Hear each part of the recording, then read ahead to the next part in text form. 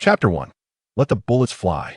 Lin sang, is it not said in your esteemed land that those who recognize the times are the true heroes? I trust you comprehend this wisdom. As he listened to the mockery laced in the poorly spoken Mandarin, Lin Yang narrowed his eyes slightly. My restaurant is thriving, and I have no intention of working for anyone else. Although his establishment was modest, it generated a daily income of several tens of thousands of yen, which translated to thousands in Chinese currency. Only a fool would consider working for them, especially as a cook for a group of Japanese gangsters. Hey, kid, how dare you refuse the invitation of the leader of the Koyama group? Do you not realize our power? As Lin Yang finished speaking, the one who had just spoken, Koyama Hideo, had yet to move when a man behind him, nearly obscured by his bangs, stood up with a furious demeanor. His actions prompted several of his kneeling companions to rise as well. I merely wish to reclaim the payment I am owed for my meals this week totals 214,400 yen. Lin Yang remained unfazed. This group routinely ordered from his restaurant, requiring his staff to deliver to their hideout. Payments were settled weekly, and their so-called leader was merely a petty thug. Previously, it had not been this Koyama Hideo who had been so prompt in settling bills. Rumor had it he had turned over a new leaf and found a legitimate job. The new little boss, however, was clearly attempting to provoke him into a confrontation over payment. Lin Yang pursed his lips, bemused by the sight of high-ranking gangsters in suits and ties, carrying briefcases into lofty buildings, while lowly thugs resorted to dining and dashing IT was utterly disgraceful. Observing Lin Yang's expression, the man with bangs felt insulted and, in utter disregard, advanced to strike Lin Yang's face while barking like a dog. But Cairo, standing at 1.88 meters tall, Lin Yang was a formidable figure, having inherited the culinary skills of his ancestors and possessing well-developed arms from years of cooking. Faced with a thug who barely reached 1.70 meters, he felt no fear. He effortlessly seized the wrist of the man with bangs and delivered a swift kick, sending him sliding across the wooden floor like a shrimp. Damn Chinese! How dare you lay a hand on Matsushitaken? You seek death. Get your weapons. The remaining thugs, witnessing Lin Yang's defiance, began barking in unison. Lin Yang shook off their insults. His expression turned icy-wide. It appeared that he would not recover the money today, so he would treat the encounter as their medical expenses instead. Determined, Lin Yang advanced rather than retreating, delivering an uppercut to the loudest of the gang, causing the man to double over. Seizing the moment, Lin Yang followed through with a powerful knee strike. The thug crumpled to the ground, losing several teeth, blood trickling from the corner of his mouth. Having landed his blow, Lin Yang swiftly retreated, adopting a defensive stance. Just as he prepared for the approaching thugs, a series of sharp sounds pierced the air. Bang, bang, da-da-da. Accompanying these noises were brief cries of despair, which soon fell abruptly silent. There's been a murder. Someone has broken in. The Yakuza, a thuggish figure, adorned with vibrant tattoos, burst through the door, but before he could finish his sentence, a spray of crimson erupted from his head, causing him to collapse lifelessly to the ground. Stunned, Lin Yang felt a wave of panic wash over him. There was no escape. He quickly crouched down, shielding his head, hoping that this group of ruthless individuals would not indiscriminately assign him a fate akin to that of the fallen thug. He cursed inwardly, questioning who had provoked these savages, who had arrived armed and ready for violence. The pair of black combat boots entered Lin Yang's line of sight, and the sound of gunfire echoed through the air. Freshly ejected shell casings clattered to the ground, bouncing slightly before settling, and Lin Yang knew, without needing to look up, that the armed Japanese thugs stood no chance against the assault rifles. The metallic scent of blood soon permeated the room. Reaper, cease fire, leave a few alive. I haven't identified the target. A gruff voice broke through, speaking in English. What's the situation? Was the intel flawed? Lin Yang's view of the combat boots multiplied from 1 pair to 3. Wolf, confirm the perimeter. Eagle Eye, maintain outer vigilance. Point. One of the men, clutching a handgun, holstered his weapon and began checking each individual present, using his left hand to hold a phone, inspecting each face for recognition, even turning over the deceased to compare. Lin Yang instinctively lowered his head further, feeling a large hand grasp his hair and yank it upward. Lift your head, let me see your face. Lin Yang complied, raising his head but tightly shutting his eyes. Aware that those who had made eye contact with their captors faced certain death, he felt a rough hand grip his chin, tilting it side to side for comparison before it was released. Damn, there's really no match. What now, Chief? How much time do we have left? Estimated action time is 10 minutes. We have 7 minutes remaining. Prise their mouths open. Understood. Soon, the interrogation began, but these thugs had fallen to the lowest rungs of society. Who among them still spoke English? If they had that capability, they would have sought better employment. Damn it! The man called Wolf cursed vehemently. Reaper, dispose of them and retreat. Upon hearing the leader's command, Lin Yang's heart sank. Dispose could only mean elimination, and no longer able to endure the impending doom. He opened his eyes and spoke up. "I'm not with them. I speak English and Japanese. I can assist you." His heart raced, for in the very next moment, a large hand clamped down on his neck, and a cold gun barrel pressed against his temple. "Who are you? Have you seen the person on the left in this picture?"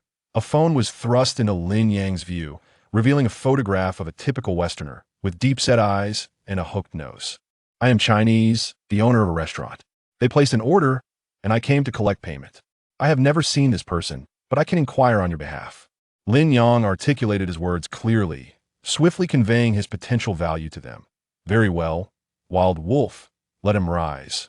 Once the imposing hand and gun were removed from his body, Lin Yang hastily swallowed and opened his eyes, finally afforded the opportunity to survey his surroundings. The majority of the Japanese thugs lay lifeless on the ground, leaving only 3 cowering under the threat of firearms. 3 burly men clad in combat gear stood in the room, 2 wielding pistols and 1 brandishing a submachine gun across his chest. According to the leader's earlier remarks, there should be another operative, codenamed Hawkeye, stationed outside, making it 4 in total. Thankfully, they were all donned in black ski masks, allowing Lin Yang to exhale in relief, realizing he might yet have a chance at survival. "You may call me Steering Wheel. The situation is quite simple. I need to locate this individual and eliminate him. My intel suggests he is concealed here." One of the gunmen, gripping a pistol, handed Lin Yang a mobile device, prompting him to swiftly engage in his task. "Have you seen this person? Where is he?" Lin Yang brandished the phone given by Wild Wolf, thrusting the photograph in front of the man with bangs, the very one Lin Yang had previously downed, yet by a stroke of fortune. He had survived. "That I've never seen this person, I swear." The bang-haired man trembled, vehemently shaking his head. Lin Yang further interrogated the remaining 2 Kohio and the man who had previously insulted him, who all unanimously claimed ignorance. Lin Yang relayed their responses accurately. Steering Wheel's face remained obscured beneath the mask, but it was evident he was not pleased. Damn it, the informant. "Harvester, prepare to clean up." Lin Yang's heart raced, and his mind began to churn rapidly as he witnessed Harvester raise his submachine gun, poised for the final purge. An idea sparked in Lin Yang's mind. "Wait." All 3 burly men turned to him. "How many did you kill outside?" "4," they answered. "The numbers don't add up." Lin Yang scanned the room, then seized Kohio's collar, demanding loudly, "Previously you ordered 15 meals, yet this week you've been ordering 19 daily, including the 4 dead outside. That account for only 15 individuals. Where are the other 4? Kohio, overwhelmed by the thugs, grew agitated at Lin Yang's confrontation. "We are subordinate to the Inagawakai. You know that, right? You're all doomed." This man clearly sensed his impending demise and began to shout defiantly. Lin Yang was indeed aware of the Inagawakai, one of Japan's largest organized crime syndicates. However, Kohio's bravado had no bearing on Lin Yang. The tangible threat of the dark guns was far more pressing than the nebulous menace of the Inagawakai. Lin Yang refrained from translating Kohio's words, succinctly replying to Steering Wheel, "He refuses to speak." Steering Wheel's gaze hardened as he turned to Wild Wolf. "Wild Wolf, make him talk." Without hesitation, Wild Wolf lunged forward, swiftly drawing a dagger and plunging it into Kohio's thigh, then began to twist it slowly.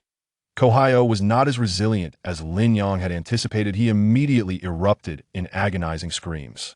"He'll tell you, he'll tell you. He's willing to talk now."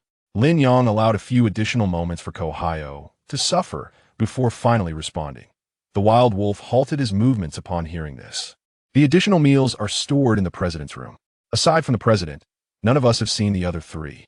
Where's your president's room?" "It's the one at the very end." Little Yoko, like a bamboo tube spilling beans, revealed everything he knew. Lin Yang translated faithfully, and the steering wheel nodded slightly, glancing at the machine gun nearby. Tat-tat, tat-tat. The submachine gun fired 2 quick shots, swiftly dispatching the remaining 2 thugs. Let him lead the way. Little Yoko limped ahead, while Lin Yang, gripping his shoulder with his left hand and holding the pistol handed to him by the machine gun with his right, cautiously followed. Despite having the gun in hand, Lin Yang felt an unsettling anxiety. It was evident that he was being used as bait. With gunfire crackling ahead, if anyone were truly hiding inside, they would undoubtedly be well prepared. With a whoosh, the wooden door was pulled open, and Lin Yang hunched down behind little Yoko, using him as a human shield. There's no one here. The spacious room was deserted. The 5 of them entered in single file, and Lin Yang abandoned little Yoko, allowing him to collapse onto the floor and on the table lay packaging from their restaurant, but only one portion was present. Where were the other 3? Why were there oil stains here? 2 meters away from the table, on the floor, glimmered faint oil stains. Lin Yang crouched down to examine them closely. The floor suddenly tilted downwards. He stepped in an empty space, and a staircase emerged beneath him, causing Lin Yang to tumble down it. As he rolled, the sight within the secret chamber sent chills down his spine. 4 individuals stood in pairs on either side of the staircase, each wielding a pistol. A sound echoed in his mind, but Lin Yang had no time to ponder. He even saw the flames erupting from the gun muzzles, as if in slow motion like a scene from a movie. Bang, bang, bang, bang, bang.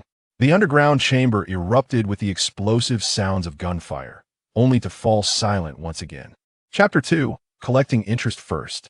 Wild Wolf, prepare the grenades. The instant Lin Yang fell into the secret chamber, the 3 reacted swiftly. However, the floor of the secret chamber closed again, and the steering wheel showed no hesitation. The danger of close-quarters combat within the room was immense, especially in a basement that the enemy could easily defend. The optimal solution was to clear the area with grenades. Fortunately, their mission was to eliminate a target. Rescuing hostages in such a scenario would have been far more challenging. As for Lin Yang, who was inadvertently leading them into danger, the steering wheel saw no escape for him. Bang, bang, bang. The steering wheel fired 3 shots in quick succession, creating a hollow space in the floor at the entrance of the secret chamber. Wild Wolf knelt down, retrieving a grenade. Wait, wait, wait. Don't throw it. Lin Yang's urgent voice echoed from the underground chamber. Wild Wolf paused at the sound and looked towards the steering wheel. Word of faith. The steering wheel was momentarily taken aback. The pistol given to Lin Yang by Wild Wolf was a Glock 17. They were familiar with its sound, but the gunfire they had just heard in the underground chamber was not solely from the Glock 17, indicating that the enemy was armed. Lin Yang was caught off guard as he rolled downwards. In their minds, he had already been sentenced to death. The sound of the Glock 17 firing was merely a frantic shot as he fell, and soon the surroundings fell eerily silent. To their astonishment, Lin Yang had found his voice amidst the chaos, a truly ghostly occurrence in their eyes. If they, seasoned as they were to experience such a fall, it would surely spell doom. Could this be a trick? The harvester questioned, clutching his submachine gun. Are we throwing it, boss? The wolf asked, already gripping the safety pin of a grenade. Kneeling by the hole made by the steering wheel, the slightest command, he was prepared to toss the grenade inside. Indifferent to any cunning ploys lurking below, he would obliterate everything. Don't throw it, for heaven's sake. The person you're after is here. I have killed him. Your mission is complete. Lin Yang hastily interjected, fearing that he might inadvertently be blown up by them instead of dying in ambush. Wait a moment while I find the switch. The underground chamber was not expansive, and Lin Yang quickly located the switch that controlled the entrance. He opened the floor, laboriously dragging 4 lifeless bodies, each shot in the head, into view. The trio descended cautiously, confirming there were no threats before approaching him. Thick crap, how did you manage this? The wolf examined the bodies closely, exclaiming in astonishment. All 4 had been executed with a single shot to the forehead. Such close-range headshots posed no challenge for them. But executing 4 adversaries under those circumstances was a feat that even the most discerning could appreciate. It was nothing short of extraordinary. Just pull the trigger, switch fire, and that was it, Lin Yang replied, struggling to articulate the events that had just transpired. In that fleeting moment of his descent, a ringing echoed in his head. His body ignited with heat, his heart raced, and the flames from the enemy's gun flared, the bullets exiting the chamber in what felt like slow motion. Initially, he thought it was merely a figment of his imagination before death, but reality felt as if time had been decelerated. As he rolled, he instinctively fired until he reached the bottom of the stairs, having successfully cleared the area. If one were to say he had fired, it was indeed true. Lin Yang belatedly realized that he had acquired a rudimentary system in his mind, offering a singular skill: bullet time. It consumed 20 of his stamina per second, releasing a surge of adrenaline and significantly enhancing his senses and reflexes.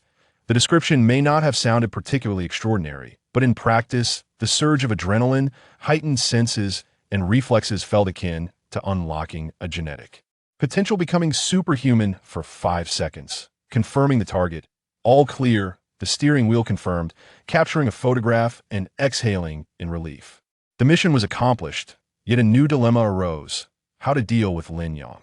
Noticing the steering wheel's gaze fixed upon him, Lin Yang understood that the main event was about to unfold. "Boss, what's the plan?" The wolf inquired softly, while the harvester subtly adjusted his position, the three of them gradually surrounding Lin Yang. He felt a surge of tension despite having aided them in fulfilling their mission. He sensed the impending uncertainty. However, it remains uncertain whether they will show mercy to themselves, and given the severe depletion of his physical strength, it is doubtful how many more seconds he can activate bullet time. Furthermore, these three individuals clearly exhibit the marks of rigorous training. In a desperate bid for survival, even if he were to exhaust himself in an attempt to eliminate them, there still lurks an eagle-eyed observer outside. "I have assisted you in accomplishing your mission, have I not? Moreover, I assure you that I will never betray you," Lin Yang stated, facing the steering wheel as he carefully articulated his thoughts. "Additionally, I am of Chinese descent. While they are Japanese, you understand what that implies. I would find great satisfaction in their demise, and I absolutely will not betray you. I guarantee it." "Well, a Chinese person and a Japanese person. Boss, I find his argument quite valid," the wolf remarked, evidently possessing a certain understanding of the dynamics between China and Japan. He affirmed Lin Yang's statement. "I am willing to trust that you will not betray us, but should the individuals behind this man seek you out, it will no longer be your decision to make that. In comparison to trusting your integrity, I place more faith in the notion that the dead do not speak." As the leader of this small team, the steering wheel was evidently more astute, not perceiving the situation as simply as the wolf did. While Lin Yang might not betray them, those affiliated with the Inagawakai would surely compel him to divulge information, just as they had coerced the wolf into extracting secrets from Kohei Yoshino. Lin Yang glanced down at the incapacitated Kohei Yoshino sprawled on the floor and recalled the Inagawakai mentioned earlier, thus comprehending the steering wheel's concerns. What should be done in such a predicament? As a foreigner, it might be challenging to find an immediate solution, but as a Chinese individual, educated and well-versed in the rich tapestry of Chinese history, any dilemma can find its resolution within the annals of 5 millennia. An idea struck Lin Yang. "I will kill him, and you will record it that way. You will possess leverage over me, and I will unequivocally not betray you." He gestured toward the prostrate Kohei Yoshino, offering a blood oath, a practice as old as time. "You are Chinese," the steering wheel implied, suggesting that a Chinese individual killing a Japanese one and then fleeing back to their homeland would leave him unscathed. Chinese law governs by nationality, thus committing murder in Japan is still a crime. Lin Yang explained, "If that is the case, it indeed presents a viable solution, which I can accept." The steering wheel exchanged glances with the other two and nodded. Subsequently, he raised his phone, pressed a few buttons, and aimed it at Lin Yang. "You may proceed." Having just swiftly dispatched 4 individuals in a flash, Lin Yang now faced the task of eliminating the utterly defenseless Kohei Yoshino. Taking a deep breath, he turned his gaze upon Yoshino. Despite not comprehending their dialogue, Yoshino, upon seeing Lin Yang raise the firearm in his direction, hastily knelt and pleaded for mercy, appearing utterly pitiable. "Mountains and rivers apart, we share a deep-seated enmity." Lin Yang recalled the words his grandfather had imparted to him in his youth. Without hesitation, he pulled the trigger. Debts from the past must be repaid, and now it was time to collect some interest. Bang! Bang! 2 shots rang out, one to the body, one to the head, rendering Kohei Yoshino lifeless. The steering wheel stowed his phone away. There is movement at Eagle Eye's location. We must evacuate swiftly. We have already exceeded our designated operation time by 2 minutes. Chapter 1. Let the bullets fly. Lin sang, is it not said in your ancient Chinese wisdom that those who recognize the times are the true heroes? I trust you comprehend this, that as he listened to the mocking and poorly articulated Chinese. Lin Yang narrowed his eyes slightly. My restaurant is thriving for now. I have no intention of working for anyone else. Although his establishment was modest, it generated a daily income of several tens of thousands of yen, which equated to a few thousand yuan. Only a fool would consider working for them, especially as a chef for a group of Japanese gangsters. Hey kid, do you dare to refuse the invitation of the leader of the Ono group? Are you unaware of our might? Just as Lin Yang finished speaking, the recently vocal Ono Hiroshi had yet to react when a figure, whose eyes were nearly obscured by his bangs, stood up behind him, his tone exceedingly irritable. His movement prompted several other henchmen, who were kneeling beside him, to rise as well.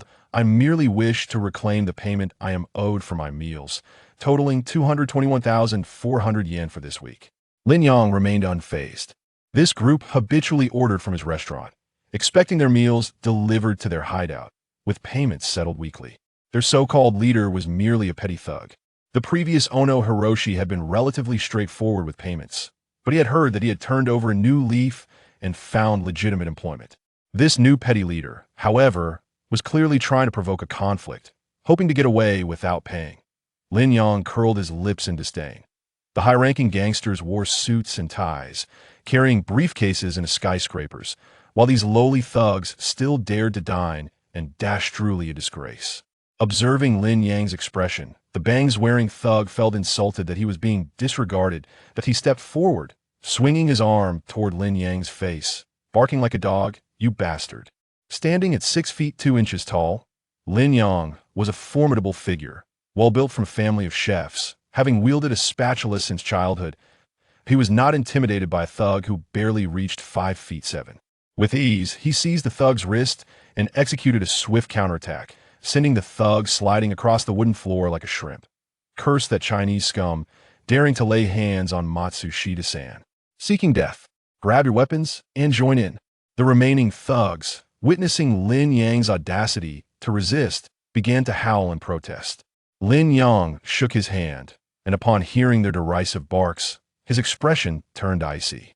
It appeared that he would not be receiving any payment today. Instead, he would consider it their medical expenses. If they enjoyed barking, he would gladly remove their teeth.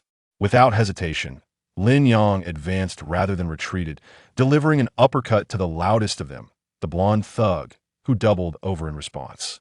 Seizing the opportunity, Lin Yang followed up with a powerful knee strike, causing the blonde thug to collapse to the ground, his teeth scattering, blood trickling from the corner of his mouth. Having landed a decisive blow, Lin Yang swiftly retreated to assume a defensive stance. Before the thugs could close the distance, a sudden cacophony erupted. Bang, bang, tat-a-tat, accompanied by brief cries of anguish that quickly ceased. Help! Someone's been murdered. The accused thug adorned with colorful tattoos burst through the door, but before he could finish a sentence, a spray of blood erupted from his head, and he collapsed to the floor. Stunned, Lin Yang felt paralyzed. With no option to flee, he quickly crouched down, shielding his head, hoping that these ruthless individuals would seek vengeance upon their intended targets and spare him from a similar fate. Simultaneously, he cursed inwardly, questioning whom these scoundrels had angered to warrant such a brazen armed intrusion. A pair of black combat boots entered Lin Yang's line of sight, followed by the sound of gunfire. Freshly ejected bullet casings clattered to the ground, bouncing slightly before settling, and Lin Yang didn't need to look up to know that the knife-wielding Japanese thug stood. No chance against submachine guns. The scent of blood soon permeated the room. Reaper, cease fire, leave a few alive. I haven't located the target. A rugged male voice called out in English. Lin Yang soon saw not one, but 3 pairs of combat boots. Wolf, confirmed the situation. Eagle Eye. Maintained perimeter surveillance. Point. One of the men, wielding a pistol, holstered his weapon and began to bend down, inspecting each individual present. In his left hand, he held a mobile phone, scrutinizing each person's face, even flipping over the deceased for comparison. Lin Yang, sensing the gravity of the situation, bowed his head even lower. Suddenly, a large hand seized his hair and yanked his head upwards. "Lift your head, show your face." Complying, Lin Yang raised his head but kept his eyes tightly shut.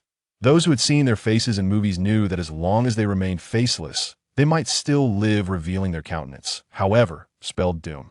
He felt a rough hand grasp his chin, tilting it side to side as if to compare features, but it was released almost immediately.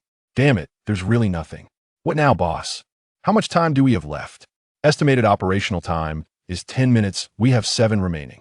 Pries opened their mouths. "Understood." Interrogation ensued. But these men had sunk to the depths of thuggery. Who among them could speak English? If they had that capability, they would have sought better employment. "Damn it, damn it." The man addressed as Wolf shouted a few curses.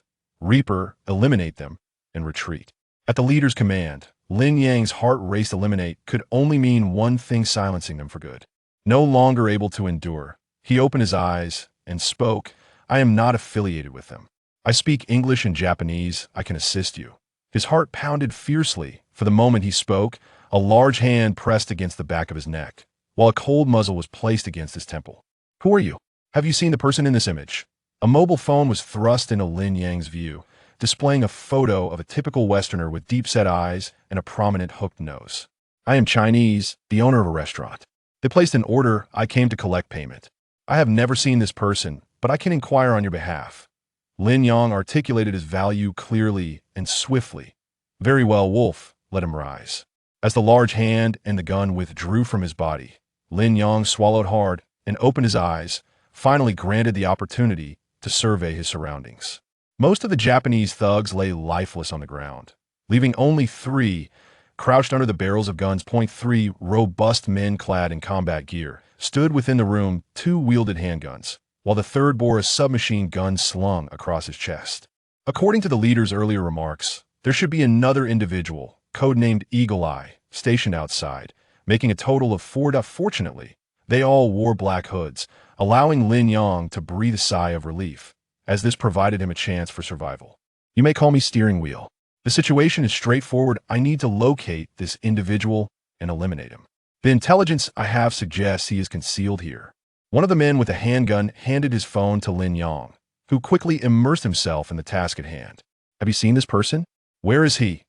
Lin Yang brandished the phone Wild Wolf had given him, thrusting the image before the man with bangs, who had been fortunate enough to be the first Lin Yang had knocked down yet. Somehow remained alive. "I have never seen this person. Truly." The man with bangs trembled, shaking his head vehemently. Lin Yang then inquired of the remaining 2, Kohei Nishiyama and the one who had previously insulted him, and all 3 unanimously claimed ignorance. Lin Yang relayed their responses accurately. Steering Wheel's face was obscured by his hood, but it was likely not an appealing sight. "Damn it, those informants." "Reaper, prepare for cleanup." A jolt coursed through Lin Yang's heart as his mind began to race. Witnessing the Reaper raise his submachine gun for the final purge, an idea flashed in Lin Yang's mind. "Wait a moment." All 3 men turned their gaze toward him. "How many did you kill outside?" "For that the numbers don't add up." Lin Yang swept his eyes across the room and, without hesitation, seized Kohei Nishiyama by the collar, demanding loudly, "In the past, you always ordered 15 meals, yet this week you've been ordering 19 each day, including the 4 deceased outside. That totals only 15 individuals. Where are the other 4? Kohei Nishiyama, succumbing to the thugs, began to show emotion as he faced Lin Yang's aggressive stance. "We are affiliated with the Inagawakai. Surely you know of them. You're all doomed." This man, clearly aware of his impending demise, began to shout wildly. Lin Yang was indeed familiar with the Inagawakai, one of Japan's largest organized crime syndicates, but the man's bravado had no bearing on Lin Yang. The threat posed by the Inagawakai was insubstantial compared to the immediate threat of the dark, menacing gun barrels. Lin Yang refrained from translating his words accurately, instead opting for a succinct reply to Steering Wheel. "He refuses to speak." Steering Wheel's expression hardened as he turned to Wild Wolf.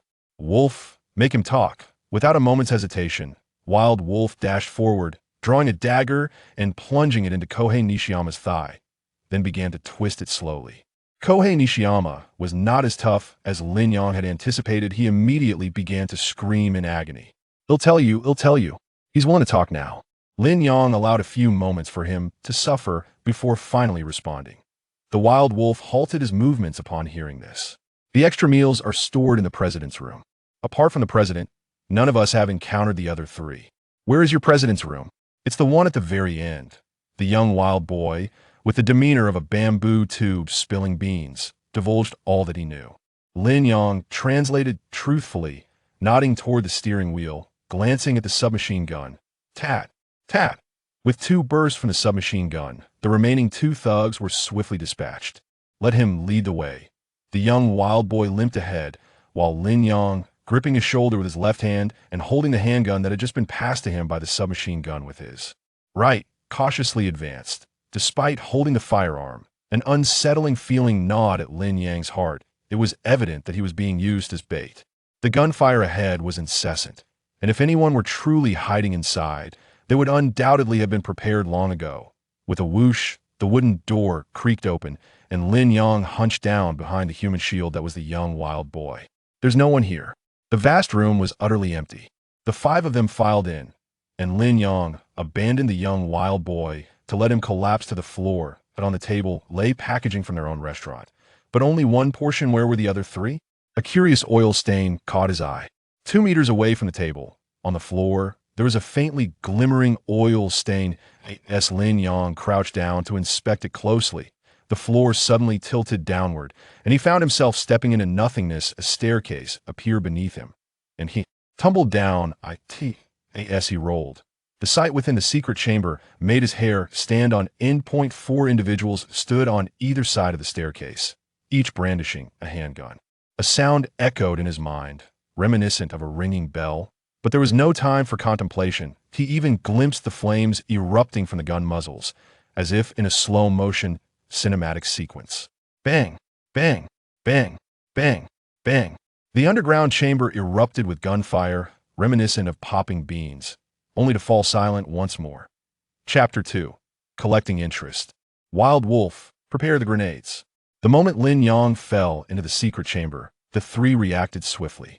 However, the floor of the chamber sealed shut again. The steering wheel showed no hesitation. The risk of close-quarters combat within the chamber was exceedingly high, especially considering that this entry was easily defensible by the adversary. The most effective solution was to clear the area with grenades. Fortunately, their mission was to eliminate a target. Had they been tasked with rescuing hostages in such a scenario, it would have been far more challenging. As for Lin Yang, who was inadvertently leading them into danger, the steering wheel believed he had little chance of survival. Bang, bang, bang. The steering wheel fired 3 shots, creating a hollow space in the floor at the entrance of the secret chamber. The wild wolf knelt down and retrieved a grenade. No, no, no. Don't throw it. Lin Yang's urgent voice echoed from the underground chamber. The wild wolf paused, looking towards the steering wheel. Worf? The steering wheel, too, was momentarily stunned. The handgun given to Lin Yang was a Glock 17. They were familiar with its sound. However, the gunfire that had just erupted in the underground chamber was not solely from the Glock 17, indicating that the enemy was armed. Lin Yang unexpectedly rolled down, and, in their minds, he had already been sentenced to death. The sound of a Glock 17 firing was merely a frantic shot he took while tumbling, and soon the ground fell eerily silent. To their astonishment, Lin Yang actually spoke. It was as if a ghost had manifested. Given the circumstances, even their trained selves would have met a similar fate. Could this be a trick? The Reaper, clutching his submachine gun, voiced his concern. Are we throwing it, boss? The wolf had already gripped the safety pin of a grenade, kneeling by the hole created by the steering wheel. At the slightest command, he would hurl the grenade inside, rendering any schemes below utterly futile. Don't throw it, for heaven's sake. The person you're looking for is here. I've just killed him. Your mission is complete. Lin Yang interjected urgently, fearing he might perish not in ambush, but by their explosive misfire. Wait a moment. Let me find a switch. The underground chamber was modest in size, and Lin Yang swiftly located the switch to open the hatch, simultaneously laboriously dragging 4 lifeless bodies, each having suffered a fatal blow to the head, into the visible area above. The trio approached cautiously, and upon ensuring everything was indeed in order, they descended. Thick like crab. How did you manage this? The wolf examined the bodies closely, exclaiming in astonishment. All four had been shot in the forehead, killed instantly. Such close-range headshots posed no challenge for them. Yet in that scenario, facing four opponents alone, the difficulty was evident to those who understood the craft it was. Nothing short of extraordinary. You just pull the trigger, switch targets, and that's it. Lin Yang found it hard to articulate the recent events. In that fleeting moment of his descent, he felt a sudden jolt in his mind. His body ignited with heat, his heart raced, and the enemy's gunfire erupted like a flame. It felt as though time had slowed down initially. He thought it was a prelude to death. But in reality, it was as if time itself had decelerated. In the midst of tumbling, he instinctively fired, and by the time he reached the bottom of the stairs, he had effectively cleared the area. You could say he shot, and indeed, he did. Lin Yang belatedly realized that a rudimentary system had manifested in his mind, currently offering a single skill, bullet time. This consumed 20 of his stamina per second, releasing a surge of adrenaline that significantly heightened his senses and reflexes. The description seemed unremarkable, yet the reality of enhanced adrenaline, senses, and reflexes was akin to unlocking a genetic threshold becoming superhuman for 5 seconds. Confirmed as the mission target. No issues. The steering wheel member meticulously verified the target and took a photograph, exhaling deeply. The mission was accomplished, yet a new dilemma arose: how to deal with Lin Yang. Noticing the steering wheel member's gaze fixed upon him, Lin Yang sensed the impending main event. "Boss, how shall we proceed?" The wolf whispered, while the Reaper silently adjusted his position, the three subtly encircling Lin Yang. Feeling the tension build, Lin Yang braced himself. Although he had aided them in completing their mission, the atmosphere had shifted ominously. However, whether they would show mercy to themselves remains uncertain. Moreover, he was currently suffering from severe physical exhaustion, and it was dubious whether the bullet time could be activated for a few more seconds. Not to mention, these three individuals appeared to be well-trained in a desperate situation. Even if he expended all his energy to eliminate them, there was still an archer outside. "I have assisted you in completing your mission, have I not? I assure you, I will never betray you," Lin Yang said, facing the steering wheel as he organized his thoughts. "Furthermore, I am of Chinese descent, while they are Japanese. You understand the implications. I would find great satisfaction in their demise, and I would never betray you. I guarantee." "Ah, a Chinese and a Japanese," the wolf interjected, evidently possessing some understanding of the dynamics between the two nations. "I believe your words carry weight. However, should the individuals behind this man find you, it will no longer be your decision to make. Compared to trusting your integrity, I place greater faith in the fact that the dead cannot speak." As the leader of this small team, the steering wheel exhibited a sharper intellect, not viewing the situation as simplistically as the wolf did. Lin Yang might not betray them, but the individuals from the Inagawakai would undoubtedly compel him to speak, just as they had forced the wolf to extract information from Kohei Nakanishi. Lin Yang glanced down at the collapsed figure of Kohei Nakanishi in the room, recalling the mention of the Inagawakai, and thus understood the steering wheel's concerns. What was to be done in this predicament? As a foreigner, it might be challenging to find a solution promptly, but as a Chinese individual, one who had received compulsory education and studied Chinese history, I could find answers within the span of 5 millennia. Lin Yang conceived a solution. "I will kill him, and you shall record it. This way, you will possess leverage over me. I will never betray you." He gestured towards the fallen Kohei Nakanishi, a token of allegiance, a practice as ancient as time itself. "You are Chinese," the steering wheel implied, suggesting that a Chinese individual killing a Japanese one and then returning home would absolve him of any wrongdoing. Chinese law applies jurisdictionally to its citizens thus. Committing murder in Japan is still a crime. Lin Yang clarified that, then that could indeed be a viable solution. I can accept that.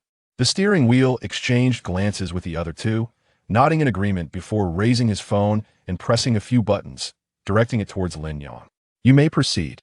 Having just swiftly executed 4 individuals, he now faced the task of killing the utterly defenseless Kohei Nakanishi. Lin Yang took a deep breath, looking at Nakanishi, who, despite not comprehending their conversation, instinctively knelt and begged for mercy, appearing exceedingly pitiful. "Mountains and rivers apart, we cannot coexist." Lin Yang recalled the words his grandfather had imparted to him since childhood. and without hesitation, he pulled the trigger. Debts must eventually be repaid, and now it was time to collect some interest. Bang, bang. Two shots rang out, one to the body and one to the head, and Kohei Nakanishi was left devoid of life. The steering wheel put away his phone. There is movement at the archer's position. We must evacuate swiftly. We have surpassed our scheduled operation time by 2 minutes. Chapter 3. Are you truly professionals? Chapter 3. So, is this your evacuation plan? Lin Yang felt a bit bewildered. The vigilant eagle eye stationed outside discovered an unexpected situation, rendering their prepared vehicles inoperative. The four-member team opted to ride in Lin Yang's delivery vehicle, a Wuling Hongguang, reasoning that since they were already complicit, offering them a ride was inconsequential. However, when he learned that their evacuation plan involved departing directly by airplane, Lin Yang found it somewhat perplexing. For robust men clad in combat attire, armed with handguns, submachine guns, automatic rifles, and even grenades, brazenly wreaked havoc in Tokyo's Edagawa district, slaughtering 19 individuals before making their escape. The gunfire resembled the sound of firecrackers. After such a brazen act, they intended to nonchalantly board a plane? What an absurd international farce. Rest assured, there will be no issues. One of them casually waved his hand at the steering wheel, exuding an air of confidence. The recent arrivals were not from the Tokyo Metropolitan Police Department, but rather individuals linked to this gang, likely having called for backup from their underground hideout. We have already sabotaged all surveillance.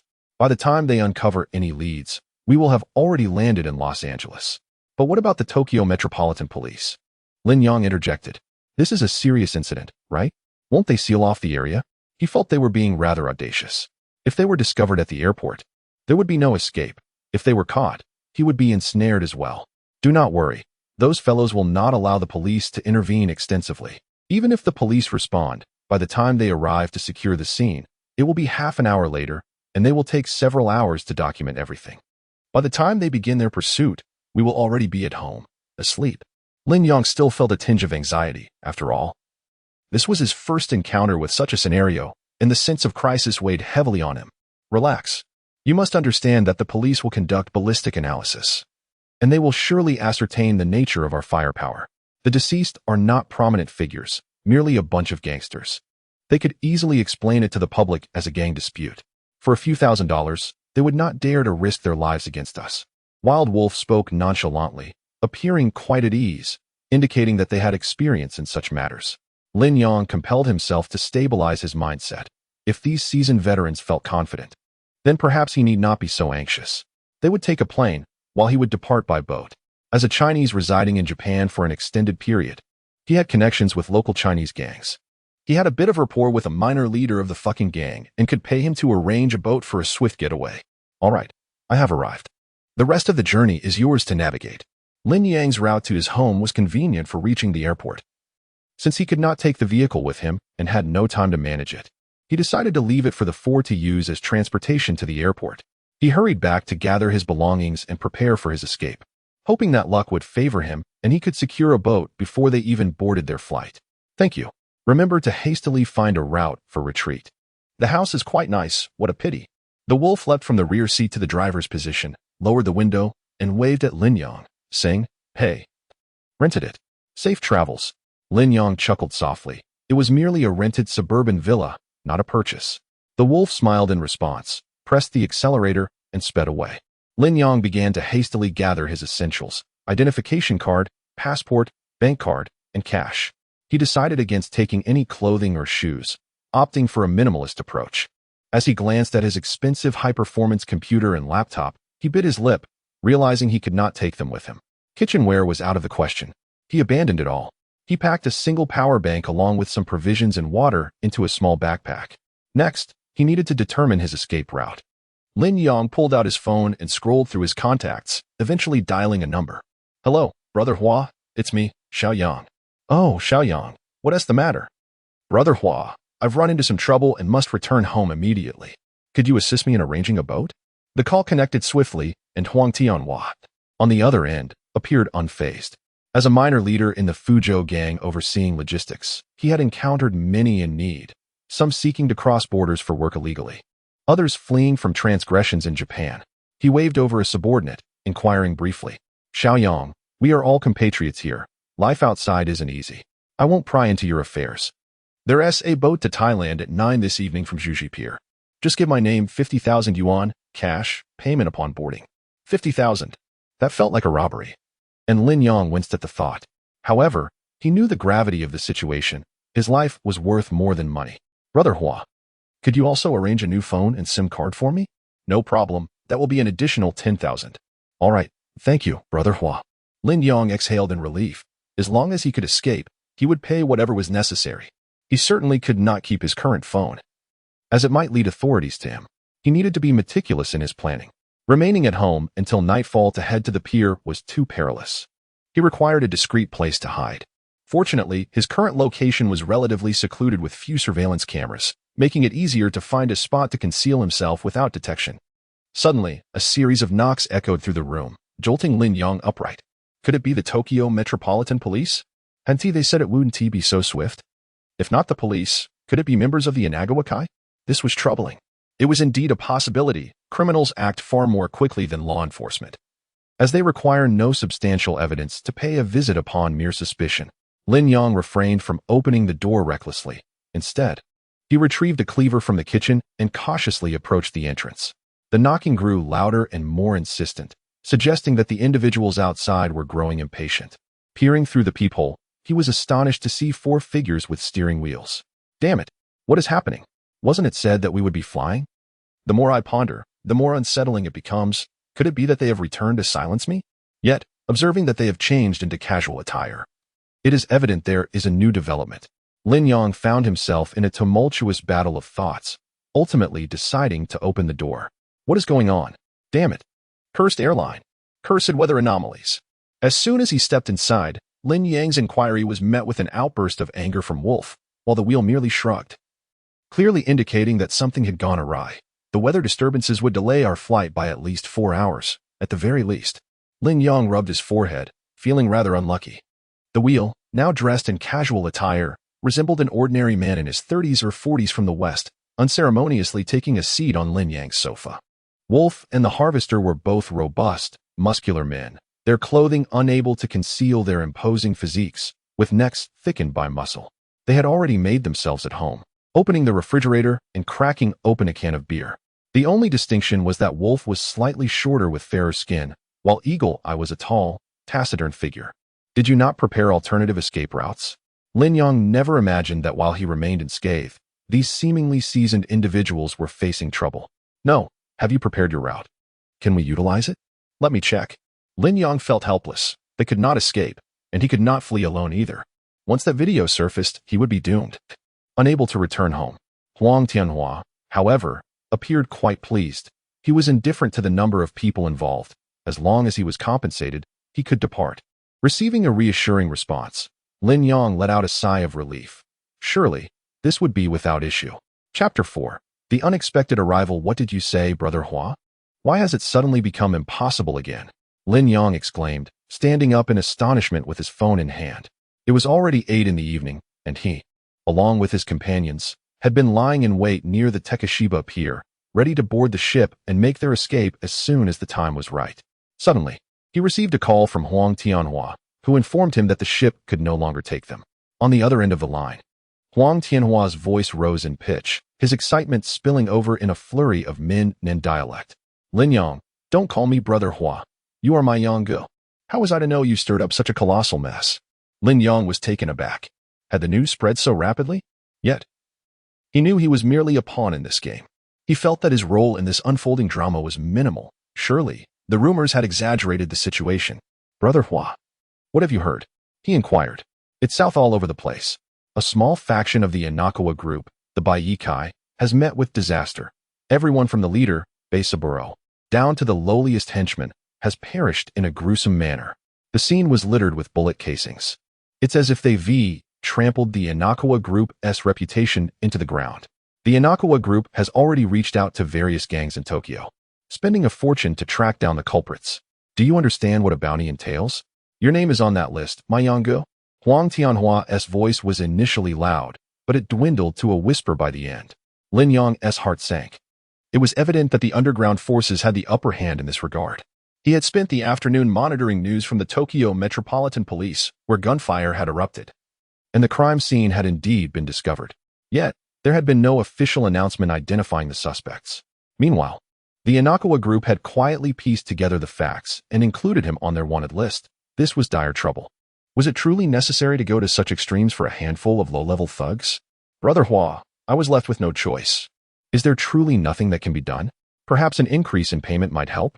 With no other options left besides Huang Tianhua, Lin Yang could only hope that he would be inclined to assist them for the sake of money. No, I can't do anything beyond this. Simply giving you a heads up is the extent of my capabilities. I've heard that the Inakawa group's leader's favorite grandson happened to be there, shot in the head. Clean and swift. Huang Tianhua declined Lin Yang's plea. After all, he was merely a small-time boss without the authority to intervene. Very well, Lin Yang sighed. What a stroke of bad luck.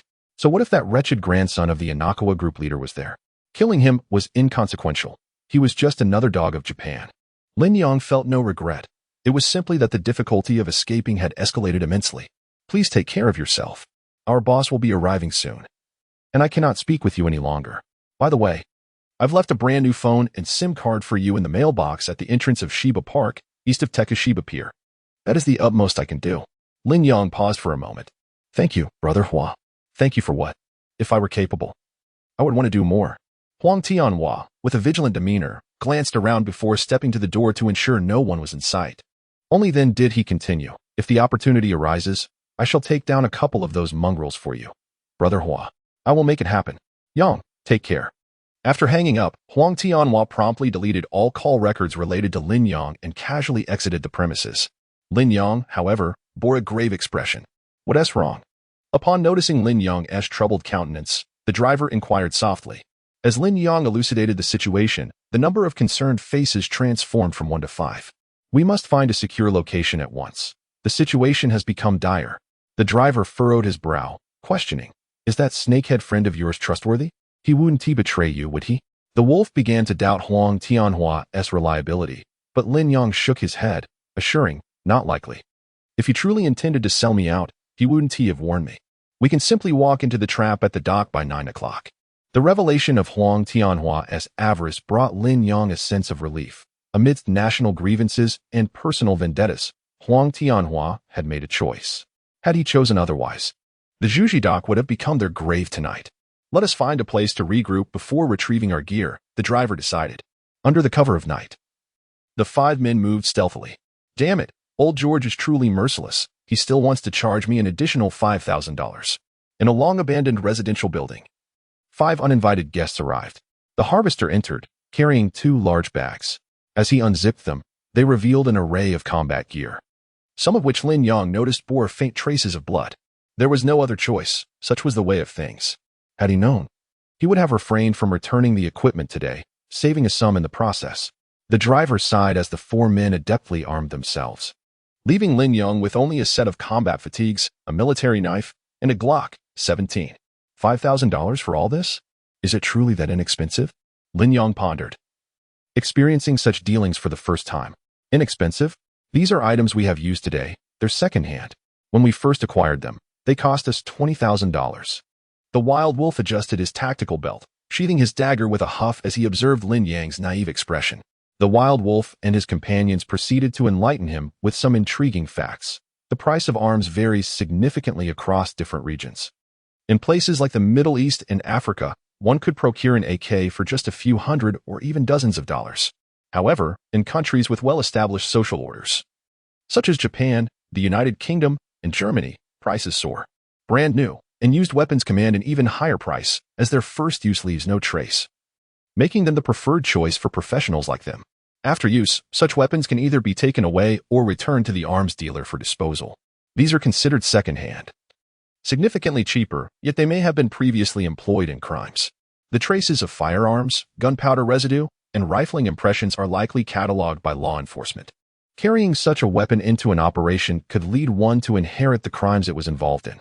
It is conceivable that one could merely be wielding a handgun for robbery, only to be apprehended as a suspect in a mysterious serial murder case, simply because they used the weapon of a killer. Lin Yang acknowledged this newfound knowledge, surprised by the intricacies involved. Boss, shall we contact the boss? The silent eagle eye interjected, not immediately responding, but instead looking to the wild wolf and the harvester. What do you both think? If there are no alternatives, let's reach out to the boss. I certainly do not wish to end up in prison again, the wild wolf stated, to which the harvester nodded in agreement. The steering wheel then affirmed, retrieving a satellite phone and moving to the balcony. Boss? Aren't you mercenaries? Lin Yang questioned, puzzled, to him. Such brutal killings seemed more characteristic of mercenaries than assassins. No, we are PMC, private military contractors. Do you understand? The wild wolf clarified. PMC? Like Blackwater? Is that how you operate? I mean, so wildly? Lin Yang was familiar with the concept of PMC, which provides armed support to clients. With the notorious Blackwater being a prime example. A hint of embarrassment crossed the wild wolf's face. It's somewhat similar, though our scale is modest. Additionally, this endeavor is not a company assignment. It is our side job. Side work? Lin Yang grasped the implication. Realizing why the eagle eye had prompted the steering wheel to contact the boss while seeking everyone's input, it seemed they were in a predicament related to their side job, necessitating aid from their own employer, a delicate matter indeed. Boss, what did the boss say? Upon seeing the steering wheel return indoors, the wild wolf inquired eagerly. We were thoroughly chastised. However, the boss mentioned he would assist us in finding military connections, with costs covered by us. It will require some time. For at least the next couple of days, we must avoid falling into the hands of the Japanese authorities, for even he would be unable to rescue us then. The steering wheel has brought back good news. It seems this time we shall incur a loss. Hopefully, the expenses will not be exorbitant. The wild wolf sighed. Yet his expression remained somewhat jubilant, for at least there was a path to survival. Very well, let us tidy up. This can only serve as a temporary refuge. I will contact the intelligence broker to procure a safe house. We must remain hidden for the next couple of days. The steering wheel opened his phone and dialed a number. Old Whitehead, it's me. I require a safe house. $50,000. Isn't that rather steep? The steering wheel furrowed his brow. You may choose to decline. On the other end of the line, there was an air of arrogance. Damn vampire. I accept. The steering wheel struck his thigh with a fist, wincing at the pain. The account remains unchanged. I will send you the deposit address.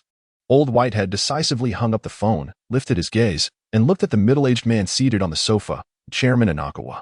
The target has been located. The man referred to as Chairman Inakawa straightened his posture, his hands clasped, his countenance grim and forbidding. Excellent. Daiju, I entrust this to you.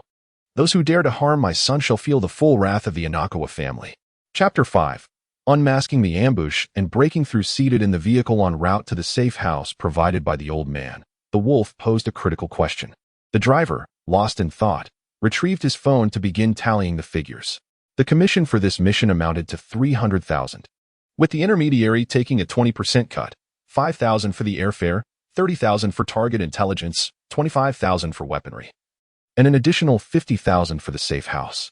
Thus, we are left with, The driver diligently tapped away at the calculator on his phone. Listening intently, Lin Yang, without hesitation, announced the result, $130,000. Is that so? The driver, somewhat flustered, fumbled for a while before nodding. Indeed. It was $130,000, translating to. Each of the four would receive $32,500. Lin Yang could not suppress a smile. Aside from the driving Hawkeye, both the wolf and the reaper turned their gaze towards the driver. Yes, his calculations were accurate. Each person would indeed receive $32,500. Oh, for heaven's sake, it appears the rumors hold truth. People from Huaxia are mathematical prodigies, the wolf muttered. The reaper remained silent, merely nodding in agreement. Lin Yang could not help but smirk. Was this truly what constituted mathematical genius? Merely simple arithmetic. Back in school, his math teacher had warned him to never attribute his skills to him, advising him to claim that it was his physical education teacher who taught him instead. It was the first time anyone had ever labeled him a mathematical genius, which he found amusing. However, what piqued Lin Yang's curiosity more than their admiration for basic calculations was the realization that their typical missions only commanded a fee of $300,000. This starkly contrasted with the extravagant sums he had witnessed in films and novels. In his perception, a violent crew should at least secure several $1,000,000 per outing. Anything less seemed incongruous. Is this the standard fee for your usual missions? Lin Yang could not restrain himself from asking. Certainly not, the wolf replied without hesitation. Lin Yang nodded. Indeed, this must have been a relatively simple task, eliminating a target among a group of low-tier thugs. As a first-hand participant, Lin Yang felt it was a task that could be accomplished with ease. Such low difficulty missions with high commissions were indeed rare. Regrettably, this time, things had gone awry. Is that considered a high commission? Lin Yang queried, somewhat bewildered. This did not seem right. Was 300,000 indeed deemed high? Typically, we operate around 100,000. Though the difficulty is usually greater, the driver interjected, glancing at Lin Yang, who appeared skeptical, and added with a smile. You don't think we operate like in the movies, do you? One mission netting hundreds of thousands or millions. Buddy, even the Black Ops teams do not command such rates. Only the elite few in the industry can claim that privilege. The Wild Wolf offered a bitter smile, patting Lin Yang on the shoulder. Being a mercenary was not as glamorous as portrayed in films. It was a perilous profession where human life held little value. Earning over $30,000 for successfully completing a mission was already considered an extraordinary salary. Most mercenaries quietly perished in desolate corners, often without anyone to claim their remains. Lin Yang's illusions about mercenaries shattered, and he gained a clearer understanding of their grim reality. Life and death were commonplace, yet those who could amass such wealth in a single task were rare, typically among the elite of the industry. However, such missions were inherently fraught with danger. We're almost there. Stay alert, Eagle Eye. No tails behind us, right? The driver checked the mobile navigation to reconfirm the location of the safe house. No, there are no vehicles following us. Eagle Eye, fully focused on driving, was experienced in counter-surveillance and detected no tails, which was reassuring. They had great trust in Eagle Eye's abilities. If he said there were none, then they could proceed without worry. As the vehicle began to slow, Lin Yang scrutinized the surrounding architecture. The familiar sight of Japanese-style shops, cabarets, and izakayas greeted him, and the aroma of takoyaki and chicken skewers wafted through the air from the numerous food stalls lining the streets, bustling with customers waiting in line. Everything appeared normal. Yet a nagging sense of unease lingered within him. Here we are, at that establishment. Enter quietly.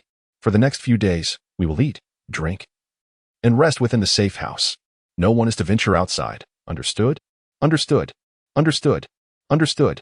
The driver checked the safe house location once more, confirming it aligned with the information provided by the informant, the old man. After reiterating the importance of discipline to the group, he prepared to exit the vehicle. Seated in the middle of the back row, Lin Yang's gaze swept anxiously over the street vendors, and as the car came to a halt, his apprehension intensified. Something felt amiss. With his eyes fixed intently on a nearby vendor, he suddenly exclaimed, "Bang!" just as the car door swung open and his right foot touched the ground. The driver swiftly retracted his leg, decisively shutting the door once more. Eagle Eye, prepare to drive. What's wrong? The driver braced himself, tension palpable in the air. Click. The Wild Wolf and the Reaper drew their weapons, disengaging the safeties, their eyes like daggers scanning the surroundings through the window. Without question or doubt, Lin Yang's alarm triggered an immediate combat readiness among the four, demonstrating the instinctual reflexes of seasoned mercenaries. Look at that vendor. What is the issue? I'm just a restaurant owner. My establishment sells takoyaki too. However, vendors like him, who only offer a few snacks, should be adept in their craft, regardless of taste. This individual lacks the necessary skill, which is the first sign. Lin Yang fixed his gaze on the scene ahead. The long queue indicated the exquisite flavor of the delicacies offered, yet he had just witnessed a man who, after savoring a piece of takoyaki, had retched and turned away, yet remained stubbornly clutching his purchase. Lin Yang paused momentarily. His reasoning was, in truth, not entirely convincing. He then posed a question. Was that informant reliable? While his rationale might lack sufficient weight, it was enough to raise suspicions among the steering wheel and others. One doubt arose. They would never gamble their lives on a mere trial and error. Eagle Eye, step on it. We've been sold out. The steering wheel seethed with barely contained fury. That despicable informant had feasted upon both the previous and current clients, pocketing their money before selling them off. With a roar, the accelerator was pressed down forcefully, and the engine erupted in a fierce growl as the vehicle surged forward. We've been discovered. Go. As Lin Yang and the others remained in the car, intent on making their escape, the concealed gunmen from the Inagawa clan, having received their orders, sprang into action. Bang, bang, bang. The air was suddenly filled with the cacophony of gunfire. A bullet shattered the car window, sending shards slicing across the face of the Reaper. The metallic clinks echoing as the vehicle was riddled with holes. Eagle Eye, duck, Lin Yang shouted urgently, just as the car rounded a corner. He noticed two gunmen standing ahead, rifles at the ready. His heart raced, and heat coursed through his body as time seemed to slow down. Without a moment's hesitation, He fired. The bullet grazed Eagle Eye's cheek, leaving a crimson streak, before piercing the windshield and striking one of the gunmen squarely in the head. Both assailants collapsed, their involuntary reflexes pulling the trigger in a chaotic flurry, bullets flying aimlessly into the sky. "Oh, for heaven's sake, the thick crowd," Eagle Eye gasped, barely able to swallow. They had come perilously close to being fired upon by those two gunmen, which would have sealed their fate. Chapter 6. The Unyielding Sense of Firearms. The pursuers have arrived. A cool breeze swept through the desolate, unfinished building on that October night, stirring up dust in the faint moonlight. Yang, filled with curiosity, pondered whether firearms were truly prohibited in Huaxia. The wild wolf leaned against a pillar, seated on the ground, his gaze fixed intently on Lin Yang, who was similarly positioned. It was perplexing. Was not Huaxiao a nation that forbade guns? Previously, in the underground chamber, the four of them had not witnessed how Lin Yang had performed. And while they were indeed astonished, the lack of first-hand experience diminished the impact of their admiration. During their recent escape, Lin Yang's reflexes had proven swifter than those of the four trained mercenaries. From a rapidly drifting vehicle, his handgun accurately struck two assailants 20 meters away, causing them to collapse before they could even draw their weapons. This decisive action averted an unprecedented death crisis. The subsequent sounds of gunfire were merely the involuntary muscle reactions of the fallen shooters. In truth, they had emerged unscathed. Had those two gunmen managed to fire at such a close range, the chances of survival for the driver, Eagle Eye, and the passenger at the steering wheel would have been dismally low, leading to a chain reaction of calamity that would inevitably result in their encirclement and annihilation. The trio at the steering wheel turned their attention towards Lin Yang, eager for clarity. Now that they found themselves in such dire circumstances, they were all in the same boat, and it was perfectly reasonable for him to speak candidly. The driver suspected that Lin Yang was far from the ordinary Chinese restaurant owner he had initially claimed to be. What kind of feats could a mere chef accomplish? Was he perhaps an undercover agent lurking in Japan, or even an assassin? The Reaper began to speculate boldly, while Eagle Eye remained silent. Yet his expression betrayed his belief that Lin Yang was no ordinary individual. Uncomfortable under their scrutiny, Lin Yang insisted, "I truly am just a chef. Today marks my first encounter with a real gun." He attempted to clarify, yet the others regarded him with skepticism, their expressions suggesting disbelief in his sincerity. "I swear, it's true. If I am lying, I would be a child of Japan," he declared, invoking a vow so severe that even a Huaxia native would find it harsh. The driver remained silent, casting a glance at the only person present who had some understanding of Huaxia culture, the wild wolf. If Lin Yang were indeed Huaxia, such a vow would indeed be excessively harsh. The wild wolf, however, was reluctant to accept Lin Yang's words as truth. While he did not doubt the severity of the vow, he began to question whether Lin Yang was truly Huaxia. "I am undoubtedly Huaxia. I have proof to show you," Lin Yang retorted, highly indignant at the insinuation that he might not be Huaxia. He rummaged through his backpack, producing his identity card and passport. "Look, I am undeniably Huaxia." He presented the documents to them. The Huaxia passport appeared authentic. "What is this? Identification? 1992. So you are only 24 years old?" For the sake of the plot, the current world timeline is set in 2016.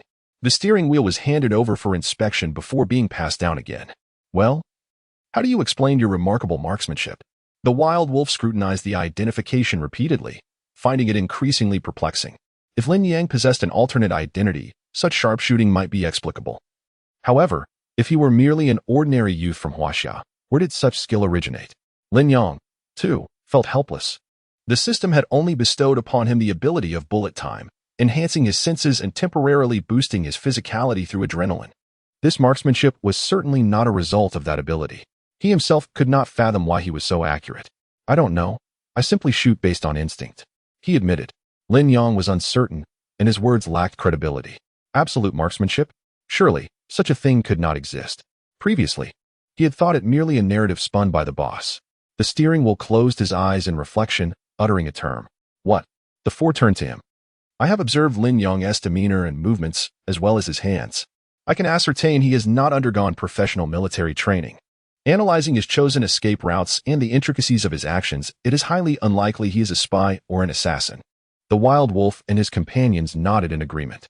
Though mercenaries, they were seasoned veterans, capable of discerning whether someone had received professional military training. Lin Yang's behavior was too amateurish, and his hands bore no calluses. If he were an agent or assassin, He would possess multiple professional escape routes instead of resorting to contacting a smuggler for a hasty exit.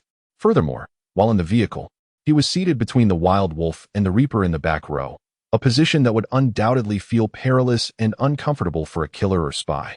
Yet, Lin Yang exhibited no unusual reactions, further diminishing the possibility of him being one. They simply could not fathom why an ordinary person would possess such extraordinary shooting prowess. Boss. What is absolute marksmanship? The wild wolf was unfamiliar with the term. It is something I heard the boss mention in passing. Absolute marksmanship denotes an unparalleled talent, an extraordinary gift. The steering wheel side. Such individuals are exceedingly rare, often seen in professional shooting competitions. The boss once remarked that through rigorous training and practice, one could cultivate a precise shooter, a sharpshooter. However, those endowed with absolute marksmanship require no training. They shoot purely by instinct, swift and accurate without fail. Lin Yang caressed the grip of the Glock, finding the steering wheel's description resonant with his experience. Indeed, he shot based on instinct, hitting his target every time. So that's it, he mused, having thought his skill was merely a byproduct of bullet time. Little did he know, at the age of 24, he had discovered an extraordinary talent beyond his culinary skills. Thus, have we inadvertently stumbled upon a prodigy? The wild wolf chuckled. Boss, we haven't shaken them off. That pack of wild dogs is still on our tail. Eagle Eye, perched on the outermost column, cradled his HK-G28 sniper rifle and issued a warning. The wild wolf's smile evaporated swiftly, while the steering wheel remained impassive. From the moment of betrayal, he had anticipated this outcome. On enemy territory, being discovered was merely a matter of time. What is destined to come will inevitably arrive. Wild wolf, prepare for engagement with the harvester. Eagle Eye, secure the high ground. As for Yang, you have the freedom to act, but be cautious not to obstruct your teammates' lines of fire. Remember to report any actions taken. The quartet swiftly mobilized, establishing defenses and claiming advantageous positions, seamlessly blending into the shadows of the abandoned structure like phantoms. Lin Yang, however, felt somewhat at a loss. Quietly leaning against a column on the third floor, observing. One vehicle after another approached the dilapidated building, brazenly illuminating the night with their high beams, resembling a pack of wolves with glowing green eyes in the darkness. Chapter 7. The Mob. Chapter 7. Chairman, we have located their position. In an abandoned building on the outskirts of Adagawa district. Excellent. Mobilize all personnel to eliminate them. Inada Masahiro ended the call, a sinister expression etched across his face, brimming with cruelty. The trap he had so meticulously set had been discerned, allowing this group to escape. Yet, this was Tokyo, the territory of the Inada clan. Could they truly evade capture forever? Shinichi, his most valued son, cherished by the patriarch, had been poised to inherit the family leadership. Who could have foreseen that he would meet his demise at the hands of these ruffians? Brother, have we found them? We cannot allow them to escape this time. Father is already furious. Inada Masayoshi approached, wearing a facade of concern, though inwardly he was jubilant.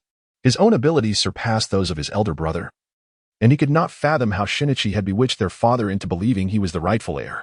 Now that Shinichi was dead, it was a welcome turn of events. Furthermore, this was the first ambush orchestrated by his elder brother, and it had ended in failure, a clear indication of incompetence. Let them perish. The more loyal subordinates of Inada Masahiro that fall, the better. You need not concern yourself. I will personally behead them to honor Shinichi. Inada Masahiro glared at his brother. The death of Shinichi had presented an opportunity for his sibling, and he could not afford any further missteps. Today, those murderers must be eliminated, or else his aspirations for the position of family head would be jeopardized. Inada Masahiro settled into his designated vehicle, leading a cadre of henchmen as they sped away. The night descended like a heavy curtain of lead, enveloping the dilapidated building in the Tokyo outskirts. The skeletal structure of concrete cast eerie silhouettes under the moonlight, resembling a forsaken steel behemoth. Lin Yang could now hear the roar of car engines, peering out to count 10 vehicles, assuming 6 individuals per car. That amounted to 60 men.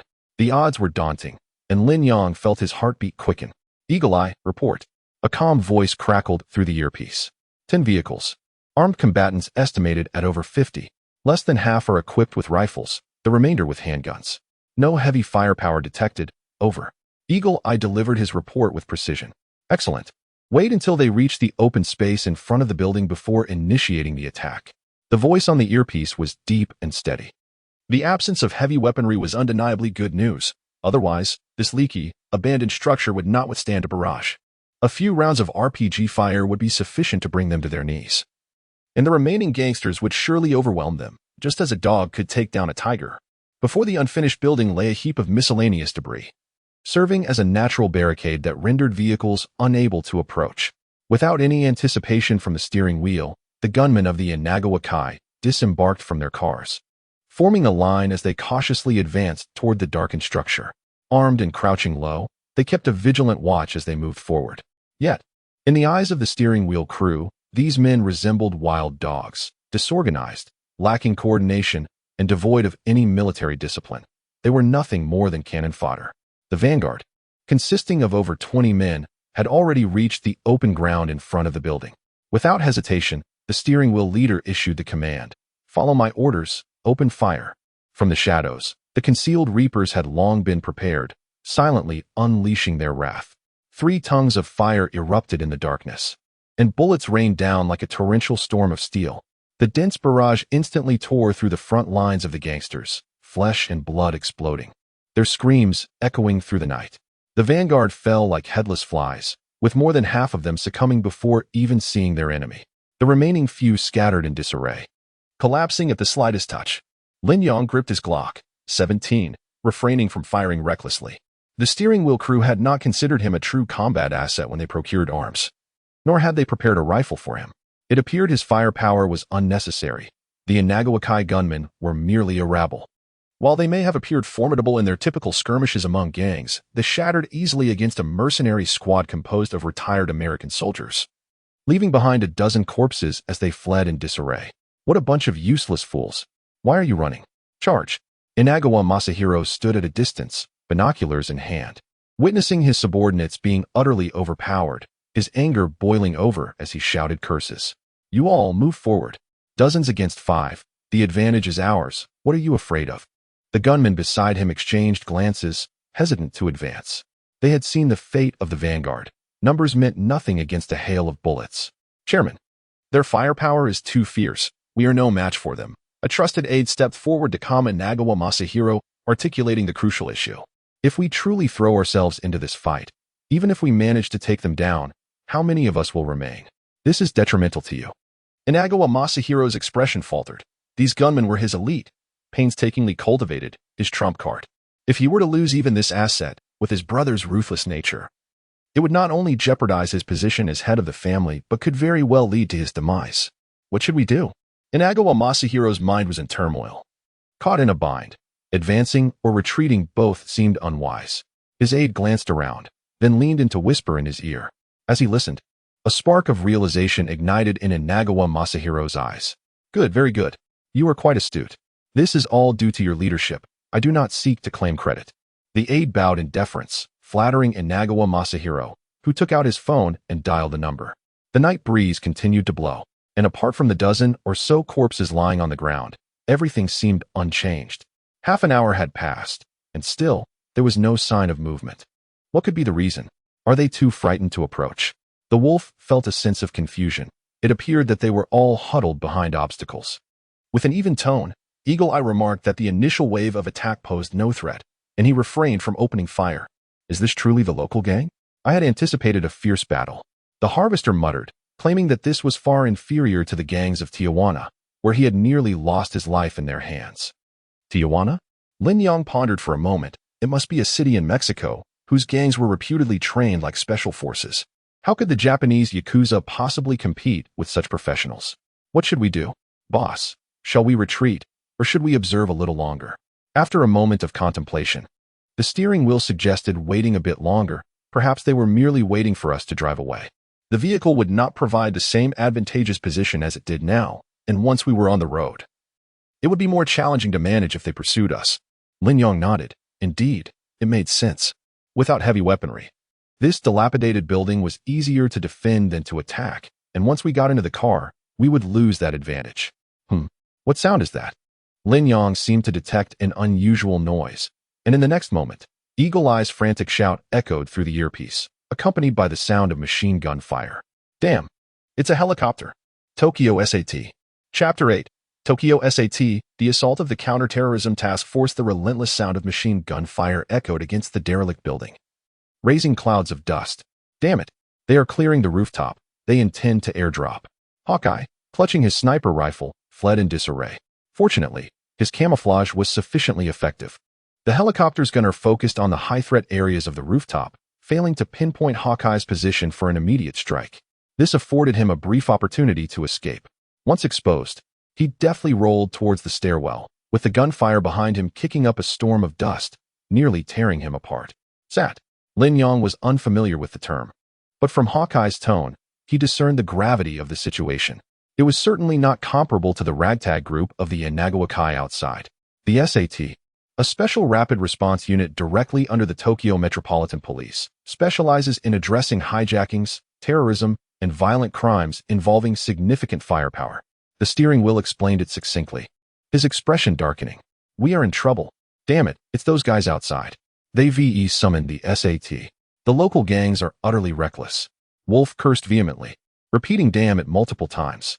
Until late into the night, the Tokyo Metropolitan Police had not issued a statement. Now the SAT was hovering directly above them. Who else could summon such support if not the Inagawa? One of Tokyo's major gangs. Calling in the authorities was a complete loss of face.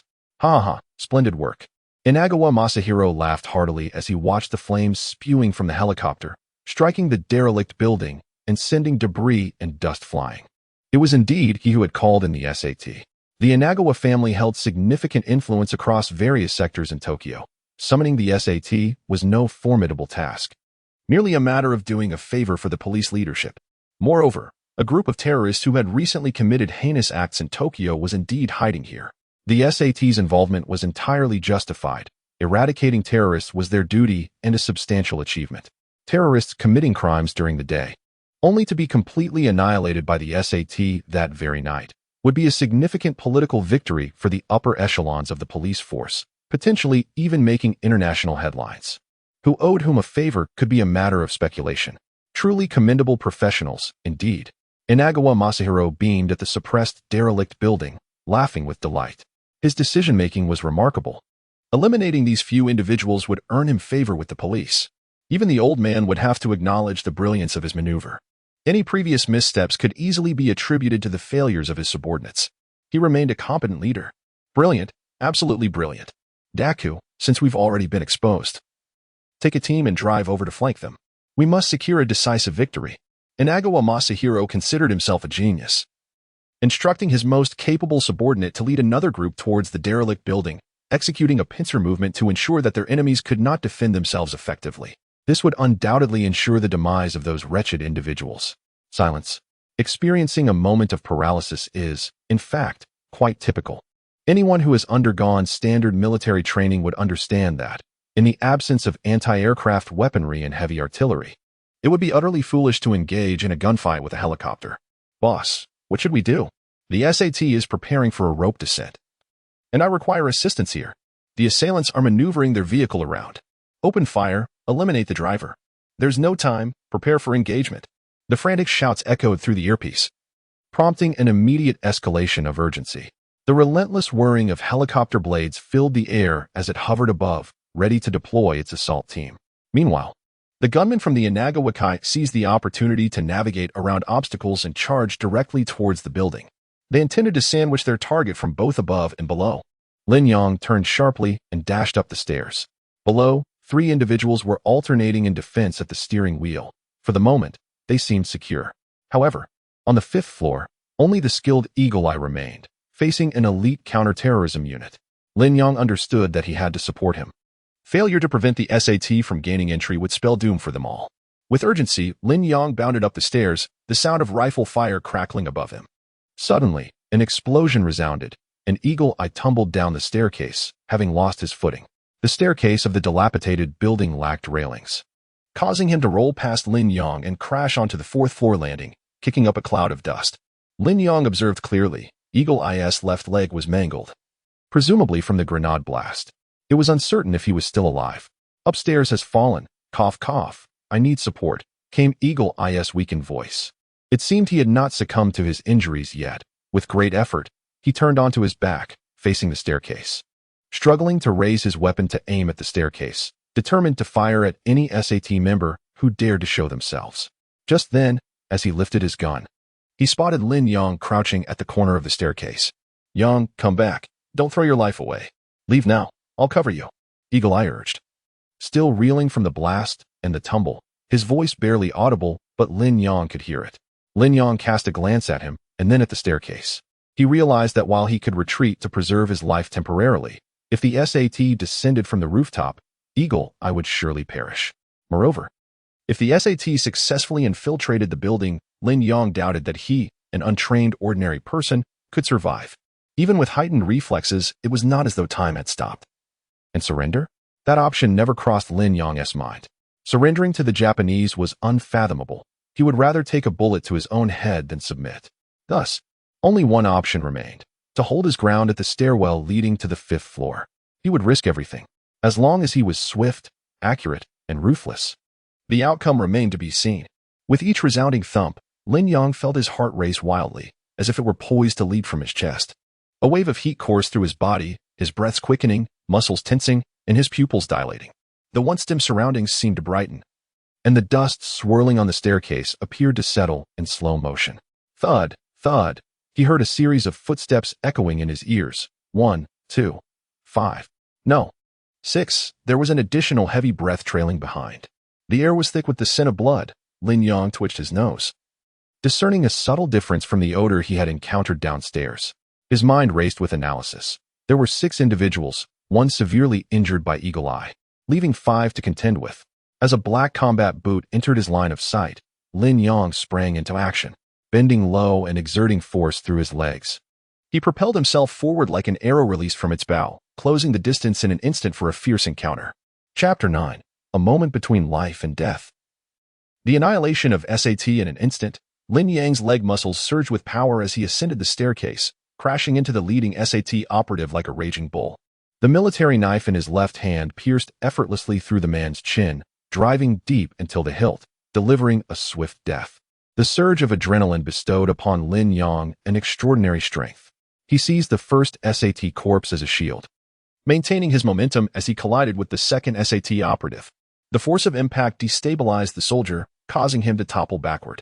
However, as a professionally trained counterterrorism soldier, he did not instinctively brace himself with his hands upon falling. Instead, he gripped his G36K rifle tightly, attempting to press the barrel downward to fire at the assailant before him. Yet, Lin Yang was swifter and more ruthless. With his right hand, he pressed the Glock 17 directly against the rifle's barrel. Simultaneously, he advanced with his left leg, raising his right knee to deliver a violent strike. The second SAT operative's downward motion abruptly halted, followed by an overwhelming force. The G36K erupted in flames, its bullets whizzing harmlessly into the ceiling. Then came an unbearable pain in the man's groin, accompanied by the sound of bones cracking. Lin Yang's ferocious knee strike not only shattered his lower body but also fractured his pelvis. The SAT operative's eyes glazed over as he fainted.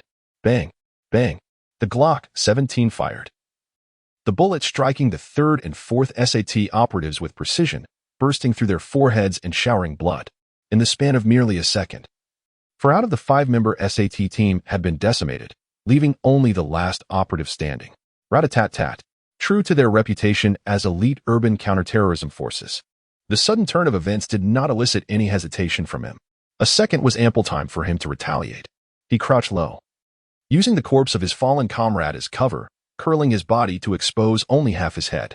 Meanwhile, the G36K was propped on his teammate's shoulder, and flames erupted from the barrel. Lin Yang felt a mere sting in his right arm. Bang! The G36K fell silent as a 9mm parabellum round pierced the last SAT operative's eye, splattering blood as he collapsed feebly at the entrance leading to the 5th floor. With a swift motion, Lin Yang withdrew his military knife from the SAT operative's chin, blood spraying forth. Without a moment's hesitation, he stepped forward atop the SAT body, firing another shot at the incapacitated SAT member who lay awaiting rescue on the rooftop. In just 2 seconds, the 6-member rope descent combat team of SAT was utterly annihilated. Who were these individuals? Huso. Team T1 has perished. The SAT helicopter hovered ominously above. The machine gunner witnessed Team T1 just push back a thug, but in mere seconds, a teammate at the rear had his head burst open in a spray of crimson. A shadow surged upward, ruthlessly executing the critically injured SAT member on the spot. The machine gun roared to life, indiscriminately firing upon anyone below, undoubtedly targeting enemies. With the annihilation of Team T1, this would mark the most devastating loss for the SAT since its inception. It was imperative they eliminate every last one of them here. Otherwise, the SAT would be forever branded with shame. The machine gun spat fire, its bullets relentlessly pursuing Lin Yang. What manner of beast was that? The gunner struggled to control the weapon, attempting to strike Lin Yang, yet found his bullets unable to keep pace with him. Such speed was beyond that of an ordinary human. Lin Yang's heart raced fiercely as he pumped blood throughout his body. The sound of gunfire exploded in the sky. Bullets thudding behind him, like the scythe of death drawing ever closer. Damn it! Lin Yang accelerated, sprinting forward, and with all his might, hurled an object into the air. Crash! A dark sphere struck the cabin's roof and fell inside. The gunner instinctively turned, his eyes widening in terror as he reached out to dispose of it. Boom! The grenade erupted with a thunderous blast, overpowering the gunfire from below. The helicopter belched black smoke, spiraling downwards, ultimately erupting in a fiery explosion, transforming into a burning metal coffin that illuminated the night sky. What in the world? The pilot's voice roared through the headset, an onslaught of explosions rattling his nerves. Particularly the feeble voice of Eagle Eye, which signaled dire circumstances. Damn it! Wolf, alternate retreat. Go up and assess the situation. Leave this to me and the Reaper. Taking advantage of the brief disruption caused by the SAT and their swift maneuvering, the members of the Daikawa group flooded into the abandoned building. Although their skills were lacking, the reduced distance and the cover of night severely hampered visibility. Once they fired, revealing their position, they would be met with an unrelenting barrage. Even with the trio of pilots strategically positioned, it was becoming untenable. The first two floors had fallen, and they had retreated to the third. Eagle Eye, what is the status? Can you hold on? What is happening now? Wolf hurried up to the fifth floor and immediately spotted Eagle Eye lying on the ground. His right leg soaked in blood, evidently injured by a grenade. Don't worry about me. Above, the SAT rope descent team is coming down. Yang. He went up there. Hurry, block the stairs. Don't let the SAT come down, or it's all over. The significant blood loss rendered Eagle Eye pale, yet he knew this was not the time for battlefield first aid. Although he didn't understand why the SAT hadn't descended yet, Wolf had to hold the line. Otherwise, they would all perish here. Yang. Hey, can you hear me? Damn it. The wild wolf shouted into his earpiece, but received no response. He already feared that Lin Yang was likely lost. An entire SAT rope descent combat team could not have been held off by Lin Yang alone. The prolonged absence and the subsequent explosion suggested that he had desperately removed a grenade from one of the SAT members, which was the only plausible explanation. The seasoned warrior understood the necessity of blocking the SAT at the stairway, awaiting the support from the steering wheel and the harvester to fend off the gunmen from the Iwakawa gang, as this was their only slim chance of survival. Damn it! Abandoning his eagle eye, the wild wolf gripped his weapon and charged toward the stairs without hesitation. Upon rounding the corner, he froze in place. 5 bodies clad in combat uniforms lay quietly on the stairs. Lin Yang was tugging at the head of the topmost corpse, struggling to remove the night vision goggles. Having exited the bullet time and depleted much of his stamina, Lin Yang's senses were no longer sharp, and he was only belatedly aware of the wild wolf's arrival. What are you doing here? Have you dealt with the situation below? Hurry, help me with this. How do I take off this night vision goggles? In the midst of night combat, night vision gear was a valuable strategic asset. It was precisely this thought that had prevented Lin Yang from descending immediately, as he was preoccupied with figuring out how to detach the goggles. The wild wolf stood there in a daze. After years of grappling on the battlefield, he was witnessing something beyond his comprehension for the first time. Faced with Lin Yang's urgency, he could only utter a single response: Ward F.A. Chapter 10. Capture the leader first, boss. Withdraw to the 4th floor. Quickly. The wild wolf, adorned with night vision goggles, grasped a firearm in one hand, while holding 2 additional sets of night vision gear in the other as he descended rapidly. What about Lin Yang's earpiece? It had long been flung aside during his explosive dash, the exact location now a mystery. Despite the bewildering reality that threatened to upend his worldview, the battle was far from over. Without hesitation, he and Lin Yang dismantled the night vision devices and rushed down the stairs. Hurry, equip the night vision. Ward? Where did that come from? The steering wheel, bewildered, posed the question, yet his actions were swift as he adeptly donned the night vision goggles tossed his way by the wild wolf. Sat. What kind of joke is this? What is happening? The steering wheel was even more puzzled. But the wild wolf was not in a better state of mind. His thoughts still clouded. Damn it, don't ask me anymore, I don't know either. Let us deal with this bunch of trash first. Lin Yang spoke quietly, and the steering wheel nodded, refraining from further inquiries. He decisively issued commands. Night vision activated, crossfire initiated. After a grenade explosion, they began to advance. The steering wheel pulled the pin from a grenade and tossed it down the staircase. Boom. The violent detonation resulted in numerous casualties among the pursuing Inagawakai gunmen, their cries of anguish filling the air. Once the night vision goggles were donned, the balance of the battlefield shifted dramatically. The steering wheel led the charge down the stairs, followed closely by the wild wolf and the harvester, who flanked him on either side. They formed a pointed formation and began to unleash a rapid barrage upon the Inagawakai gunmen, who floundered in the darkness like headless flies. Tap, tap. The sound of short bursts echoed incessantly as lives were claimed one after another. Lin Yang, drained of energy, opted not to descend, instead tending to a simple bandage on his arm. When the adrenaline surged, the gunshot wound felt akin to a mere mosquito bite, yet as it subsided, the pain became palpable. Thankfully it was a through and through, or he would have had to extract the bullet. For the steering wheel's team, now equipped with night vision, it was nothing short of a massacre. The presence of the devices made little difference. Lin Yang began to survey the periphery. Eliminating the SAT squad and clearing out the Inagawakai was merely the first step. He needed to devise a swift plan for retreat. With Eagle Eye severely injured, though he could annihilate an SAT squad, it represented the utmost limit achievable in such confined terrain. The SAT's devastating defeat was tantamount to having their faces ground into the dirt, and the Tokyo Metropolitan Police Department would undoubtedly seek retribution. The reinforcements would not merely consist of another squad. The mobilization of military forces was a distinct possibility. Concealment was imperative to avoid direct confrontation. What course of action should be taken? All clear. All clear. The wild wolf and the harvester meticulously scoured the battlefield, ensuring no Inagawakai gunman had survived on each floor before reporting back, requesting a gathering on the upper level. How is Eagle Eye faring? Multiple fragments have struck his right leg. I applied pressure to staunch the bleeding, but the prognosis is grim. It seems the leg cannot be salvaged.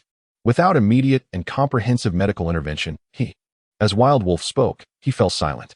Eagle Eye had sustained numerous injuries to his right leg, but the sole piece of fortunate news was that the artery remained intact. Otherwise, he would have succumbed already. Yet, given the current circumstances, the lack of adequate treatment renders death merely a matter of time. Cough. Boss, don't worry about me anymore. You all should leave, Eagle Eye murmured weakly. Leaning against the wall, his expression remarkably calm. Having chosen this profession, he had long foreseen this day. Shut up. We came here as four. We shall leave as four. The steering wheel displayed signs of agitation. Leave? How can we leave? If I don't receive treatment, I'm as good as dead, just a question of when. Can you take me to a hospital in Tokyo? And then we all perish there?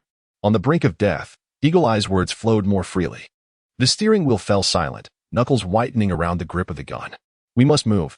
SAT will not relent. I can still buy you some time by staying behind. Boss, if I don't make it back, please deliver my share to my mother. Eagle Eye managed a wry smile, resting against the wall with closed eyes. Determined to maintain his composure, buying even a second against the encroaching SAT forces. Damn it. The Reaper slammed his fist against the wall. I would have preferred you met your end at the hands of SAT. What is happening now? Are we abandoning our comrade? This is intolerable. Wild Wolf's agitation was palpable. If Eagle Eye had been shot dead by SAT, he could have accepted that, but the notion of leaving behind an injured comrade was unbearable. Let us go? Eagle Eye urged, eyes shut, pressing them to move. Yet, Wild Wolf and the Reaper remained still, looking to the steering wheel, awaiting the commander's orders as always. I have an idea, though I'm unsure of its feasibility. Lin Yang broke the silence. The steering wheel suddenly lifted his head. What idea? Lin Yang stood, pointing toward the direction of the Inagawa gang. Look over there, the headlights are still on. He referred to the spot where the Inagawa gang had initially been obstructed. It was likely the leader of this operation, as one does not mobilize such a number of gunmen in Tokyo without being a significant figure within the Inagawa gang, especially considering they had contacted the police headquarters to dispatch SAT. I believe he is undoubtedly a high-ranking member of the Inagawa gang, though I cannot fathom why he remains. Capturing him would provide us access to a hidden location capable of treating Eagle Eye. Lin Yang expressed his insights, and the steering wheel's eyes brightened. contemplating Lin Yang's sound reasoning. Wild Wolf and the Reaper became increasingly animated. What are we waiting for? Let us do it. Eagle Eye opened his eyes. According to Lin Yang's conjecture, if it held true, capturing the leader might indeed offer him a chance at survival. After all, who does not wish to live? Eagle Eye, keep watch over there. Eliminate anyone who shows their face. That document should be delivered to your mother by yourself. Move out. The steering wheel gave the order immediately. What is happening? Why has the SAT helicopter exploded? In shock, Inakawa Masahiro stared at the SAT helicopter plummeting from the sky, trailing a plume of black smoke before crashing to the ground. He felt a wave of dizziness wash over him. The dilapidated building intermittently flickered with flames in the darkness, and gunfire continued to erupt. Inakawa swallowed hard. Could the enemy possess heavy artillery, even anti-aircraft weaponry? How else could one explain the helicopter being shot down so decisively? However, soon the sporadic gunfire from the crumbling structure subsided, descending into a silence that enveloped the night. This brought a degree of calm to Inakawa's troubled mind. Though the helicopter had indeed crashed, he had witnessed the SAT's assault team successfully infiltrating the building. They were an elite counterterrorism unit, the Sea Army de la Sea Army. A mere handful of mercenaries should not pose an insurmountable challenge. It was likely that these desperate criminals, recognizing their imminent demise, had resorted to a last-ditch effort to destroy the SAT helicopter. They must have been neutralized by now. It had to be so. I need to reach Daiju. Inakawa took a deep breath and instructed his trusted aide to call Daiju, the team leader. Chairman, no one is answering. The dialing tone echoed, yet no one picked up. Inakawa lamented inwardly. It seemed his capable subordinate, Daiju, had likely perished in battle. Such a pity. Send someone to assess the situation. It should be over. Have them retreat quickly. The rest can be handled by the police department. Inakawa issued his orders, and his aides signaled to a junior member, whispering a few instructions. The junior nodded and advanced, stepping onto the pile of debris. Suddenly, bang. His head burst open in a spray of blood as he collapsed. Enemies are present. Protect the chairman. Chapter 11. You shall await an apology. With the barrel of a still-warm gun pressed against his forehead, Masahiro Inakawa prudently raised his hands. The few subordinates who had been tasked with his protection were insufficient in number to stir any significant commotion before Lin Yang and his companions, swiftly dispatched like mere poultry. It seemed evident that he was the leader among them. Lin Yang surveyed the scene. All the gunmen had been neutralized, leaving only a handful of individuals, distinguishable by their markedly different attire, standing amidst the crowd. The remaining few instinctively cast their gazes toward Masahiro Inakawa, indicating his preeminence within the Inakawa Association. Speak. Who are you? Name, identity, position, Lin Yang commanded, tapping the Glock against Inakawa's face. The lingering scent of blood hung heavily in the air, and Inakawa's legs began to tremble. What do you intend to do? The chairman is the son of the president. Should you dare to harm him, you will surely meet your demise. Lin Yang couldn't help but marvel at the audacity of those who still dared to shout defiantly, seemingly oblivious to the fact that he held the reins of the situation. Silence. Inakawa barked, realizing that his subordinate might well be an undercover agent sent by his own brother. How reckless to act so brazenly. Was he wishing for a swift end? With a sudden crack, a small hole appeared in the head of the one who had just spoken, and he collapsed limply to the ground. Lin Yang nonchalantly blew at the non-existent smoke from the gun's muzzle and chuckled. No worries, Mr. Chairman, I've silenced him for you. No need for thanks. Now, may I have your answer? Inakawa gazed at the youth before him, whose smile resembled that of a demon, and he struggled to swallow. I am Masahiro Inakawa, the eldest son of Yu Inakawa, the current president of the Inakawa Association.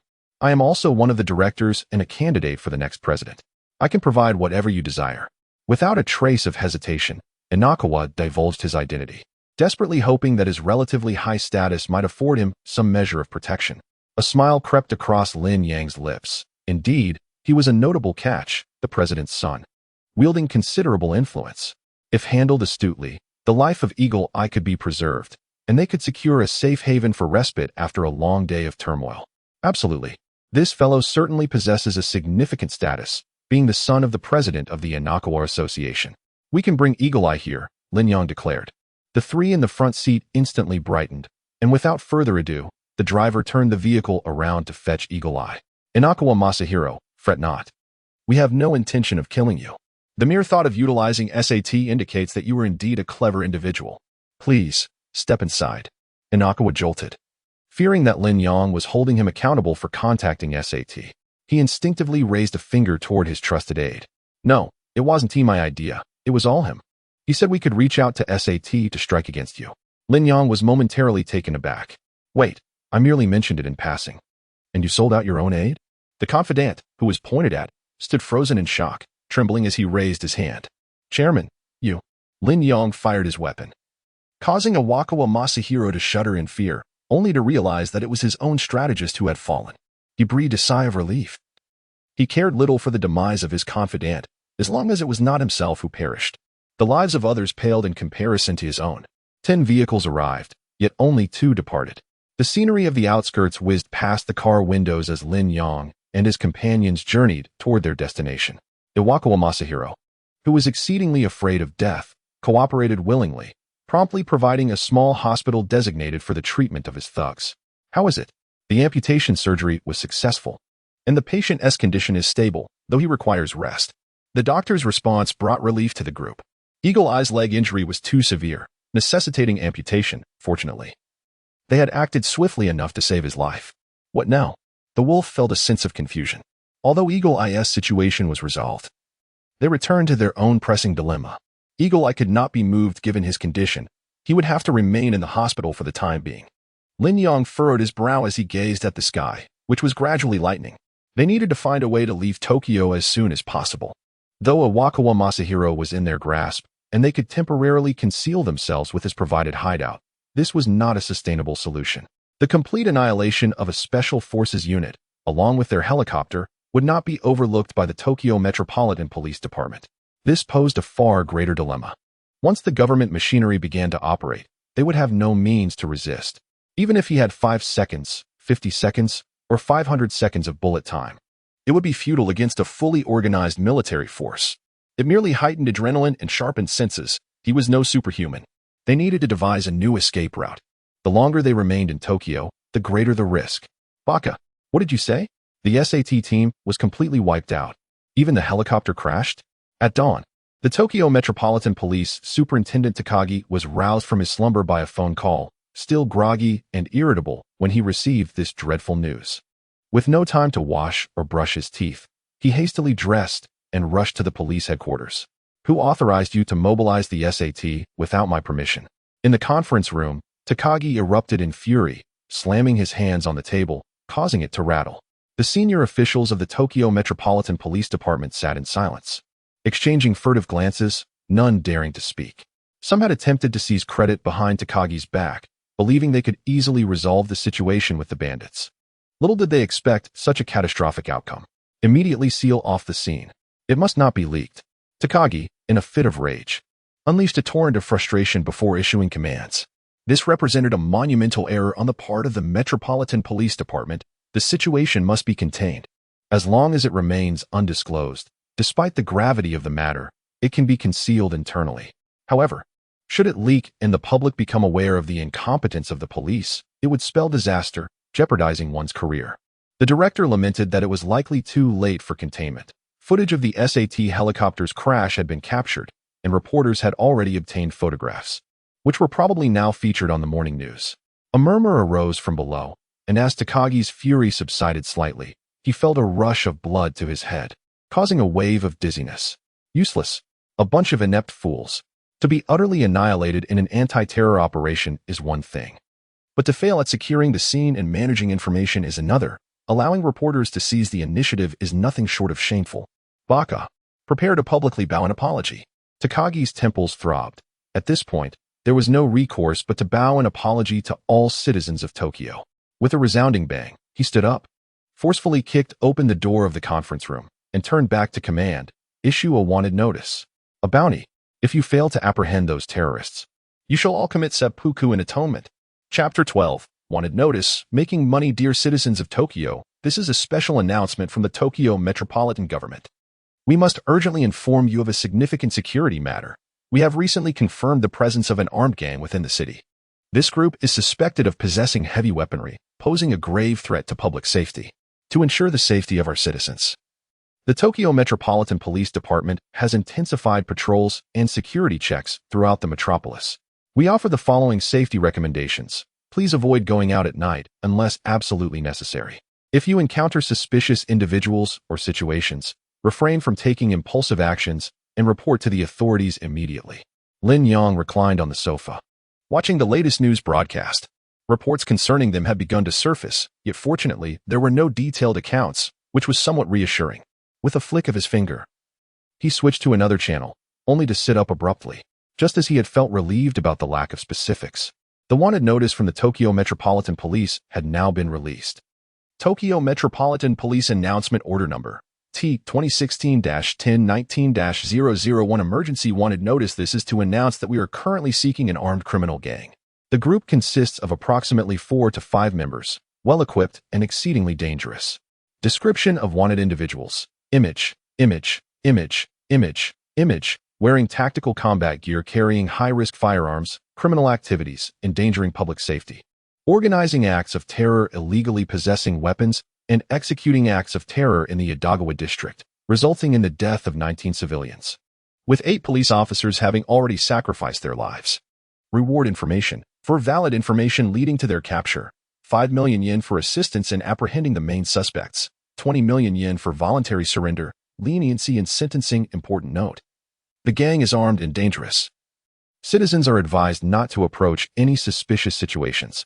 Please call the dedicated line 0120 XXX, available 24 hours.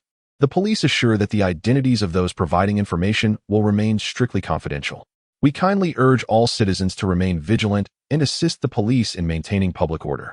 Tokyo Metropolitan Police Department Criminal Investigation Division Special Investigation Headquarters. The television screen displayed the wanted notice, with images that were painfully conspicuous. Most notably, the photographs of the suspects were captured from surveillance footage, featuring individuals clad in combat attire. The quality was not particularly clear, rendering their faces indistinct. In stark contrast, Lin Yang's own photograph was unmistakably sharp, a picture he was all too familiar with, submitted as part of his documentation for running a Chinese restaurant. What the hell? The main suspects had blurry images while my own, as an accomplice, was crystal clear. Although the caption stated suspected perpetrator, that was still unacceptable. Lin Yang seethed internally. Was there no sense of fairness? Counting on his fingers, he recalled having only killed 1, perhaps 2. 14 at most. Why was his high-definition photograph plastered on the wanted notice? With a snap, Lin Yang switched off the television, opting for ignorance over distress. Hey, everyone, come out. The steering wheel emerged from the room, letting out a loud shout. Soon, the wolf and the harvester stepped out of their respective quarters. Boss, what is the matter? The wolf yawned, clearly irritated at being roused from a brief slumber. His eyes were heavy with fatigue. I have a piece of good news and a piece of bad news.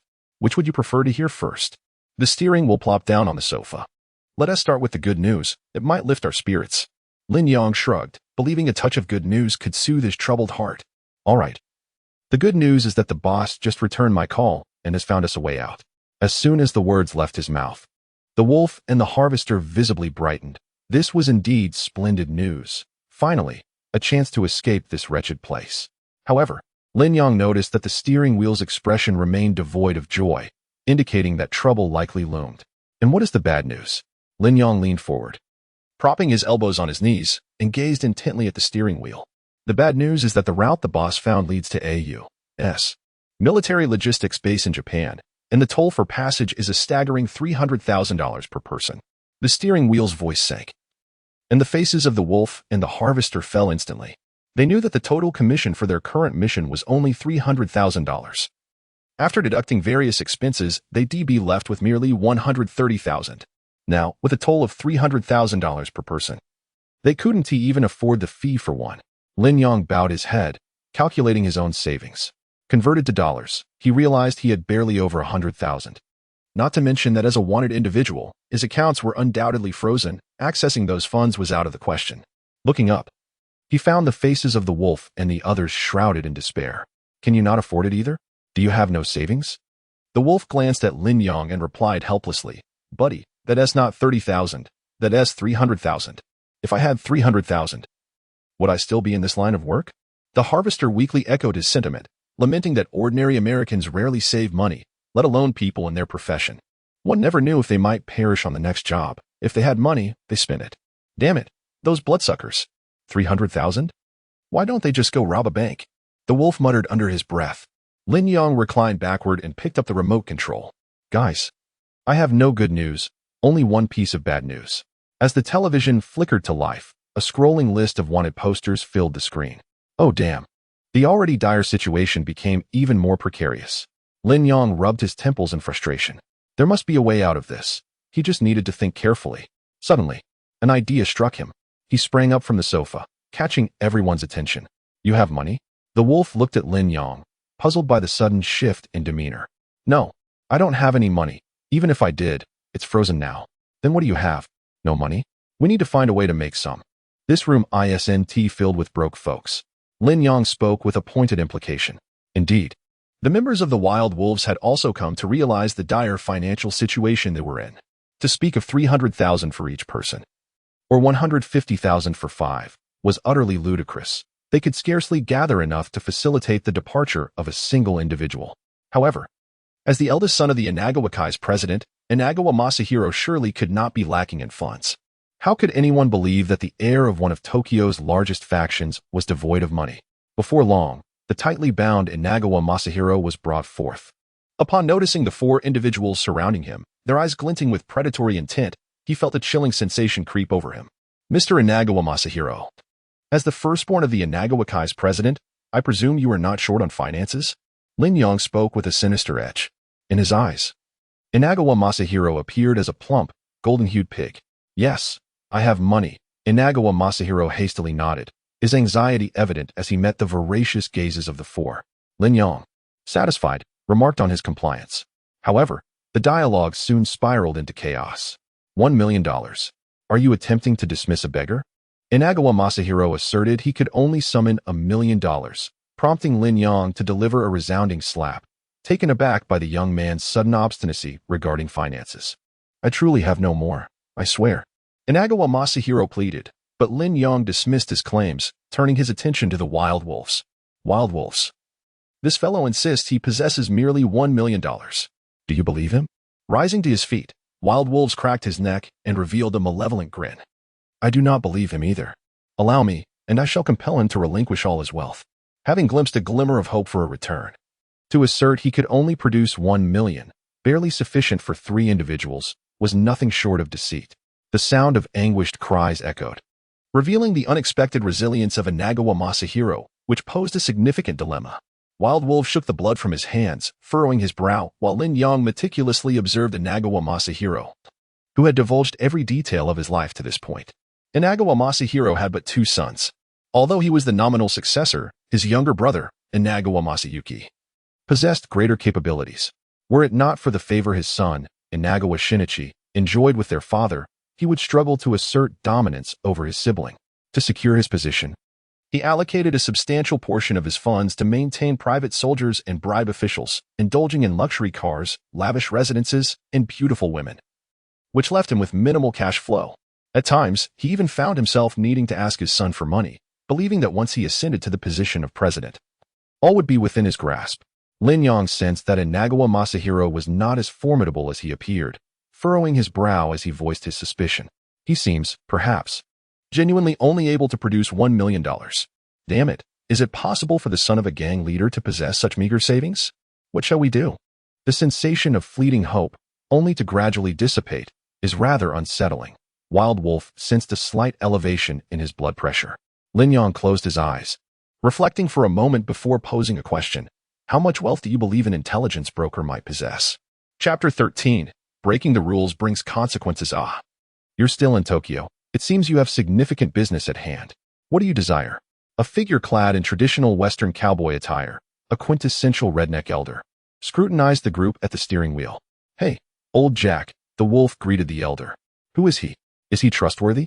Lin Yang inquired in a hushed tone, nudging the wolf with his elbow. They had left the harvester to guard the vigilant Inagawa Masahiro, while the rest of the crew was fully mobilized. If word were to leak, they might face a siege. Rest assured, he is a seasoned veteran from our elite defense group, once a formidable operative, but later transitioned into the arms trade within East Asia, the wolf elucidated. Lin Yang nodded, recognizing him as an ally. Old Jack, as you know, we cannot make our presence too conspicuous. Can we enter? The elder adjusted his hat, casting a wary glance around. Not a problem. Follow me, old Jack responded, leading them inside. The room was styled in a traditional Japanese manner. They proceeded deeper, passing through 2 layers of fingerprint and iris verification, until old Jack unveiled a large door to the basement. Wow! Lin Yang's eyes widened upon entering, astonished by the cinematic spectacle before him. The entire basement was adorned with an array of weaponry. Various wooden crates were meticulously arranged on the floor. There were handguns, rifles, sniper guns, an assortment of grenades, bulletproof vests, helmets, and even a few individual rocket launchers. Take a look. What do you wish for? Old Jack spread his arms, showcasing his collection. Wow! The wolf exclaimed, his excitement palpable. Who in this line of work doesn't appreciate firepower? Is it really this impressive? Lin Yang felt as though he had stepped into a new realm. Leaning in to examine each item, few in Huaxia had encountered such armaments. If one was willing to part with their money, even more formidable options awaited. Old Jack chuckled, pleased with their reactions. 1 PKM machine gun, 10 defensive grenades. Do you have remote-controlled bombs? I'll take 2 sets. And we'll need monitoring and listening devices as well. The steering wheel interjected, aware that their next operation could provoke retaliation from the SAT, necessitating thorough armament. The harvester, previously armed with a rifle, required enhanced firepower for effective suppression. Glancing at the individual missiles on the wall, the steering wheel gritted his teeth. Resolved to make a bold choice. Let us add a stinger. Well, that's quite the investment, old Jack remarked. For remote-controlled bombs, I recommend this compact version. A set is only $500 more than the usual, yet boasts exceptional stealth and considerable power. Upon hearing the steering wheel's demands, old Jack beamed. Japan is far different from the conflict-ridden regions of Africa and the Middle East. Such orders are considered substantial here. Agreed, the steering wheel nodded. At this point, it's not about saving. There's no way to cut corners on $30,000. The total comes to $111,000. And I shall generously include 500 rounds of ammunition. Old Jack was quite satisfied as he painfully made the payment for the steering wheel, which was indeed the most expensive item among the anti-aircraft missile systems. However, it was indispensable. Should the SAT discover them and the helicopters in the airlock onto their position, combined with ground forces to encircle them, there would be no escape. The only chance to maneuver and hide on the ground lay in neutralizing aerial reconnaissance. Thus, this countermeasure weapon was essential, no matter the cost. It was preferable to have it without need than to find oneself unarmed when the moment arose. Armed with their weapons, the trio set off. This is it. I will go down first to assess the situation. You 2 wait in the vehicle. Stay safe, and call for support if needed. Arriving near the address provided by Dakawa Masahiro for the informant known as the White-Headed Crow, Lin Yang was the first to exit the vehicle. After all, they were in Tokyo. The wolf and the steering wheel had typical Western appearances, making them more conspicuous, while Lin Yang, being of Chinese descent, did not stand out as much. Additionally, with the simple disguise applied by the steering wheel, unless faced with someone familiar, it would be challenging to connect him with the wanted poster. This allowed him to blend seamlessly into the crowd. Excuse me, sir. The North River Izakaya will not open until 5 o'clock this afternoon. We are still in preparation and cannot serve you. We sincerely apologize. A staff member politely interrupted as Lin Yang stepped inside the Dainichi Izakaya. I am looking for manager Kitagawa Shoji. Is he available? Lin Yang replied with a courteous smile. Looking for manager Kitagawa? Are you a friend of his? The staff member scrutinized Lin Yang, realizing he did not recognize him. Please give this to him. He will understand. Lin Yang said, handing over a pocket watch that appeared antique, adorned with intricate patterns, with the Inakawa family crest at its center. This watch was a token he had received from Dakawa Masahiro, as a professional in Tokyo's underground intelligence sector. The White-Headed Crow undoubtedly had deep connections with the local power, Inakawa. This pocket watch served as proof of the link between Dakawa Masahiro and him. Please wait a moment, the staff member said, taking the watch and dashing inside. He soon returned, respectfully handing the watch back to Lin Yang and bowing in apology. I apologize for keeping you waiting. Please follow me. Lin Yang smiled and followed him deeper into the izakaya, arriving at the door of a room at the back. The staff member knocked gently. Manager Kitagawa, the guest has arrived. With a creak, the door opened, revealing Kitagawa Shoji, who gestured for Lin Yang to enter. Does Chairman Inakawa have any instructions? Kitagawa Shoji asked, looking at Lin Yang and sensing a vague familiarity, as if they had crossed paths before. However, Recalling that he was sent by Dakawa Masahiro, it was reasonable for him to have a lingering impression. The chairman has no specific instructions. The white-headed crow sends his regards via the steering wheel, Kitagawa Shoji replied. Lin Yang broke into a smile, revealing a set of pearly white teeth. However, Bei Chuan Xiang Air's expression shifted dramatically as a realization struck him. He recalled the source of his familiarity with Lin Yang. As a local informant in Tokyo, he was well aware of the police department's wanted notices, although the features did not match precisely. The grin of the man before him mirrored that of the individual depicted in the wanted poster. This was bad. He had been betrayed. In a swift motion, Bei Chuan Xiang Air's hand darted toward his waist. Yet, in the next moment, he felt his entire body weaken, unable to catch his breath. Lin Yang casually flicked his wrist, employing a simple technique, a punch with the middle finger protruding, striking the area of the chest and abdomen known as the xiphoid process, commonly referred to as the Qi gate by the Chinese. To attempt to draw a weapon in the face of Lin Yang, who was poised to unleash his abilities just inches away, was sheer folly. All set. You may enter directly, but exercise caution, he instructed. In the clutches of the wild wolf, the old man could not endure for long. With $500,000 at stake, he pleaded, I have real estate, funds. Give me a week, no, 3 days. And I can provide you with $3 million.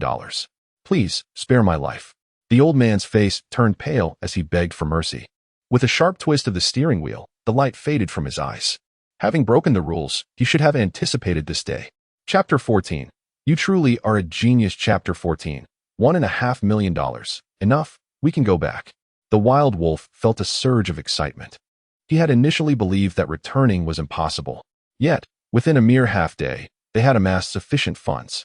He found himself rather enamored with this sensation, as it was far more lucrative than working as a mercenary. However, he retained a semblance of rationality, lamenting that such circumstances could not persist. The tone of his voice was tinged with regret. This occurrence was indeed serendipitous, as they found themselves in such a predicament. The Inagawa clan was relentlessly pursuing them, and the informant had acted unethically by betraying them. Their subsequent actions could easily be justified as normal retribution, and they harbored no fear of the repercussions. They possessed a valid rationale. Without just cause, actions such as kidnapping, extortion, and assaulting informants would jeopardize their future prospects within the mercenary realm.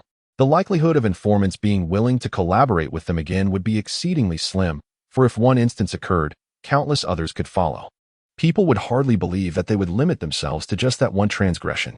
The wild wolf took a deep breath, suppressing the agitation within him. Well, it was fortunate that they had not incurred a loss this time. It was best not to be overly greedy. The steering wheel chimed in. I understand the stakes. Hey, Yang, can you calculate how much we each get? Without consulting the steering wheel, the wild wolf turned to Lin Yang directly. Let me think. You had a remaining commission of 130,000, and after deducting the newly acquired arms costing 110,000, that leaves us with 20,000. Divided among the four of us, that makes 5,000 each. It was a simple calculation, and Lin Yang stated the result without hesitation. No. The wild wolf pressed his hand on Lin Yang's shoulder. Did I miscalculate? That shouldn't be possible. Such a straightforward computation. Lin Yang mentally recalculated. 20,000 divided by 4. It seemed correct. The wild wolf chuckled and patted Lin Yang on the back. No, it's not just the four of us. It's 5, right, boss? Indeed. There are 5 of us. The steering wheel replied without turning around. Lin Yang paused for a moment and then broke into an unexpected smile.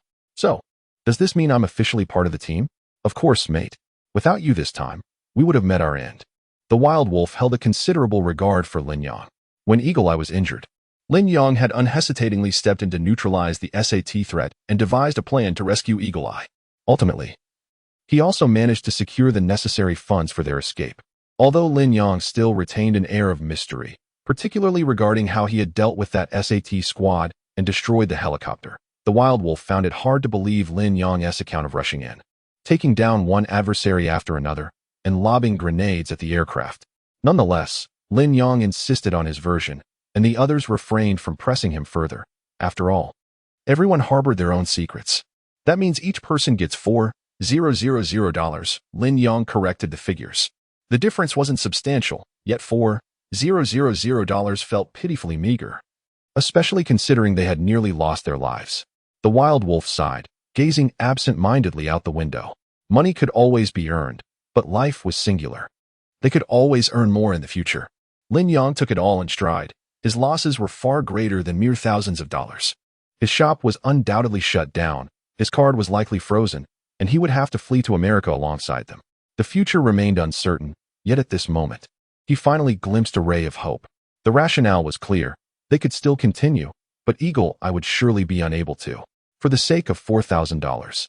He had lost a leg, and his mother's illness demanded substantial monthly expenses. Ah, what a situation, the wolf reflected. Acknowledging that while $4,000 was indeed a small sum, the fact that they could return alive was commendable. Regrettably, Eagle Eye was incapacitated as a sniper. He had earned a decent salary within the company, yet his prospects were now bleak. With his mother's ongoing health issues and the accompanying medical costs, the future seemed daunting. Silence enveloped the vehicle as the reality of Eagle Eye's familial background settled in. Lin Yang was somewhat taken aback.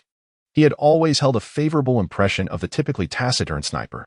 During the SAT squad's assault, when Eagle Eye had been injured by a grenade, he had not chosen to expose himself to provide cover for Lin Yang's retreat. Instead, he had prioritized Lin Yang's safety, urging him to withdraw and avoid unnecessary sacrifice. Gazing out the window, Lin Yang's eyes lost focus as he sank into contemplation. He had always perceived himself as a compliant individual, adhering to the rules throughout his academic life. He had never mingled with delinquents, nor had he engaged in premature romantic pursuits. He was the model student in the eyes of his teachers and the obedient child in his parents' view.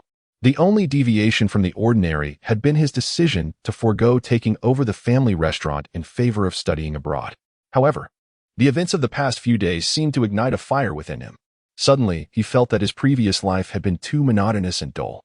Now that he had reached this juncture, although he had a fallback plan, going to America without a dime to his name, effectively as an illegal immigrant without even a proper identity, would only lead to dire circumstances.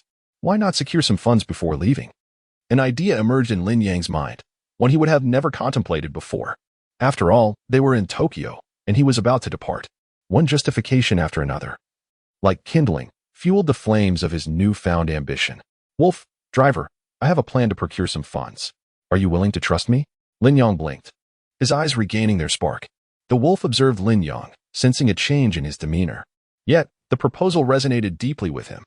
Returning with $4,000 in disgrace or securing more, he decisively chose the latter. Let us hear it, he urged. The driver hesitated momentarily. Lin Yang's proposition was indeed alluring.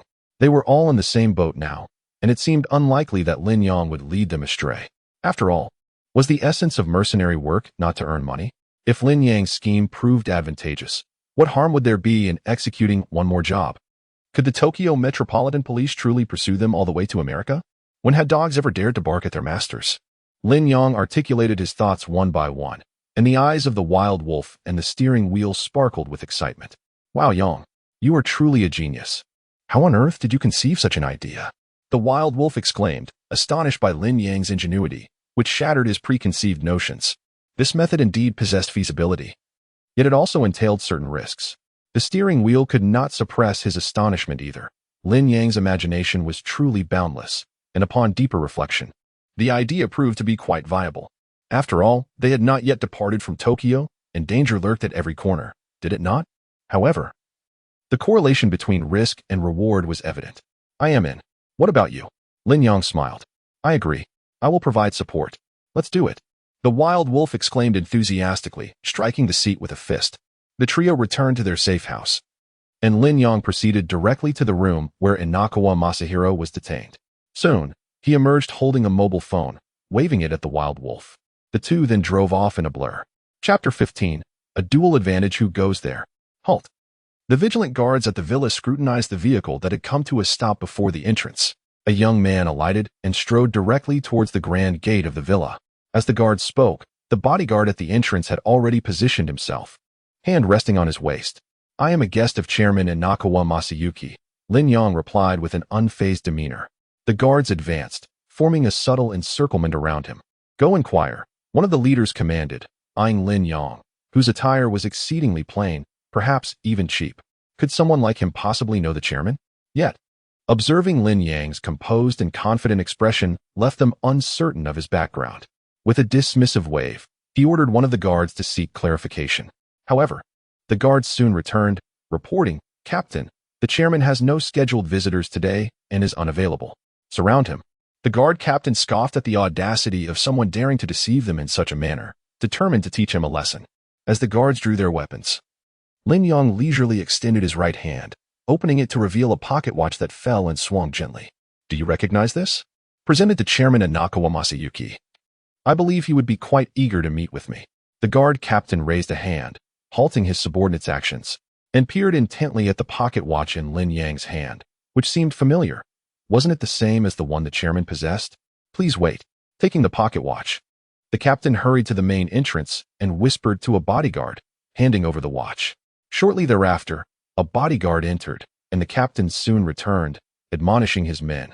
"Step aside. Allow the chairman's esteemed guest to enter." Turning to Lin Yang, his demeanor transformed into one of obsequiousness as he bowed deeply, speaking loudly and sincerely. "I sincerely apologize. Please, you may enter."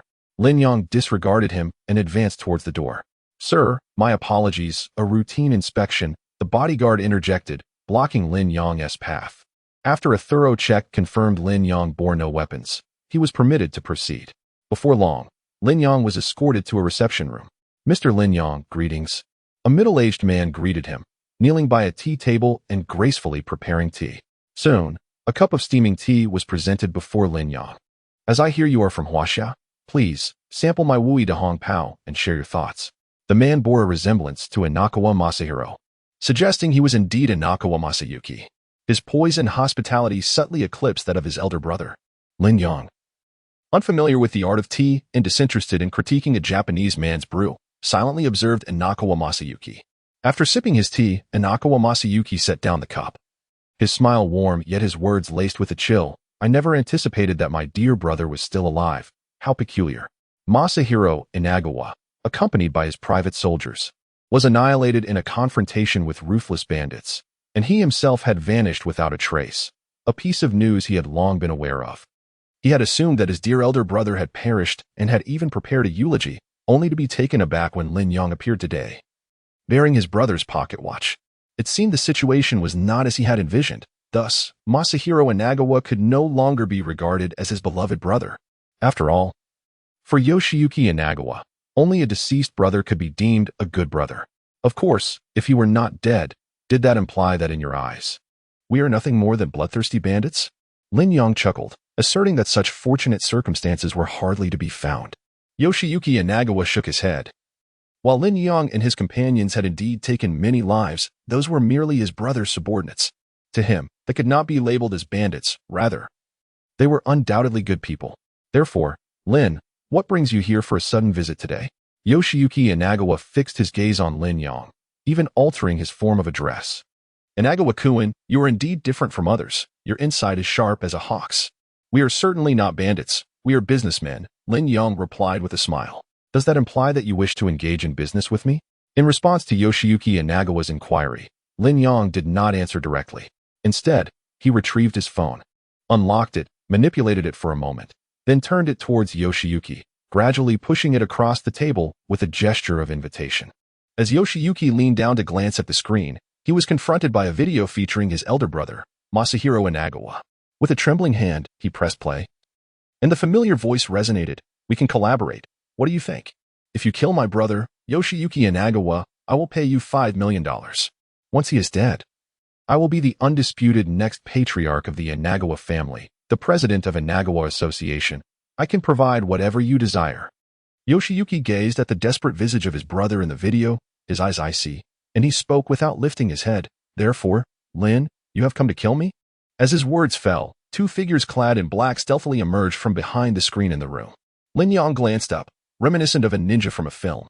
"Of course not, Inagawa-kun. I have stated that we are businessmen." Lin Yang appeared remarkably at ease, leaning forward on the table, gradually bringing his face closer to Yoshiyuki's. The two black-clad figures stepped forward, their knives poised against Lin Yang's neck, the chilling blade causing goosebumps to rise on his skin, and a trickle of blood had already begun to surface. "Is this how you conduct business, Inagawa-kun?" Allowing the blade to rest against him, Lin Yang exhibited no fear in his eyes, maintaining a steady gaze with Yoshiyuki. "Withdraw." Yoshiyuki waved his hand, and the two figures retreated quietly. Lin, what kind of business do you wish to pursue? Inagawa-kun, to speak candidly, the $5 million promised by your brother is indeed enticing. However, in our line of work, it is customary to prepay at least 30%. Lin Yang gestured with his fingers. Who would have thought that, Mr. Inakawa Masahiro could not even produce $150,000? Thus, we cannot proceed with this order. What do you think? Of course, in business, one must possess capital, making the choice of partners paramount. Wouldn't you agree? Inakawa Masayoshi chuckled, having understood Lin Yang's intentions. He was right. Those without capital are unworthy of engaging in commerce. So, Inakawa-kun, will you partake in this venture? Lin Yang smiled as well. Naturally, why would one not pursue a lucrative opportunity? Inakawa Masayoshi felt elated. Whether his elder brother truly could not muster the $150,000 or had already been drained of his savings by Lin Yang and his band of marauders. It ultimately led to a singular conclusion. His elder brother was indeed set to become a formidable figure. The distinction between the position of sole heir and $5 million was crystal clear. $5 million, please hold on a moment.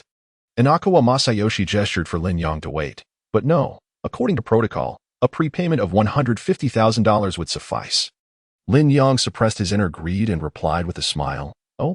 Inakawa Masayoshi, taken aback, remarked, in business, safety comes first. What do you think, Inakawa-kun? I was remiss. Safety indeed takes precedence. Inakawa Masayoshi nodded, comprehending Lin Yang's intent. The $150,000 was a deposit. And only upon Lin Yang's safe return to his hideout would the transaction proceed, a prudent measure against potential betrayal after the deal was struck. Truly shrewd. A pleasant collaboration. As their hands clasped, Lin Yang, glancing at the steering wheel, reassured himself with the news that the funds had been transferred, smiling broadly. When presented with the phone from Inakawa Masayoshi, he waved it off. No need for that. Consider it a gift for you, Inakawa-kun. I believe Chairman Inakawa would also appreciate this video, wouldn't he?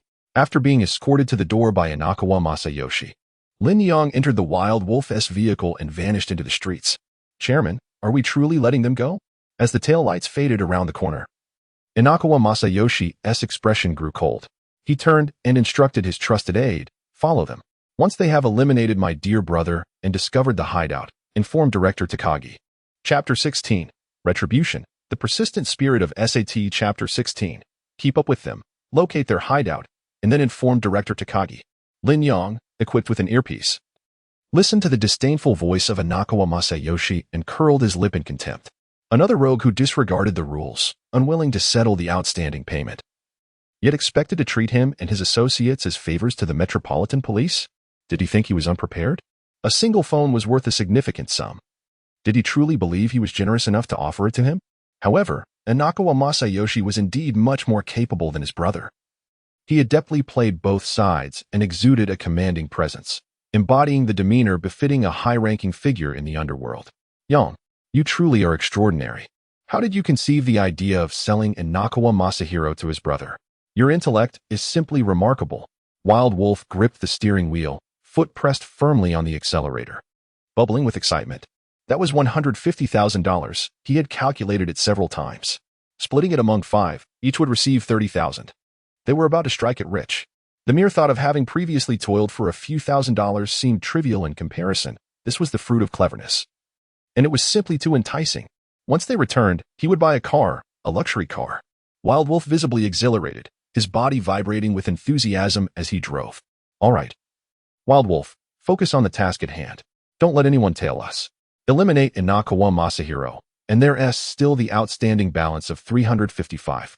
Complete this deal, and we can retire. The urgency in the communication was palpable, even as it aimed to caution Wild Wolf. The underlying excitement was unmistakable. 5 million, 1 million each, was a dream beyond imagination. Wow. Oh, yes. I'm going to Hawaii for vacation, with beautiful beaches and lovely women. Ha ha ha. Wild Wolf exclaimed, already envisioning the idyllic scenes of his future vacation after receiving the money. Hey, guys, calm down. Lin Yang interjected, feeling the need to dampen their enthusiasm. Don't even think about the 350,000. It's unattainable. What? Damn it. Watch the road. Don't look at me. Lin Yang snapped, annoyed. Wild Wolf was particularly sensitive about the unattainable balance, turning to stare at him intently. I gave the phone containing the video of Inakawa Masahiro to Inakawa Masayoshi, along with a listening device. That guy is already prepared to sell us out to the Tokyo Metropolitan Police after we eliminate Inakawa Masahiro. Lin Yang succinctly recounted Inakawa Masayoshi's scheme, prompting a cascade of expletives over the earpiece. Damn it. I wish I could turn back right now and shoot that bastard. Those Tokyo guys are utterly unruly. Wild Wolf slammed his hand on the horn, his dreams of a future luxury car shifting brands in the span of moments. An unbearable thought. It's all right, we mustn't be greedy. 150,000 is already ample. Let us hurry back, we're preparing to withdraw. Though slightly disheartened, the overall sentiment remained one of satisfaction. They had already earned more than enough. Wild Wolf, do you wish to eliminate Iwakawa Masayuki? Lin Yang remarked with a smile that bore a hint of irony. Hey, Yang, I was merely jesting. For 300,000, one can acquire a fine vehicle. There's truly no need to return and eliminate him. Wild Wolf shivered, mistakenly believing Lin Yang was genuinely intent on dispatching the undisciplined Iwakawa Masayuki. Indeed, it was unnecessary to return. Lin Yang nodded, his response alleviating Wild Wolf's concerns. He had nearly assumed Lin Yang was becoming overly fixated on the 3,500,000 remaining payment. However, the next moment, Lin Yang's words sent a jolt through him. Nevertheless, we must still take care of him. All right, it's done. Lin Yang nonchalantly produced a remote control and gently pressed a button. Yang, heed my words. It is truly unnecessary. No, wait a moment. What do you mean it's done? Wild Wolf, disregarding the vehicles ahead, turned in astonishment to see Lin Yang waving the detonator at him. What the hell? Wild Wolf exclaimed, momentarily at a loss for words. What's wrong? What's happening? Nothing much. I merely placed a micro-remote-controlled bomb in Iwakawa Masayuki's phone. Since we can't take it with us, we might as well make use of it. Lin Yang's voice resonated in the earpiece. The steering wheel and the harvester fell silent. And after a brief pause, the steering wheel's voice broke the stillness. Fuck, Wild Wolf was right. Yang, you truly are a genius. How could you even conceive of such a thing? It's simply monstrous. The harvester filled in the gaps with admiration. Preparation is key. Anticipate the enemy's moves, Lin Yang chuckled. While he may lack expertise in combat, he had always excelled in strategy. Enough talk. Let us prepare to retreat. Farewell, Tokyo, a city that defies all rules. Not a problem, we are all set. Eagle Eye can relocate now. Go, go, go. Laughter and cheer erupted in the earpiece. Boom. As Iwakawa Masayuki, who had been scheming to maximize his gains upon his brother's demise, suddenly found himself engulfed in an explosion. The micro-bomb's blast radius was indeed limited, but for Iwakawa Masayuki, who had it closely stored, it was fatal. His body was torn asunder at the waist, blood spraying forth. His pupils rapidly dulled as he reached out into the void, perhaps in a desperate attempt to grasp the last vestiges of life or to cling to his final aspirations of becoming the head of the Iwakawa family. Ultimately, as his arm fell limply, all hopes dissolved into nothingness. Chairman, my lord. The bodyguards immediately rushed to his side, and the hidden figures in black abandoned their concealment, hastening to Iwakawa Masayuki. Yet, it was all in vain. The explosion had left him in two pieces, and he was beyond saving. That scoundrel. Mobilize everyone. Spare no expense to eliminate them. Avenge the chairman. Contact the Metropolitan Police Department immediately. Request the SAT. Hurry. Notify the chairman at once. The villa erupted into chaos. A cacophony of disorder. Yang, now that we are in America, what are your plans? Are you still considering becoming a chef? Perhaps. But one must first address the issue of identity. Lin Yang shrugged, believing that when the time comes, things will naturally fall into place. With a bounty on his head, returning to China seemed unlikely. Thus, venturing into America appeared equally viable. His heart was now in a state of turmoil. And even if he were offered a chance to return to his previous life, he would have no desire to do so. Wait, what is that? The Wild Wolf inadvertently caught a glimpse in the rearview mirror, noticing something rising behind them. He quickly turned his head to look, seeing the helicopter's rotor blades churning as it pursued them relentlessly. Damn it. It's the SAT. We're in trouble. With that, the accelerator was pressed to the floor, and they surged forward. Chapter 17, A Frantic Dash, Life and Death at Full Speed Report. Target vehicle has been locked, currently fleeing towards Shinagawa. About to enter the Yokosuka line. The helicopter's rotor blades sliced through the air with a piercing sound as the observer pressed the earpiece to relay the information. Upon receiving orders, they set off immediately, quickly identifying the car occupied by Lin Yang and the Wolf. The entire SAT team had suffered casualties, igniting a fierce determination within them to eradicate these ruthless criminals. I am Police Chief Takagi, and I hereby command that the SAT ground units be deployed without hesitation at all costs. We must annihilate this gang of outlaws. Takagi personally manned the operations command center, seizing the communicator to issue orders. These damned criminals had tarnished the reputation of the Tokyo Metropolitan Police Department, forcing him, the esteemed police chief, to bow an apology at a press conference, an utter disgrace. Only by dismembering these fiends could he hope to restore honor. Understood. Team 1. Team 2, deploy immediately. The roar of engines filled the air as one after another. Vehicles emblazoned with the SAT Special Operations insignia surged forth from the base. Fully armed, the SAT operatives sat quietly within their vehicles, awaiting their commands. Team 1 was instructed to set up a blockade 5 kilometers down the Yokosuka line, while Team 2 was to pursue based on the directions given. The commander surveyed his seated team and declared, "These scoundrels are the culprits behind the massacre of Team T1. No prisoners are to be taken." Understood? Acknowledged. The convoy split into 2 routes, dispersing rapidly. Damn, are these guys like wild dogs, tracking our scent?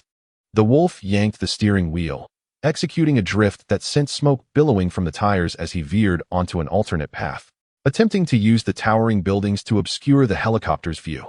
However, this ploy was evidently in vain. The aerial perspective was too clear, making it impossible to shake off the helicopter's tracking. Only 2 options remained. Either dive into an alleyway and abandon the vehicle, fragmenting their presence to evade detection, or face the inevitable carpet search that would ensue when the helicopter lost sight of them, leading to an encirclement by organized armed forces, a dead end. There was but one way out. Take down the helicopter and swiftly retreat to the U.S. military base while the aerial surveillance was temporarily disrupted. This was their only chance for survival. "We are 3 kilometers away. Prepare for extraction." The Wolf's eyes widened as he recklessly overtook vehicles on the street. Understood. "We are ready." The steady voice from the earpiece resonated. To the left. Caution.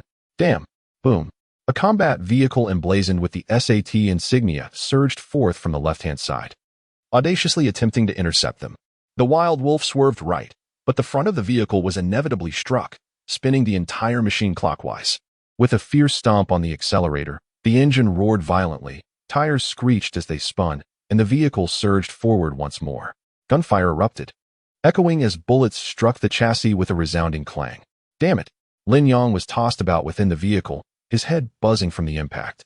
The passenger window shattered, sending shards flying into his neck, causing his vision to blur with a hint of red as his breaths grew labored. He reached down, retrieving the G36K he had previously confiscated from the SAT squad, positioning it against the window. As the vehicle sped along, swaying violently, Lin Yang did not bother to aim. He relied solely on instinct and pulled the trigger. Rat-a-tat-tat, rat-a-tat-tat. A series of rapid shots rang out. Bang! The windshield of the SAT vehicle stained with blood, and it soon lost control, careening off the road. "Well done, Yang. Eliminate these scum," the Wild Wolf exclaimed, exhilarated, as he glanced at the rearview mirror, witnessing the SAT vehicle spiraling out of control. Damn, 2 more are coming. Lin Yang's heart raced. He turned his head to see 2 SAT combat vehicles swiftly rounding the corner in pursuit. "FK, they're faster than us." The Wild Wolf pressed the accelerator to the floor, yet the gap between them continued to close. If this continued, they would be gunned down before reaching their predetermined point of support. "Trust me, turn right ahead." Lin Yang felt a surge of adrenaline. Life and death were at stake, and he had to fight for survival once more. Without hesitation, the Wild Wolf executed a drift into the right street. The vehicle skidded sideways. Uncertain of Lin Yang's intentions, the Wild Wolf chose to trust his comrade and adhere to the command. The vehicle came to a sudden halt, blocking the street, with the passenger side facing the oncoming threat. Lin Yang shouted, his muscles tensed as he anchored himself in the passenger seat. He half-kneeled, the G36K stock resting against his shoulder, his eyes gleaming with intensity. They're getting closer. 2 SAT combat vehicles turned the corner, their hoods barely visible within his line of sight. Lin Yang squeezed the trigger. Flames erupted from the muzzle of the G36K, making slight adjustments as the SAT vehicles fully entered the street. Bullets shattered the glass, and in an instant, blood sprayed from both driver and passenger seats, staining the windshields crimson. "Hurry, go," Lin Yang shouted, stowing his weapon. The wild wolf grasped the steering wheel and accelerated again. Rat-a-tat-tat, rat-a-tat-tat. Soldiers inside the combat vehicle disembarked, unleashing a torrent of gunfire at the rear lights. Yet their advance remained unimpeded. There are casualties. There are casualties. The second squad has lost the target. Bang. Listening to the chaotic and tumultuous voices from the front line, could not help but strike the table with great force. His face flushed crimson before turning pale. The target route remained unchanged, still fleeing towards the Yokosuka line. A small squad was in position, fully prepared for engagement. Taking a deep breath to steady his emotions, he activated the communicator, addressing Captain Ito. It's entrusted to you. Ensure they are captured without escape. Shingo Ito, the captain of the SAT team, instinctively straightened his chest, replying, Rest assured, Director. We shall arrive momentarily. Chief, where are you? The wild wolf swiftly turned into another street, nearing the designated location, which was characterized by sparse high-rises and an open terrain, providing no visual obstructions for the helicopter. This allowed for a lowered altitude to utilize machine guns in an attempt to neutralize the bandits. Proceed forward. The steering wheel calmly responded as the bandits fled into the open area, requesting aerial support to commence fire. Fire is permitted. Acknowledged. The helicopter, no longer lingering at a distance, began to accelerate into a dive, awaiting this moment. Concealed at a high vantage point, the steering wheel abruptly discarded its camouflage, rising to its feet and shouldering a Stinger missile. Beep, beep, beep. The MAWS alarm blared within the helicopter, indicating it had been locked onto by a missile. No. Quick. Deploy flares. With a rapid ascent, the helicopter released flares, but it was too late. The Stinger, notorious as a helicopter killer, utilized optical targeting and infrared guidance, with certain models equipped with advanced microprocessors capable of effectively distinguishing between decoys and actual targets. Moreover, the steering wheel had launched it just as the helicopter dove low. Boom. A dazzling explosion lit up the sky as the helicopter's wreckage plummeted, billowing thick smoke. Ha ha ha, splendidly done, you wretched fly. The wild wolf cackled, watching the helicopter descend in flames through the rearview mirror. Chapter 18. Everything is in the hands of the Inagawa clan Yu. Masahiro Inagawa was also taken into the vehicle, witnessing the gangsters draw out anti-aircraft missiles, once again bringing down a SAT helicopter. He was overwhelmed with fear, regretting deeply how he had entangled himself with such ruthless criminals. His son was lost, and now he found himself in peril as well. Yang suggested, We are leaving. Why burden ourselves with this liability? A single bullet would suffice. The wolf was perplexed as to why, at such a critical juncture, Lin Yang insisted on bringing Masahiro Inagawa along. Surely, they couldn't drag him to the U.S. military base. His value had been exhausted. And what was the point of keeping him alive? Lin Yang harbored a notion, uncertain of its efficacy. But the worst-case scenario would merely involve giving him a bullet before their departure, which would not yield significant consequences. The two vehicles resumed their journey, with the first vehicle, battered from previous encounters, led by the wolf, while the second vehicle was manned by the driver at the wheel, the harvester in the passenger seat. In the injured Eagle Eye, Lin Yang and Masahiro Inagawa seated in the rear. Traveling along the Yokosuka line, they aimed to reach the largest U.S. military facility in Japan, the Yokota Air Force Base, specifically its logistics base. The final stretch promised access to fresh attire and, through connections, entry into the military base. While the SAT could only watch helplessly, the bandits possessed formidable anti-aircraft firepower. This was reiterated. The aerial support team had been sacrificed. Report, we have lost track of the bandits. Came the grim announcement. Bang. Takagi slammed the table for the second time. Personnel could be concealed and retrained, but the helicopters were a total loss, which could not be hidden, representing a significant financial blow. Such losses marked a grievous error in his career and stained his political future. Once this operation concluded, he feared he would be forced to resign in disgrace. How could these ruffians do this? They had destroyed their political careers. Did they intend to escape unscathed? A small team had detected the bandits' whereabouts. 2 vehicles, number of occupants unknown, approaching their position. Shingo Ito, peering through binoculars, identified the battered vehicles heading towards the checkpoint, a definitive confirmation of the damned criminals. Good. There was still a chance. As long as they captured the bandits, hope remained. Takagi quickly grabbed the communicator. Captain Ito, eliminate them at all costs. That is an order. Hearing Takagi's command, Shingo Ito felt a surge of excitement. The director's emphasis on this task promised significant recognition for him upon its successful completion. The entire team prepared. The well-trained SAT squad swiftly took position behind obstacles and vehicles, readying their weapons, even mounting heavy machine guns. Shingo Ito exuded confidence. With such firepower, he doubted the bandits could escape. Damn it, they're intercepting. What now? The wolf was the first to detect the enemy's approach. Charge forward. We must reach them before the pursuers arrive. The steering wheel decisively commanded, and with a thunderous roar, the two vehicles accelerated towards the interception point, firing at will. Shingo Ito ordered, as the heavy machine gun adjusted slightly, aimed at the lead vehicle. Damn it, it's a heavy machine gun. I'm bailing out.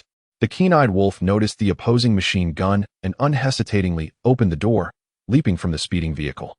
The survival rate of jumping from a moving car was low, but faced with a heavy machine gun, Wolf preferred to risk a fatal fall rather than be reduced to fragments. The machine gun unleashed a torrent of bullets, and in an instant, sparks erupted from the lead vehicle, its front end torn apart by gunfire. Eagle Eye. The driver pressed the accelerator to the floor, shouting fiercely. Eagle Eye. Seated in the back, knelt on one knee, positioning the HK-G28 directly above the driver's head. Holding his breath and focusing intently, he made slight adjustments to his aim. And then bang! The bullet pierced through the windshield, cutting through the flames and smoke from the front vehicle, accurately drilling into the machine gunner's eye socket. The sound of the heavy machine gun abruptly ceased, yet the rifle fire continued unabated. Damn! Damn! The Reaper forcefully pulled the seat back, causing Masahiro and Nagawa to scream in agony. The PKM machine gun's tripod was set on the passenger seat, and it unleashed a barrage in response to SAT's gunfire. The driver curled himself as much as possible beneath the steering wheel, pressing the accelerator to the floor, while Eagle Eye remained unfazed, firing precisely despite the bullets shattering the glass around him. The Reaper's body trembled from multiple hits, blood erupting from his arm, yet he did not yield. He had to endure. 30 meters, 20 meters, 10 meters. Boom. The vehicle collided with the SAT's stationary combat vehicle, leading to close-quarters combat. With a crash, a figure burst through the shattered glass, and Lin Yang, senses heightened, gripped his Glock 17, scanning his surroundings. To his left, two enemies emerged from behind a car. He could hear a groan beneath the overturned combat vehicle, and to his right, the sound of a magazine being reloaded. Raising his hand, he fired. Bang! Bang! The two SAT members, who were just about to adjust their aim, were struck in the head, blood erupting forth.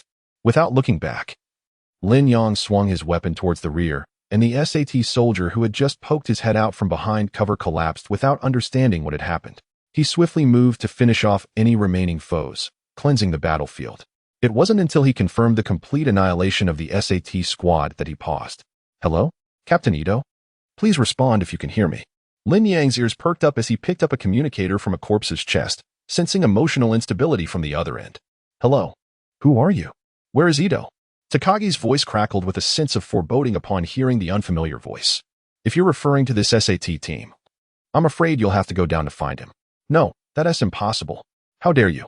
Takagi stammered, realizing the gravity of the situation. Ito's squad was elite. How could they have been wiped out in such a short time? You're all dead. The Tokyo Metropolitan Police Department will not spare you. I, as the director, may lose my position, and you shall not escape. I intend to contact the self-defense forces to dispatch troops. You are all doomed.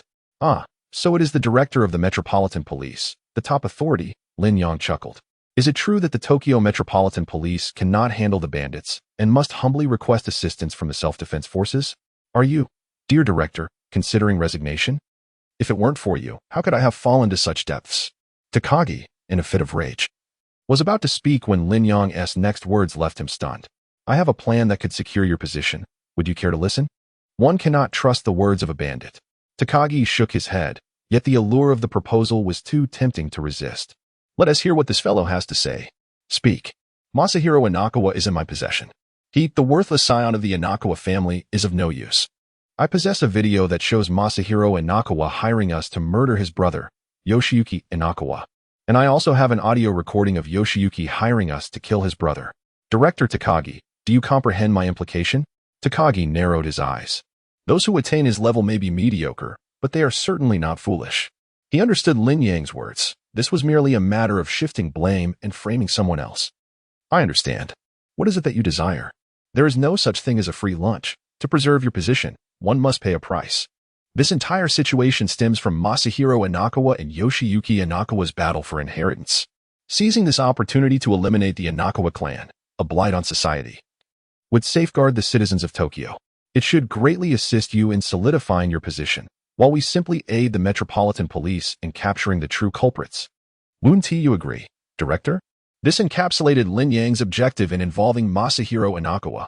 Otherwise, with a bounty on his head in Japan, he could not possibly remain in the land of the rising sun indefinitely. Your warrant will be revoked. Takagi took a deep breath, resolute. As long as he could retain his position, the Inakawa clan could be sacrificed. The truth was inconsequential, as long as it benefited the upper echelons and deceived the public. It was entirely acceptable. Such matters were his forte. Excellent, Director Takagi. The mastermind behind this heinous incident in Tokyo, Masahiro Inakawa, has brutally slain a team of SAT operatives in Yokosuka but has been subdued by a passing Good Samaritan. Please dispatch someone to take over promptly. Lin Yang smiled. Chapter 19. Money paves the way. Departing Tokyo. New Troubles. Chapter 19. Greetings, I am Andrew. Mr. Wilson has entrusted me to convey his regards to you. The 5 individuals discarded all their weapons and, traveling light, approached a logistics base not far away. Andrew, the one at the helm, greeted a middle-aged officer stationed at the entrance of the base, urging the others to follow.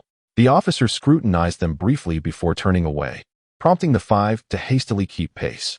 Andrew, though the true name of the driver, was of little concern to Lin Yang, who was more intrigued by the surroundings. He had never set foot in America, let alone entered AU's military base. To his astonishment, they were allowed to walk in so openly. Soldiers stood guard at the entrance, yet they appeared oblivious to the presence of the 5. Was this indeed the U.S. military? Lin Yang felt his perception being radically reshaped, realizing that one could stride in with such boldness. Sir, 5 individuals, that amounts to $1.5 million. He heard as they followed the officer into a small room. Andrew produced a prepared card and handed it over. This was no ordinary bank card. It bore 2 strings of numbers representing an offshore anonymous account and its password, containing $150,000.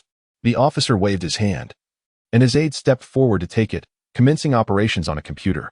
The officer glanced at them, finally fixing his gaze on Lin Yang, who appeared conspicuously out of place. Wilson had not mentioned a 5th person, especially not one from China. Lin Yang pressed his lips together, sensing that he was the target of scrutiny. Sir, 30,000 each, the same for all, is it not?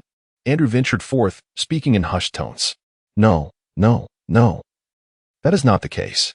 The 4 of you may, but he cannot, the officer replied with a serious demeanor, gesturing towards Lin Yang. Yalong discerned the officer's blatant bias and was about to step forward when Lin Yang held him back, offering a reassuring glance before advancing himself. My identification, he stated calmly, presenting a card. $20,000. Sir, what do you perceive me to be?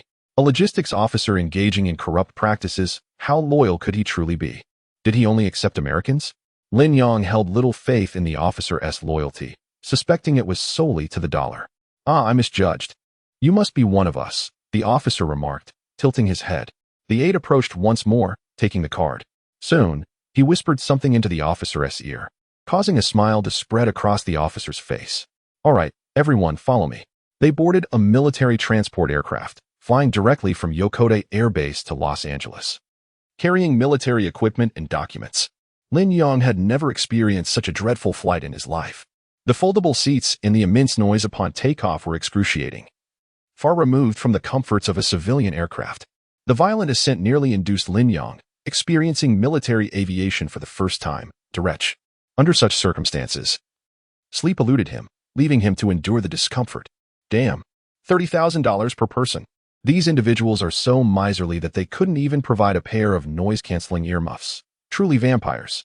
The wild wolf shouted vehemently. In such an environment, speaking softly was futile. Lin Yang had grown accustomed to the wild wolf commencing his sentences with expletives. Yet he was astonished to see the harvester peacefully asleep amidst such adversity, truly a marvel in Lin Yang's eyes. Well, it's fortunate we can return. Not to mention that each of us will receive 300,000. Oh, Yang, you only have 100,000 left. The steering wheel visibly relaxed. He adapted reasonably well to the surroundings. Lin Yang shrugged, indifferent. Without that 200,000, he feared he wouldn't be able to leave. Money? Spend it when necessary. The days of earning will come. Finally, it's over. Allow me to introduce myself. I am Andrew. The steering wheel smiled at Lin Yang, signifying the completion of their mission. As they were about to return to normal life, Hans nodded slightly in acknowledgement. Just call me Bill. You may refer to that fellow as Ferguson. The wild wolf gestured towards the peacefully sleeping harvester and then turned to Lin Yang. Yang, your mind is truly extraordinary. I am genuinely curious about how you conceive those strategies. The wild wolf found Lin Yang's various maneuvers incomprehensible. For his intellect, it was akin to a dimensional strike. Well, it's not too surprising, Lin Yang replied. Among 10 individuals educated in traditional Chinese culture, 9 would arrive at similar conclusions. With sharp minds and adept arithmetic skills, it is no wonder they say that Chinese people are geniuses. Lin Yang felt somewhat awkward listening to this, but the wild wolf appeared quite earnest. By the way, didn't we prepare 2 sets of remote-controlled explosives? Where's the other one? The wild wolf scratched his head, suddenly recalling this matter. It had cost a pretty penny, and discarding it felt regretful. Oh, I disposed of it beforehand. Disposed of it? I didn't see that. Where did you throw it away? Just in a restroom. Lin Yang shrugged. At that moment, he had already become a reckless fugitive, naturally fulfilling a long-held desire. As for which restroom, any Chinese person would understand. Lin Yang merely did what every Chinese traveler in Tokyo wished to do. Oh crap, Yang, bombing a restroom is not a commendable habit. The wild wolf could almost taste it just from thinking about it. It's not what you imagine. Let us just call it bombing a restroom. There's little difference. Lin Yang had no intention of explaining further. Such matters wouldn't implicate him. Takagi would arrange everything clearly. It was all the work of the Inagawa family. Unless he no longer desired that footage and recordings. Oh, damn it. The landing of the military transport aircraft was far more tumultuous than its takeoff. Even the slumbering harvester was jolted awake by a sudden jolt, exclaiming a colorful greeting to the pilot's family. Finally arriving at their destination, Lin Yang felt as if his body were on the verge of disintegration, necessitating a period of rest. As he closed his eyes and subsequently opened them again, he found it was already the following morning. Splashing cold water on his face, he recalled that he had arrived in Los Angeles and was currently residing at Andrew's home. A simple breakfast of a sandwich accompanied by milk awaited him, just as he intended to inquire of Andrew whether there were any viable solutions regarding his identity. An unexpected guest strode into the living room. Hey, Monica, what brings you here? He greeted warmly. The somewhat portly woman, however, did not respond to Andrew's enthusiasm.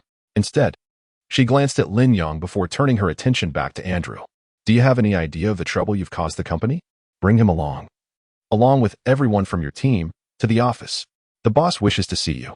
With that, she pivoted and exited in a whirlwind of urgency. What is going on? Lin Yang questioned, bewildered, while Andrew's expression darkened. It appears we are in quite a predicament. Chapter 20. Detrimental Impact and Compensating Losses. Andrew. Since when have you been following me? In the vast office, Andrew, Lin Yang, and 3 others stood quietly before the desk. The man seated in the executive chair paused his work on the computer, leaned back, and with arms crossed, quietly observed Andrew. Lin Yang simultaneously scrutinized him. The man appeared resolute, with sharp features, yet faint lines of age marked his forehead, suggesting he was around 50 years old. From the exposed neck in the well-fitted suit, it was clear that this was indeed the boss that Andrew referred to, Mr. Wilson. 11 years, Andrew responded. Yes, indeed, 11 years. You could be considered a veteran of the company, yet to this day, you remain merely a squad leader.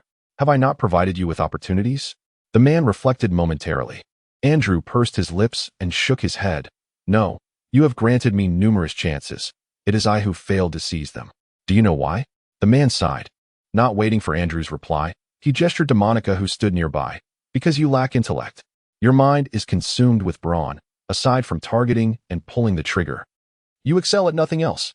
Monica interjected, her tone elevated as she approached Andrew. The boss has not withheld opportunities from you. You've squandered them all. And now, you've committed such a blunder. Andrew appeared bewildered. What have I done wrong?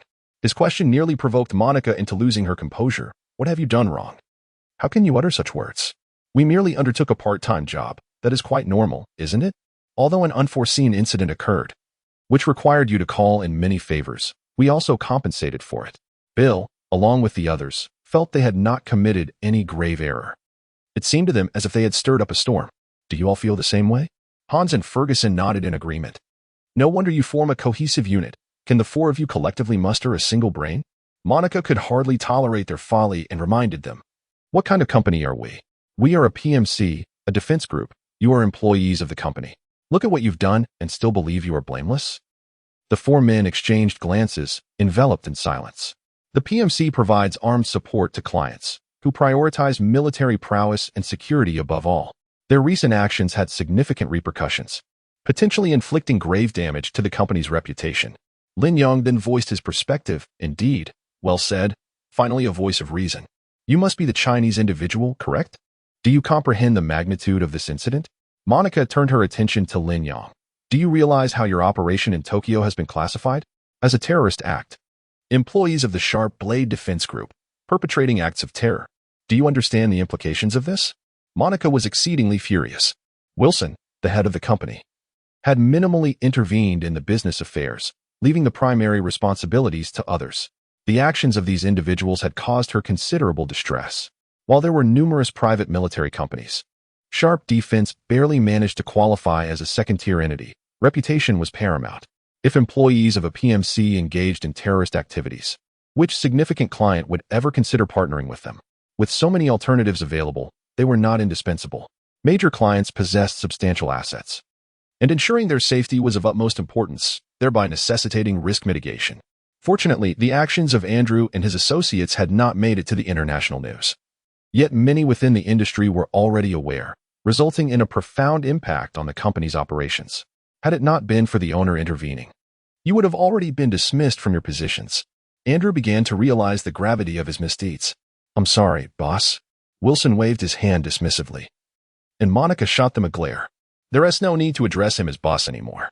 As the situation unfolds, the company has officially announced that you ceased to be employees over a month ago. This was a measure to sever ties and salvage whatever reputation remained. Though those in the know understood the limited efficacy of such actions, this is the company's resolution regarding your conduct. Given your connection with the owner, I refrained from taking more drastic measures, but in business terms, the company's losses must be compensated. Monica straightened her expression, gazing at Andrew and the others. "Boss, I can only come up with 350,000. I can offer only 330,000. Before Hans could catch up and state his potential contribution, Monica interrupted. "What are you doing? Do you believe your savings are substantial? Do you have any idea how much the company has lost? Is it merely your few 100,000? $1 million or so? I'm sorry, that's all we have." Andrew lowered his head, while Lin Yang furrowed his brow, sensing the underlying issues. "Mr. Wilson." "Yes? I presume you did not summon them merely for this lady to reprimand them." "Oh, what do you suggest I should have in mind?" Wilson turned to Lin Yang.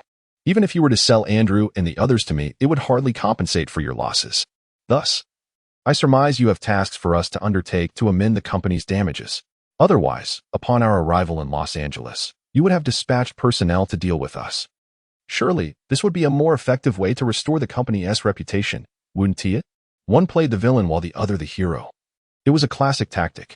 Lin Yang discerned the dynamics between Wilson and Monica. Clapping his hands, Wilson exclaimed, "Excellent, excellent. I assume they relied on you to escape from Tokyo, as these four stubborn minds have somehow found a clever individual. Boss, if there is something you need us to do, you can be straightforward about it." Andrew muttered, somewhat disgruntled by Monica's recent tirade that had left him feeling anxious. "Silence. I did not ask for your input.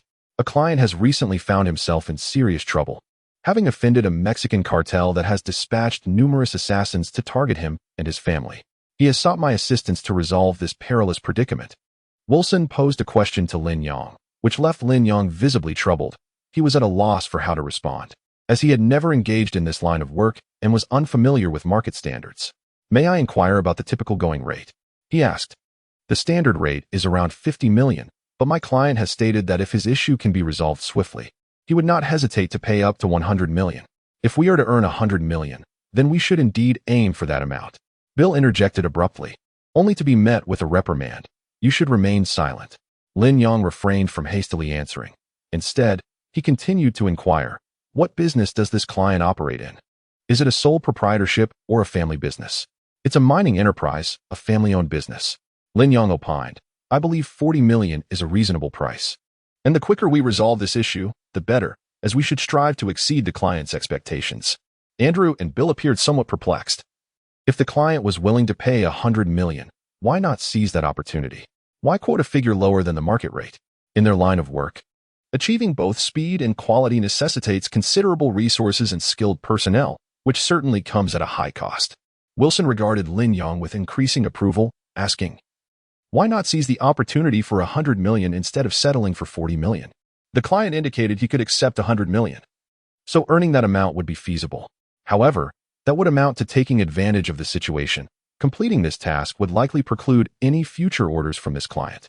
Conversely, by offering our services below the market rate at 40 million, we provide the client with a favor while also resolving the issue swiftly and effectively, thereby showcasing our capabilities.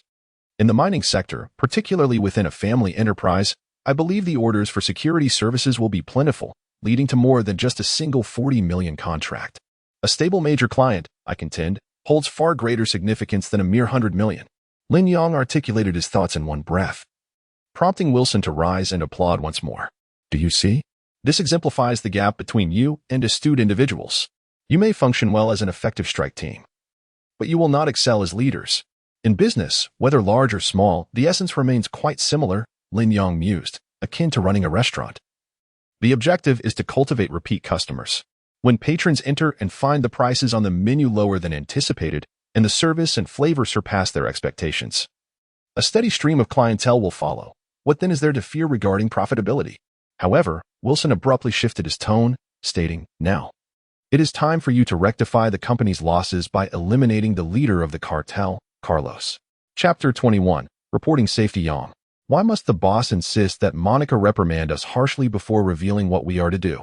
Why can't he simply state it directly? Upon returning home, Andrew leaned back on the sofa, perplexed. It was evident that he could convey the message straightforwardly. Having caused a negative impact on the boss, he could readily redeem himself. Why all the convoluted methods? Well, how should I put it? There exists a principle of benevolence coupled with authority. You see? Lin Yang observed Andrew and the others, who appeared utterly bewildered, and sighed. These 8 characters resonate deeply with the Chinese, but elucidating them to these Americans proved to be quite the endeavor. It required several minutes of earnest explanation before they grasped the rationale behind it. It seems that conversing with intelligent individuals can be quite cumbersome. Yet achieving this task is undoubtedly a formidable challenge for us. Bill nodded in acknowledgement and then expressed his own concern. Cetas Group, one of the major drug cartels in Mexico, was established by a cadre of Mexican special police officers. Although the original founders have long since perished, their brutal training methods and business practices persist.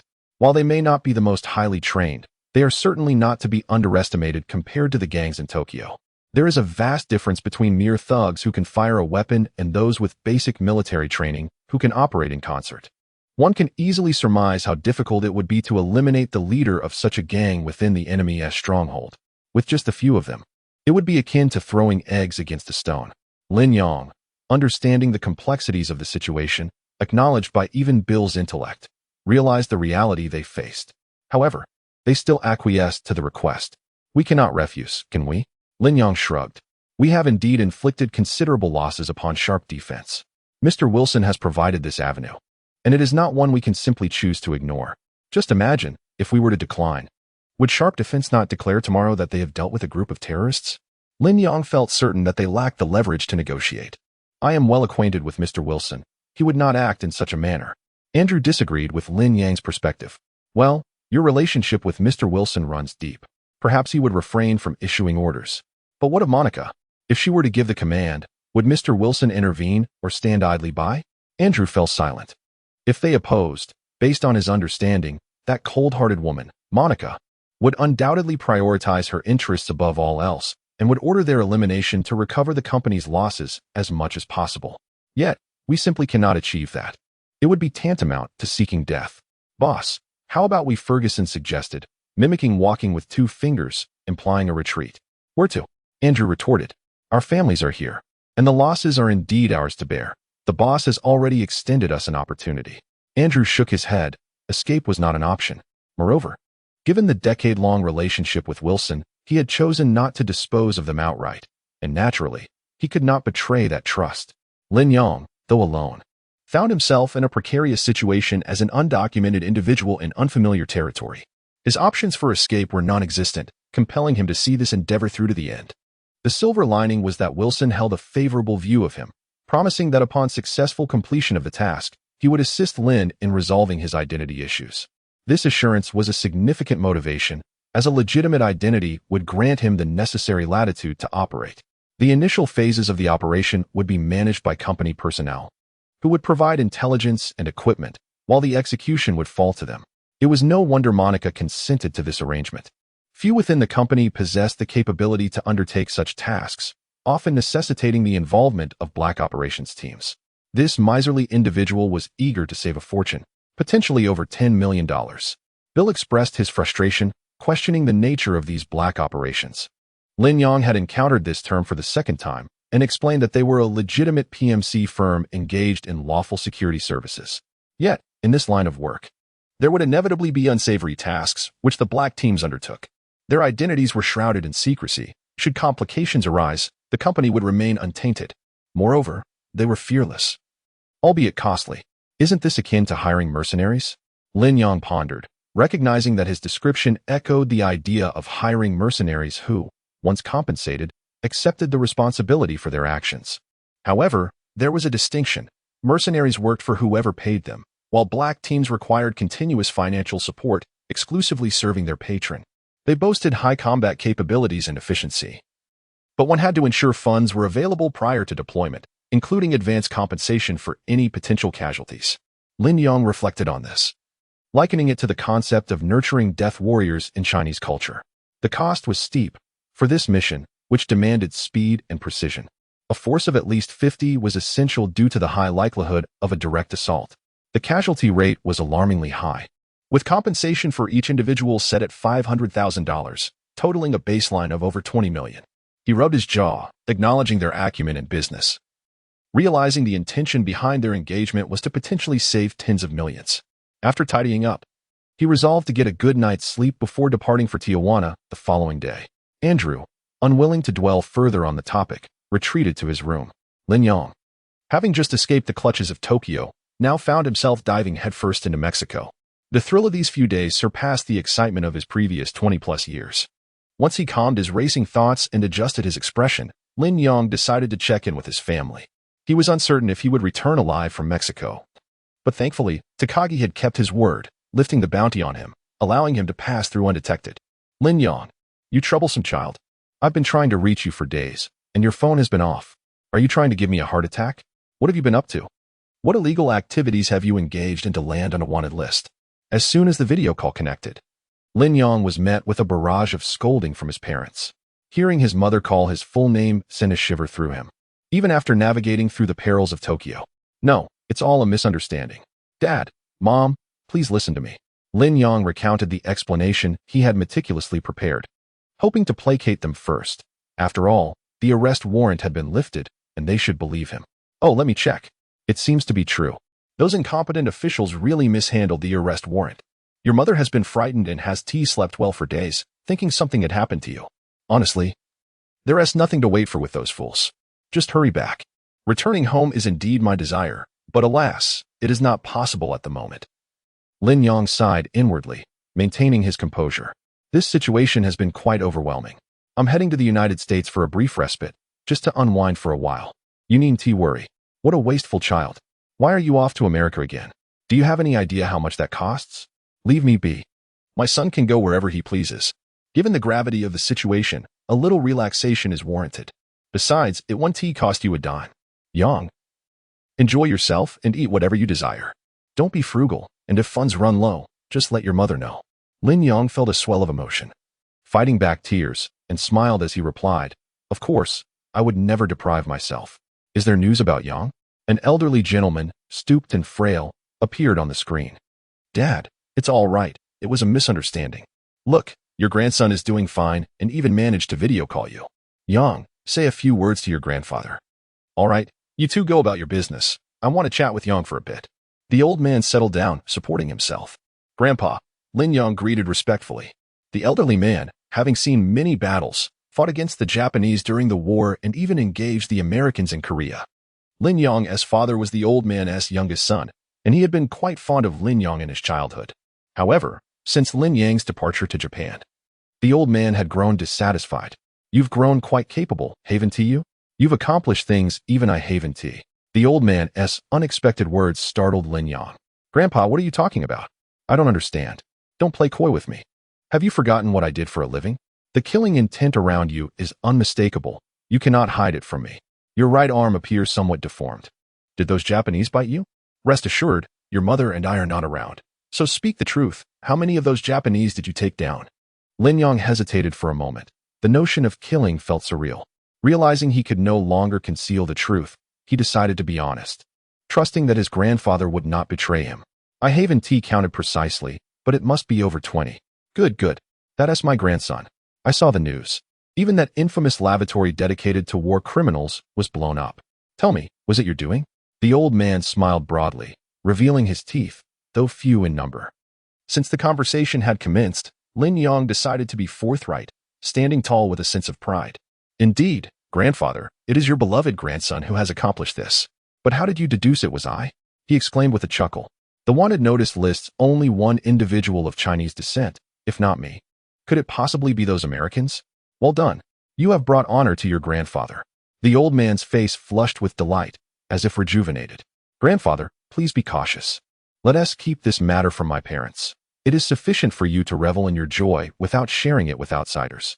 I have only just managed to come to America. If this were to spread, I might truly find it impossible to return home.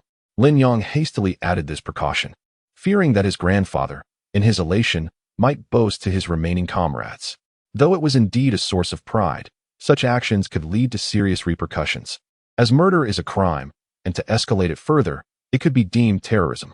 It could very well result in his inability to return to his homeland. All right.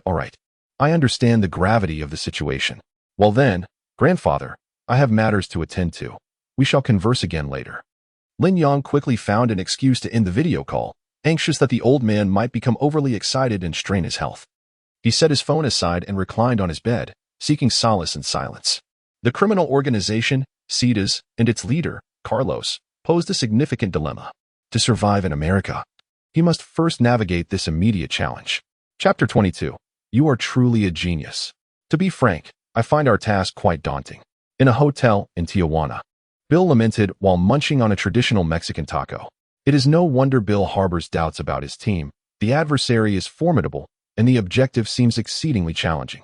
The emergence of the cartel de CEDAS stemmed from the defection of 46 elite soldiers from the Mexican Army's Airborne Division. Over the course of more than a decade, they have established an extensive network of crime encompassing drug trafficking, arms dealing, and human trafficking throughout Mexico, with strongholds in hundreds of cities and a vast number of operatives armed to the teeth. To dismantle such an organization with merely a four-man team is akin to scaling the heavens. Yet, one must not succumb to despair. Everything is achievable with effort. By the way, what assistance can the Blade Defense Group provide us? Surely, it cannot be expected that we shoulder every burden alone. That would be quite unreasonable. Lin Yang swallowed a mouthful of taco, which was rather palatable, reminiscent of the Chinese jianbingguozi. Given the dire circumstances, regardless of the challenges ahead, we must forge ahead and devise a battle plan based on our available resources. We cannot simply charge into the cartel's lair armed with nothing but bravado. Andrew and Bill may be reckless, but they are not fools. Such a course of action would be tantamount to courting death. Monica informed me that the intelligence gathered by the company could be shared with us, and we could request any information we require. They would do their utmost to procure it. Furthermore, regarding weaponry, Monica had already established contact with an arms dealer in Tijuana. We could procure whatever weapons we needed, charging it to the company's account. Andrew shrugged, revealing the extent of support available to them. No personnel assistance would be provided. Lin Yang's lips twitched in disappointment. He had assumed Monica would at least allocate some personnel to assist.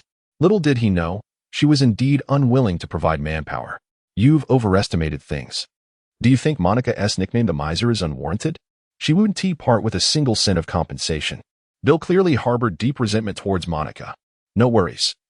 Where there are many, there are methods for many, and where there are few, there are methods for few.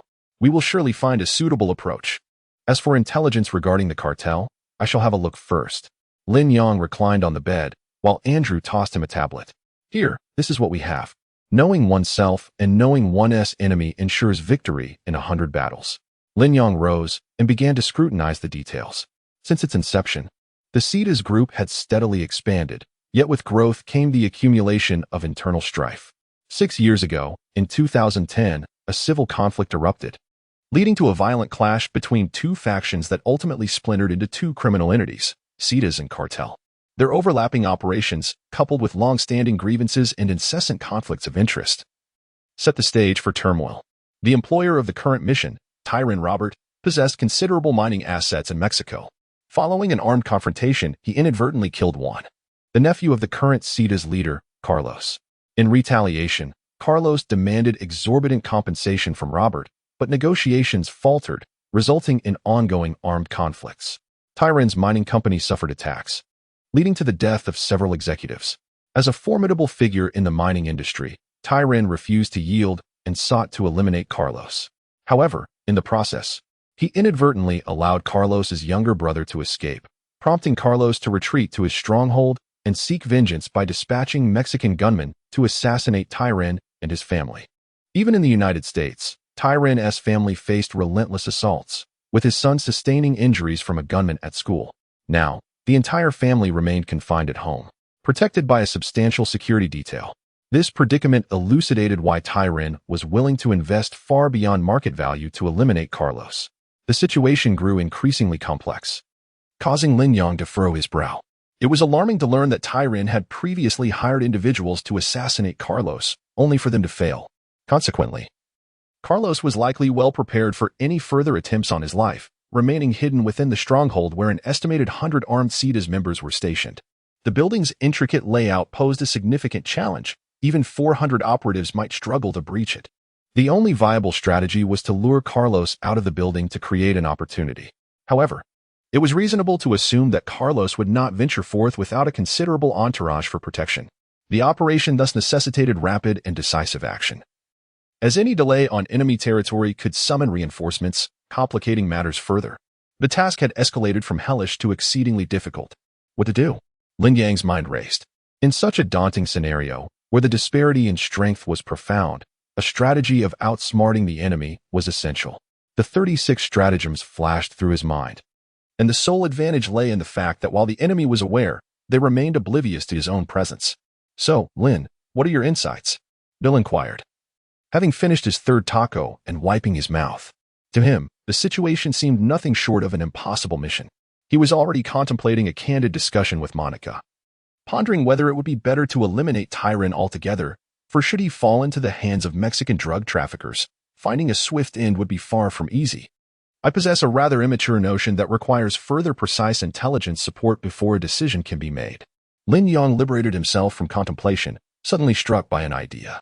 Ward, can you devise a solution as well? Pray, share your thoughts.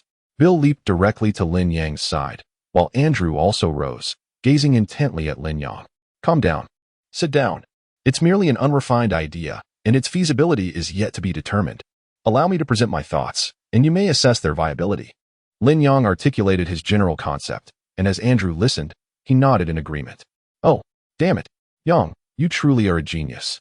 Chief, I believe it could work. What do you think? Bill felt once more overshadowed by Lin Yang's intellect. The seemingly insurmountable situation had unexpectedly yielded a practical solution. I find it feasible. I shall contact Monica immediately to ascertain the intelligence. Chief, the miser will hardly spend money to procure information for us. Humph. If we don't acquire intelligence, the four of us are merely courting death. Would our demise benefit her? She would still have to deploy the Black Ops, whether it costs a fortune or a pittance. She is far more astute than you realize. Andrew entered the restroom to reach out to Monica, while Wild Bill scrutinized Lin Yang's head, peering left and right. Damn it. I truly wish to unlock your mind and see how it operates. I now find myself believing that we might indeed have a chance to accomplish our mission. I propose that from now on, Yang's nickname shall be Genius. The Reaper, Ferguson, voiced this suggestion, instantly garnering Bill's enthusiastic endorsement. I think it's splendid, Reaper. Let it be so. Genius, Yang, you are unequivocally a genius. Before Lin Yang could voice his opinion, Bill had solidified the decision. A genius, indeed, Lin Yang chuckled, recently feeling a liberation of his innate nature, almost akin to a social butterfly. Yet, the juxtaposition of genius on one side and madness on the other seemed rather fitting. Chapter 23. The armament is fully stocked. Reconnaissance begins. Acquire whatever you desire, without concern for the miserly Monica's budget. Secure 10 crates each of defensive and offensive grenades, along with night vision goggles, drones, and surveillance equipment. Regardless of their immediate utility, simply load them up.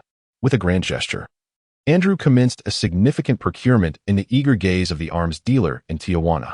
After all, there was no personal expense involved, so they might as well take full advantage. The Wild Wolf gleefully carried boxes of grenades outside, while the Harvester hoisted an M560 machine gun, adorned with several ammunition belts. Lin Yang was equally industrious, gathering heavy and light ballistic vests, complete sets of night vision gear, drones, and C4 explosives, taking whatever caught his eye and transporting it to the vehicle. This was a treasure trove. They needed to amass as much as possible.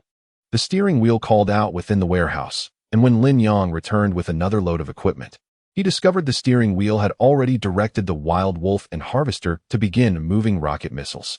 Is this all the M4 recoilless rifles we have? Take them all. And the AT, 4 rocket launchers. Load those too. Don't forget the M72. Take everything. The steering wheel had shed the earlier reluctance demonstrated in Tokyo over purchasing a single Stinger missile, now confidently waving his hand as if to dismiss any doubt. The arms dealer, beaming with delight, not only enlisted his underlings for assistance but also joined in the labor himself. Seeing that their own vehicle was overflowing, he promptly brought forth a pickup truck to facilitate the delivery. Will we ever use all this? Lin Yang mused, observing the rockets being loaded onto the truck. It felt rather extravagant. There were only 4 of them, and their understanding of such weaponry was limited to the realm of cinema and video games. None of them had any practical experience. As he surveyed the scene, it was evident they had at least 20 rocket missiles, surely enough to last a lifetime.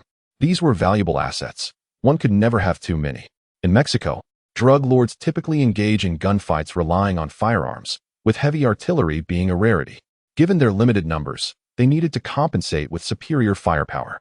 Even if they remained and used, possessing such might offered a sense of security. Striking others was preferable to being struck. Since there was no personal financial burden, Andrew was indifferent. The more firepower, the better. Lin Yang nodded in agreement, feeling a strange sense of reassurance gazing at the pickup truck brimming with rockets. In retrospect, he even considered that they could afford to acquire even more, for those from Huaxiao fear insufficient firepower above all else. Was it excessive? Not in the slightest. Upon returning with 2 fully loaded vehicles, the Wild Wolf examined their haul with a sense of pride, while the Harvester appeared as a formidable figure. Adorned with several machine gun ammunition belts and cradling an M60, truly a paragon of masculinity. Lin Yang, though not particularly well-versed in firearms, opted for an 416 Hong Kong dollars rifle to hang across his chest, 2 Glock pistols at his waist, and 2 military daggers, one on his left hip and the other on his right calf. The combat vest was adorned with an array of ammunition clips, complemented by 4 grenades. After gazing into the mirror, Lin Yang felt a surge of confidence in his full battle gear, a sight that was a rarity back home, where even toys of such ilk were seldom seen. Now clad in authentic equipment, he imagined how many men from Huaxiao would envy his formidable appearance. Hey, genius. What are you up to? Nothing much, Lin Yang replied, observing Andrew, who was scrutinizing him in return. If you're not doing anything, why are you fully kidded out? Didn't you mention we were going to scout the area? The streets are crawling with sighted spies. You're making yourself an easy target. Damn. Why didn't you say so earlier? Lin Yang's mouth twitched at the thought. He had assumed that scouting required being fully armed, and now he faced the cumbersome task of removing the gear he had donned with effort. Here is the distribution map of CITES and the cartel in Tijuana. As you suggested, I've highlighted the areas where they have friction. Spreading out the map, Lin Yang scrutinized the Tijuana layout, where red and blue circles marked the strongholds of the CITES and the cartel, respectively. Notably, at the center of the red circles was a highlighted area, the core stronghold of CITES, where Carlos was currently located. In the northwestern section of the city, the red and blue circles intermingled, separated by merely a few streets. Let us head over here first. Lin Yang pointed to the area on the map. The 4 of them drove straight to their target, eventually settling in a street-side eatery with a clear view. As they indulged in snacks, they spoke in hushed tones, noting the sizable presence of drug dealers keeping watch on the streets.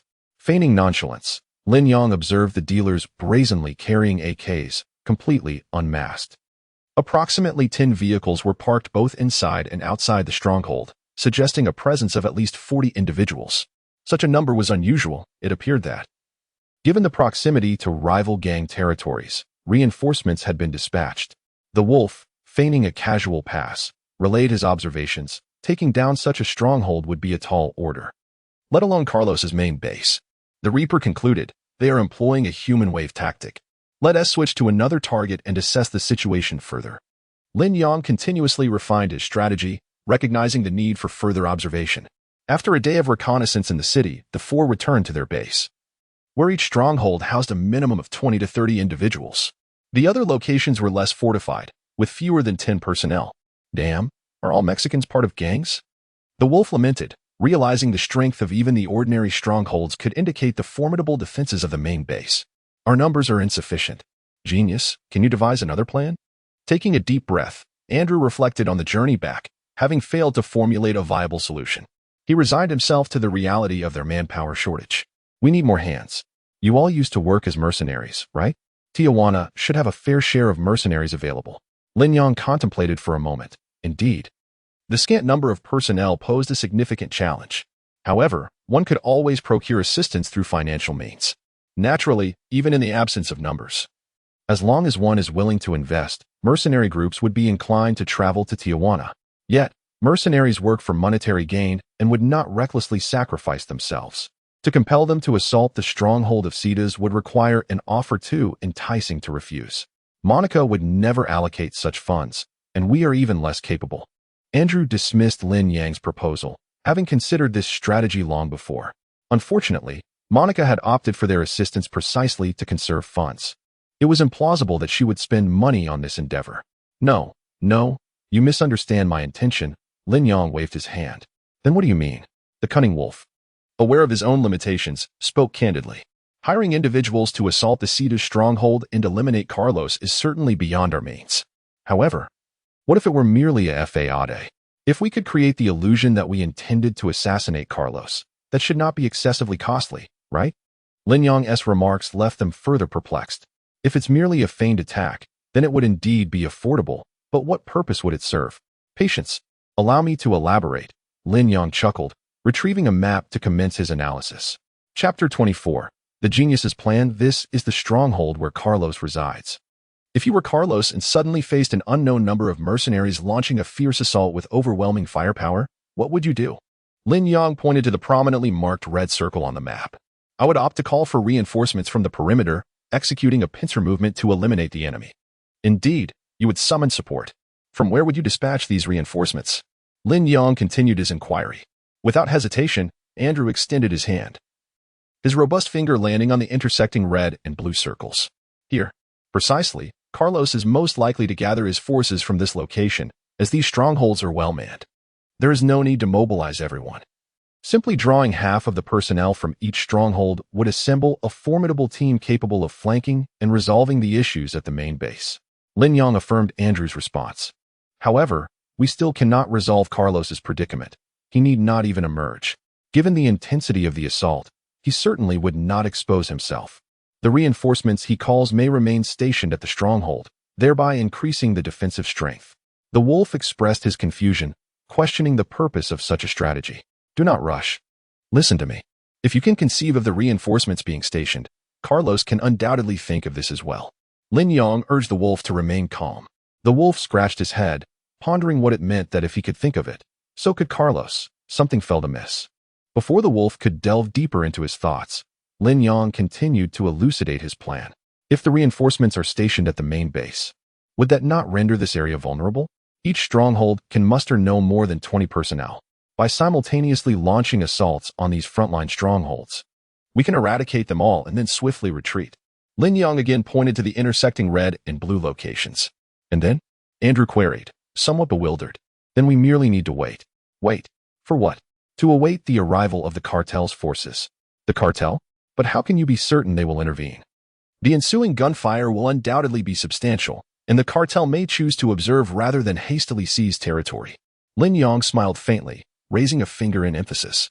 No. The cartel will undoubtedly take action. The intelligence provided by the Sharp Blade Defense indicates that a drug warehouse belonging to Cetas is located in this vicinity. Although we cannot ascertain which stronghold it is, we do not require that knowledge. We have no need for those substances. I believe the cartel will be eager to acquire them. Once we withdraw entirely, they will certainly take control at the first opportunity. At this point, the first step would be deemed complete. Goodness, is that just the first step? The wolf felt overwhelmed, his mind racing. Ugh, this is too complex. I'm a bit dizzy. You all can discuss it further. Call me when action is required. I'll take a rest. The Reaper felt mentally overloaded and chose to disengage, reasoning that as a machine gunner, his role was merely to provide fire support during combat. Brain? What is that? As long as someone in the squad has one, it suffices. And what about the next steps? Andrew rolled his eyes at the harvester and continued to press Lin Yang for details. The next step involved hiring individuals to spread rumors about the feud between Carlos and Tyron, claiming that Tyron had spent a fortune hiring someone to kill Carlos, and that Carlos would face death the moment he dared to step outside. Lin Yang raised his second finger, questioning the rationale behind this strategy. Wouldn't this merely compel Carlos to remain entrenched in his stronghold? What benefit does this confer upon us? Patience, Andrew replied. It may not yield immediate benefits for us, but it will certainly serve the interests of the cartel. I believe the cartel would relish the prospect of Carlos's demise, thus they are bound to take action, forcing Carlos to confront the situation. A stroke of genius, Lin Yang exclaimed. Thus, we shall seize the opportunity to eliminate Carlos. Andrew's eyes sparkled with enthusiasm. He had not anticipated Lin Yang's scheme to be so meticulously crafted. It was apparent that Carlos would be unable to foresee this. And while they might struggle to devise a means to compel Carlos to vacate his stronghold, the cartel, as his sworn adversary, undoubtedly possessed a profound understanding of both the Zetas and Carlos. They would find a way to compel him to take charge of the situation. Drug cartels are not monolithic. When faced with hostile forces, a leader cannot simply hide in his lair due to a bounty placed by a wealthy individual. Such behavior would not sit well with his followers. The moment Carlos stepped out of the stronghold he had cultivated for years, the chances of eliminating him would significantly increase. Though he would likely be accompanied by numerous guards, the mere prospect of success invigorated the wild wolves in the steering wheel with a newfound hope. Indeed, the third step is to send Carlos to meet his maker, though ideally, we should not be the ones to engage directly. Lin Yang shook his head. While merely forcing Carlos out of his stronghold would lower the difficulty of the task, it remained an exceedingly formidable endeavor for their small team. Should they hire mercenaries? The cost would likely be substantial, and Monica might not consent. However, fear not, your plan is already remarkably sound. It is now our turn to act. As we are the elite strike team of Sharp Blade Defense, Andrew believed Lin Yang had reached the limits of his capabilities from this point onward. It was a matter of sheer resolve. They had entered their area of expertise, and there was no need for mercenaries. Yet, uncertainty lingered. His knowledge of Tijuana was still insufficient. They would take it one step at a time, as unforeseen variables could arise, and it might ultimately fall to them to engage directly. Lin Yang felt the plan could be further refined, yet the current intelligence and resources permitted him to achieve this point. No matter, this was adequate. They did not intend to throw away their lives carelessly, but they were not afraid of taking risks, for this was their specialty. Andrew chuckled heartily, patted Lin Yang on the shoulder, and picked up the phone to contact Monica. Even through the bathroom door, Lin Yang could hear Andrew's fervent debate. Soon, Andrew returned. What did that miser say? Surely she wouldn't refuse to allocate even this amount of funding, if she is unwilling to support such a brilliantly devised plan. Then I would rather face death and compel her to dispatch the Black Ops team. The wild wolf gazed at Andrew, expressing her discontent. She had no desire to expend those tens of millions. She had consented, but only to hire low-tier mercenaries. They might manage to win easy victories. But once the situation grew dire, these fellows would flee faster than anyone. Andrew shrugged, clearly dissatisfied with this outcome, while Lin Yang breathed a sigh of relief, fearing he might be unable to gather enough manpower. However, it was all right. They were not intended to engage in fierce battles, and this arrangement sufficed. The wisest decision I ever made was to bring you back from Tokyo. You are truly a savior. Since I have already been dismissed, once this mission is successfully completed and I return safely, I shall retire from this line of work.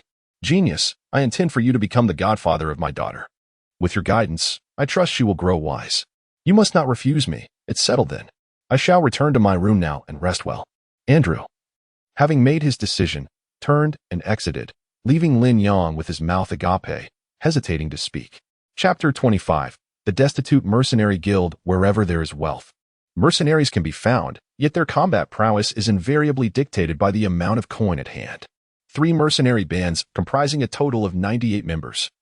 Cast doubt upon their martial capabilities. They lack even the means to equip themselves with bulletproof vests. Upon meeting the mercenaries summoned by Monica, my assessment was rather dismal. The miserly individual claimed they were the closest mercenaries to Tijuana, likely the cheapest as well, having offered me a mere $1 million. Boss, I share your sentiments. Not only do they lack bulletproof vests, but the Ice Bear mercenary group, if I weren't told otherwise, I would have mistaken them for refugees. The wild wolf could scarcely believe his eyes. Is the threshold for becoming a mercenary truly so low? Lin Yang found it equally hard to watch. To avoid alarming the enemy, all 3 mercenary bands awaited in secluded locations. Today, our quartet ventured to assess them. Arriving at a unanimous conclusion, these groups epitomized the lowest tier of mercenaries, deserving the title of cannon fodder. In this line of work, to be inadequately equipped with bulletproof vests is nothing short of a death sentence. Well, having some is better than none. As long as they can wield a weapon and fire it, we won't require them for a siege. Lin Yang sighed, relieved that his plans did not necessitate a particularly formidable team. Were it otherwise, the current circumstances would render execution impossible. It must proceed this way. The leaders of the 3 mercenary bands would arrive shortly. Genius, you must brief them on the specifics of the mission. The main forces of the mercenary groups were momentarily hidden, yet the particulars of their tasks required clarification from the employer. A meeting had been arranged with the leaders of the 3 mercenary bands, and soon there was a knock at the courtyard door. Wild Wolf swiftly ushered 3 men inside. The leaders were from the Gale mercenary group, Hurricane, the Vicious Wolf mercenary group, Black Wolf, and the Ice Bear mercenary group, Giant Bear. Each leader was a robust figure. Hurricane appeared to be an ordinary Western man. His gear was commendable, a complete set of combat equipment. Black Wolf, also of Western descent, bore a more effeminate visage. Yet his equipment was not lacking. Lastly, Giant Bear, with a face adorned by a thick beard, looked the most rugged, yet his gear was quite meager. Even Lin Yang, an outsider, could discern that his equipment paled in comparison to that of the other 2 leaders. As the 3 leaders met for the first time, they exchanged greetings with the employer before appraising one another. Notably, Hurricane and Black Wolf displayed disdain towards Giant Bear's equipment. Clearing his throat, Lin Yang said, "Now that we are all gathered, I shall outline the specifics of the mission." He rapped on the table and unfurled a map before them. The first task is straightforward. You are to assault this building. Of course, you need not actually breach its defenses, but you must create the impression that you intend to do so. Do you understand my meaning? Understood. A feigned attack that appears genuine, correct?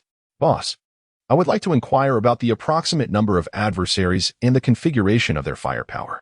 Hurricane nodded, understanding the mission well. However, it must be based on the opponent's capabilities.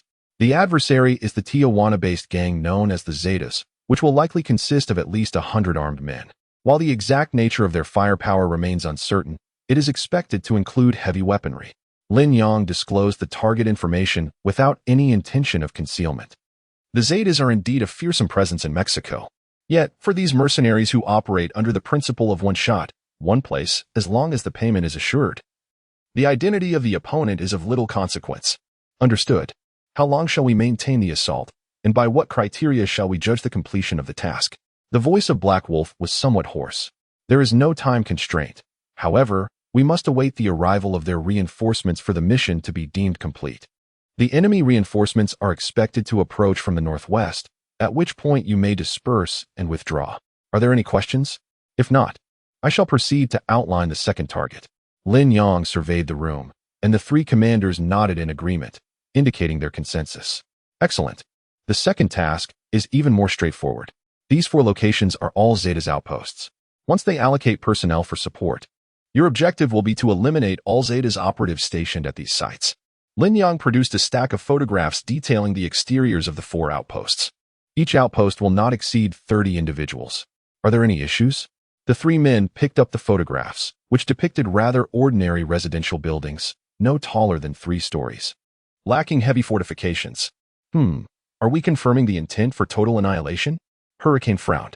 Such structures are indeed amenable to assault. The simplest method is to utilize heavy firepower for an initial bombardment, followed by deploying assault teams to clear the area. Yet, the most challenging aspect lies within the confines of indoor combat. If total annihilation is required, we must conduct a thorough search room by room, as casualties are easily incurred indoors. Of course, There is a possibility that these premises house Zeta's drug warehouses. How can we ascertain this without complete eradication? This is essential to attract the cartel, Lin Yang replied without hesitation. Understood, boss. For this operation, the total compensation amounts to $1 million.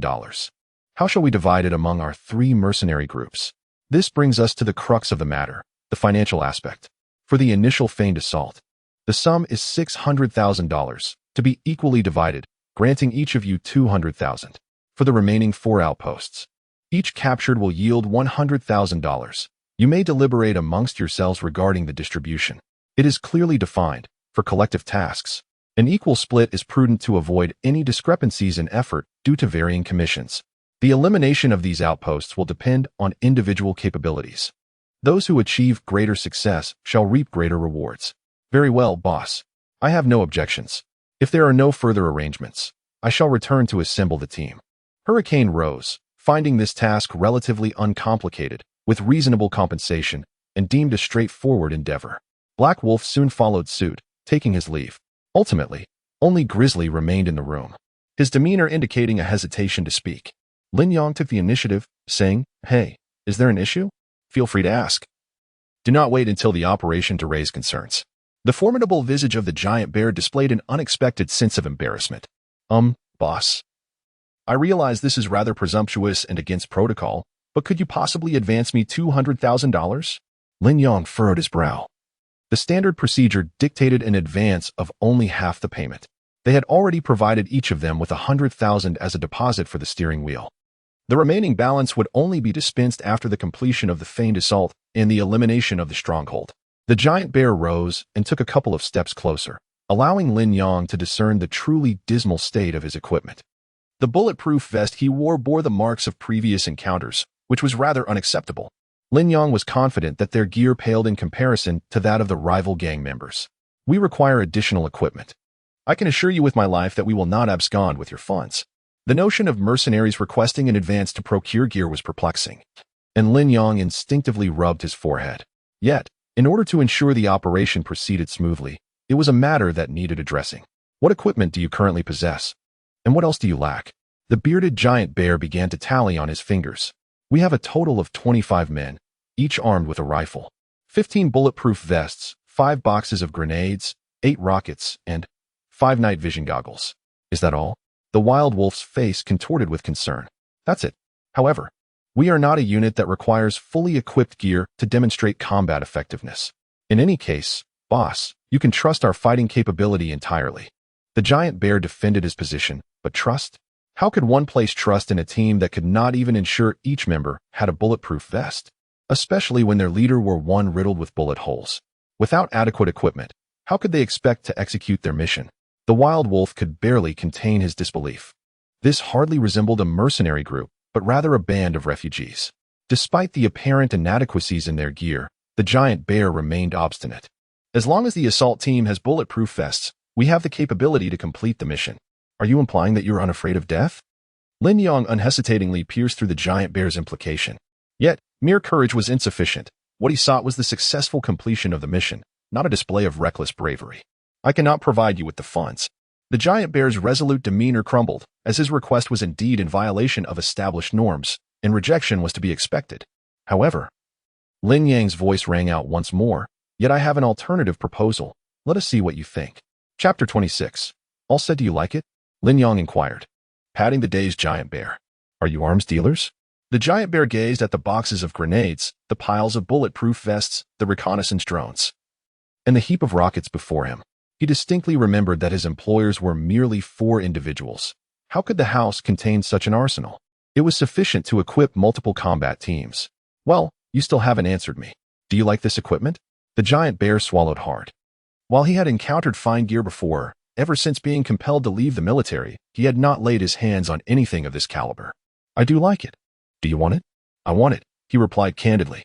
Such equipment, if obtained, would be akin to trading a sparrow for a cannon for them. I can offer you some of the gear, but it will be deducted from your commission. The arms were, after all, licensed by Monica, and all expenses would be charged to the company.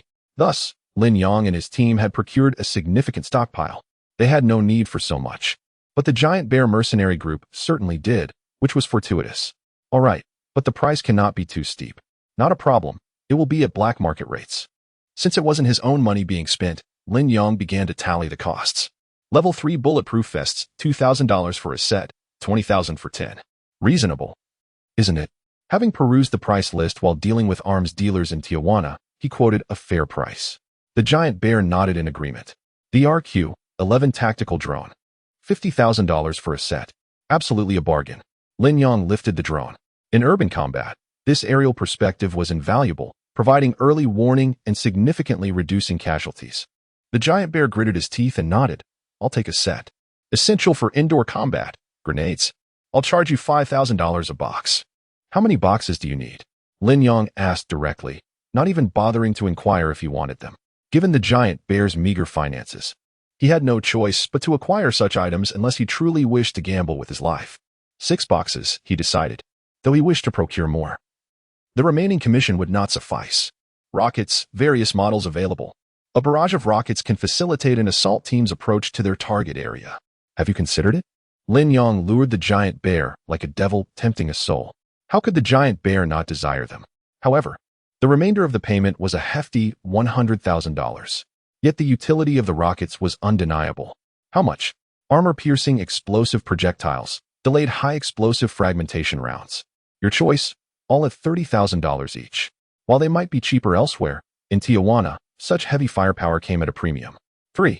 The giant bear sighed inwardly, but chose to buy nonetheless. Couldn't you get a few more? I have no more money. This already accounts for the deposit you paid me. The great bear yearns for more, yet financial constraints hold him back. I will grant you 7 more rounds, bringing the total to 10, but you must ensure the capture of at least 2 strongholds. Lin Yang extended 2 fingers, calculating 7 rounds at a total of 210,000. Just sufficient. Were it not for the bear's dire financial state, from which no profit could be gleaned, Lin Yang would have considered selling him a few more rounds. Very well. I assure you, I will seize at least 2 strongholds.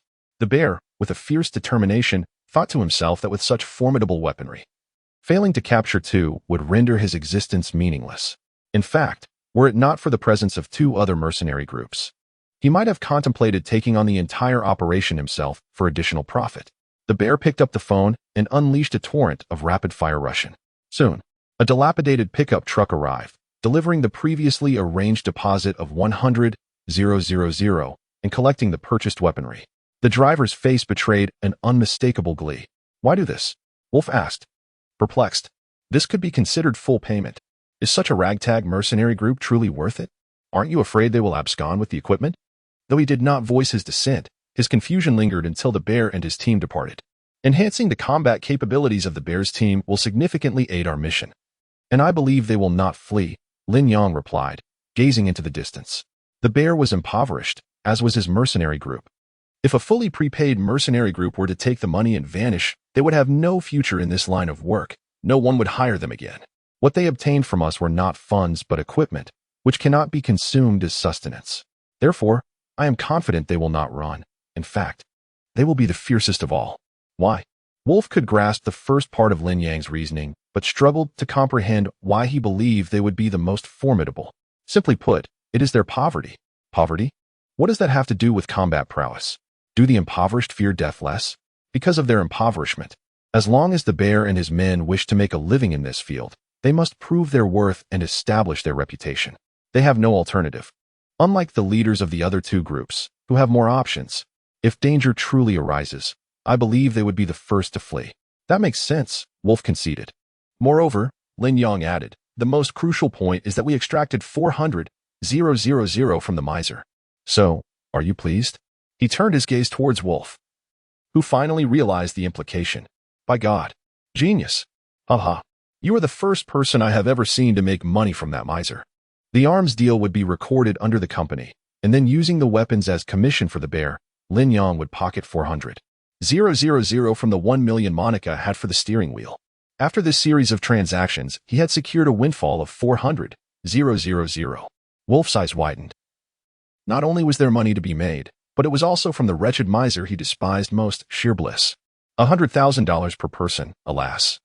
Hawkeye did not arrive, otherwise, he too would have had his share. For a small team, the sum would naturally be divided equally, but regrettably, Hawkeye has suffered a grievous injury and is unable to partake in the operation. Otherwise, he could have garnered a portion as well. This endeavor is merely a matter of convenience. The primary objective remains the successful completion of the mission, for without life, wealth holds no value. Ultimately, the outcome hinges upon the efficacy of the plan. This maneuver is but a preliminary move, while $100,000 is indeed enticing. All must await the elimination of Carlos.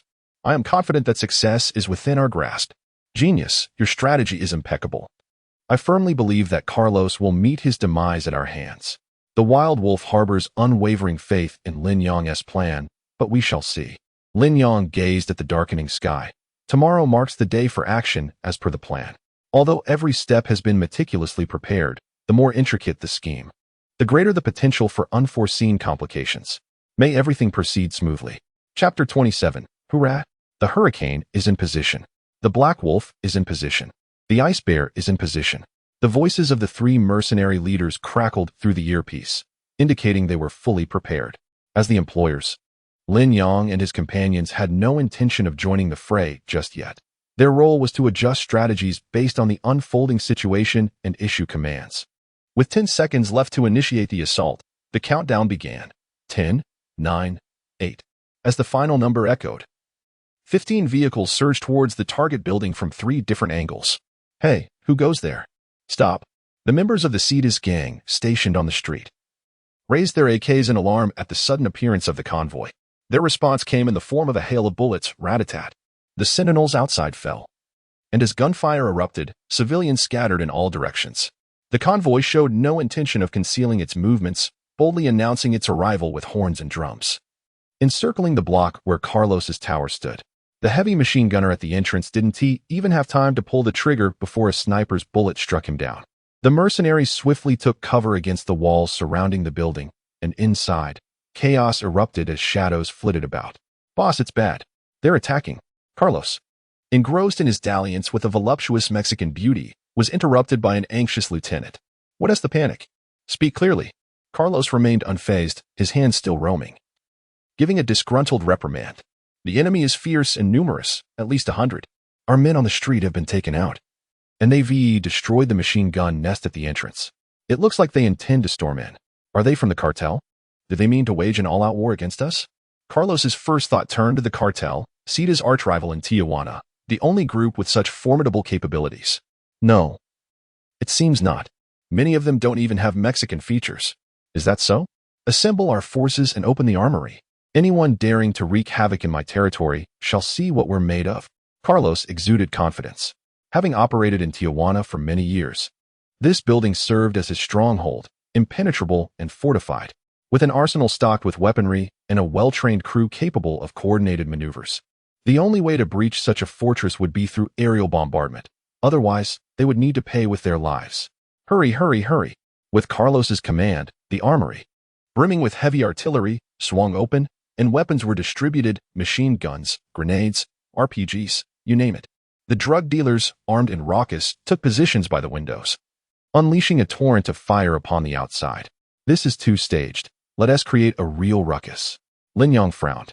Although not all 3 mercenary groups had reached the walls, the thunderous sounds were insufficient to instill a sense of peril in Carlos. With the employers demanding action, it was time to make some noise. Bang! The sound of explosions reverberated as mercenaries breached the walls, followed by the launch of rockets.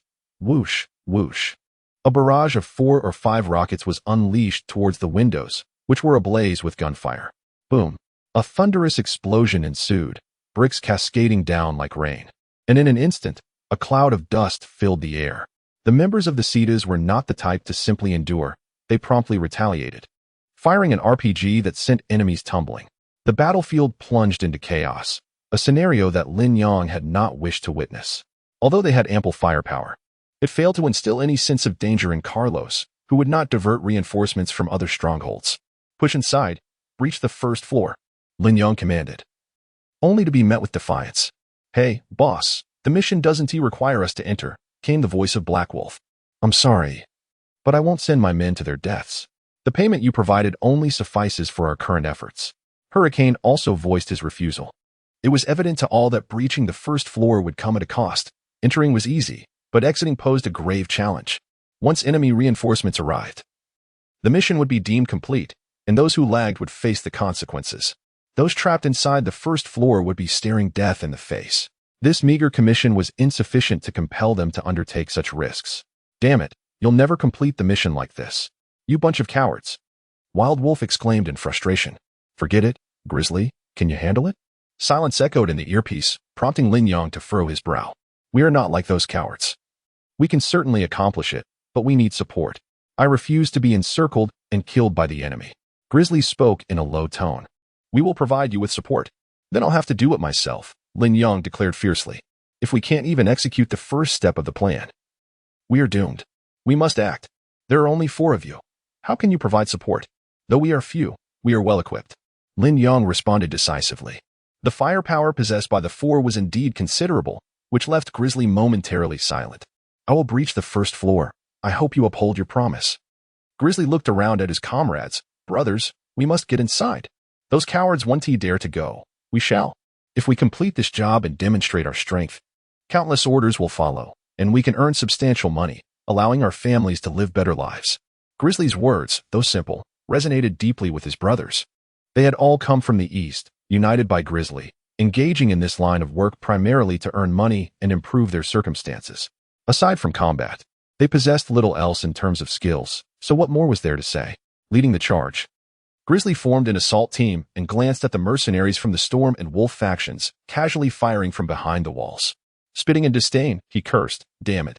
Then, raising his hand and bringing it down with force, he began to charge forward, embodying his namesake, a giant bear surging forth from behind the wall. Yura.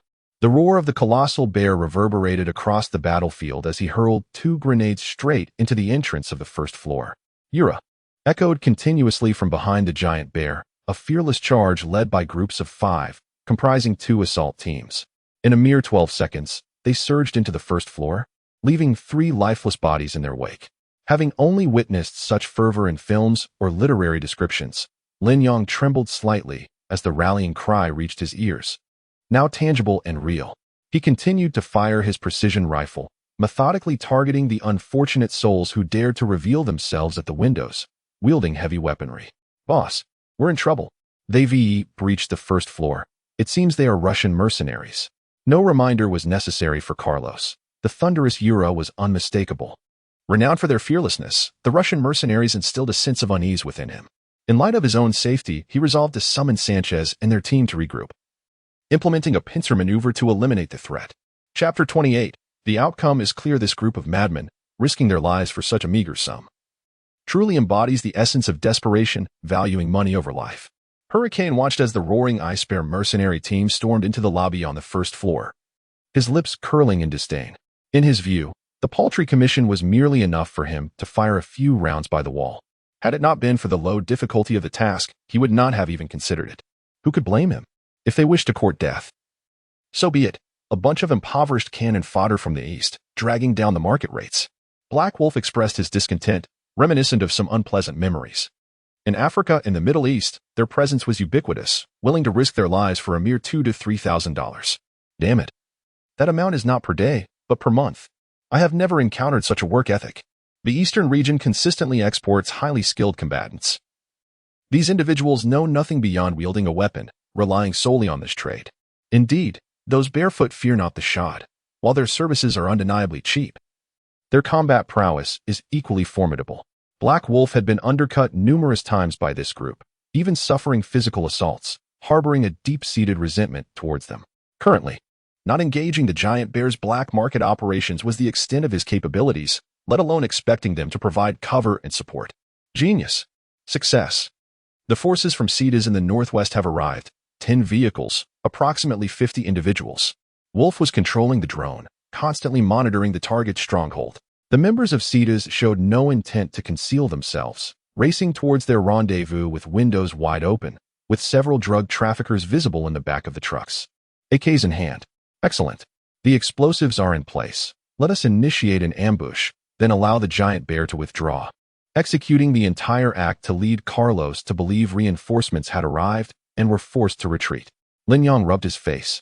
Although the plan had encountered some unforeseen changes, the giant bear had proven reliable, ready to act when needed. Otherwise, the first step would have failed. Boom. The sound of explosions erupted in succession. The lead vehicle of the support convoy instantly flipped over amidst the rising smoke. Enemies. Stop the vehicles. The screech of brakes echoed as the trailing convoy came to an abrupt halt, armed traffickers leaping from their vehicles, warily surveying their surroundings. The mounted machine guns were aimed at potential hiding spots. Boss, there's an ambush on the road. We're blocked outside. Damn it. Accelerate. They can't possibly have that many personnel. Carlos shouted furiously over the phone. The Giant Bear's assault team entered the first floor, swiftly clearing the area and even attempting an offensive upwards, intensifying the pressure on Carlos, who urged reinforcements to hasten their support. Under Carlos's command, the support troops proceeded on foot alongside their vehicles, their pace now far from their earlier swiftness. Giant Bear, mission accomplished. Bring the men back. Lin Yang, seeing the objective met, directly called the Giant Bear, and then observed Hurricane and Black Wolf leading their men in retreat. Damn it, those bastards. The Harvester, witnessing the scene, couldn't help but curse. This group of individuals showed no inclination to shield the colossal bear. Clad in a heavy bulletproof vest, his already robust physique appeared even more formidable, resembling a figure clad in mechanized armor.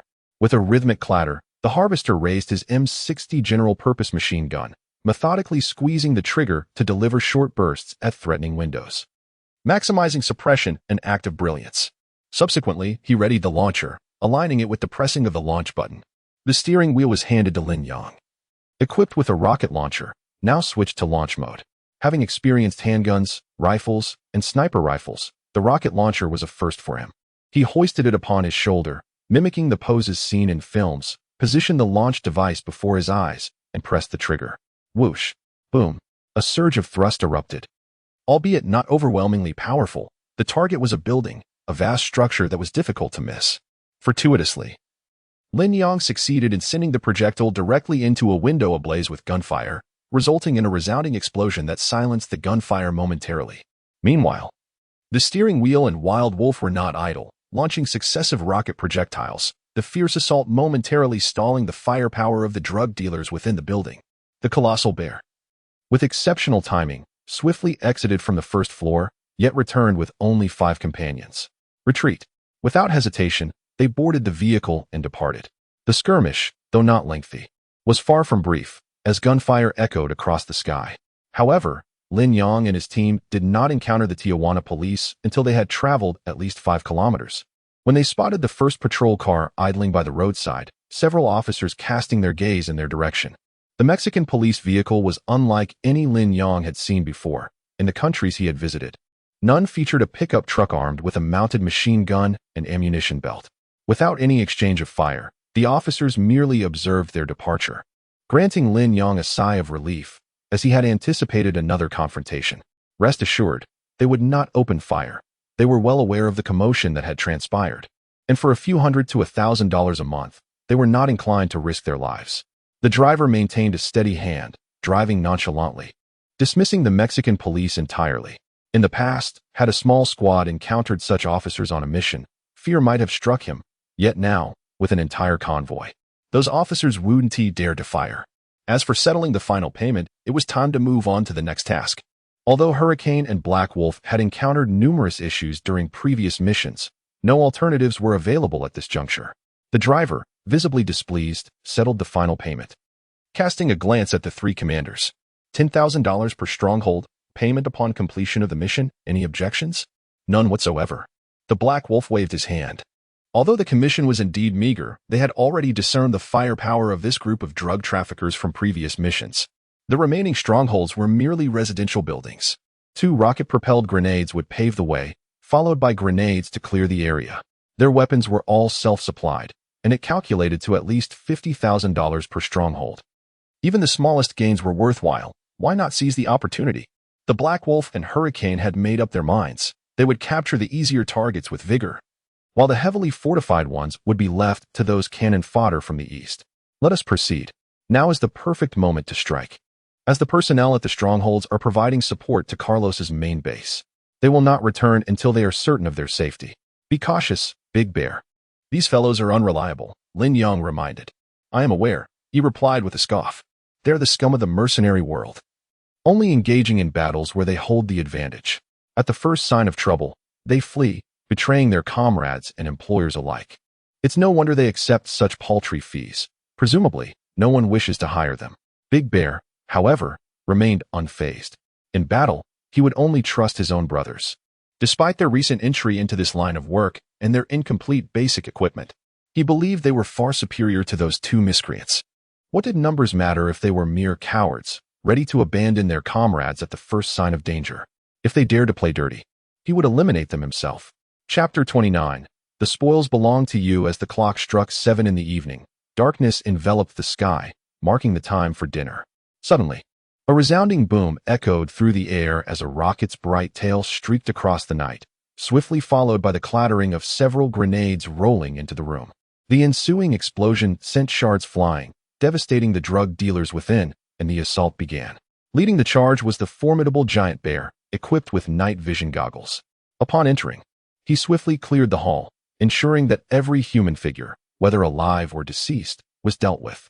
Each room received a grenade before it was meticulously searched, employing sheer violence to obliterate the stronghold in a matter of minutes. The battlefield was cleared, and within 5 minutes, they retreated. This outpost, manned by a mere handful of drug dealers, crumbled under Giant Bear's leadership, the allocated 10-minute assault time still boasting half its duration. Drug dens typically contained cash. And after thoroughly ransacking the premises, Giant Bear and his team quickly withdrew. "Boss, here are the spoils," he announced, gesturing to a teammate who approached with a large duffel bag. Upon unzipping it, its contents were laid bare before Lin Yang. According to the mercenary code, after completing such missions, 70% of the spoils were to be returned to the employer, while 30% remained with the mercenaries. Although Giant Bear was relatively new to the field, he had at least adhered to the fundamental principles of becoming a renowned mercenary. The duffel bag was brimming with items, resembling the large bags used in China for betting.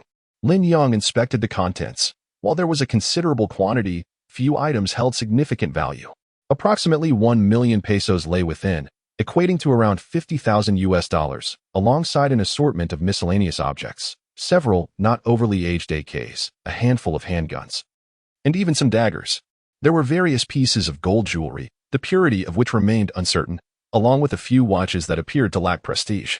Surprisingly, 2 laptops were also among the loot, revealing the desperate state of these rogues, who seemed nearly willing to strip the clothing off the drug dealers as well.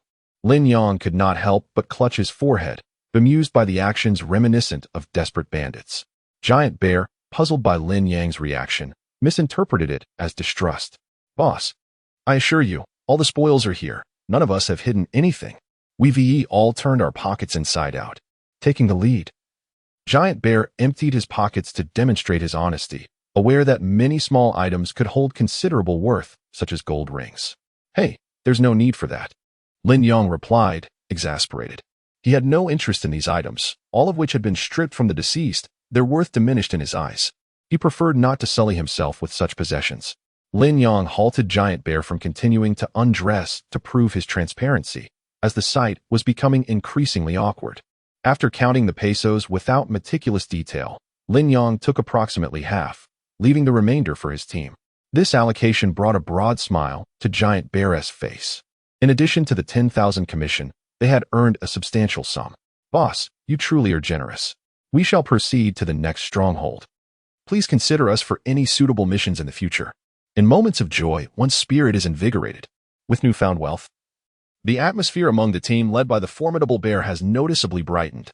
Hurricane and Black Wolf each command their own stronghold, leaving just one remaining. The Bear, armed and ready, intends to lead his team to secure another profit. However, it is unnecessary, as both of them have already taken their men to the field. Lin Yang called out, and those two, as the Bear described, proved to be undisciplined, clearing their respective strongholds only to converge on the final one, neglecting to secure their spoils first. Such disregard for protocol is puzzling, especially given their substantial numbers. It appears they are devoid of proper employment opportunities, as they accept tasks at such low rates. Before Lin Yang could finish speaking, Black Wolf's voice crackled over the earpiece, tinged with frustration. "What do you mean there aren't too many? There are at least 50 here." Black Wolf, disheveled and hiding outside a warehouse, vented his dissatisfaction. He and Hurricane shared the same intent. After clearing their initial strongholds, They aimed to seize a third one, having agreed to evenly split the commission and spoils before launching their assault. Yet, contrary to their first engagement, this group had fortified their defenses, and their numbers far exceeded 20. Upon close confrontation, they found at least 50 adversaries equipped with heavy firepower, leaving them stunned and forcing a hasty retreat. Abandoning a dozen bodies behind. Boss, your information is flawed. Compensate us for our losses. We refuse to proceed any further. Hurricane echoed Black Wolf's ire, his situation worse as he nursed a gunshot wound on his arm.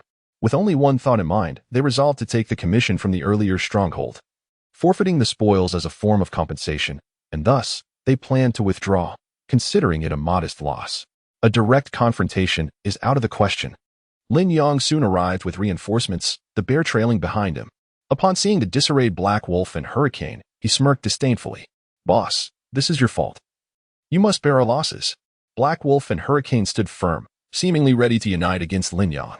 This is your commission. If you wish to leave, you may do so now. You expect the employer to cover your losses for a failed mission? Is this your first day in this line of work? Lin Yang's tone was equally stern.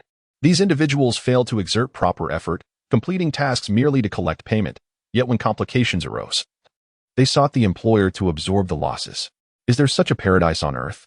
If so, everyone would flock to be mercenaries, profiting regardless of their performance. Lin Yang tossed out $200,000 without sparing them a glance. Though the bear's numbers were few, having recently received Lin Yang's favor, they all fixated on their adversaries.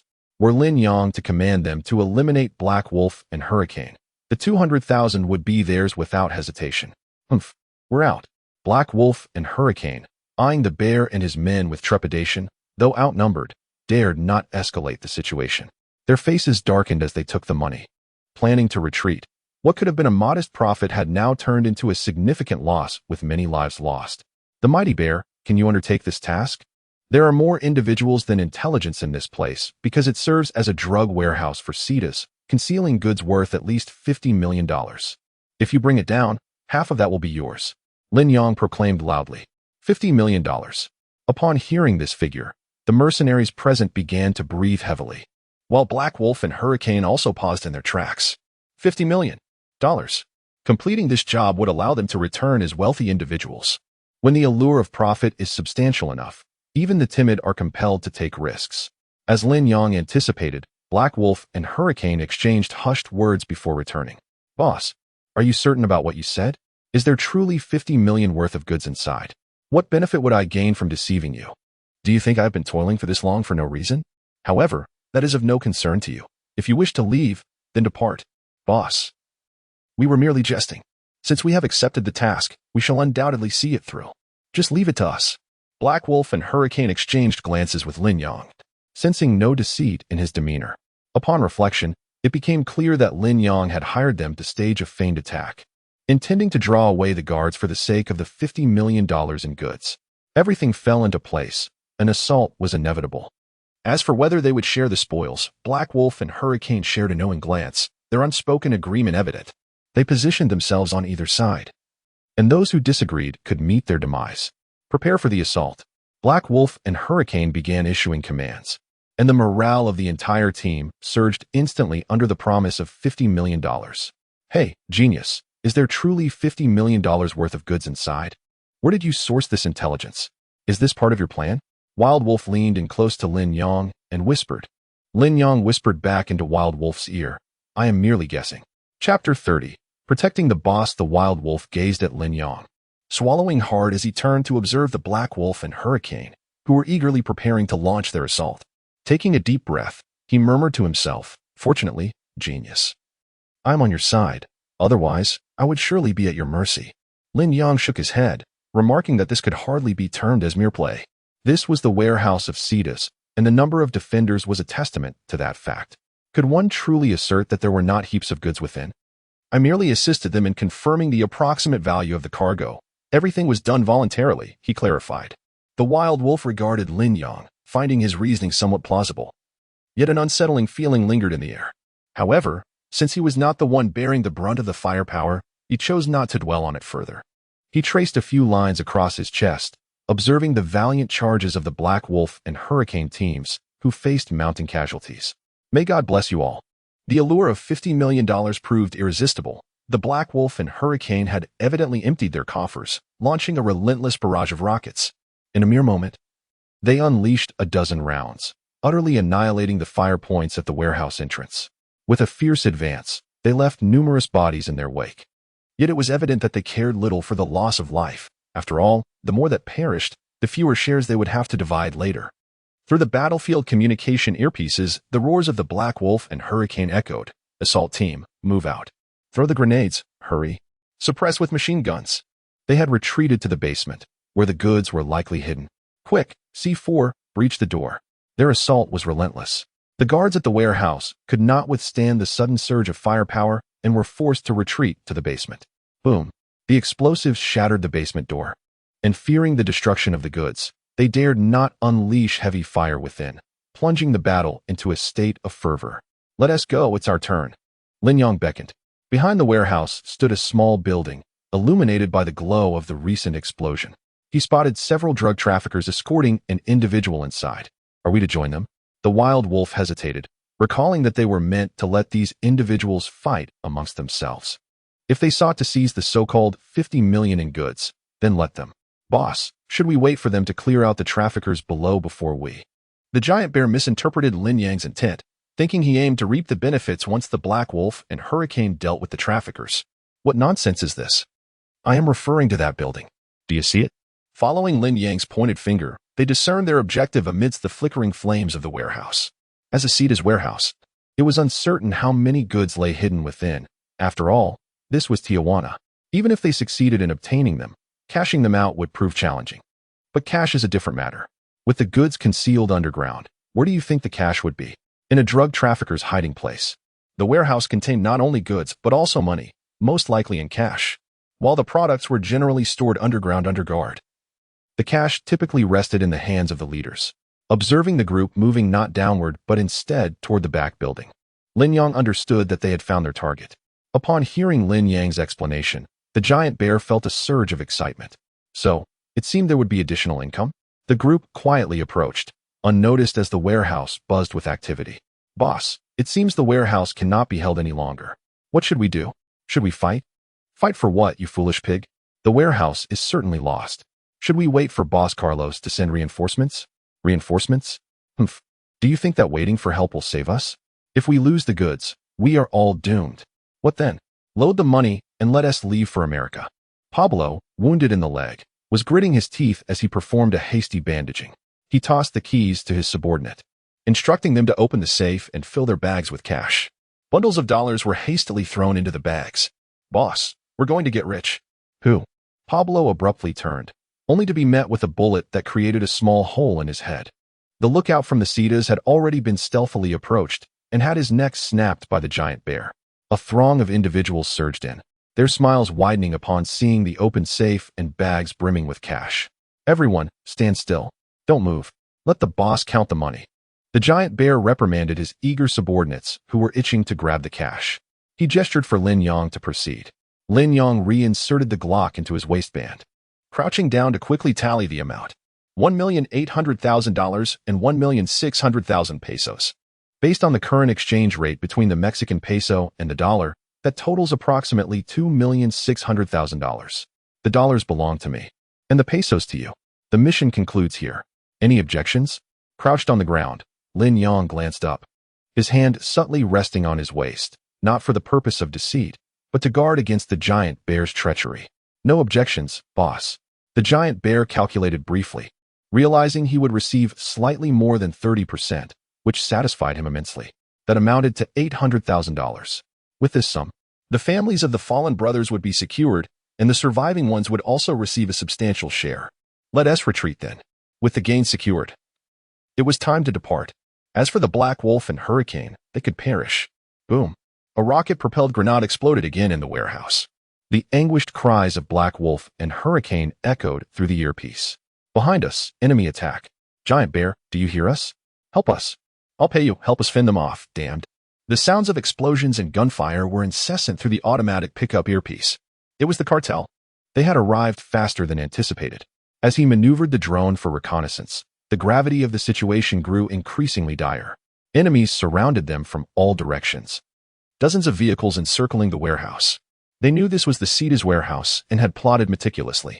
Damned, the unexpected has indeed arrived. Lin Yang's plan was well conceived. Once he withdrew, the movements at the Ceda's warehouse would undoubtedly attract the attention of the cartel.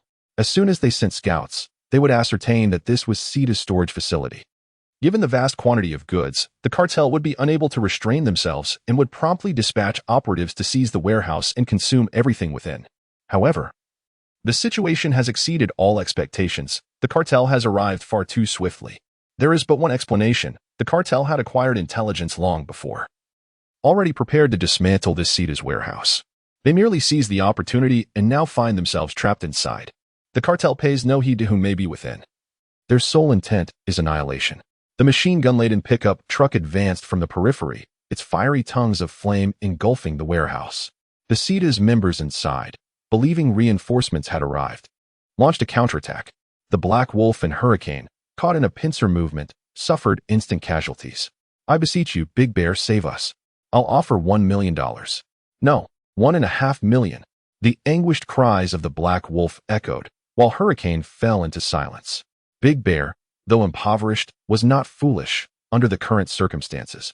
Advancing meant certain death. Their only hope lay in exploiting a moment of weakness before the cartel realized their presence. If trapped, they would be left to await their demise. Let us depart, Big Bear commanded, waving his hand as he hoisted a bag containing 160,000 pesos and made for the exit. What should we do, genius? The Wild Wolf instinctively inquired of Lin Yang. Hey, Big Bear, wait, Lin Yang shouted, halting Big Bear in his tracks. Once Big Bear turned, Lin Yang tossed the bag of money toward him. New mission, $1 million. Let us out of here. Faced with the heavy machine gun blockade, it was sheer folly for the four of them to attempt a flawless escape. There is no greater tragedy than dying with unspent wealth, oh no. Without having had the chance to spend it, Lin Yang chose to lavishly hire Big Bear. Big Bear caught the money bag and immediately turned to leave. Quickly retreat. Protect the boss. Chapter 31. In human operations, the mercenary group, known as the Giant Bear, was reduced to 20 members, organized into squads of 5. Advancing in pairs to shield their employer, Lin Yang, at the center. Thanks to the reconnaissance drone acquired from Lin Yang, they identified a relatively weak point in the encirclement. With utmost caution, they navigated under the cover of night, managing to avoid detection for the time being. This was largely due to the fierce resistance from the Hurricane and Black Wolf factions, which drew most of the attention as they desperately attempted to surrender, only to be met with violent retaliation from the drug traffickers. Amid the relentless gunfire echoing in the distance, Lin Yang and his companions stealthily followed the Giant Bear.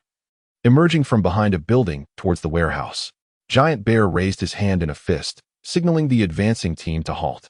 Before them lay a makeshift encirclement formed by cartel members, though their numbers were few. 2 armed pickup trucks were stationed on the street, and approximately 7 or 8 individuals wandered aimlessly with flashlights, seemingly performing a mere fade of a search, even taking time to light cigarettes. Their AKs casually slung over their shoulders, leading Lin Yang to suspect that their weapons were not even readied. After exchanging glances with the leader of another squad, Giant Bear executed a series of tactical gestures, which Lin Yang could not decipher. Soon, Giant Bear, accompanied by 2 squads, moved stealthily into the shadows, concealing themselves at the corner of a wall. The cartel's search team, completely unsuspecting, approached with casual banter. Suddenly, 10 men sprang forth from either side of the wall. Some wielded machetes, plunging them directly into the throats of their targets, while others drove their daggers into the eyes of the enemy. Giant Bear, more ferocious than ever, seized 2 cartel members with arms as thick as Lin Yang's thigh and, with a sudden surge of strength, snapped their necks in silent execution, an instantaneous kill. One could not deny the combat prowess of Giant Bear's squad. Despite their poverty and inferior equipment, their efficiency was evident in those fleeting seconds. The escape was within reach when an individual unexpectedly emerged from behind a shop, hands resting on his waist, seemingly adjusting his belt after a brief respite. As Giant Bear's team was carefully laying down the bodies, they came face to face with this foe. Alarmed, the man shouted in terror, reaching for the AK slung around his neck. Bang! A bullet pierced through his skull, and he collapsed backward.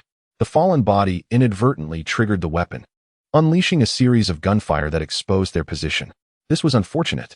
Boss, approximately 20 enemies are converging on us. The mercenary controlling the drone did not hesitate to sound the alarm. Fall back. Move quickly. Fire at will. The colossal bear cursed vehemently as the flawless silent strike against the enemy was unexpectedly thwarted by an individual relieving himself. Why must such a moment be chosen for such an act? Alongside Lin Yang and his 3 companions, their team comprised a total of 24 individuals. Under the cloak of night, remaining undetected was manageable. However, once discovered, the stakes escalated significantly. An unending wave of cartel drug traffickers began converging upon their location. Boom. Rat-a-tat-tat. The colossal bear led his squad, indiscriminately tossing grenades as they forged ahead. Seize the vehicles. Otherwise, we shall not escape. The cartel members were not on foot. They were maneuvering their vehicles to encircle them. Attempting to flee on foot would be utterly futile. The bear's objective was crystal clear: 2 pickup trucks parked on the street.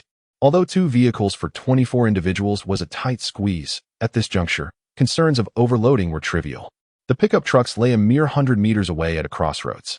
Fully armed mercenaries dashed forward. It would take them no more than half a minute to reach their destination. Yet, as the bear charged ahead and 2 teams arrived at the center of the road, the lead mercenary bellowed, "Heavy machine gun." The sound was piercing, and 2 tongues of flame erupted from the opposite side of the intersection. Human bodies were no match for the onslaught of a heavy machine gun.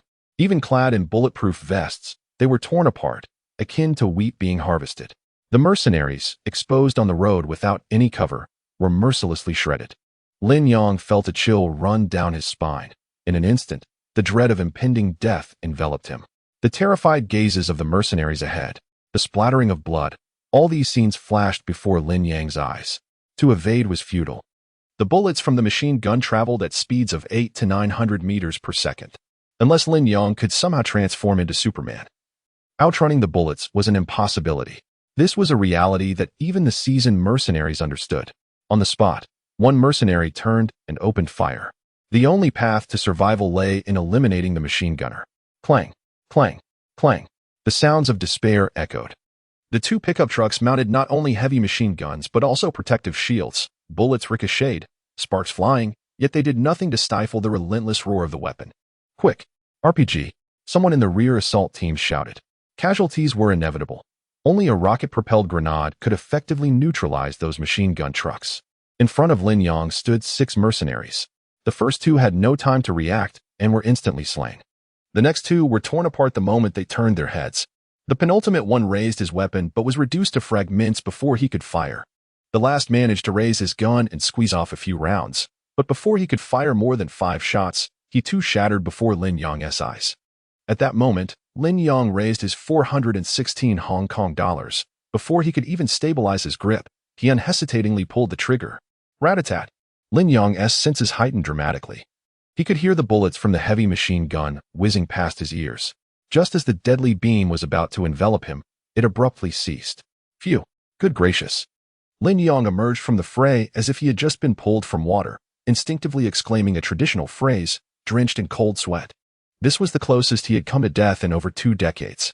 The phenomenon of bullet time offered him no solace. Rather, his heightened senses intensified his awareness of the impending doom. In that fleeting moment, time seemed to suspend, nearly sealing his fate. His 416 Hong Kong dollars was raised in a hurried motion.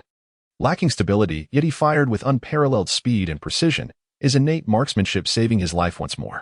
Whoosh! The belated rocket launcher finally discharged, obliterating 2 machine gun-mounted pickups. Quickly move. Wild Wolf, also drenched in sweat, remained composed amidst the hail of gunfire. He nudged the dazed Lin Yang, who snapped out of his stupor and hastily dove into the front pickup. The giant bear, with bloodshot eyes, cast a glance back at his fallen comrade on the street, without hesitation pressing down on the accelerator. The 2 pickups encircling their perimeter roared to life, swiftly vanishing into the streets of Tijuana. Only at this moment did Lin Yang's heartbeat begin to steady. Genius, you are truly beyond human. Wild Wolf took a deep breath, reflecting on Lin Yang's actions, which seemed straight out of a science fiction film. He had witnessed it clearly. Lin Yang raised his 416 Hong Kong dollars from his chest before the motion was complete. As the barrel traced an arc, he pulled the trigger, unleashing a short burst. Rat-tat! 2 bullets struck down 2 shooters positioned behind machine gun shields 100 meters away. What else could this be but the stuff of science fiction? Chapter 32. Relying on oneself is superior to relying on others. Reality is not a game. Yet, at times, it can be more absurd than any game. Previously, Wild Wolf regarded Lin Yang merely as a clever individual with a remarkable talent for marksmanship. However, his perspective has shifted dramatically. He now perceives Lin Yang as an extraterrestrial being, for the feats he accomplished are beyond the realm of human capability.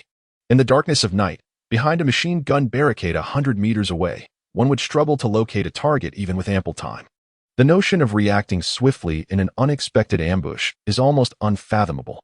Yet, in a seemingly hopeless situation, Lin Yang managed to turn the tide. Remarkably, he had never undergone formal military training, and just a week prior, he was merely a chef who had never even touched a firearm. He must either be an alien or have some sort of cheat code. What other explanation could there be? Wild Wolf, who previously admired Lin Yang's intellect, believed that although Lin Yang possessed an extraordinary instinct for shooting, something he had never even heard of, he himself had honed his skills over the years and was more than capable of holding his own. However, in those fleeting seconds, Wild Wolf found himself utterly convinced of Lin Yang's prowess. Reality truly is a flawed game, he thought bitterly. Lin Yang, feeling somewhat drained, had little time to engage with Wild Wolf or explain how he had achieved such feats. The adrenaline still coursed through him. Moreover, a seemingly inconspicuous system suddenly activated. It bore an uncanny resemblance to a low-quality game interface, and to his astonishment, a plus sign appeared behind the bullet time feature. This was the second time he had encountered such an anomaly, leading him to suspect that his system might be defective. The crisis had arisen so abruptly that it forced the system to activate before it was fully loaded, and it was now in the process of gradual repair. Instinctively, Lin Yang pressed the plus sign. To his dismay, it demanded a staggering $1 million, American dollars, no less. What a money-grabbing system. He had never encountered a scenario where entry required such exorbitant investment. Nevertheless, he chose to exercise patience, opting to wait until he had earned enough to upgrade. Boss? Boss? We have arrived. The giant bear called out to Lin Yang, who had seemingly drifted into slumber. After a rapid journey, they finally evaded their pursuers and returned to their base. Lin Yang awakened and climbed out of the pickup truck, having occupied the front passenger seat.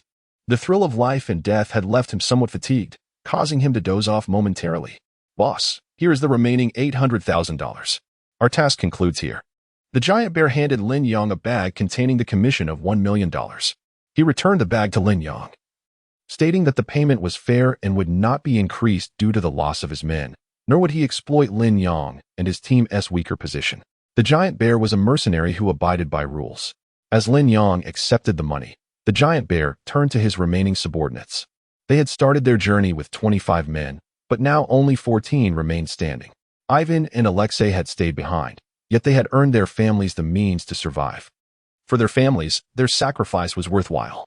The mighty bear's voice resonated deeply, yet it was not shrill.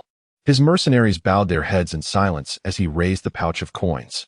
Brothers, the mission is complete. We have earned our reward. It is time to return home. Home, if not for the sake of family, for wives and children, they would not find themselves in this perilous place. Now, the sacrifices made have borne fruit. It is indeed time to return. The families of the fallen will receive their due compensations, and those who remain will claim their rightful share. Although the team has suffered nearly 50% casualties, the atmosphere abruptly shifted from sorrow to exhilaration. Whispers began to circulate about how to spend the money upon their return. As he tossed coins to his men, the bear approached Lin Yang. Thank you. You are a generous employer. Should suitable tasks arise in the future, please consider us. Lin Yang nodded, sensing that as long as the bear survived, he would undoubtedly become a favored leader of mercenaries, regardless of future successes. Watching the bear and his men depart, Lin Yang returned indoors and exhaled deeply. Although there had been some unforeseen events, everything was still progressing as planned. Has the groundwork been laid? He inquired. Despite the numerous setbacks today, fortunately, the objective had been met. Next, they needed to create a stir, compelling Carlos to abandon his stronghold. No problem. Everything has been arranged, came the reply. Spread the word. Such tasks are quite simple. Now, the final question remained: how to eliminate Carlos once he emerged. Various suggestions were proposed. How about employing a sniper to wait for Carlos to appear and take him out with a single shot? The Reaper considered this approach to be quite prudent. However, with few high-rises in Tijuana and limited shooting range, and given that Carlos had operated without incident in Tijuana for many years, he likely had precautions in place. Thus, the chances seemed slim, though it could serve as a backup plan. The steering wheel opined that matters were not so straightforward. If it were as simple as finding a sniper to eliminate Carlos, he would have perished long ago. What about a car bomb? We could wait for Carlos to come out, ram into him, and then, boom. The wolf mimicked an explosion, exuding excitement. Lin Yang found the notion somewhat alarming, as it seemed the wolf had developed a penchant for such radical ideas. The concept was intriguing, but who would be willing to sacrifice their life? We could pay someone willing to die for money. Tijuana should have no shortage of such individuals. It could serve as a potential strategy, though the likelihood of failure was significant. An unidentified vehicle approaching and persistently being deterred would likely result in Carlos's men shooting the driver, making it difficult to pose a threat to Carlos. Lin Yang recognized the slim chances of success, given Carlos's cautious nature. His subordinates would undoubtedly scrutinize any suspicious vehicles. He contemplated using another's hand to eliminate Carlos, but the leverage he possessed was too meager to execute such a plan. Would he ultimately have to take matters into his own hands?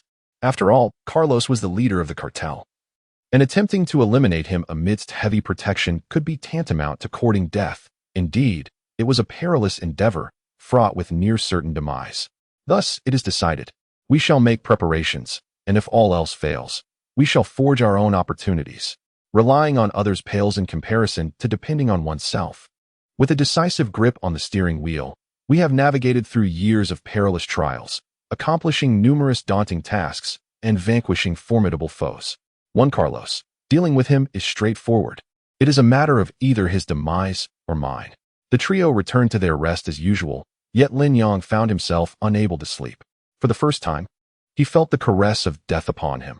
The sensation of walking a tightrope proved overwhelmingly exhilarating.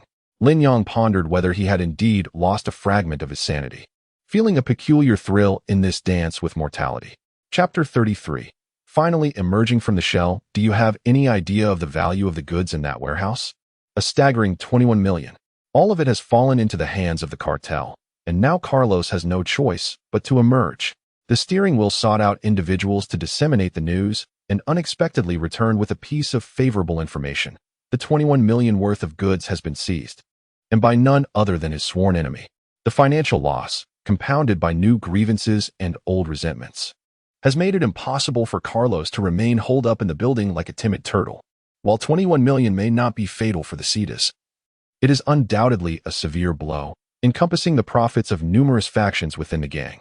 If Carlos does not reclaim his territory and offset the losses, he alone will bear the brunt of these deficits.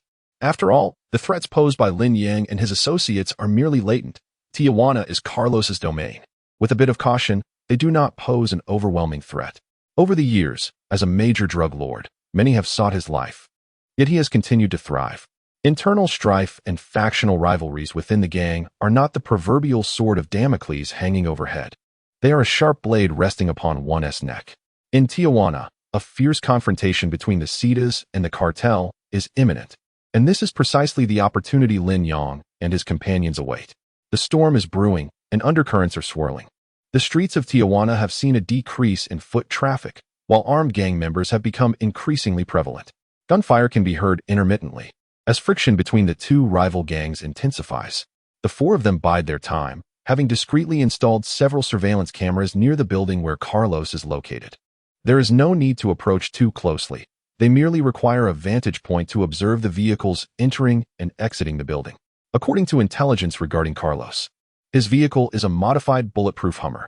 Once they spot this vehicle leaving the building, it is highly likely that Carlos is personally in action. The flow of vehicles below is quite frequent, all consisting of armed Cetas members. It remains uncertain whether the Cetas and the cartel will engage in direct conflict or hold discussions. Lin Yang rubbed his eyes, fatigued from watching the surveillance footage. After suffering such a loss, would Carlos choose to negotiate? I believe they will soon resort to outright combat. Wolf disagreed, asserting that there is no alternative left. Given such significant losses, Carlos would undoubtedly opt for war rather than negotiation. That remains to be seen. Leaning back in his chair, Lin Yang analyzed. Losses are one matter, but discussions are inevitable. After all, should a conflict arise, regardless of the outcome, the cost will be substantial. There is an ancient saying in our homeland, when the cannon fires, gold is in abundance. Those gang members are not soldiers. They cannot simply be commanded into battle without promised incentives. It is a straightforward principle. Soldiers require sustenance, and wages must be paid. Even gangsters must ensure their members are compensated before venturing out into the fray. Such battles demand lives, and thus, true wealth must be offered. Moreover, the issue extends beyond mere financial expenditure. While monetary concerns are one aspect, Carlos must also consider the stance of the government and law enforcement. Tijuana is not solely governed by his whims. The gang wars and instigation of conflict carry severe repercussions. As the instigator, he will inevitably bear the brunt of police pressure. The Zetas may not fear the Mexican government or its police, yet in such circumstances, a misstep could pit them against both the cartel and law enforcement. Lin Yang elaborated that despite the overwhelming power of Mexican gangs, they have yet to overthrow the government. Thus, engaging in such nefarious acts necessitates careful consideration of the Mexican authorities. Having maintained his position as a prominent figure for so many years, Carlos undoubtedly understands this. Therefore, it is likely he will seek negotiation to recover some losses, with the remainder being absorbable without causing irreparable harm. Damn, this situation is intricate. Do these guys possess the necessary acumen? The wild wolf spat disdainfully, his expression sour. If they negotiate, wouldn't that mean Carlos could avoid appearing, leaving us in a quandary? Should Carlos continue to be evasive, wouldn't that render their previous efforts futile? No, Carlos must take action. He is at a disadvantage in this situation. After all, the cartel is already savoring their gains. Lin Yang believed it highly probable that Carlos would emerge from his stronghold. As the gang leader, failing to address such a crisis would undoubtedly provoke dissent among his ranks. According to intelligence reports, Carlos is known for his domineering nature, fierce actions, and cunning like a fox. He would not tolerate such a scenario where his authority is undermined. Let us hope this holds true. Otherwise, our efforts may be in vain. The wheelman fixated intently on the monitor, suddenly sitting up. There's a development. The modified Hummer has appeared. It has emerged, an entire convoy, 25 vehicles. The four gathered closely, eyes glued to the screen, as vehicle after vehicle streamed out, including SUVs and machine gun-mounted pickup trucks, with the Hummer positioned centrally within the convoy. Bring me a photograph. A picture was swiftly placed in the wheelman's hands, which he held alongside the screen for comparison. The wild wolf nodded excitedly. Indeed, that's the one. Carlos has finally emerged from his shell. Let us go. We must follow and discern his destination. The four decisively exited the building and entered their vehicle, trailing the convoy at a distance. The convoy did not travel far before halting outside a hotel, where another convoy approached from the opposite direction, swiftly blocking the street. Gang members disembarked, each wielding firearms and exchanging unfriendly glances. It was indeed a negotiation. I spotted Carlos along with Pedro from the cartel. There were no surveillance monitors in sight, but fortunately it was daytime. The wheelman stood on the third floor at the street corner, binoculars in hand, observing. Both leaders had arrived, indicating negotiations were underway. Ideally, the talks would collapse, igniting chaos. The more tumultuous the scene, the greater our opportunity to eliminate Carlos. The wild wolf began to envision events unfolding in the manner he most desired. Should the negotiations conclude favorably, Carlos would undoubtedly return to the base in an armored Hummer, offering no opportunity for them to act. I must reach out to my contacts. The explosive-laden truck is ready for deployment. If we miss this chance, who knows when we might have another opportunity. There are no foolproof plans, only the necessity to seize this moment. With resolute determination, I initiated contact with those previously identified as willing to risk their lives for monetary gain. The negotiations are likely to persist for a while longer. We will act at the upcoming fork in the road. Once the explosion occurs, we will spring into action. We shall eliminate Carlos and retreat through the rear of the establishment. The driver's finger pressed firmly against the map, his voice icy and unwavering. Chapter 34. The final battle. The four individuals commenced arming themselves, quietly awaiting the opportune moment to act. Regardless of whether negotiations faltered and conflict ensued, or an agreement was reached with Carlos returning unscathed, they were prepared with a contingency plan. Today, Carlos had to be eliminated. The chosen location for their operation was not far. It was the route Carlos had traversed upon arrival. From this point to the hotel, there were no intersections, making it an inevitable passage for Carlos should he decide to return. Lin Yang teamed up with the harvester, positioning himself in a building near the junction that afforded the best vantage point. With Eagle Eye absent, Lin Yang temporarily assumed the role of marksman. Although unfamiliar with the intricacies of sniping, He felt confident in his ability to hit a target within a mere 100 meters. If Carlos dared to appear within his line of sight, the mission could be accomplished effortlessly, even without the need for a frontal assault from the steering wheel and the wolf. Meanwhile, the harvester concealed himself with a heavy machine gun in an unoccupied house closer to the action, ready to provide fire support should a direct confrontation with Carlos become necessary. Not far from the junction, an ordinary sedan was parked, where a frail man sat anxiously, his breath quickening and his complexion pale. He murmured to himself, and had one understood Spanish, they would discern him encouraging himself. Mario, you can do this. Stay calm. It's simple. Just listen for the command to accelerate. Yes, very simple. The man took a deep breath, reminding himself that Emily was counting on him for the money. You can do this. You are capable. Though no sound emanated from his earpiece, Mario felt a cacophony of whispers, akin to demons murmuring in his ear. As anticipated, hostilities had not yet commenced. They prepared to execute Operation 2. The steering wheel observed the images provided by the newly installed surveillance. Noting that the vehicles that had been stationed in front of the hotel began to move in an orderly fashion. One by one, cars appeared on the screen and swiftly departed. He and the wolf had taken refuge in the innermost part of a shop at the T-junction, readying themselves for an explosion. The moment the car bomb detonated, Carlos's convoy would be forced to halt. To preempt any subsequent vehicular bomb attacks, Carlos would inevitably exit his vehicle in the opposite direction of the explosion, which was precisely what they hoped for. They intended to strike swiftly during the chaotic aftermath of the blast, aiming to incapacitate Carlos decisively before making a hasty escape. The sound of the convoy was beginning to echo, and the steering wheel pressed the communication device. Mario, it's your turn to act. The man in the sedan trembled upon hearing the voice in his earpiece, his face nearly devoid of color. Shakily, he turned the key in the ignition, starting the vehicle, gritting his teeth as he pressed the accelerator. You can do this. You can do this, Mario. Mario initially muttered under his breath, but soon his voice escalated into a ferocious roar.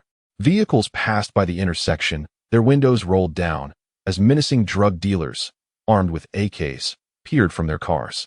A tattooed dealer stood in the bed of a pickup, gripping a machine gun, his gaze unconsciously drifting toward the fork in the road, where he spotted an approaching vehicle. The driver's visage was a mask of rage. As one of Carlos' most elite henchmen, trained in the rigors of special operations, he sensed something amiss. Carlos' vehicle was right behind him. Any potential threat must be eradicated. Stop the car, he commanded, first tapping the roof of the pickup's cabin to instruct the driver to slow down, then unhesitatingly aiming his machine gun at Mario, shouting, "Who goes there? Stop the car." Mario pressed the accelerator to the floor, disregarding the drug dealer's threat. The gunfire erupted without hesitation. The ordinary sedan crumpled under the might of the heavy machine gun. In an instant, darkness enveloped Mario as the car skidded uncontrollably, crashing into a roadside dumpster. The enemy opened fire, and the car bomb had yet to reach its intended position. I must detonate it, Lin Yang thought, observing the sedan still a mere dozen meters from the Hummer. Without a moment's pause, he pressed the detonator. Boom! A 10-kilogram TNT bomb erupted, obliterating the sedan. The shockwave shattered every glass window along the street, sending the gunman flying from the vehicle under the blast's force.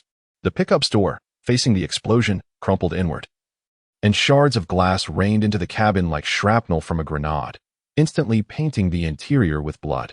The bomb's effectiveness was remarkable. The entire convoy halted, and the dealers swiftly exited their vehicles, seeking nearby cover to guard against further attacks. Enemy attack. Protect the boss. Carlos was no exception. But Lin Yang found it irritating that Carlos waited until he had enough subordinates to shield him before disembarking.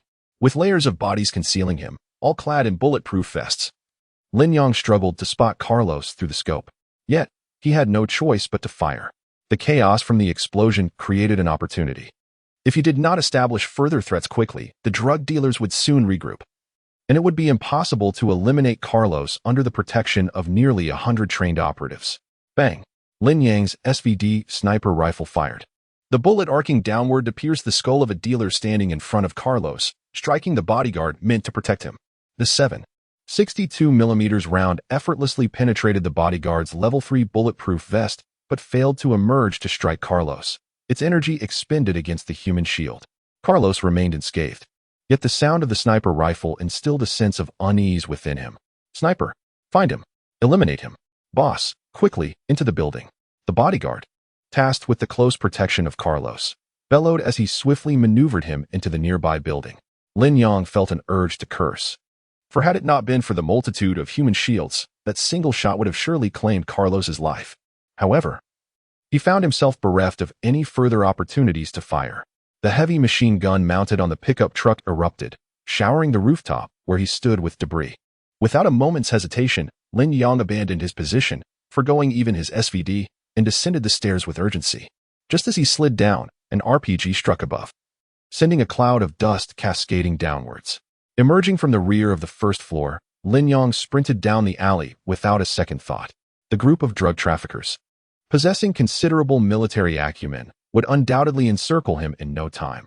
He needed to escape with utmost speed while also providing support to the duo at the steering wheel. "Boss, Carlos is in the adjacent store," roared the harvester. Regrettably, Carlos, under immense threat, opted not to seek refuge in the establishment where the steering wheel and the wolf were hiding, but instead chose the neighboring store. Nevertheless, the steering wheel had prepared for such a scenario. Charging out from the front only to turn towards the adjacent store would be tantamount to courting death. "Wolf, prepare to breach the door." Without hesitation, the wolf retrieved an explosive device and affixed it to the wall separating the two shops. The two of them took cover to the sides. With a resounding boom, the wall detonated, sending smoke billowing forth and creating an opening large enough for two to pass through. Chapter 35. Life and Death Enemies Abound. The drug dealers next door were not deterred by the sound of the explosion.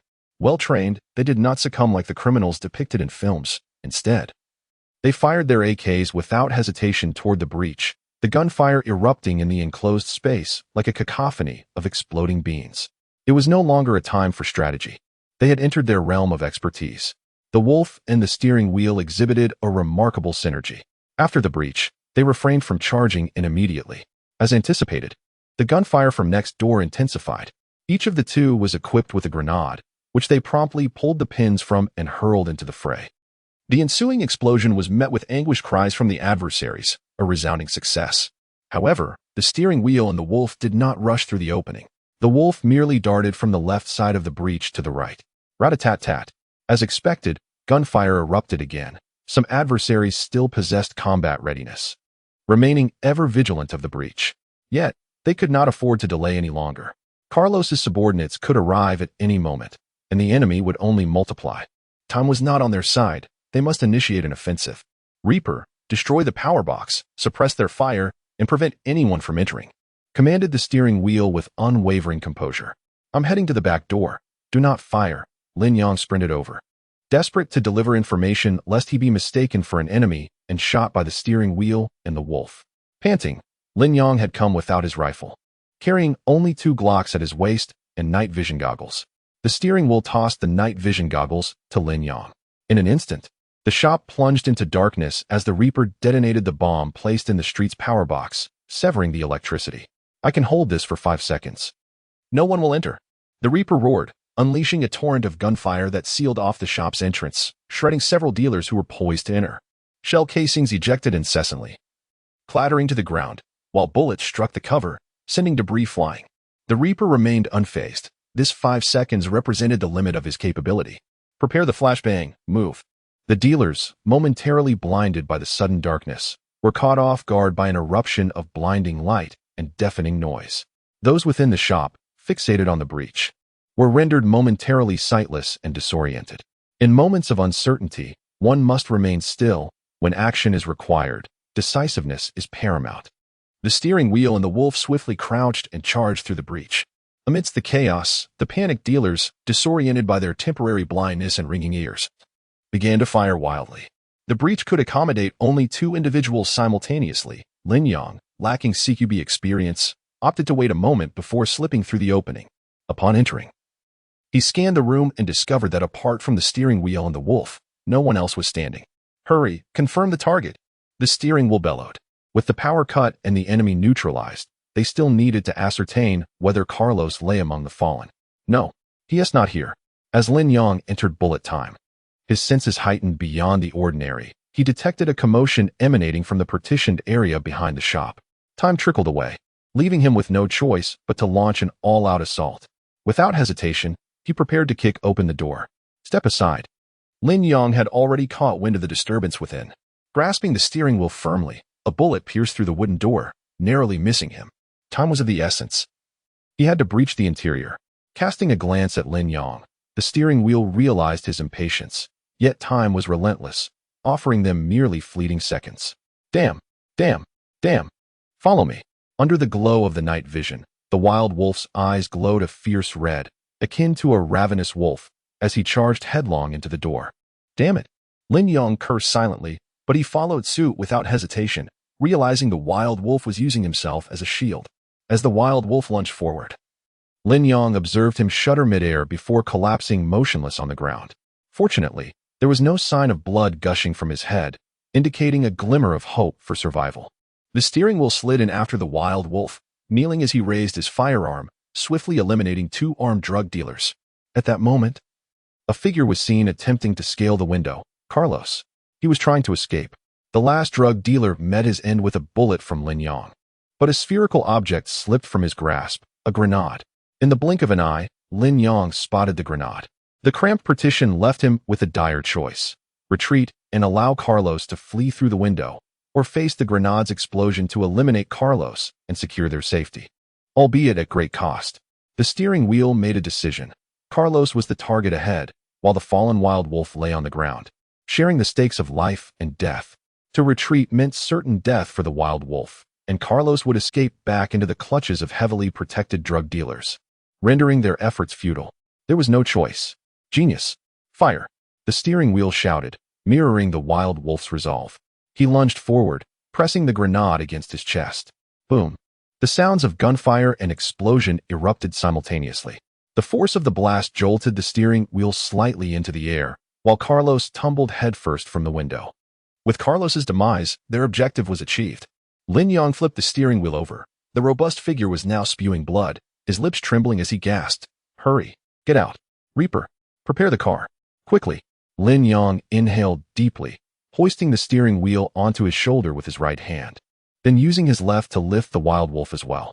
With a fierce shout, the 2 heavily armed men, each weighing at least 150 kilograms, charged forth from the rear of the shop. Without a moment's hesitation, Lin Yang stuffed both men into the vehicle. As Lin Yang's bullet time reached its conclusion, his stamina was utterly depleted, leaving him slumped in the passenger seat, unable to even wiggle his fingers. Summoning every ounce of strength, he urged the Reaper, drive. Vroom. The accelerator was pressed to the floor, the engine roared, and the car surged forward. What had happened to them? The harvester drove anxiously, catching glimpses in the rearview mirror of the slumped figure in the back seat, a bulletproof vest tattered against the chest, blood gurgling from the mouth, relentless and unceasing.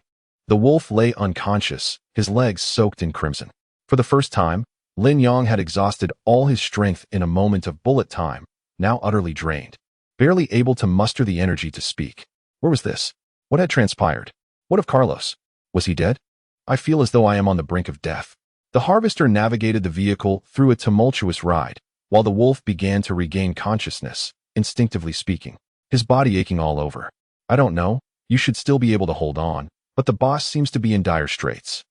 The harvester glanced at him, the entirety of his thigh soaked in blood, yet it was a relief that the major artery appeared untouched. Or else he would not have awakened at all. The boss slumped against the steering wheel, bubbles of blood forming at his lips. Boss, how are you holding up? The wolf, gritting through the pain, nudged the steering wheel, which coughed violently, ejecting a large spurt of blood mixed with fragments of internal organs, yet somehow. The boss seemed slightly more alert. A pang of dread gripped the wolf as silence enveloped him. He understood the gravity of the situation. Cough, Yang. I'm sorry, I always wanted to give this to you. Don't blame me. Remember your promise. The trembling hand of the steering wheel fumbled in his pocket for a phone, lacking the strength to grasp it. It clattered to the floor of the car.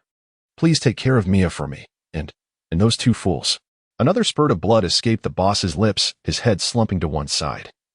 Falling silent, the wolf, in a hushed state, retrieved the phone from beneath the seat and handed it to Lin Yang, who accepted it in silence. He recognized the device. A relic from Tokyo, where, to save his own life, he had taken the life of Hiroshi Ono, and the boss had recorded it with this very phone. Now, it had returned to his possession. Chapter 36. A reckless band of brutes. Monica. Establish a passage through the border checkpoint for us. We must evacuate Tijuana. Now, immediately.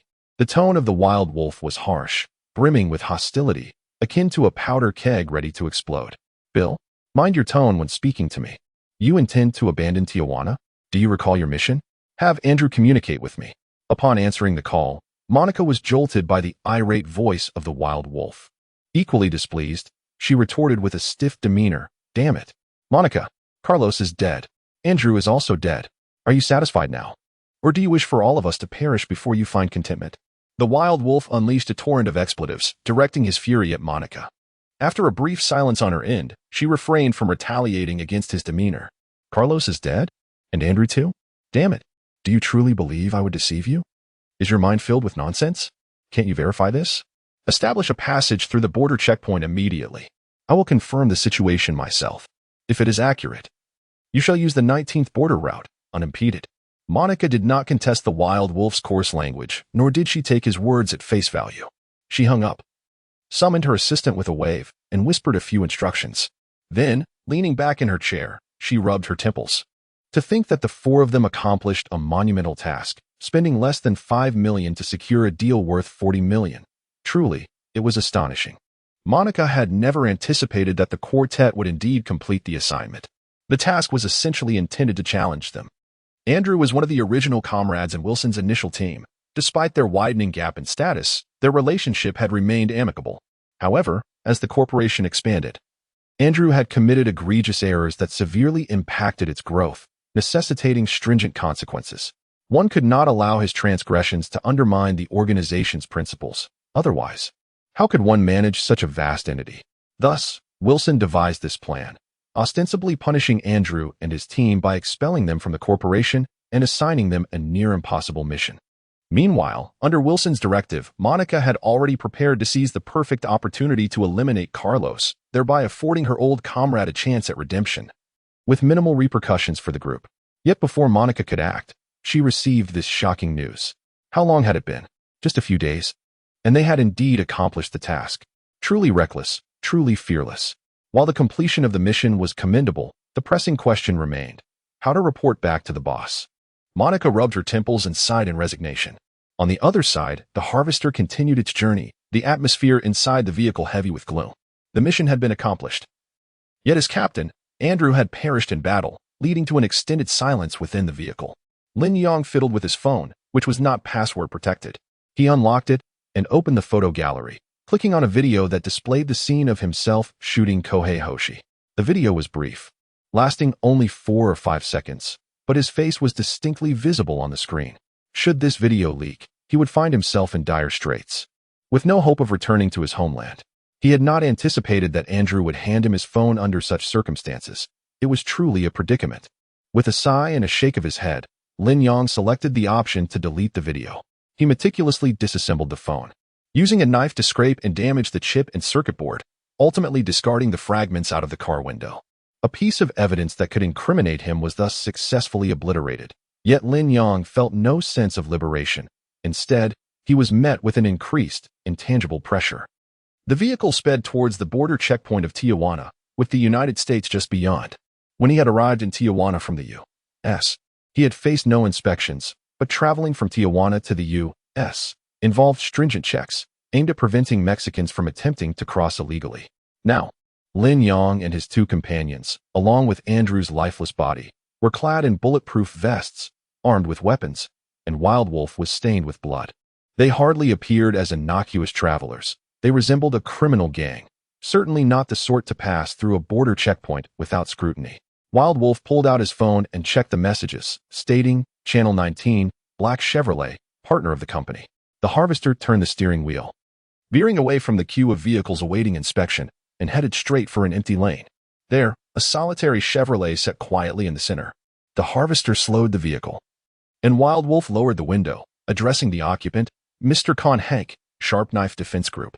The individual in the Chevrolet did not respond, merely retrieving a light bar and placing it atop the car, which began to flash. The vehicle then started moving, leading the way. The barriers at the checkpoint were cleared by the staff, allowing for an unobstructed passage as they sped by the eyes of the waiting drivers. Is this America? Truly a land of freedom. Lin Yang glanced back at the lengthy line of waiting vehicles and remarked, "Indeed, this is America, as long as you possess wealth and power." they will eagerly open their arms to you. Wild Wolf, ever uncouth, retorted Mr. Hank. Are they so brazen? Do they announce their names at the checkpoint? Lin Yang thought they were somewhat audacious. Such actions should be conducted discreetly. How could the guards openly declare their names? It gave off the impression that crossing from Mexico to America was as simple as calling upon someone by name. What did you say, Mr. Hank? Do you think Hank is his name? Wild Wolf scoffed. Isn't it? Certainly not. They are far from foolish. It is merely a password for passage. Each time a fee is paid to grease the wheels, they provide a name. If the name you utter is incorrect, passage is denied. The Wild Wolf shrugged, offering Lin Yang an explanation of the underlying intricacies. The existence of such a password was indeed surprising. Lin Yang exhaled. Although he perceived the act of leveraging privilege and circumventing rules as morally dubious, the sensation of enjoying such advantages was undeniably exhilarating. As a Huaxiao individual with Asian features, attaining power in America seemed virtually unattainable. Thus, the only recourse was to amass wealth, substantial wealth. Lin Yang pondered, establishing his objectives: a long-term goal of wielding power in the United States, a mid-term goal of earning several $100 million to attain affluence, and a short-term goal of arranging Andrew's funeral and resolving his own identity issues.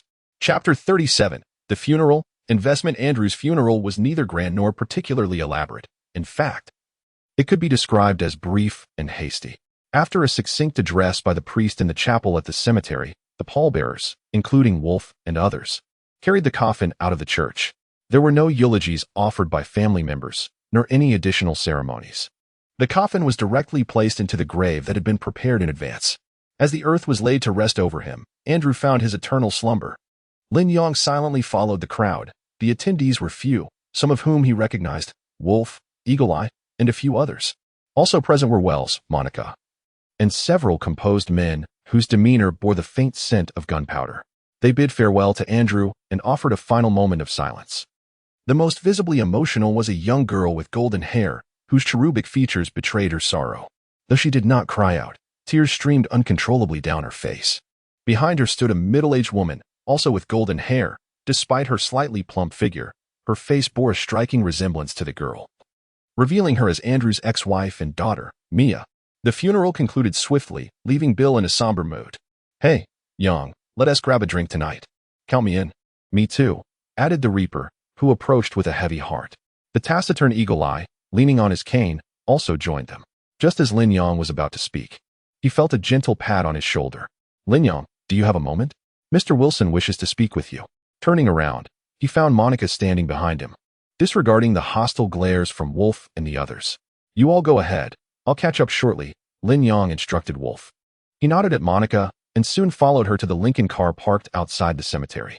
Monica stepped forward to open the rear door, gesturing for him to enter. As Lin Yang settled into the car, he immediately spotted Wilson seated in the back. Monica kindly closed the door and stepped aside, standing by the roadside. Andrew was with me for 11 years, ever since I established the Sharp Blade. It's hard to believe he survived the toughest times, only to fall now, Wilson began, his voice heavy with nostalgia. Lin Yang remained silent, reflecting that none of this would have transpired had it not been for Wilson's coercion. If not for that, Andrew would not have perished. Yet, Wilson seemed to possess an uncanny ability to read minds. I imagine you are thinking that I orchestrated this impossible task, leading to Andrew's demise, am I right? Isn't that the truth? Lin Yang mused, yet he refrained from voicing his thoughts. Wilson shook his head and shifted the topic. It took me 11 years to transition from the Sharp Blade Mercenary Corps to Sharp Blade Defense, ultimately evolving into Sharp Blade Defense Group, which now boasts thousands of employees. Many old comrades fell along the way, but those who have persevered have all become managers, no longer needing to wield guns for their lives, except for Andrew. Do you know why? Without waiting for Lin Yang to respond, Wilson spoke for himself. Andrew may not be the finest or most formidable commander since the inception of the Sharp Blade, yet he is undoubtedly the one who has endured the longest. In the heat of battle, he consistently maintains a clear mind, making optimal combat decisions and tactical judgments. However, once thrust into civilian life, he behaves like an utter fool. I have afforded him numerous opportunities. I entrusted him with personnel management, yet he turned it into sheer chaos. I assigned him logistics, and it became even more disordered. Aside from wielding a weapon, he is utterly inept. Wilson, as if recalling some distressing memory, spoke with a heavier tone. Until this incident, When he clandestinely accepted a mission in Tokyo and botched it, the mercenary group was not as it once was when troubles arose. We shouldered them together. The organization has its own rules, which I believe you comprehend. The more violent the environment, the stricter the adherence to rules must be. The most prudent course of action would have been to sever ties with you outright. Yet, I employed some connections and incurred a favor to establish a line with the logistics base in Japan. Wilson exhaled, turning to face Lin Yang. This mission is one you cannot hope to accomplish. How could such a crucial task be entrusted to merely the four of you? Once Monica's arrangements are in place, eliminating Carlos will merely be a matter of time. At that point, we can suppress the repercussions of Andrew's actions with a substantial order, and everything will fall into place. However, a variable has emerged. You truly are, as they say, a genius. In a seemingly impossible task, you found a glimmer of opportunity, an opportunity that requires risking lives. I know Andrew. Under such circumstances, he will undoubtedly take the gamble. He succeeded, yet he also failed. Lin Yang's lips moved slightly as he murmured, "Why not say this sooner? Isn't it said that foreigners conduct their affairs with transparency, avoiding convoluted maneuvers? Why couldn't you simply inform Andrew directly and let the four of us treat it as a trip to Tijuana? Why wait until now to speak, when lives are already lost? We are a violent organization. Rules are rules, and breaching them incurs consequences." Wilson sighed. Andrew breached the rules, and thus he perished. I breached the rules, and so I could not save him. This matter ends here. Lin Yang nodded, understanding Wilson's implication and gaining insight. Enough of this. Let us discuss you. Regarding your identity issue, I have made inquiries, and you will speak with him in due course. What are your plans for the future? Have you considered pursuing this line of work? Wilson took a deep breath, shifting the conversation. Thank you, but I have yet to decide. A weight lifted from Lin Yang's heart. Wilson remained true to his word, and the identity issue would be resolved, which was a significant relief. You possess great intellect. I have high hopes for young individuals like you. If you are willing to enter this field, I promise you can join the organization directly, starting as Monica's assistant. What do you think? Wilson opened the conversation, recruiting Monica, who held the esteemed position of general manager at Sharpblade Defense, having started as her assistant. Her current standing was quite impressive, showcasing genuine intent. Lin Yang pondered for a moment before opting to decline the offer. I appreciate your kindness, Mr. Wilson, but I am accustomed to freedom and cannot abide by constraints. I understand, young man, brimming with ambition and eager to forge your own path. Should you consider venturing into this field, I can extend my assistance, such as through a well-qualified PMC company. Of course, this is not without cost. You may view it as my investment in you. Wilson, truly a titan of the industry, was quick to present a company, leaving Lin Yang both astonished and somewhat perplexed. But isn't this PMC company in conflict with Sharpblade's business? Wilson erupted into laughter. Conflict? No, there will be no conflict between us. It's an investment. You see? After a moment of contemplation, Lin Yang grasped the implication. The Sharpblade Defense Group was entirely different in scale from a mere shell company boasting qualifications. With vastly divergent business scopes, hence, there was no question of conflict. The so-called investment was essentially Wilson's investment in Lin Yang himself. Should Lin Yang succeed in establishing his company, Wilson could either acquire it outright or collaborate further to seize more contracts, undoubtedly outweighing any potential drawbacks. Understood. I will consider it, Lin Yang replied. Work diligently. I have faith in you. Should you have any ideas, feel free to reach out to Monica. She will ensure everything is taken care of. Lin Yang stepped out of the vehicle, the evening sun casting a warm glow upon him and elongating his shadow on the ground. He realized he still lacked a deeper understanding of PMC. Perhaps he should consult with the Wild Wolves. If he were to proceed, he would certainly need their assistance. As he walked, just after exiting the cemetery, a timid voice reached his ears. Hello, are you Mr. Lin Yang, the godfather my father found for me? Chapter 38, let us proceed. Lin Yang turned his head and noticed a little blonde girl standing by the sentry post in the cemetery. It was none other than Mia, Andrew's daughter, who was unexpectedly waiting for him to emerge. Lin Yang glanced around but did not see Andrew's ex-wife, Amanda, Mia's mother. Mia was rather petite, and as Lin Yang approached, he half squatted down to meet the anxious gaze of the little girl, speaking gently, Mia, I am Lin Yang. Why are you here alone? Where is your mother? Upon seeing Lin Yang's warm expression, Mia calmed slightly, instinctively glancing back at the car parked a short distance away in the cemetery. She pointed towards it and raised her wrist to show her watch. Mom is waiting in the car. She doesn't tea like Dad, nor his friends. I said I wanted to meet the godfather Dad arranged for me, and Mom only gave me 10 minutes. Now, there are just 4 minutes left. Lin Yang nodded, recalling how Andrew's ex-wife had seemed quite distant during the funeral, clearly reluctant to engage with him and the others. Yet, it appeared she respected her daughter enough not to obstruct their interaction. Dad said you are from Huaxia, very intelligent, the smartest person he has ever met, and especially good at arithmetic. He said you would help me become smarter. Is that true? Mia's eyes sparkled with hope. Lin Yang opened his mouth, initially intending to echo Andrew's sentiments. But how could one make such claims before the impending storm? Intelligence, after all, is relative, compared to Andrew and his brutish companions. Lin Yang undoubtedly possessed a higher intellect. However, during his own education, he was rather unremarkable, just an ordinary individual among many. By that standard, he could hardly be considered exceptionally clever. Andrew, why did you have to die? I never agreed to this. It was your unilateral decision. Lin Yang thought bitterly.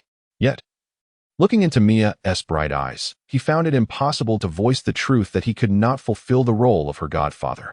Damn that dying wish. Well, Mia, whether one is smart or not depends on who one is compared to. Compared to your father, I am undoubtedly more intelligent. However, when compared to a clever girl like you, it is not so certain. Lin Yang chose to flatter her slightly, providing this newly fatherless girl with a measure of comfort. Encouraging education certainly has its merits, as a smile immediately brightened Mia's face. Is that really true? She asked. Of course it is true, Lin Yang replied with a smile. My mother used to say that a godfather accompanies a child's growth, offering protection and extending a helping hand in times of difficulty. Just like one's father. Is that correct? Mia's large eyes fixated intently upon Lin Yang, who had never experienced such intensity even when pursued by drug dealers wielding AK-47s. The concept of a godfather was not common in Huaxia, but it likely resembled the idea of a surrogate father. Now, without even a wife, he was expected to assume such a paternal role for this little girl. Wasn't this an unreasonable imposition? Lin Yang gritted his teeth, contemplating a refusal, but under Mia's unwavering gaze, he relented. Yes. Will you protect me like Dad does in the future? Yes. Lin Yang made an effort to maintain a smile, providing Mia with the response she desired. Let's make a pinky promise. Dad always does that when he agrees to something. Mia raised her right hand, clenched her fist, and displayed her delicate little pinky. Taking a deep breath, Lin Yang extended his right hand to complete the childish vow with Mia. Mia, it's time. Get in the car. We should head home. The car parked nearby slowly approached the entrance of the cemetery, and Amanda stepped out. Okay, Mom. I'll be right there. Mia glanced at her watch and realized the time had indeed come. Godfather, goodbye. She took a step forward to give Lin Yang a brief embrace, then politely waved as she returned to the car. Instead of returning to the driver's seat, Amanda approached Lin Yang. Hello, Mr. Lin Yang. Mia is just a child. Please do not take her words to heart.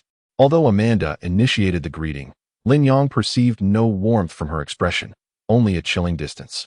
Mia is very well behaved. She is a wonderful little girl. Lin Yang smiled faintly, sidestepping the question. I am Italian, a mother. Please understand Mia's significance to me. Your profession, like Andrew's, is perilous. And now that Andrew is gone, I hope you will disregard the so-called godfather title. Let us end it here. We shall have no further intersections. Is that agreeable? Amanda spoke, her tone surprisingly soft, almost yielding, as if fearing that growing closer to Mia might lead to unforeseen consequences. Lin Yang comprehended her concerns, a mother's reasonable apprehension. Of course, I will not affect Mia. He nodded. Seeing Lin Yang's compliance, Amanda offered a slight smile. Thank you, Mr. Lin Yang. Then let us part ways here. Goodbye.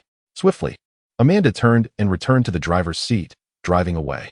Lin Yang watched the vehicle depart, while Mia sat in the back seat, pressed against the window, observing Lin Yang grow ever more distant. Through the glass, she extended her little fist, wiggling her pinky at Lin Yang. He chuckled, mimicking her gesture. Is that what Mr. Wilson said? It's not easy to obtain the qualifications of PMC. Why not accept something if it's offered? Wild Wolf downed a glass of beer in response to Lin Yang's words. It certainly wouldn't be given for free. Lin Yang corrected him. Since Wilson made such a decision, there must be something in return. There is no such thing as a free lunch. Did Mr. Wilson mention any conditions? The harvester raised his glass in inquiry. No. Lin Yang clinked his glass with his. Then that is settled. Isn't this effectively a gift? Wild Wolf, with his straightforward thinking, made his own conclusion.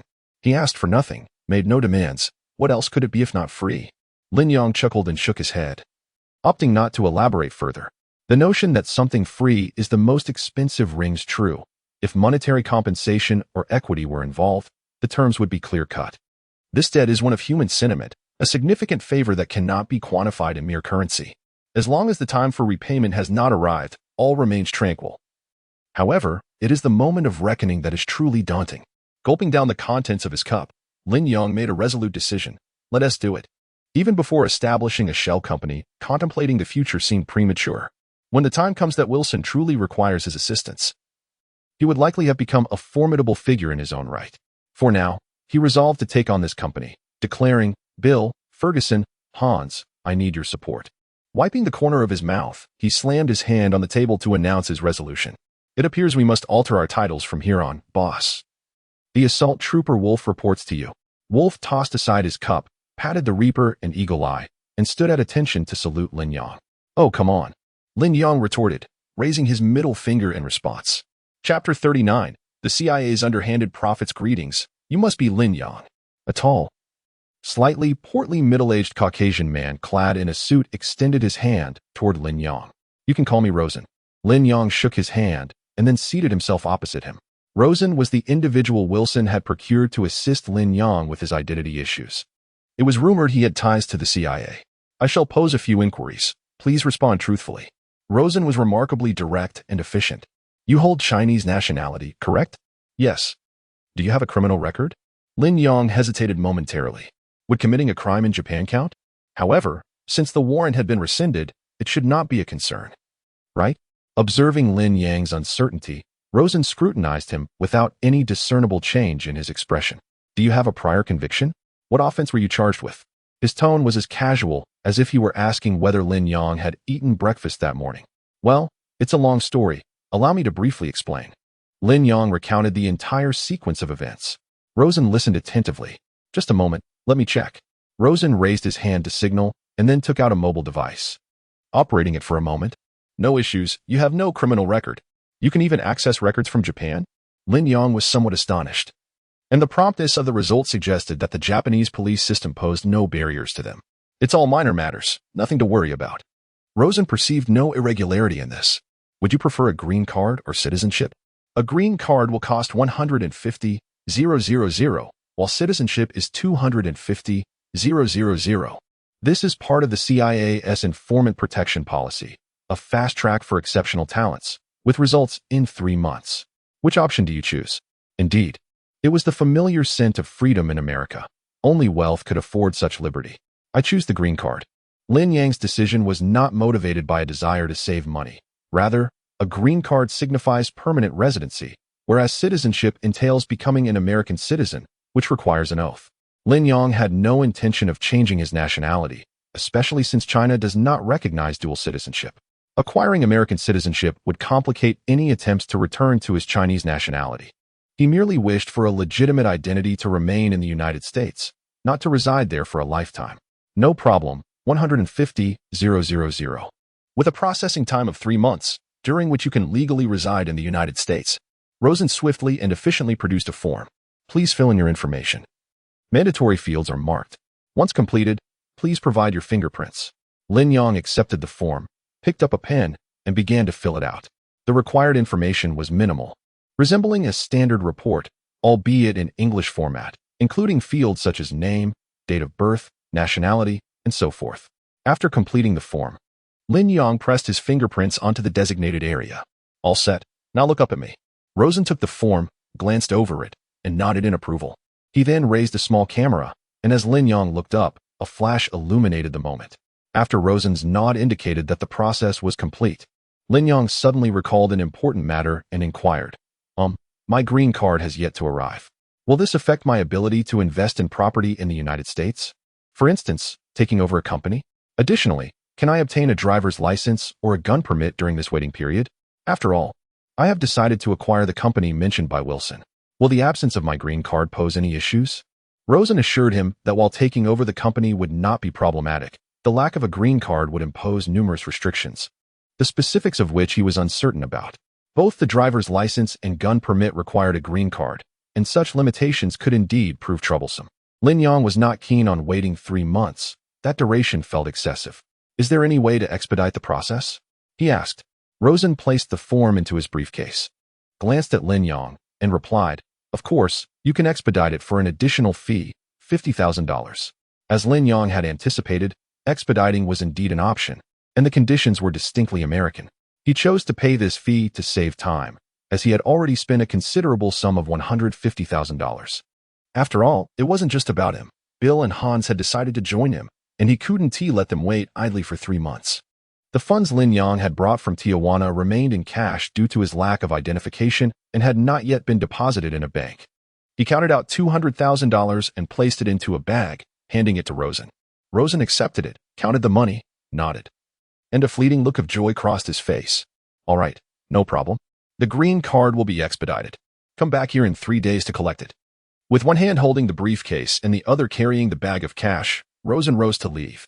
Pleasure doing business, goodbye. The entire transaction took no more than 5 minutes, efficient and straightforward, a clear exchange of money for services rendered. This experience opened Lin Yang's eyes once again. If anyone were to claim that in America there were no backdoor dealings or reliance on connections, that everything was conducted fairly and above board, Lin Yang would vehemently disagree. He would not only oppose such assertions but would also be inclined to deliver a couple of sharp retorts. The notion of fair dealings without the possibility of leveraging connections was laughable. Even the CIA, with its aura of mystery, operated on a system where money could facilitate access to expedited services, such as green cards. In Lin Yang's perspective, organizations like the CIA were enigmatic entities, executing top-secret missions hidden among the populace, exuding an air of prestige akin to the KGB or MI6, engaged in a battle of wits. To discover that they too engaged in such practices, abusing power for personal gain, was a revelation about the realities of America. Lin Yang silently resolved to quickly familiarize himself with these methods to navigate his future endeavors more effectively. Having resolved a personal concern, Lin Yang made his way back, contemplating his remaining finances. After returning from Tokyo, he had $10,000 left. Upon heading to Tijuana, he earned a commission of $400,000 through a deal with the bear. After deducting the bear's commission, he had $80,000 left from the funds acquired at the Ceda's warehouse. Both amounts belonged to the team, which consisted of him and the wolf, dividing the earnings equally among the 4 of them, resulting in $30,000 each. Andrew's share was allocated to Amanda. Today, $20,000 were expended for processing the green card, leaving him with a mere $20,000, which equated to over 100,000 Chinese yuan. However, this was America, where expenses for food, clothing, and living were substantial. If he were to merely wait for his funds to deplete, it would not last long. Once the green card was secured, he needed to promptly contact Monica to finalize the company's formalities and find a way to commence operations. Have you taken care of it? The wolf inquired as Lin Yang returned to the house, where he was temporarily residing. After all, the wolf was single, and an additional person made the place more lively. It's all set. I'll receive it in 3 days. At that time, I will reach out to Monica to handle the company's matters, and we can officially commence our business. Lin Yang said, flinging himself onto the sofa. Does that mean we can start earning money? The wolf gestured as if counting money. Bill, you haven't spent all your money, have you? Lin Yang suddenly felt that something was amiss. Bill had received a total of $600,000, yet he seemed more anxious than Lin Yang. Of course not, there is still some left, Bill replied, scratching his nose to mask his embarrassment. That is $600,000. What have you done? How much do you have left? Lin Yang was astonished. While it was customary in their line of work to spend as much as one earned, this was rather excessive. I bought a Lamborghini. Oh, Yang, you have no idea how incredible it is. I fell in love with it the moment I took it for a test drive. Bill's face lit up, as if he had experienced a revelation. Bill, you need to be more frugal. Our company has just been established, and we're uncertain when we will start making profits, Lin Yang lamented, covering his forehead in exasperation. Bill, however, wore a confident expression, patting his chest with pride. Hey, Yang, don't underestimate me. Although the company isn't officially established yet, I've already secured some orders.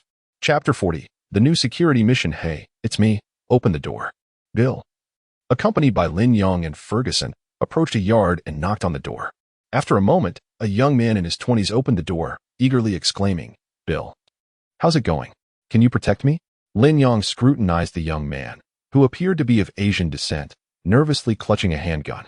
His face a mask of apprehension as he awaited Bill's response. Joe, we need to consult our superior. I cannot make that decision. Bill shrugged, stepping aside to present Lin Yang. ISNT your superior, Andrew. The young man gazed incredulously at Lin Yang, who shared his Asian features. Andrew has passed away. Ferguson and I have been dismissed from Sharp Blade Defense and are now working under Yang at his company, Bill succinctly explained. Oh, my apologies. Hello, I'm Joe Yen, but you can call me Jack. The young man promptly extended his hand to Lin Yang. Greetings, I am Lin Yang, the proprietor of Top Sky Defense. Lin Yang politely shook his hand. Although the transfer of the defense company had yet to occur, he already assumed the role of the owner. For engaging in business necessitated a certain elevation of status, even if his current team consisted of merely 3 individuals, one of whom was incapacitated. Please elucidate the situation. I need to consider whether to undertake this assignment. Lin Yang spoke with formality, understanding that clarity was essential before making any commitments, especially as there were only 3 capable individuals available for action. It would be reckless to proceed without assurance of suitability. After all, one's life should not be taken lightly. Here is the situation. I am currently being pursued by assassins, and I wish to enlist your protection. Lin Yang maintained a composed demeanor. Kindly provide more details. Whom have you offended, and why are they dispatching assassins after you? Is it a matter of no return? Or is there room for negotiation? Zhou Yin exhaled deeply, rubbing his face. All right, let me reintroduce myself. My name is Zhou Yin, a Ph.D. in economics from MIT. My father was a senior executive at a bank in Malaysia, involved in money laundering and embezzlement along with other high-ranking officials. 6 months ago, my father was imprisoned following exposure of these activities. I spent nearly all my savings to secure connections for him, but just a month ago, he died under suspicious circumstances in prison. It was no accident. They silenced him. I learned this from a prison guard who benefited from my family's kindness.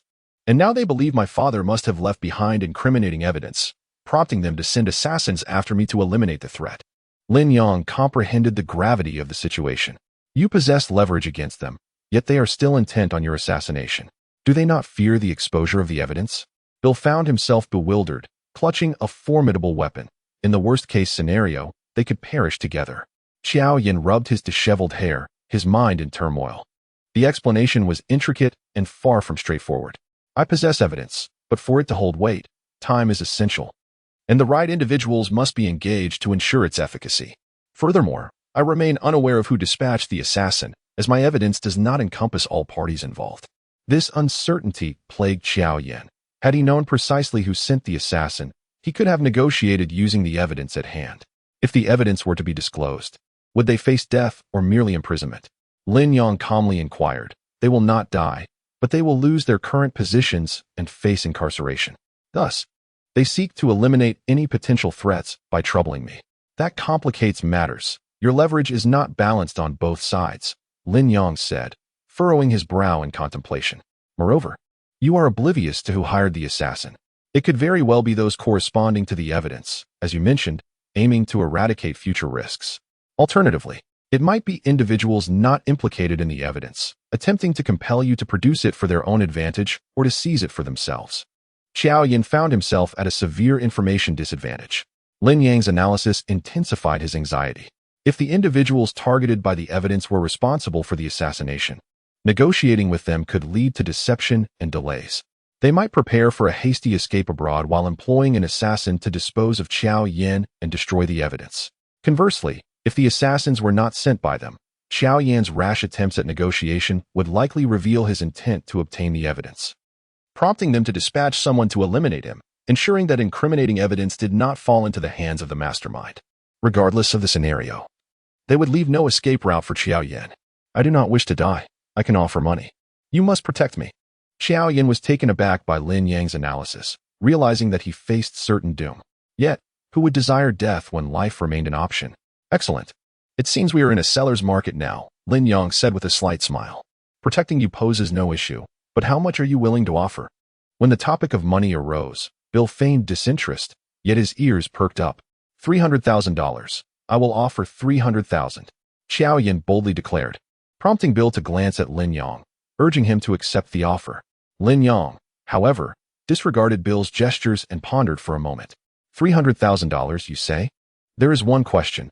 Do you wish for us to protect you, or to eliminate these assassins? Without hesitation, Xiao Yin replied, Of course, protect me. Lin Yang chuckled. Protection differs significantly from proactive engagement. How long do you intend for us to safeguard you? $300,000, under the constant threat of assassins.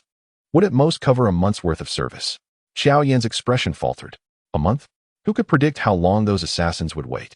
What if they arrived the very next day after the month concluded? Would he not still be doomed?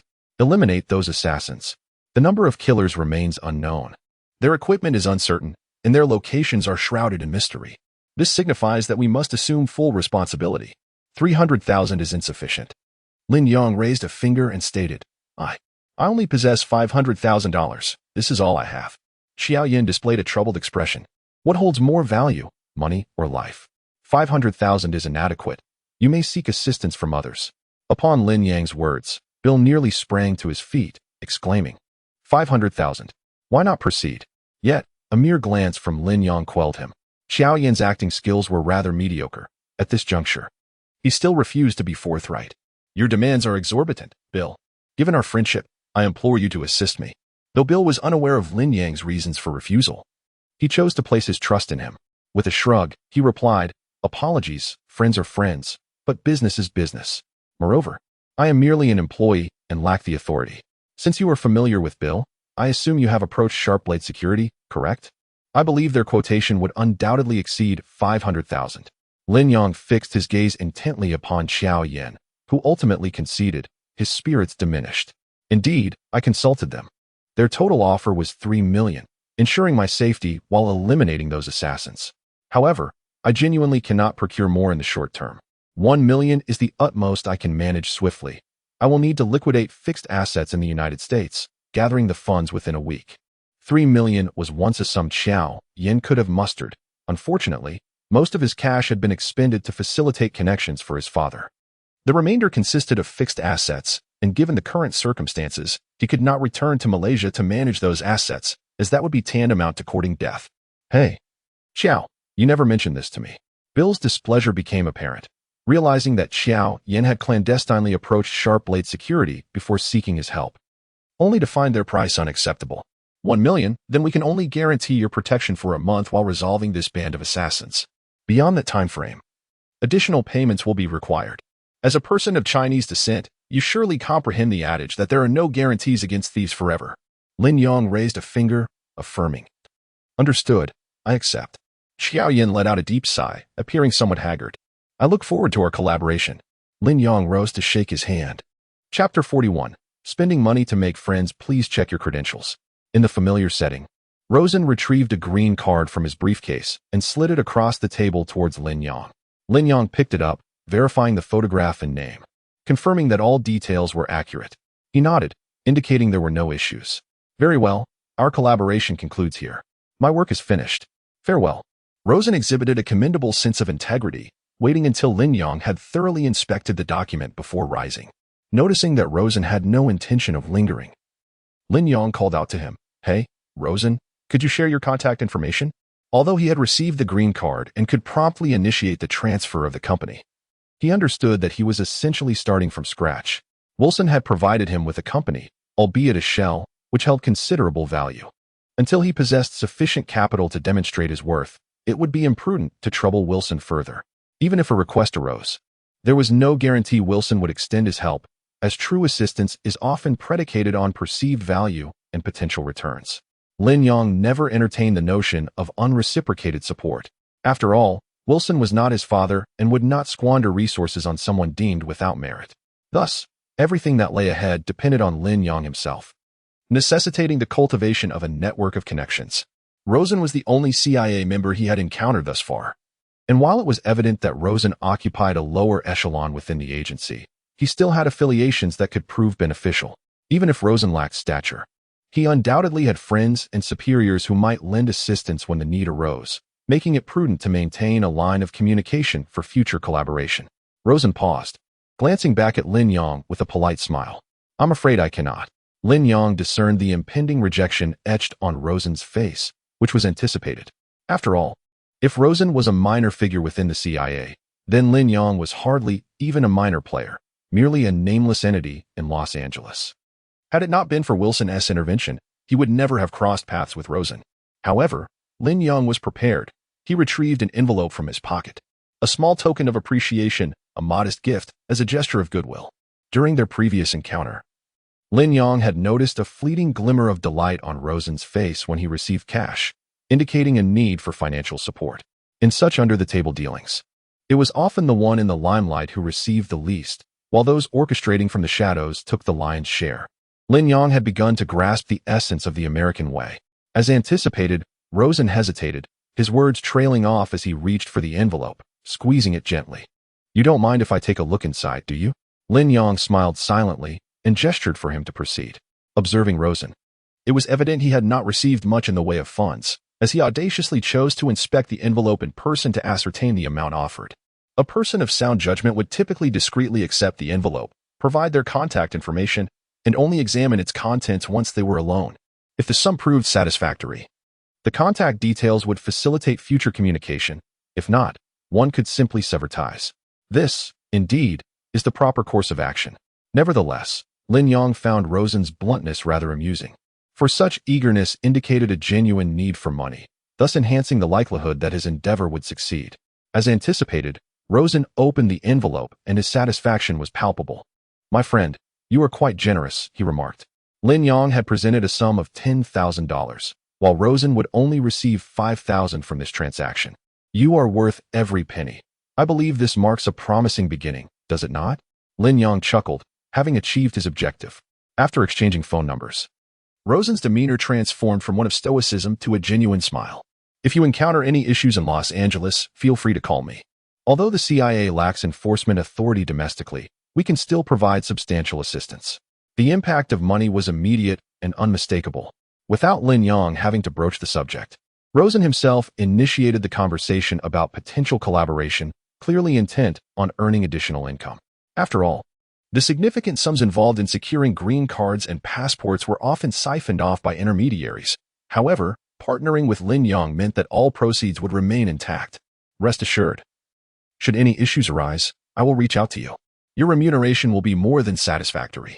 Lin Yang and Rosen shook hands, exchanging smiles. This was a promising first step in expanding his network. A $10,000 investment, indeed commendable. Satisfaction surged within Lin Yang as he dialed Monica's number, scheduling an appointment. After completing a plethora of documents, the contract with Titan Defense Company was secured.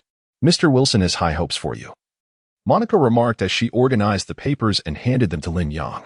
"I will ensure that," he responded, nodding thoughtfully. This favor was noted. He would strive for self-improvement and repay it in due course. "Bill, Ferguson, let us get moving." With the company paperwork finalized, Lin Yang promptly called for Bill and Ferguson. The company south location was conveniently close to Bill's residence, only 5 kilometers away. The rent, however, was steep at $20,000 per month, which Lin Yang would have to shoulder from the following month onward. Bill drove, accompanied by Lin Yang, Ferguson, and Hans, as they arrived at the company's site. The establishment was modestly sized, approximately 500 square meters. Using the key provided by Monica, they unlocked the door and ventured inside. The space spanned 2 levels and contained a total of over 10 rooms, furnished only with essentials. "Is this to be our future abode?" Lin Yang mused. "It appears quite satisfactory, though a bit barren. I shall relocate some of my belongings from home. It seems appropriate to reside at the company." Bill surveyed the surroundings with a sense of overall satisfaction and casually selected a room to designate as his personal space. Ferguson and Hans each chose a room as well. Once the novelty wore off, Lin Yang gathered the 3 together to address matters officially. The company was now operational, and as the adage goes, rules must be established to maintain order. It was imperative to discuss everything in advance to avoid future discord. "Yang, you are the boss. You hold the authority," he stated. Bill, seemingly unfazed, urged seriousness and proceeded with the matter at hand. "Since all of you are willing to work with me, let us agree on the terms. A monthly salary of $10,000 for each of you. Is there any objection?" Both Bill and Ferguson nodded in acceptance, while Hans raised his hand. "Yang, I am already disabled and cannot accompany you on missions. It seems inappropriate for me to receive such a salary." Ever since losing his limb, the once sharp-eyed Hans felt his spirit had diminished, yet he clung to his dignity. "Hey, Hans, do you think I pity you? Let me clarify, your assignment will not be trivial. Given your mobility issues, you will oversee the company's operations, personnel, logistics, and reception duties. I am the boss. I cannot handle everything alone. You know these two are not the brightest, so it falls to you to manage these tasks. Lin Yang unabashedly enumerated Hans's responsibilities. Upon realizing the volume of work ahead, a smile crept onto Hans's face. No problem, leave it to me. Good, now on to the next issue, the commission for missions. 30% will go into the company's general fund for operational expenses, and the remainder will be equally divided among us. Any objections? Lin Yang announced the arrangement for the mission commissions. Boss, this is not in accordance with protocol. We cannot claim such a large share. According to mercenary customs, the leader typically receives a larger portion, Bill countered, though he was eager to earn. The mercenary world knew that the leader usually took the lion's share, and even in a split, the leader's share was often counted as double. We are a company, not mercenaries. Besides, since I am the boss, my rules are paramount. Lin Yang declared decisively, this was a notification, not a negotiation. As someone well-versed in Chinese history, Lin Yang understood that building a business from the ground up required shared fortunes and hardships.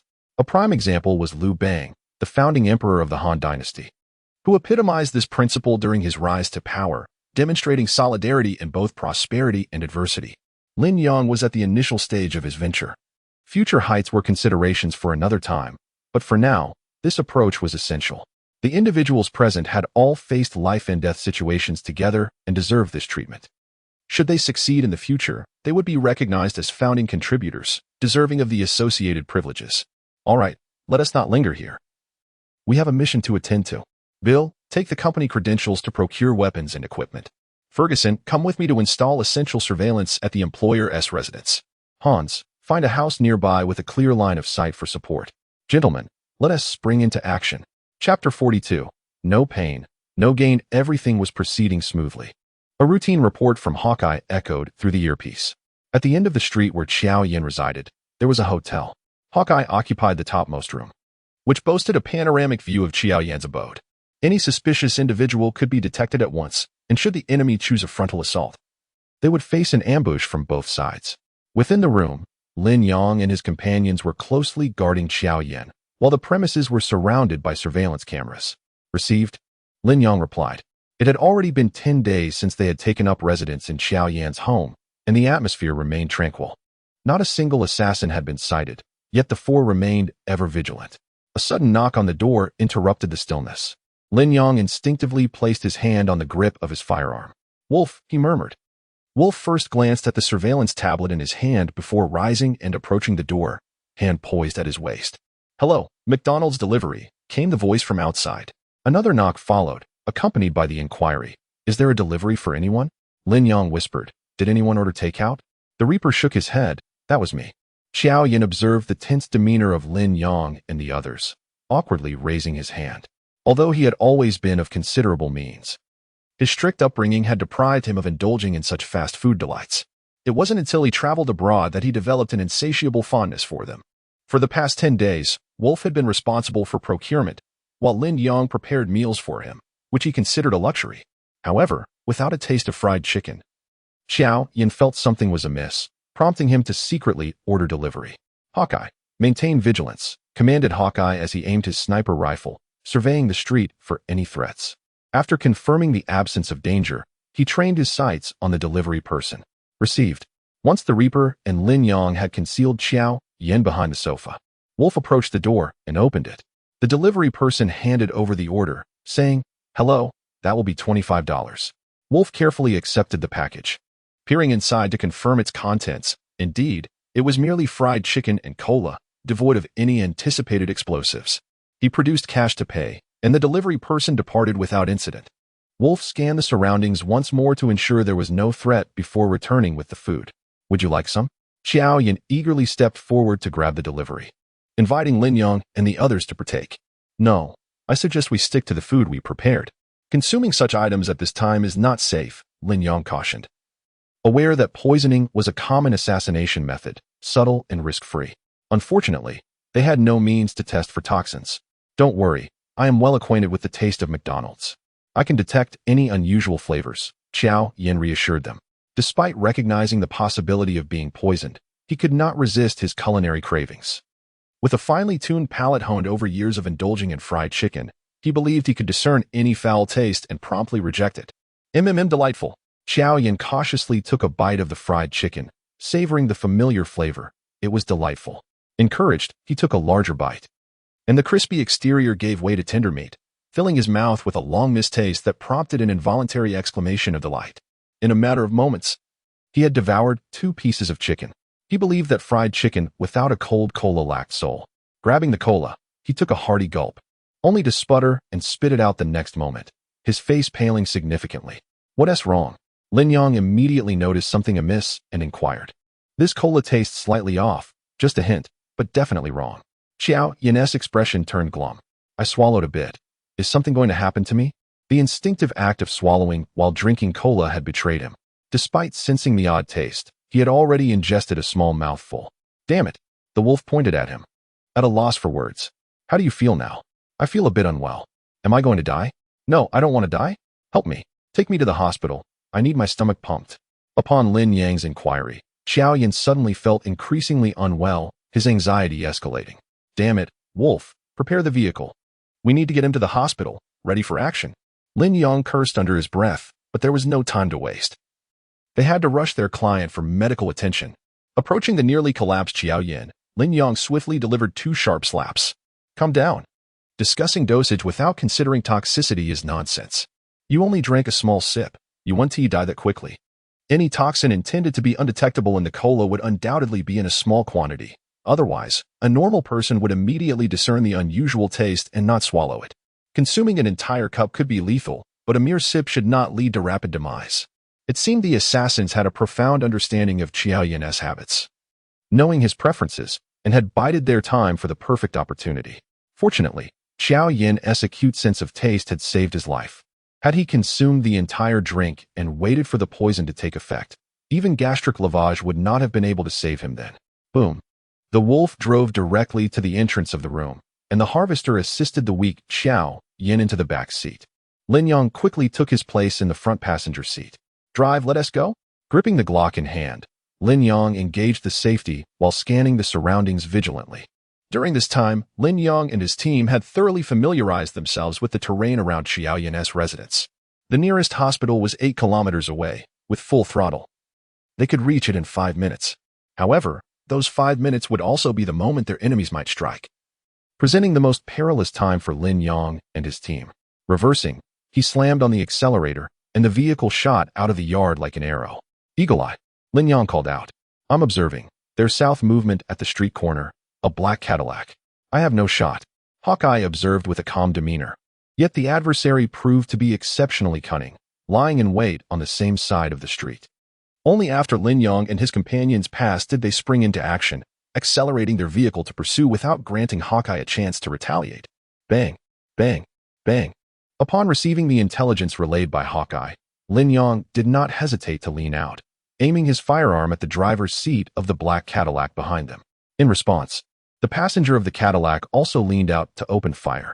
Boom. The bullets struck the rear of the Ford driven by Wolf, causing the Cadillac's driver to hunch over the steering wheel, resulting in the vehicle abruptly veering off the road and crashing into a flower bed. Traveling at a speed exceeding 100 miles per hour, Lin Yang maintained his impeccable marksmanship, delivering a shot to the head and another to the torso, effectively neutralizing the Cadillac's driver and successfully thwarting the enemy's pursuit. Well executed. A genius move. Damn. Moreover, hold on tight. Just as Wolf marveled at the sight of the crashed vehicle in the rearview mirror, a Chevrolet suddenly barreled out from a side street. Wolf swerved sharply to avoid the collision, narrowly preventing Lin Yang from being thrown from the vehicle due to the force of the maneuver. Rat-a-tat-tat. This time, the assailants were even more ferocious, brandishing automatic rifles, which resulted in a sudden barrage of bullet holes appearing on the rear of the Ford. The vehicle was an easy target, leaving them with little recourse but to succumb to the onslaught. Turning a corner, Lin Yang's eyes brightened as he spotted a police car ahead. Quick, drive past it, overtake him. Lin Yang stowed away his weapon while simultaneously presenting the PMC's formal identification and firearms permit on the dashboard. The Ford sped past, while the relentless gunfire from the pursuing Chevrolet attracted the attention of the police. Stop. The Chevrolet, heedless of the police's warnings, was met with a barrage of gunfire from the officers concealed behind their vehicle. A shootout ensued on Lancashire Avenue, as the criminals in the black Chevrolet armed with automatic weapons, moved from west to east, requesting backup. Chapter 43. Sir, do you require assistance? Place your hands where I can see them and exit the vehicle. The wild wolf drove relentlessly toward the Langsom Medical Clinic, and as soon as the vehicle came to a halt, they were swiftly encircled by pursuing police cars. Confronted by the ominous barrels of several firearms, Lin Yang and his companions complied without hesitation, raising their hands and displaying their identification as they disembarked. Sir, we are a PMC authorized security personnel escorting our employer to the hospital. Here are our credentials. Turn around, slowly place your identification on the hood of the vehicle, and keep your hands raised. The officer bellowed, and Lin Yang and the others duly complied. Meanwhile, the Chevrolet, armed with automatic rifles, had long since vanished from sight. The officers roughly restrained the wild wolf and his associates against the vehicle before beginning to scrutinize their credentials. Sir, our employer has been poisoned and requires gastric lavage. Could we allow the medical staff to assist him? Lin Yang fervently pleaded. Commander, our documents are in order. They are employees of Top Sky Defense Company and possess valid firearm permits. After a thorough verification of their credentials, the officer finally concluded, release them. Those pinned against the vehicle felt a wave of relief wash over them. Medical personnel approached to lift the pallid Xiao Yin onto a stretcher, and the police made no objection. Lin Yang breathed a sigh of relief, although they had endured some rough treatment. At least Xiao Yin was safely en route to the hospital, and they themselves had sustained no casualties. This was indeed the best possible outcome. Fortunately, his team did not include any individuals of African descent. Otherwise, the police might have resorted to excessive force. After a rigorous half-hour of questioning, meticulously examining their PMC identification and related documents, scrutinizing their security contract with Xiao Yin, and verifying the consistency of their weapons and firearm permits, as well as conducting blood tests for alcohol or drug use, the Los Angeles police finally released them. However, should any incidents arise related to the assailants, they would need to be summoned for inquiries. How is it, doctor? Is he out of danger? Lin Yang hastily inquired upon entering the hospital. Just as the doctor completed the gastric lavage, the doctor replied calmly, no issues. He arrived in a timely manner and is not in danger. A further examination and he will be discharged. How could it not be timely? From the moment Xiao Yin ingested the suspicious soda to their arrival at the hospital, only 5 minutes had elapsed. Lin Yang and his companions exhaled deeply. They had managed to navigate this crisis. Indeed, these assassins were lethal when they chose to strike. Accompanied by the Wild Wolf and the Reaper, Xiao Yin proceeded for further examination. Lin Yang pondered for a moment before turning to leave. Hawkeye. We engaged in a firefight on Langsom Avenue. I neutralized the driver of the first vehicle, while the LAPD took over the second. See if you can ascertain their final escape route. Only a thief can operate for 1,000 days. But a guard can only stand watch for a day. The truth of this is glaringly evident. The commission at hand is indeed a challenging endeavor. Lin Yang and his entire team are primarily offensive in nature, and shifting to a defensive stance feels rather unnatural. Lin Yang is currently contemplating how to ascertain the whereabouts of this group of adversaries, pondering whether he can strike preemptively.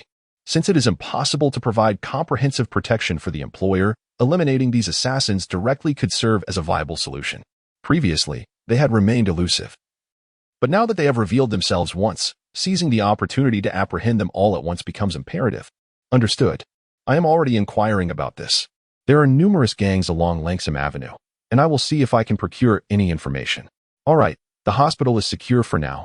I will come to find you. Considering the limitations of the Eagle Eye operation, Lin Yang decided to bring Eagle Eye along to gather intelligence. These individuals are sure to conceal themselves. And now that they have unexpectedly exposed their presence, swift action is essential. Delaying will make it increasingly difficult to track them down. Lin Yang drove to pick up Eagle Eye, cruising slowly along Langsom Avenue. Hey, are you looking to make some extra cash? Eagle Eye's sharp gaze scanned the streets. Landing on a young black boy, he beckoned him over. The boy approached the car, asking, what do you want? Are you buying goods or seeking pleasure? $50. I can guide you. No, we seek information. A black Chevrolet exchanged gunfire with the LAPD on the avenue just now, and I wish to know where they headed afterward. The boy sized up Eagle Eye and Lin Yang, a burly white man and an Asian, and was unsure of their intentions. I can't help you with that. You can find me if you want to buy or seek a prostitute. This lad was indeed persistent. Lin Yang chose not to engage in further banter. Since Eagle Eye sought him out, it indicated that he was well acquainted with the streets. Given his pitch, it was clear he had ample knowledge of the area. $1,000. I believe you have a way to find out, don't you? The boy's eyes lit up, and he swallowed hard. Clearly yearning for the $1,000 Lin Yang held. I'll try. No, I will definitely find out. Give me some time. Wait for me here. With that, he dashed to a street corner and whispered to a few homeless individuals before disappearing down a side alley. A full 10 minutes elapsed before the boy returned, his forehead glistening with sweat. I have news. That Chevrolet ended up in Scorpion Gang territory, around Kintara Street. I do not take kindly to deception.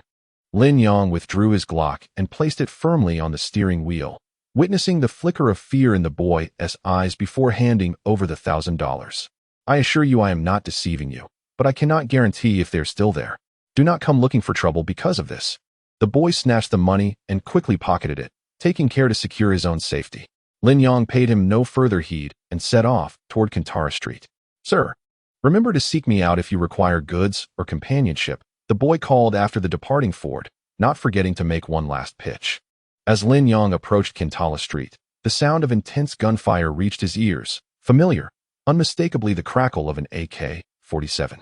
His spirits soared. The LAPD would never employ such weaponry, indicating that there were undoubtedly criminals engaged in a fierce exchange ahead, likely the very assassins he sought. This was a rare opportunity. With a firm press of the accelerator, he drove against the flow of the crowd. Turning the corner, he beheld 2 police cars and a pickup truck entangled in a chaotic heap by the roadside. Officers lay wounded on the ground, while the remaining policemen took cover behind their vehicles, intermittently returning fire but clearly outgunned and heavily suppressed. Slow down.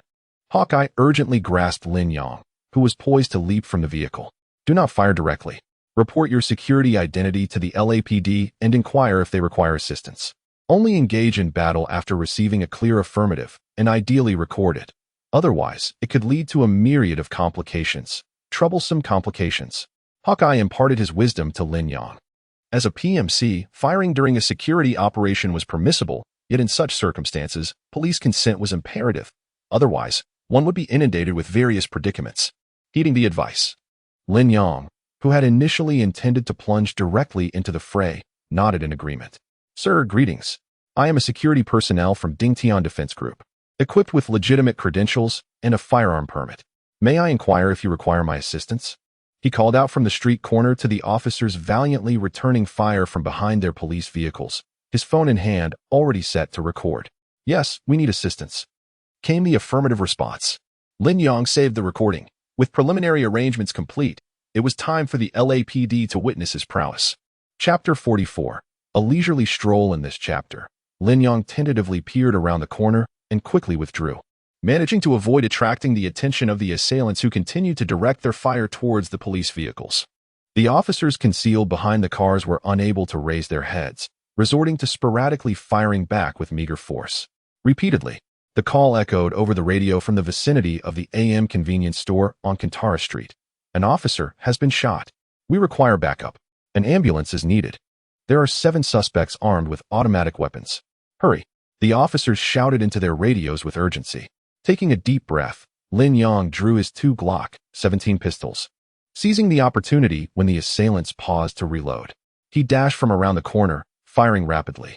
The 3 criminals who had exposed themselves while taking cover across the street fell lifelessly to the ground, their heads bursting from the impact.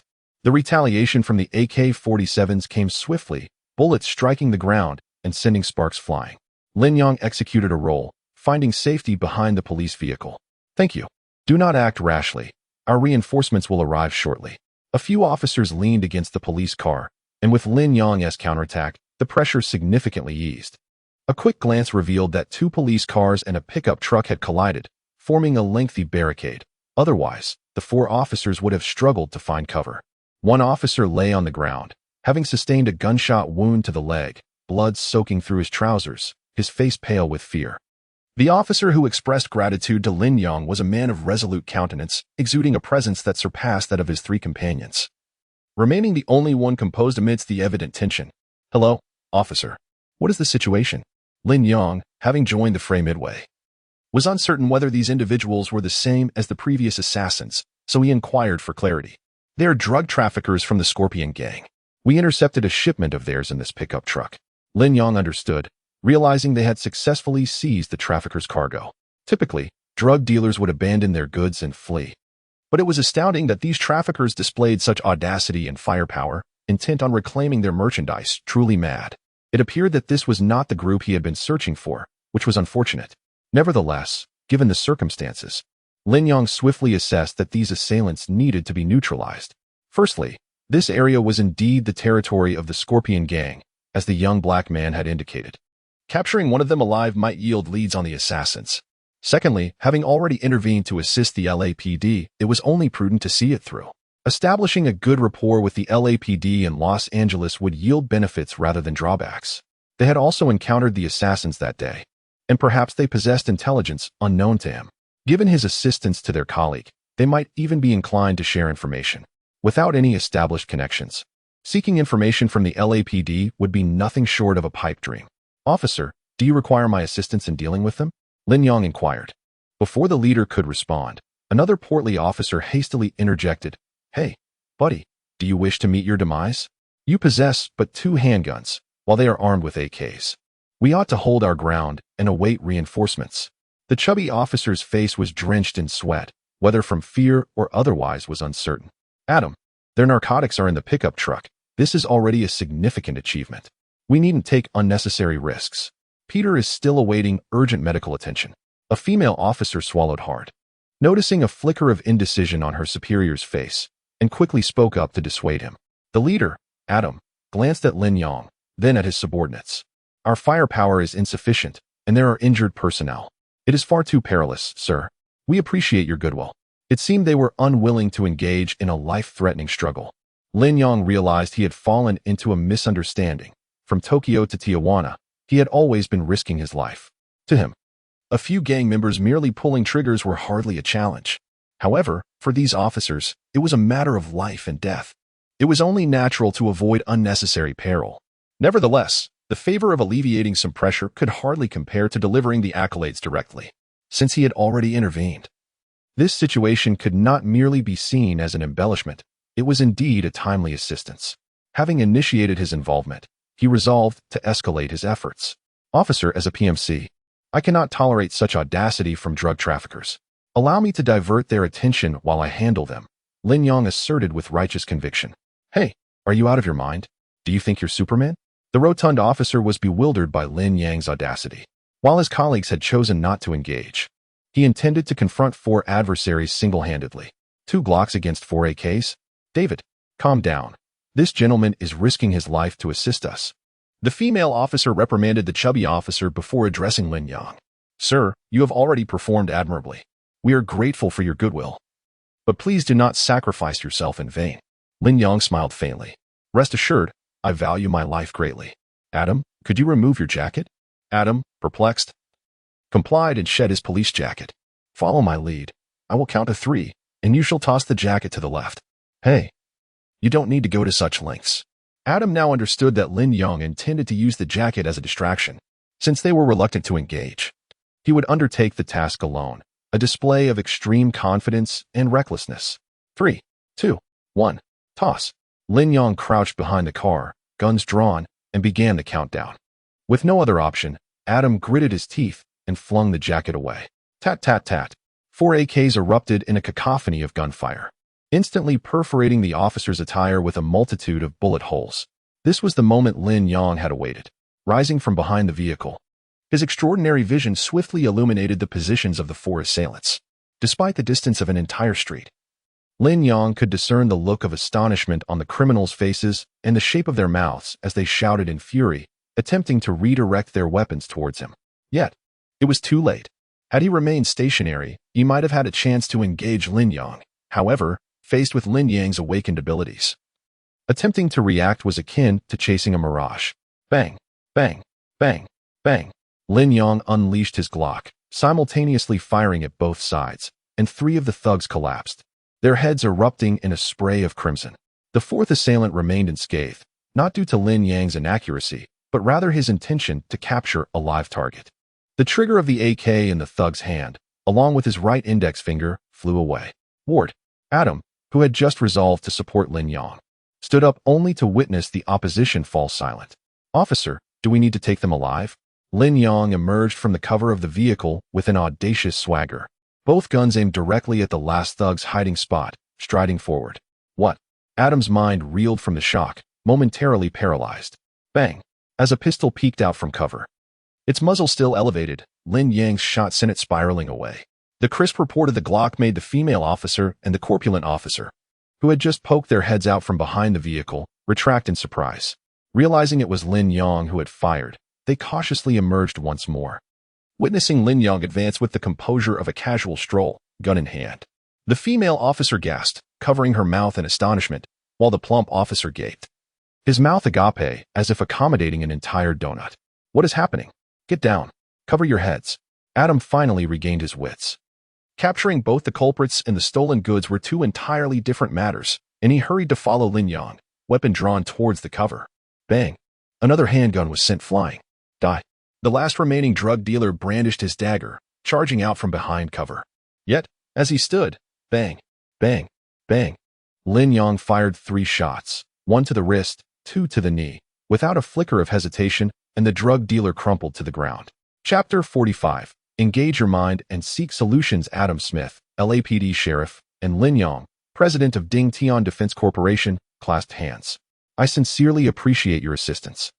Here's my personal business card. Should you require any help, do not hesitate to reach out. Adam produced a business card and handed it to Lin Yang, who graciously accepted it. After all, this was precisely his intent, to expand his network.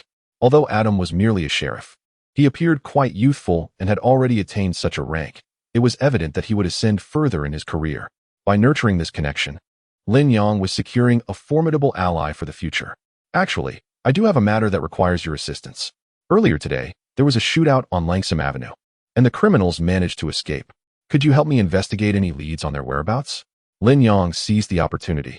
Knowing that his own intelligence network in Los Angeles was lacking, but the LAPD surely possessed valuable information. He found it hard to believe that the LAPD would not pursue these violent offenders who engaged in gunfights with officers. Regarding the gunfight on Langsam Avenue, I will need to check in with the precinct and will get back to you by tonight at the latest, if that works for you. Lin Yang had done him a significant favor, and this minor request was certainly manageable for Adam. Of course, I am currently tasked with a protection detail, and these individuals are specifically targeting my employer, so you understand the urgency. Lin Yang nodded, clarifying his need for this information. Adam acknowledged his explanation, understanding the situation. I will ensure to clarify everything for you. Thank you once again for your assistance today. I must attend to a colleague who has been injured and needs to be taken to the hospital. I still have to manage the scene. Adam gestured, indicating that the LAPD reinforcements had arrived, an impressive contingent of armed officers who took over the scene. However, as the sheriff of the initial responding team, Adam had numerous responsibilities to attend to. Do carry on. I shall reach out later this evening, Lin Yang replied with a smile. After exchanging a few quiet words with the leader of the arriving team, Lin Yang was allowed to leave by the officers controlling the scene, who did not request his cooperation in any investigation. It was evident that Adam held some influence within the LAPD. Although these thugs were not the assassins sent to eliminate Xiao Yan, establishing such a relationship proved worthwhile. What's the situation? Eagle Eye inquired upon Lin Yang's return, having noticed the arrival of several LAPD teams. No, it was merely a skirmish between a group of Scorpion Gang drug traffickers and the LAPD. I assisted in resolving the matter. Too bad it wasn't those individuals, Eagle Eye lamented, sensing the misfortune. Living in a hotel and remaining on high alert every day is taking its toll. It seems we must persist. What about Wild Wolf and the others? Lin Yang inquired. They are fine. However, the hospital is crowded and chaotic, making it unsafe. They have taken the employer home for now. Returning home, Lin Yang felt the need to discuss their next course of action. As he entered Xiao Yan's residence, he was met with an unexpected scene. The two individuals, Wild Wolf and Harvester, were voraciously devouring hamburgers, while Xiao Yan huddled alone on the sofa, trembling. I bought these on the way back. Genius, Eagle Eye. You should have some too. I got too many. This guy refuses to eat anything now, he remarked. Harvester's cheeks were stuffed to the brim, and Wild Wolf, without missing a beat, gestured to Lin Yang with his hamburger. With a resigned shrug, Lin Yang acknowledged their antics. It was absurd. Having just consumed poison McDonald's at the hands of their adversaries, they opted for more food from Cuckoo. Truly, they were both ruthless and cunning. However, after a long day, Lin Yang found himself genuinely hungry and took a hearty bite of his hamburger, letting out a satisfied sigh. As for Xiao Yan, he could remain hungry. He had been warned against eating, yet continued to insist on his strong palate. Now perhaps he would finally settle down. After finishing his meal in a matter of moments, Lin Yang rapped on the table. Gentlemen, this situation cannot persist. We must devise a strategy. With the enemy concealed in the shadows and them in the light, it was indeed a disconcerting predicament. You're right. Wild Wolf and Harvester chimed in, their gazes fixed intently on Lin Yang. What are you staring at me for? Lin Yang found their scrutiny baffling. Genius, if not you. Do you expect us to come up with a plan? Wild Wolf unabashedly interjected, while Harvester vigorously nodded in agreement. An eagle, I remained silent. Lin Yang felt the pressure building in his chest. Leading this team was proving challenging. Their frontline combat capability was ample, yet their intelligence was evidently lacking. We must utilize our strengths and not merely rely on defensive tactics, Lin Yang stated, prompting both Wild Wolf and Harvester to nod vigorously, affirming his point.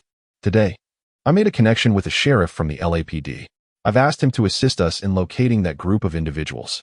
If we can indeed find them, we must be prepared for a proactive strike. No, absolutely not. You must protect me. Xiao Yan, upon hearing their intention to take the offensive, panicked at the thought of being left alone. Is it pleasant to be in a constant state of anxiety?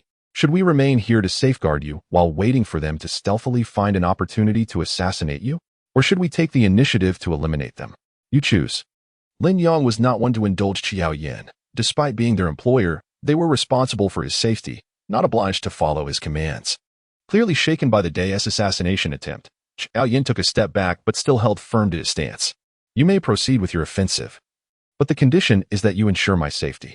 You cannot go out to resolve this while I am left vulnerable to their attacks. If I am killed, your mission fails, and you 1T receive your payment. What a nuisance. Lin Yang rubbed his temples, lamenting the inadequacy of his personnel. With only Eagle Eye responsible for peripheral fire support, the task of executing assault operations fell solely upon him, and the duo of Wild Wolf and Harvester, barely sufficient for their needs. Furthermore, with the necessity of allocating someone to safeguard Xiao Yan, how could they take the initiative in their offensive? As enemy numbers swelled, their predicament would only worsen. I shall devise a plan, he mused, but first, let us see if Adam can procure the intelligence we seek. It was a hard-earned endeavor, and Lin Yang sighed, hoping fervently that the LAPD would trace the assassin's whereabouts today. Otherwise, all would be mere conjecture, leaving them in a state of passive defense. At 8 in the evening, Adam arrived as promised. After a brief exchange of pleasantries, they swiftly delved into the matter at hand. Hey, Yang, today's incident will make headlines tomorrow. Do you have any requests? Perhaps you would like the name of Top Sky Defense Company to be mentioned? Adam initially referenced the gunfight of the day, where Lin Yang had rendered significant assistance. The LAPD could not afford to overlook this. They ought to extract some benefits from it. For instance, when the news broke, it would be advantageous to highlight that it was the Top Sky Defense Company that aided the LAPD in apprehending drug traffickers, a splendid advertisement. While there were many PMCs, business often hinged on reputation. The more renowned the company, the more clients they attracted, and the higher their fees. Reciprocation was in Adam's nature. But this was not what Lin Yang required at present. With only 4 members in Top Sky Defense and numerous tasks still pending, there was no need for ostentation. He could not squander goodwill on such matters. No need for that. The accolades belong to you, Lin Yang politely declined. Adam was taken aback by Lin Yang's refusal of such a golden opportunity for recognition. Very well, then. On to the matter you entrusted me with. I inquired further, and it appears that those individuals indeed vanished from the Scorpion Gang's territory. My colleagues conducted a thorough sweep of the streets where the Scorpion Gang operates today and located the vehicle, but unfortunately, the individuals had already fled. I apologize for not being able to catch their trail. Both Wild Wolf and Harvester displayed expressions of disappointment. This development jeopardized their proactive approach. Thank you for your efforts. Please do keep me informed of any developments. Lin Yang sighed, acknowledging the difficulty of the situation. It seemed that capturing these elusive individuals was no simple task, and their swift escape could not be blamed on Adam. I will, my friend. You have been of immense help to me. Please accept this, Adam said, producing a card and handing it to Lin Yang. Upon inspection, Lin Yang discovered a beautifully crafted silver card emblazoned with the LAPD insignia, an exemption card, indeed a valuable item. Before Lin Yang could inquire, Wild Wolf immediately recognized the card, indicating his familiarity with it. A small token of appreciation. My own matters remain unresolved, so I shall not linger. Contact me if anything arises. Adam rose hastily and departed, leaving Lin Yang seated on the sofa, pondering how to locate this group. If the LAPD had failed to catch their scent, who else could? Chapter 46. Collusion with the CIA. Hey there, old friend. It's been a while. Are you free tonight for a drink? Lin Yang said as he dialed Rosen's number. Given the sensitive nature of Rosen's affiliation, he refrained from discussing any specific matters directly, opting instead for a casual conversation reminiscent of longtime friends. Of course, I've been rather free lately. Let's meet up, Rosen responded warmly, making it seem as though they were the best of buddies. He did not probe into any hidden issues during the call. Once the conversation concluded, Lin Yang quickly received a text message containing a simple address. With the LAPD lacking detailed information, Lin Yang contemplated reaching out to others. His network in Los Angeles was minimal, comprising only Rosen and Adam. Since Adam could offer no assistance, he would have to rely on Rosen. Although Rosen was merely a minor figure within the CIA and the agency had no jurisdiction domestically, focusing instead on overseas intelligence operations, this did not imply a lack of rights to gather information. The CIA's intelligence capabilities were indeed formidable, and it was plausible they could uncover relevant information, certainly more effective than his own limited resources. At 9 in the evening, Lin Yang set out, driving to the specified address, which led him to a bar. Upon entering and surveying the environment, he noted that this establishment was not one of the bustling venues filled with lively music. The clientele was sparse. He swiftly located Rosen at the bar, who waved him over. Rosen tapped the bar to attract the bartender's attention. A glass of whiskey, please. And you? He inquired. I'll have the same, Lin Yang replied. Shortly thereafter, 2 glasses of whiskey were set before them. Lin Yang glanced at the prices displayed on the bar and settled the bill before the 2 men retreated to a secluded table in the corner, offering both a clear view and sufficient privacy for their discussion. Is there something you need assistance with? Rosen raised his glass, his eyes glinting with eagerness. Lin Yang was known for his generosity, having once handed over $10,000 simply to forge a friendship. Now, approaching him for a favor meant there was profit to be made. I need your help in tracking down a group of assassins in Los Angeles, Lin Yang stated plainly, outlining his request without hesitation. Are you looking to purchase intelligence? Could you be more specific? This is rather broad. There are numerous assassins in Los Angeles, Rosen replied, not outright refusing, but seeking more precise details. He recognized that the existence of numerous killers in the city indicated potential opportunity. Lin Yang's eyes brightened as he recounted the events of the day to Rosen in detail. After taking a sip of his drink, Rosen pondered, so, it seems these assassins must have recently arrived. Unfortunately, I currently have no information on them. Give me a moment to think. Rosen fell into deep contemplation, and it was evident that he was in dire need of money, keen to take on this job. They poisoned your employer, correct? Is that soda still on the table? I can take it back for analysis to determine the specific toxin. Their decision to act after 10 days indicates that the poison was likely sourced locally in Los Angeles, probably from the black market. We have connections in the black market, and this avenue may lead us to valuable clues. However, this requires the cooperation of my colleagues, and the price will need to be adjusted accordingly. Rosen was remarkably clear-headed, quickly formulating a strategy.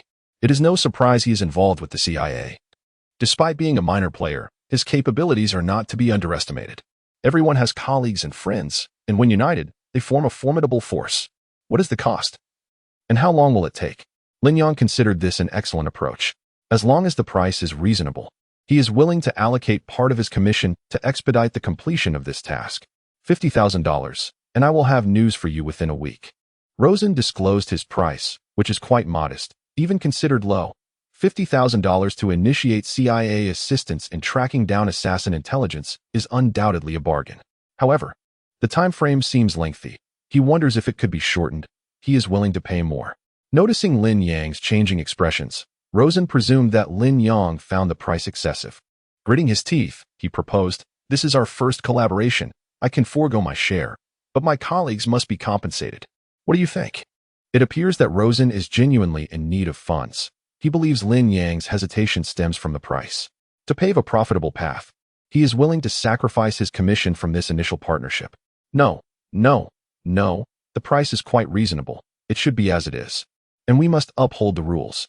I simply wish to inquire if the time frame could be shortened. I am willing to pay more. Lin Yang waved his hand dismissively.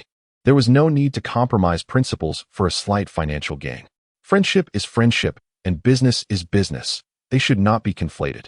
As for the time frame, conducting drug analysis takes time, and we also need to investigate the black market connections. It will take at least 5 days, and it cannot be shortened further. This is not merely a financial issue. Rosen was eager to increase the payment, yet the time required was non-negotiable. It is not as simple as expediting a green card application. Damn it, if only the CIA had jurisdiction domestically and weren't under scrutiny from the FBI. We wouldn't need 5 days just to track down an assassin. Rosen began to complain, but then suddenly fell into deep thought. Lin Yang believed that the issue was not with the CIA, but rather with Rosen's low rank. If his authority were greater, the time frame might be significantly reduced. Nevertheless, this was not a concern for the present, as Rosen was Lin Yang's sole connection within the CIA. If the CIA could not assist, the FBI surely would. Did you hear about their encounter with the LAPD today? If the LAPD cannot locate them, the FBI might have better luck. An idea struck Rosen. He picked up the phone. Wait a moment, let me make a call. Dialing a number, he waited briefly before the call connected. Hey, buddy. Are you interested in making some extra cash? Today, the LAPD engaged in a shootout with a group of assassins on Lancashire Boulevard. Do you know where these individuals are currently hiding? So direct, speaking of extra income right away. Indeed, it appears that money paves the way for reason, does it not? That's splendid. Rosen's voice lifted, suggesting he had received the news. After listening intently for a moment, he moved the phone's microphone away from his mouth and inquired of Lin Yang. He knew the whereabouts of that group of assassins and asked whether they wanted a complete package or merely information. Lin Yang's eyes brightened at the prospect of such a fortunate opportunity, spending money to have the FBI take care of everything, eliminating the need for personal risk. How delightful that would be. Nevertheless, he restrained his excitement, realizing that the cost of merely acquiring information would certainly differ from that of a comprehensive resolution. It was prudent to inquire about the pricing first. Can I ask for a quote before deciding? Rosen made an okay gesture and repositioned the phone near his mouth. Buddy, how much for the full package and how much for the information? Why is there such a disparity? Oh, I see. Rosen initially expressed surprise, then nodded. The price for just the information was $50,000, while the full package would amount to $800,000. The significant difference made Lin Yang furrow his brow. If the FBI were to handle it, a substantial portion of the funds would be allocated to them, and considering the equipment and time costs incurred recently, there would be little profit to gain, or worse, a potential loss. It appeared he would need to take matters into his own hands. Just the information will suffice. Buddy, do you prefer cash or a bank transfer? All right, no problem. Rosen ended the call, his expression relaxed. It was settled. He would provide an account number shortly. And upon receipt of the funds, the information would be sent over. That is fine. Just send me your account number. Here is your share. Lin Yang nodded, opened his bag, and handed Rosen $10,000, casually asking, is the FBI's fee always this high? The difference between the full package and the information is quite substantial.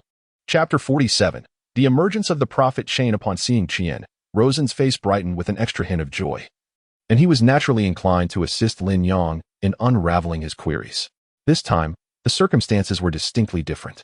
Lin Yang, upon hearing this, perked up and relayed the account details that Rosen had provided to Eagle Eye for the purpose of a transfer, after which he began to inquire further. What was this different situation? Would it impact his actions? Such matters required clarification.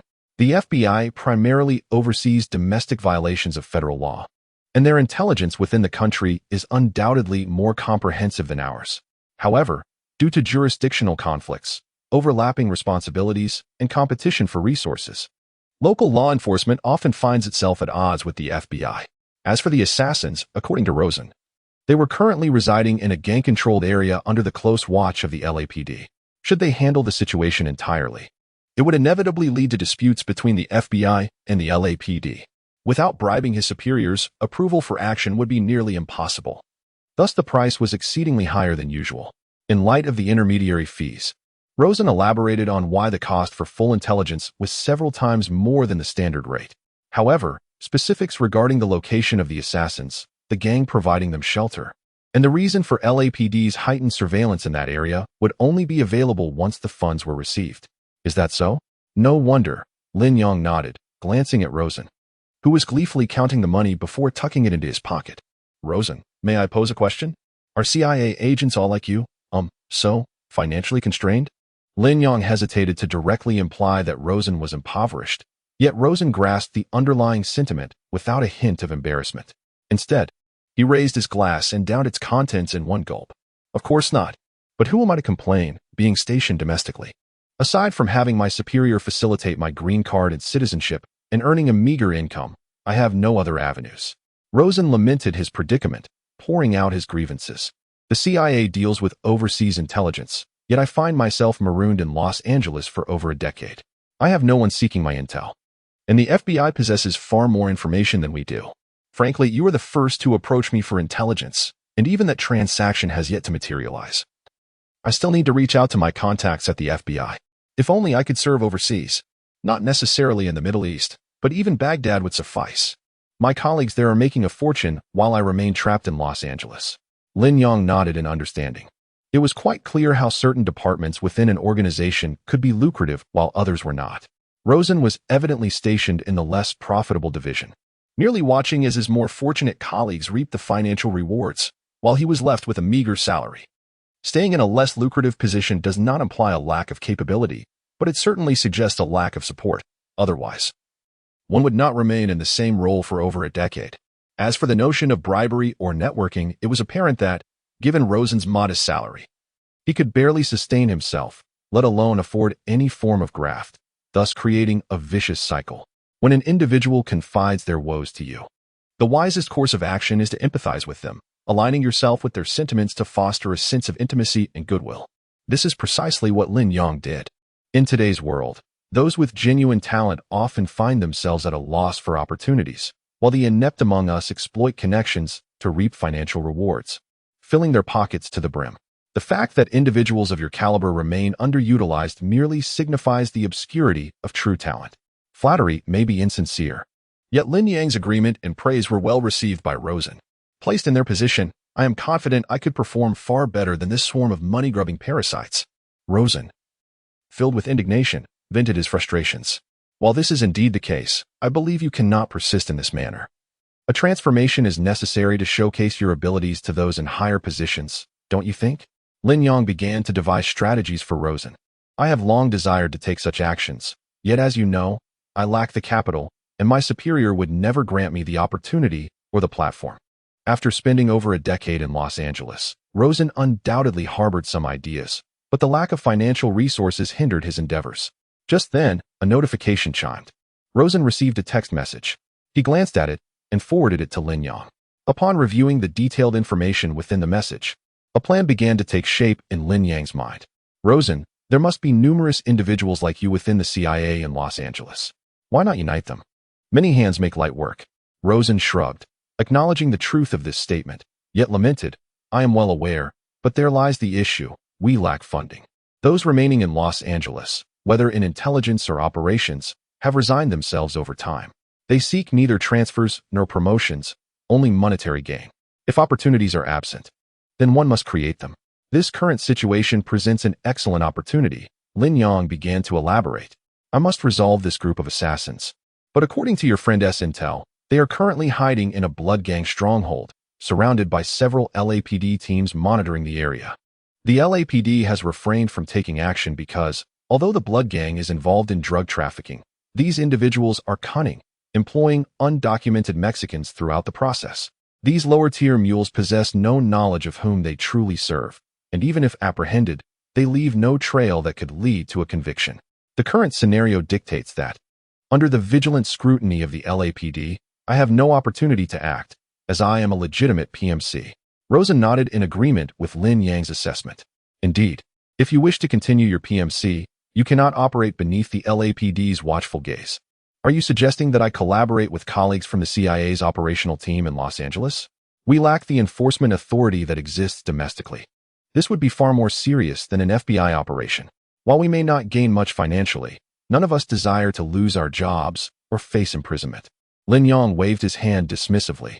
No, I know a sheriff from the LAPD, Adam Smith. I believe the LAPD harbors a strong disdain for these individuals as well. But they are unfortunately hindered by a lack of evidence to take action, correct? If we could involve the LAPD and persuade them to withdraw their manpower, We could then proceed to eliminate those assassins and simultaneously deal with the drug dealers from the Bloods. This way, everyone's troubles would be resolved, resulting in a satisfying outcome for all, would it not? Exerting the limited connections he possessed, Lin Yang's thoughts were audacious. If it were to fail, so be it. However, if it were feasible, it would present an excellent opportunity, not only to complete his mission by eliminating those killers, but also to strengthen his ties with Rosen and Adam, achieving multiple goals at once. There was little to lose in attempting it. Are you referring to Adam Smith, the rising star of the LAPD? Rosen was evidently familiar with Adam's name. Lin Yang, having recently arrived in Los Angeles, was unaware of any such promising figure within the LAPD. Rising star? Adam Smith is the youngest sheriff in the LAPD and has solved numerous significant cases. I am not privy to the details, but he is backed by the Smith family, which holds 6 congressional seats in California. If you can truly persuade Adam, and he agrees, it is indeed possible to accomplish what you propose.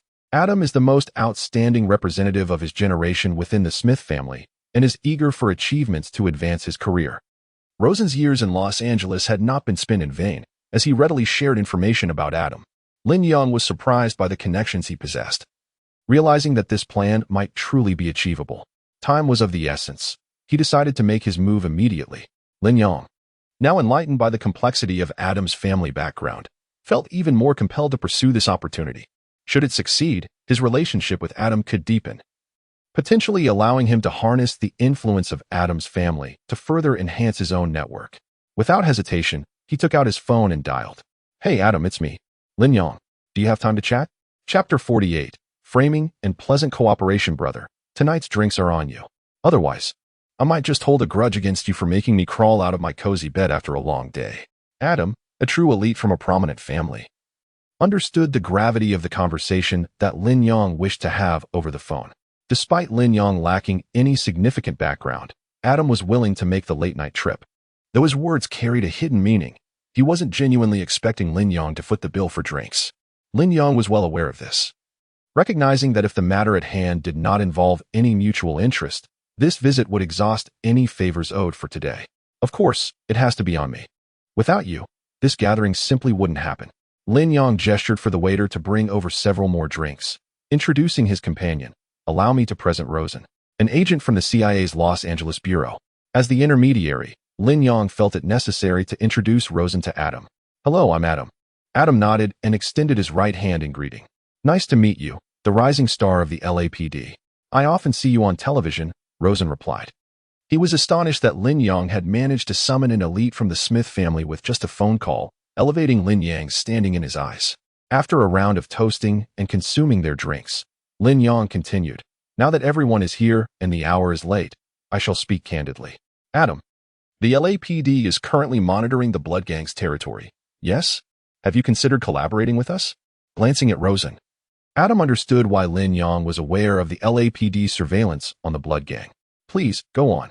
I asked Rosen to assist me in gathering intelligence, and it turns out that those individuals are indeed hiding within the Blood Gang's territory.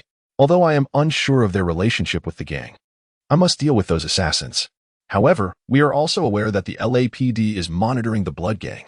I cannot act under your noses, so I thought, since you lack concrete evidence to take action, why not collaborate? You withdraw your personnel, and Rosen and I will handle the Blood Gang, thus alleviating a burden for you while achieving our objective. How does that sound? Lin Yang was straightforward, laying the proposal bare. Adam paused mid-drink, grasping Lin Yang's intent. So, those individuals are hiding among that rubbish gang. This proposal holds some merit. Let me ponder it for a moment. Adam set down his glass, his fingers absent-mindedly drumming on the table.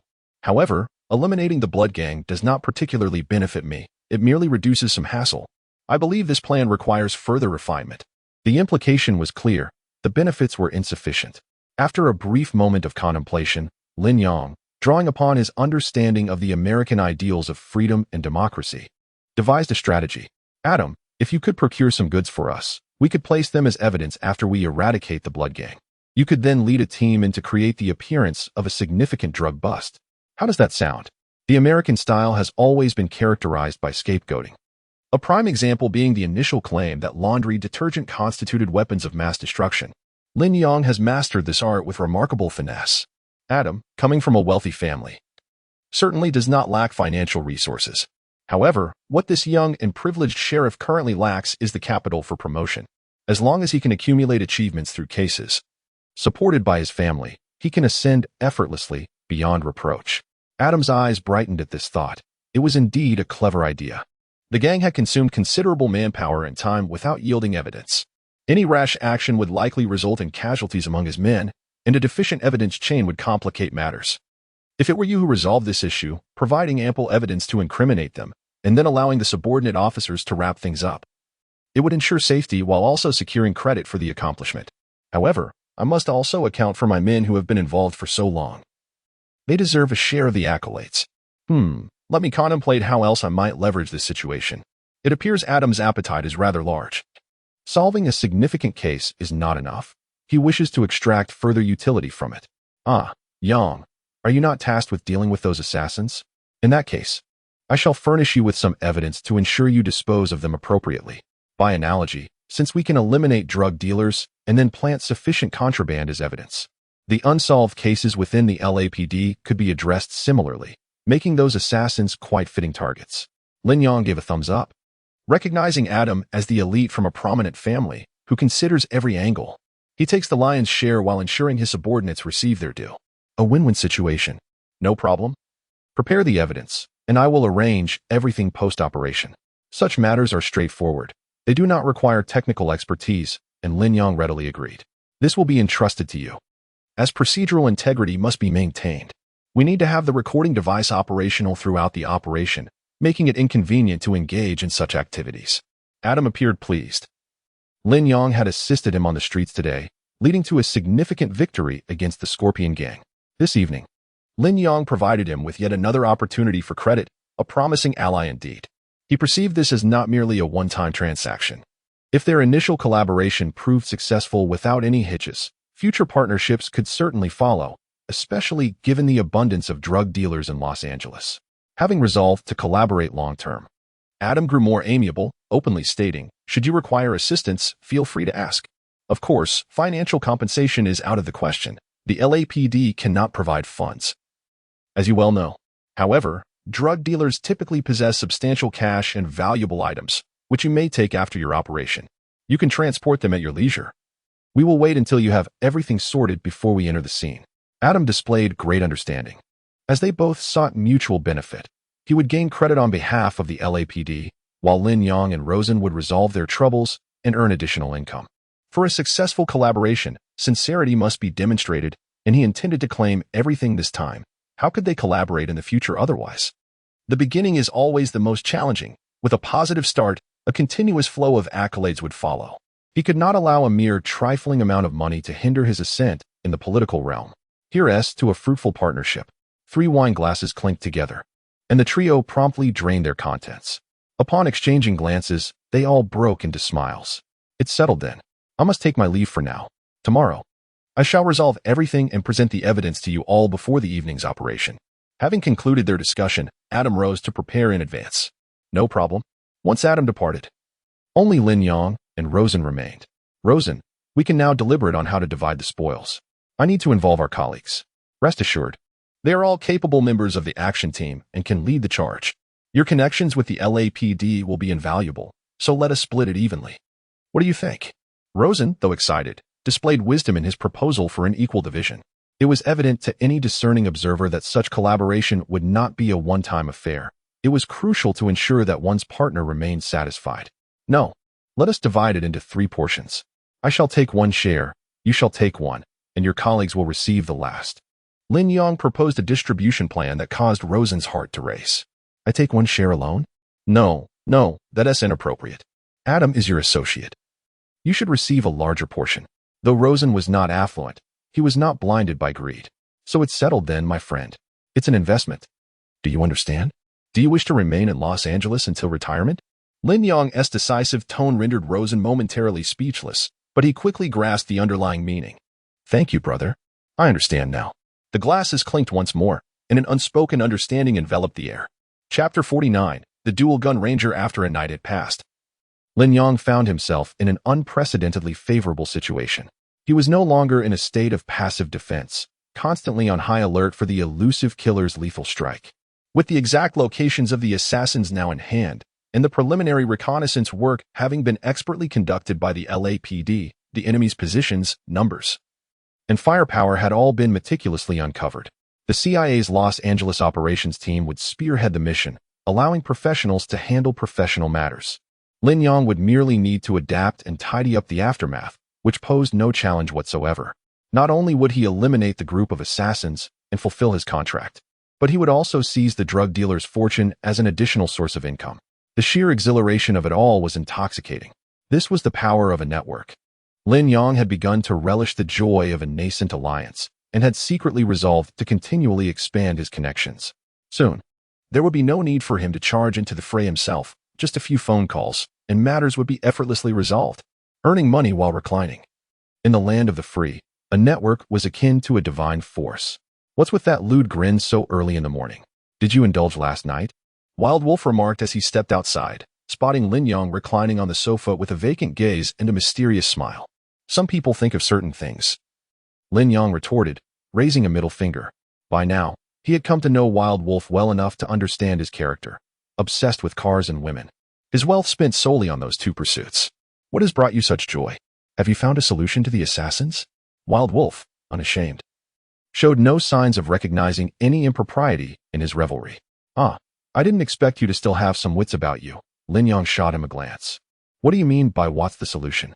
Spill it. Wild Wolf responded with a double middle finger, plopping down beside Lin Yang. Is this about me? The Reaper, oblivious, was devouring a sandwich with fervor. Lin Yang cast him a sidelong glance, deeming him lost to reason. Lin Yang briefly outlined his plan, not out of a desire to conceal it, but rather out of concern that they might not comprehend. Is this even possible? Damn, genius, I knew you could do it. Wild Wolf exclaimed, astounded by Lin Yang's brilliance in forging a connection between the LAPD and the CIA. Remarkably, Lin Yang had only been in Los Angeles for less than a month, achieving something that Andrew had failed to accomplish in decades. So, if we handle those assassins tonight, I'll be safe?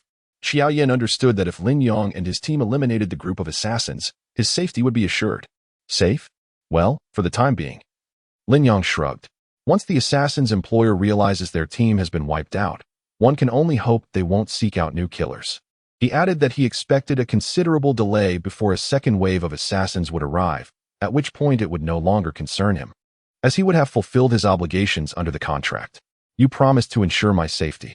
You cannot do this. Xiaoyan exclaimed. Hey, remember, our commitment is to protect you for 1 month and assist you in dealing with these assassins.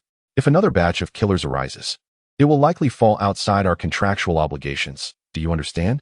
The wolf retorted without hesitation. We were paid to handle this job for a limited time. And don't expect us to be your bodyguards for life. Of course, if you have the means to continue hiring us, that can be discussed separately.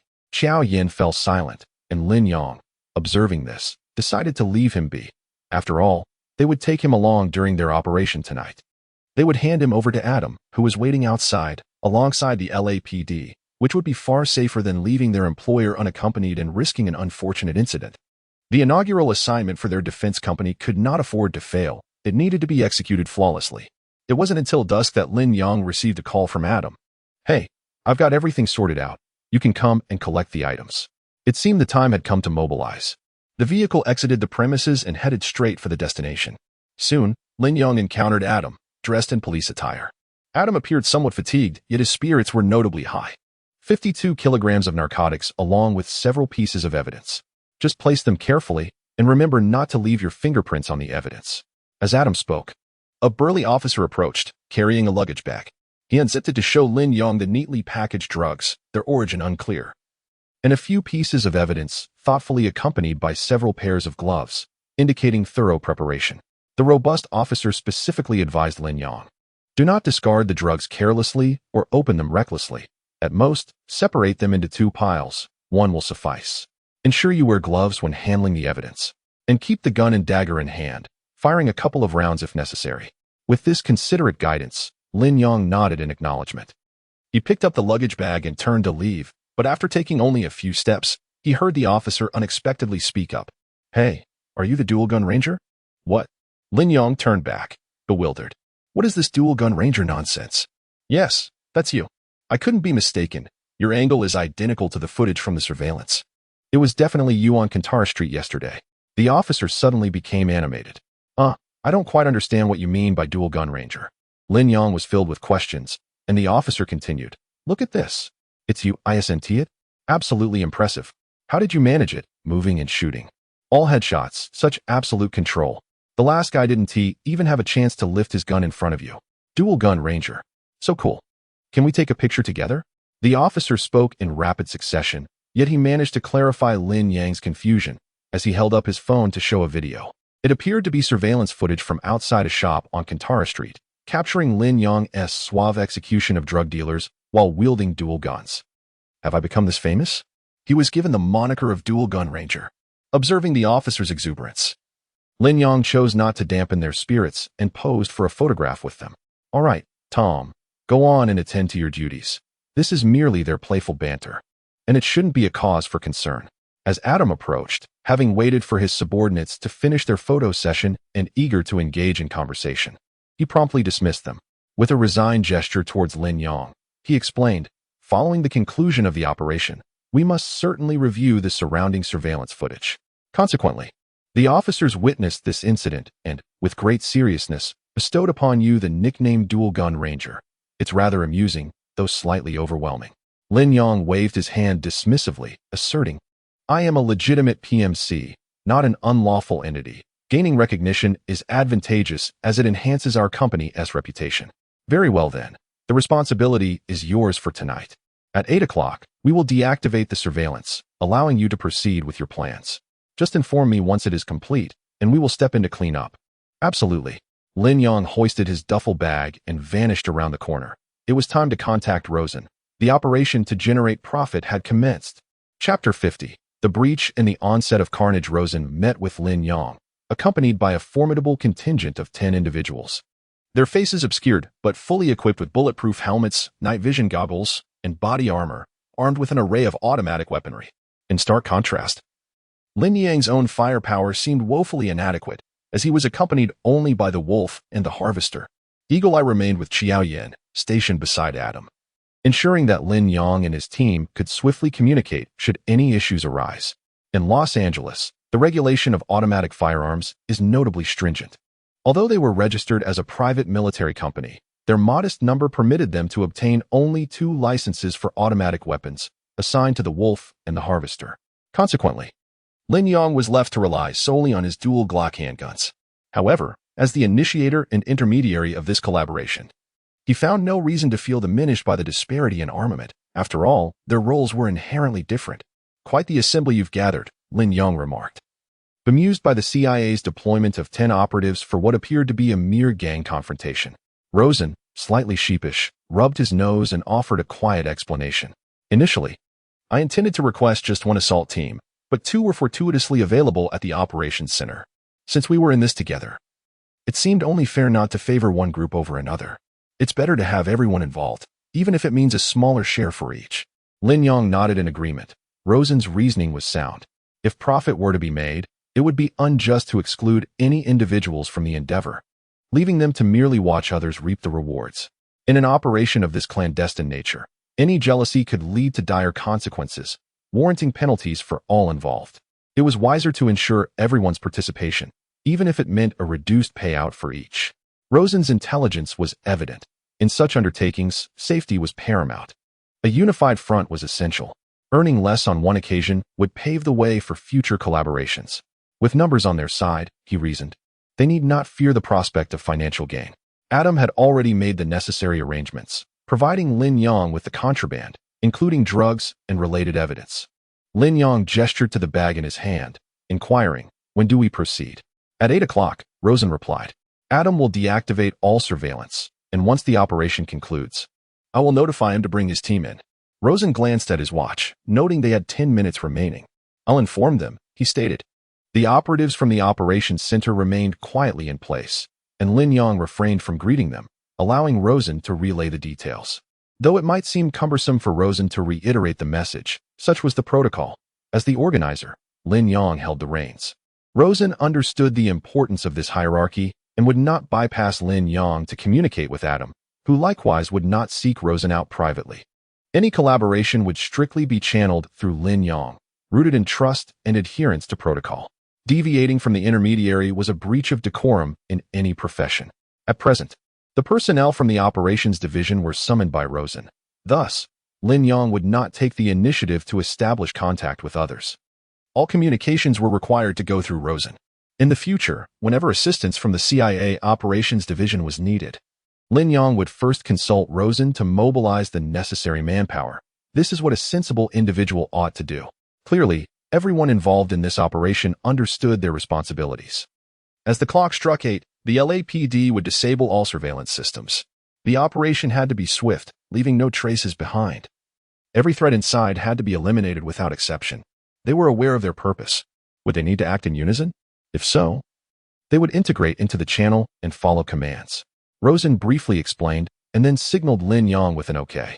The minute hand ticked steadily, and at 8 o'clock, the red lights of all surveillance devices suddenly extinguished, indicating the withdrawal of monitoring personnel and the shutdown of equipment. They were cleared to proceed. Received. Adam's voice resonated through the intercom, to which Lin Yang responded, signaling Rosen with an OK. Testing audio, please respond. End of transmission. A deep voice emanated from the earpiece. It was a member of the operations division.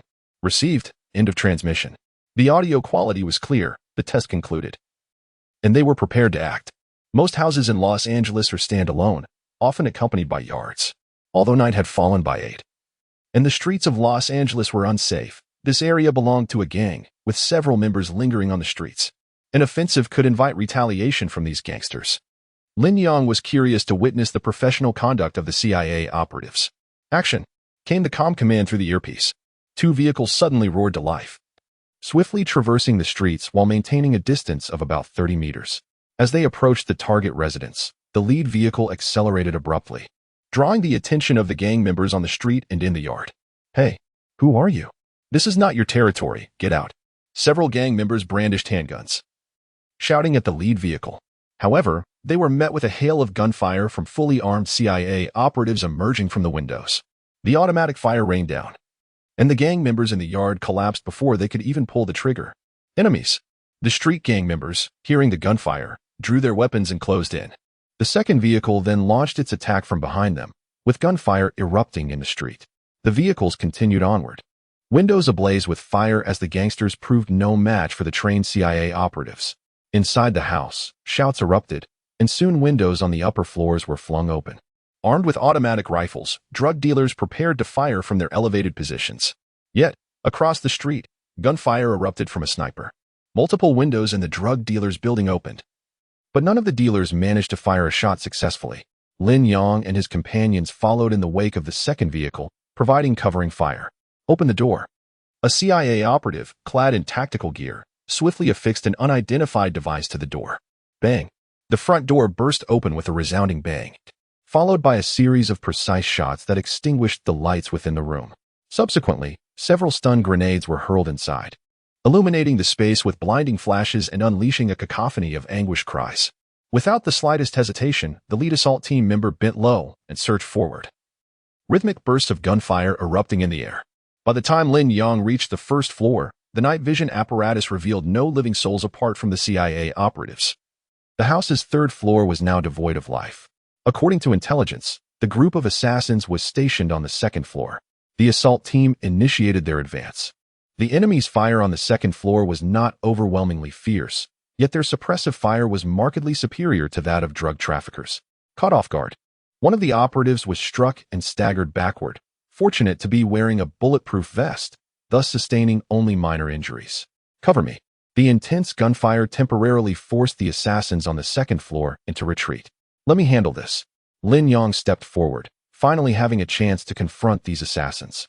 In such a confined space, where close combat was imminent, no one could react faster than he could. Once a breach was made, the CIA operatives would be more than capable of eliminating them all. Boss? The assault team member instinctively glanced towards their leader, suggesting he allow Lin Yang to demonstrate his abilities. The leader of the CIA team felt a twinge of discontent, sensing Lin Yang's slight condescension towards them. Although their team might not be the most distinguished within the CIA, they were undeniably top tier in Los Angeles. They had merely been caught off guard. Reorganizing for another assault would surely secure their victory. Yet, He was curious to witness Lin Yang's sudden confidence in action. Perhaps a few bullets would teach him that not everyone could afford to underestimate the CIA, unbeknownst to him. Lin Yang was oblivious to such thoughts as he saw the assault team member clear a path for him. Without hesitation, he gripped his dual firearms tightly and activated his abilities, swiftly ascending the staircase. Chapter 51. Exquisite Speed, Exquisite Precision. Lin Yang did not recklessly charge ahead, relying solely on bullet time. Rather, he deftly maneuvered from the right side of the staircase to the left. As anticipated, the assailants above swiftly opened fire. Yet Lin Yang's speed was unparalleled, causing their bullets to miss entirely. Gaining insight into the enemy's positions, he wasted no time. With a swift motion, he extended both hands, and the Glock erupted in a series of shots. To the assassins above, Lin Yang appeared as a fleeting shadow in the darkness, their bullets failing to inflict any harm. Just as they prepared for the next wave of assault, the Glock's projectiles surged towards them. One bullet pierced through the corner of the wall, finding its mark in the temple of an assassin who had momentarily exposed himself. The assailant on the left, displaying keen intelligence, opted for a defensive shot.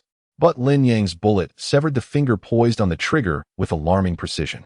In an instant, a gap emerged in the staircase's defense. And in the realm of indoor warfare, such fleeting moments are pivotal. Lin Yang decisively ascended the stairs, his dual firearms aimed at the upper level. The remaining assailants attempted to repel Lin Yang, yet the staircase, now firmly under his control, was an insurmountable barrier for them. Automatic rifles revealed their muzzles, only to be met with bullets that caused them to recoil, while a handgun revealed a wrist that was swiftly wounded. Lin Yang moved with an effortless grace, ascending the stairs in a manner reminiscent of a leisurely outing, wielding two Glocks that instilled such fear that his opponents dared not show their faces.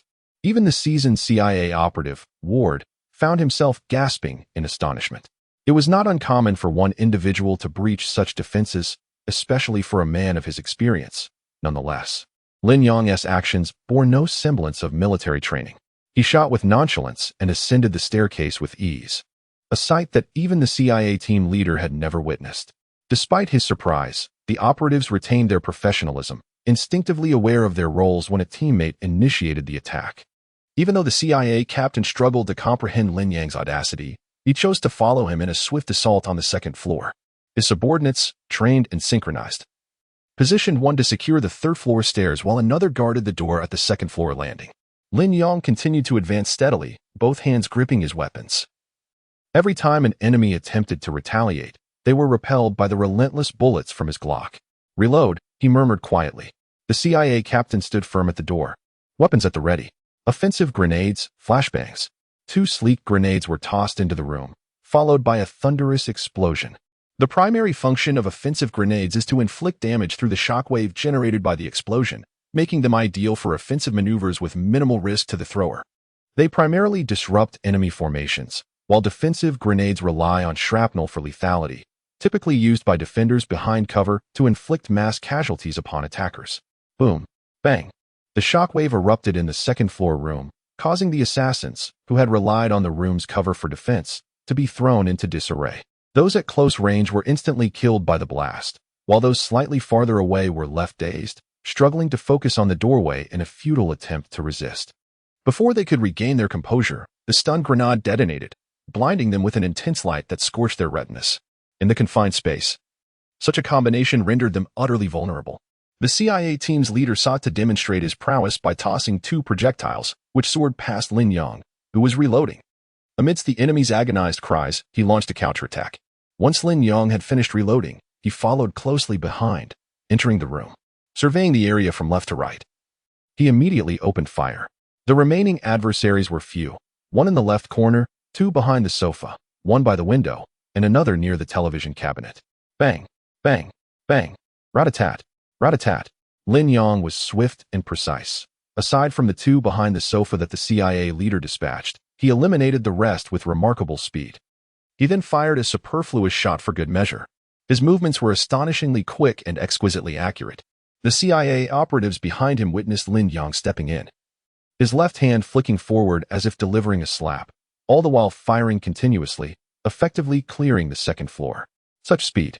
The CIA captain, the first to enter and open fire, was surprised to find himself outpaced. Although Lin Yang's movements bore no semblance of formal training, Resembling the actions of a novice on the battlefield, he was undeniably faster and more accurate. The CIA leader had initially dismissed the prospect of collaboration with a private military company, despite Rosen's assurances of potential partnership. Had it not been for Rosen's claim of initiating this alliance, he would never have permitted Lin Yang and his team to join the operation. Yet, he could not have anticipated encountering such a formidable skill set, which earned his grudging respect. Suddenly, a groan emanated from the floor. Lin Yang swiftly aimed his Glock at the source, discovering a dazed individual who had just regained consciousness from a grenade explosion. Upon realizing he was surrounded by weapons, sheer terror overtook him. "Please, don't kill me." Lin Yang tilted his head, assessing the situation. "Leave this one to me. I have questions to ask. You handle the situation upstairs." Having already showcased his capabilities to the partners, there was no need for further involvement. After all, they were here to perform this duty. "No problem. Ensure everything is clean, leaving no traces." The CIA captain, having witnessed Lin Yang's skills, nodded in acknowledgement, his tone now devoid of disdain. He turned and executed tactical maneuvers, leading his team to assault the third floor. "Who sent you?" Lin Yang crouched down to address the trembling man, the night vision goggles revealing a greenish hue. The man's expression betrayed his sheer terror. "I'm not with them. Please, don't kill me." His legs quaked, and Lin Yang gently tapped his face with the Glock, stating, "Answer my questions, and I won't harm you." It was Vice President He Feng who sent me here. He desires to obtain what Xiaoyan possesses. I am merely a financial officer. I was not involved in any of this, and I know nothing. I implore you, spare me." Lin Yang nodded. He was unaware of who He Feng was. But Xiaoyan certainly knew.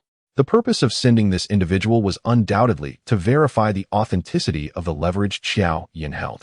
"Relax. I have no intention of killing you," Lin Yang reassured him, patting him gently. "Thank you." Lin Yang turned and exited, nodding towards the Harvester and the Wolf standing at the door. "Harvester, ensure everything is tidied up. Wolf, clear the battlefield. Take away the cash and valuables. We will divide them later. I will handle the final touches." In this line of work, one must uphold their word. If he promised not to kill him, then he would not. With the assassin dealt with, that matter was resolved, but there remained other tasks to attend to. As he retrieved the items from the duffel bag and ascended to the third floor, he found all the drug dealers beyond salvation. Lin Yang donned gloves and entered a bedroom, opening the wardrobe to discard the drugs within. He then moved to another room, arranging the evidence bags in a logical order. Finally, he arrived in the hall, extracting a handgun and placing it firmly in the grip of a deceased black drug dealer, firing off 2 shots. The CIA operatives, unfazed, busily collected the spoils within the house, leaving no detail overlooked, even seizing the watch from the dealer's wrist. The assault had taken merely 5 minutes, while the cleanup consumed half an hour. A reluctant group finally vacated the premises. "Adam, we are done here. The rest is up to you." Lin Yang pressed the intercom. "Received." Soon, the wail of sirens echoed through the streets. Chapter 52. The Art of Dividing Wealth Indeed. The adage holds true. Gold chains accompany the deeds of murder and arson. In total, over 3 million in cash was uncovered within the confines of the Blood Gang's abode, along with an array of valuable gold jewelry, luxury watches, and other prized possessions. With the operation concluded, it was time to apportion the spoils. As the instigator of the endeavor, Lin Yang naturally assumed the role of executor. However, perhaps out of a desire to conceal his avaricious nature or to avoid suspicion, the CIA operatives opted not to partake directly, instead retreating to their vehicle parked by the roadside, awaiting Rosen and Lin Yang to manage the distribution. All items had been unearthed collectively, and their total worth was understood among them. Lin Yang harbored no intentions of personal enrichment. There was a total of 3,170,000 in cash, excluding the smaller denominations. Regarding these items, I am not well versed in their value. Rosen, could you provide an estimate? The entirety of the loot was stashed in the trunk of the Ford they had arrived in. While the trunk's light was dim, the bundles of cash were undeniably dazzling to Rosen's eyes. He swallowed hard, stepping forward to meticulously examine the gold jewelry and watches. To his surprise, he discovered pure gold among them. These trinkets are indeed valuable. A Rolex, albeit not the latest model, let's estimate it at around 360,000. The variance should be minimal. Though he lacked personal wealth, Rosen, as a seasoned CIA operative, was quite familiar with the worth of such items and had a rough idea of their market value. No problem. Let us proceed as previously discussed. We will divide it into 3 parts.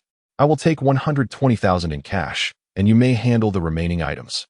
Lin Yang nodded, understanding that the fragmented items would likely fetch a higher price through their channels, but he was indifferent to the extra profit, viewing it merely as a processing fee for them. He was content to take his rightful share. Before Rosen's eyes, Lin Yang counted out $120,000, placing it into a bag he had prepared in advance. Thoughtfully, he produced 2 additional bags for Rosen, who deftly organized the contents. Rosen glanced at Lin Yang and gestured towards the CIA vehicle parked at the roadside. Should I call them over to collect? Lin Yang regarded him with surprise. Why would you summon them? My friend, you must recognize your position. Rosen paused, somewhat bewildered. What should I do then? No wonder he had not received a promotion in over a decade.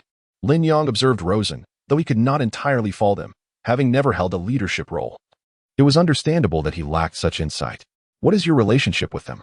Well, it's a typical colleague dynamic. However, having spent so many years together in Los Angeles, we have forged decent camaraderie. Otherwise, I wouldn't be able to call upon them. After all, this is an unofficial operation, and they would not come for those they do not trust. Rosen still harbored a sense of pride. The intelligence department and the operations department were 2 distinct entities. Not just anyone from the intelligence division could summon someone from the operations division to undertake personal tasks.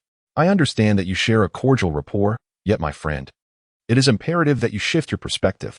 You must recognize your own standing. This collaboration has proven fruitful, and there will undoubtedly be further opportunities for partnership in the future. Therefore, it is essential that you personally distribute the funds, handing them out to each individual, ensuring they are aware of who has facilitated their earnings and who has disbursed their payments. Do you comprehend? Lin Yang advised Rosen, suggesting that after years of working as an operative, one might as well become a proprietor of a restaurant. It is vital not to overlook the authority of the manager, as this knowledge is invaluable. The example of Yuan Shirkai's military training station serves as a pertinent illustration. Whose bread do you eat? Whose salary do you receive? To whom do you pledge your loyalty? Although Rosen may not command the loyalty of the operation team, as long as he holds the purse strings, he dictates who undertakes missions and who profits from them. At that moment, he may still merely be a low-ranking operative within the CIA's intelligence division, but his actual status would be markedly different. For instance, should Rosen find himself embroiled in a conflict at the base, the operatives who have benefited from his endeavors would be inclined to assist him. Anyone who sought to undermine Rosen would face their first opposition from them. Thank you. My friend, I understand. I shall proceed at once. While Rosen may not possess remarkable intelligence, he possesses the admirable quality of obedience, readily following guidance. This is one of the reasons Lin Yang was willing to continue collaborating with him. Otherwise, such tasks could easily be delegated to others. Lin Yang could simply await an opportunity to partner with someone of higher rank within the CIA, someone with a more promising future, as there are many willing to engage in profitable endeavors. However, Lin Yang chose Rosen precisely because of his lack of cunning. He required Lin Yang's assistance to ascend gradually. In turn, Lin Yang sought to amass initial capital through this collaboration. As they continued down this path, their statuses would gradually rise, naturally forming a collective of interests. If Lin Yang were to partner with a shrewd individual from the CIA, he feared he might not survive the encounter. For those who play the intelligence game possess hearts shrouded in darkness, a gamble Lin Yang was unwilling to take. Friends, your share amounts to 1,200,000. With each of you receiving 120,000. Rosen approached the vehicle, carrying a bag of money. He opened the bag and distributed the funds individually, saying, "Hey, Tom. Here is yours, 120,000. Jason, this is for you. Rocky, here is your share, take it with care." Rosen moved from one car to the next, methodically handing out $120,000 to each. Thank you, Rosen. Rosen, remember to reach out to us for similar tasks in the future. Rosen, I knew I hadn't misjudged you. I always believed in your capabilities. The CIA operatives, having received their payments, were all smiles, having merely eliminated a band of drug traffickers, a task devoid of peril, and in a single night. They had earned $120,000, a delightful windfall. They eagerly showered Rosen with compliments, seeking to ingratiate themselves further. Rosen, do I also receive 120,000? The leading captain of the CIA operation team furrowed his brow, pondering why, as the leader, he was only receiving a share of $120,000. Shouldn't he be entitled to a larger portion? Johnson, we all undertake this mission together and face risks as one. Thus, the profits are naturally divided evenly. $120,000 amounts to $12,000 per person. Is there anything amiss? Rosen's voice was not loud, yet it was sufficient for everyone in the vehicle to hear. The other team members glanced at Rosen, then at their captain. Some opened their mouths to speak, but the dollars in their hands compelled them to remain silent. To advocate for the captain would mean sacrificing a portion of their own share. If Rosen had initially allocated a larger portion to the captain, no one would have voiced any objections. However, at this point, no one wished to see their earnings diminish. And Rosen's words, which sought to protect their interests, rendered them mute. Very well, Johnson, let's reconnect later. Observing the silence from the other team members, who refrained from supporting Johnson, Rosen noted the change in Johnson's demeanor. With a forced smile, he waved his phone at Johnson and turned to leave. Drive us back, Johnson said sullenly. The driver started the vehicle, and they quietly departed. Sitting in the passenger seat, Johnson glanced at his phone. I'll cover your extra share. But it must appear fair to the brothers, otherwise, it could breed discontent. In matters such as these, the greatest taboo is a lack of unity, wouldn't you agree? Rosen. Johnson's phone screen dimmed as he turned to gaze out the window, remaining silent, though his expression had returned to normal. Did Rosen suffer a loss? It seemed so. Did Johnson profit? It appeared that way. Yet, who could truly ascertain the reality of the situation? Gradually, under Lin Yang's guidance, the astute Rosen approached Lin Yang once more, asking, Brother, what should I do next? Chapter 53. The desire for wealth or power. Rosen, having followed Lin Yang, quickly amassed a substantial sum of money, and his perspective began to shift under the influence of Lin Yang's burgeoning image in his mind. He yearned to undertake endeavors guided by Lin Yang. This windfall was merely a beginning. Adam's need for achievements and accolades was insatiable, and naturally, Rosen aspired to accumulate as much wealth as possible. This was not a fleeting transaction. It was a pursuit of sustainable growth. The gang presence in Los Angeles was not overly abundant, and Rosen found himself enamored with them, perceiving them not as criminals but as veritable cash machines. Is something on your mind? Lin Yang queried, oblivious to Rosen's decade-long thirst for advancement, thwarted at every turn. Ultimately resigned to a life of illicit gains that seemed increasingly elusive. No, nothing in particular. I merely wanted to inquire when we might execute our next venture, Rosen replied, a smile creeping across his face as he rubbed his hands together. Upon hearing this, Lin Yang discerned Rosen's transformation from impoverished to prosperous. A relentless greed had taken root. Having earned $1 million, Rosen now coveted $10 million. Such aspirations, Lin Yang believed, were misguided. A conversation with Rosen was in order. Lin Yang was not merely seeking collaboration with Rosen to have the CIA's operatives eliminate the gang, benefiting Adam in the process. If that were the sole objective, there would be no need to involve Rosen or engage with the CIA. This complexity was unnecessary, and it would only dilute the profits, leaving him with a mere fraction of the total. While this instance was an impromptu decision and lacked a formal team, the future could not be predicated solely on monetary gain. Lin Yang, now possessing a modicum of wealth, could easily recruit personnel to form a new strike team. A partnership with Adam alone would suffice, allowing him to retain the entirety of the profits.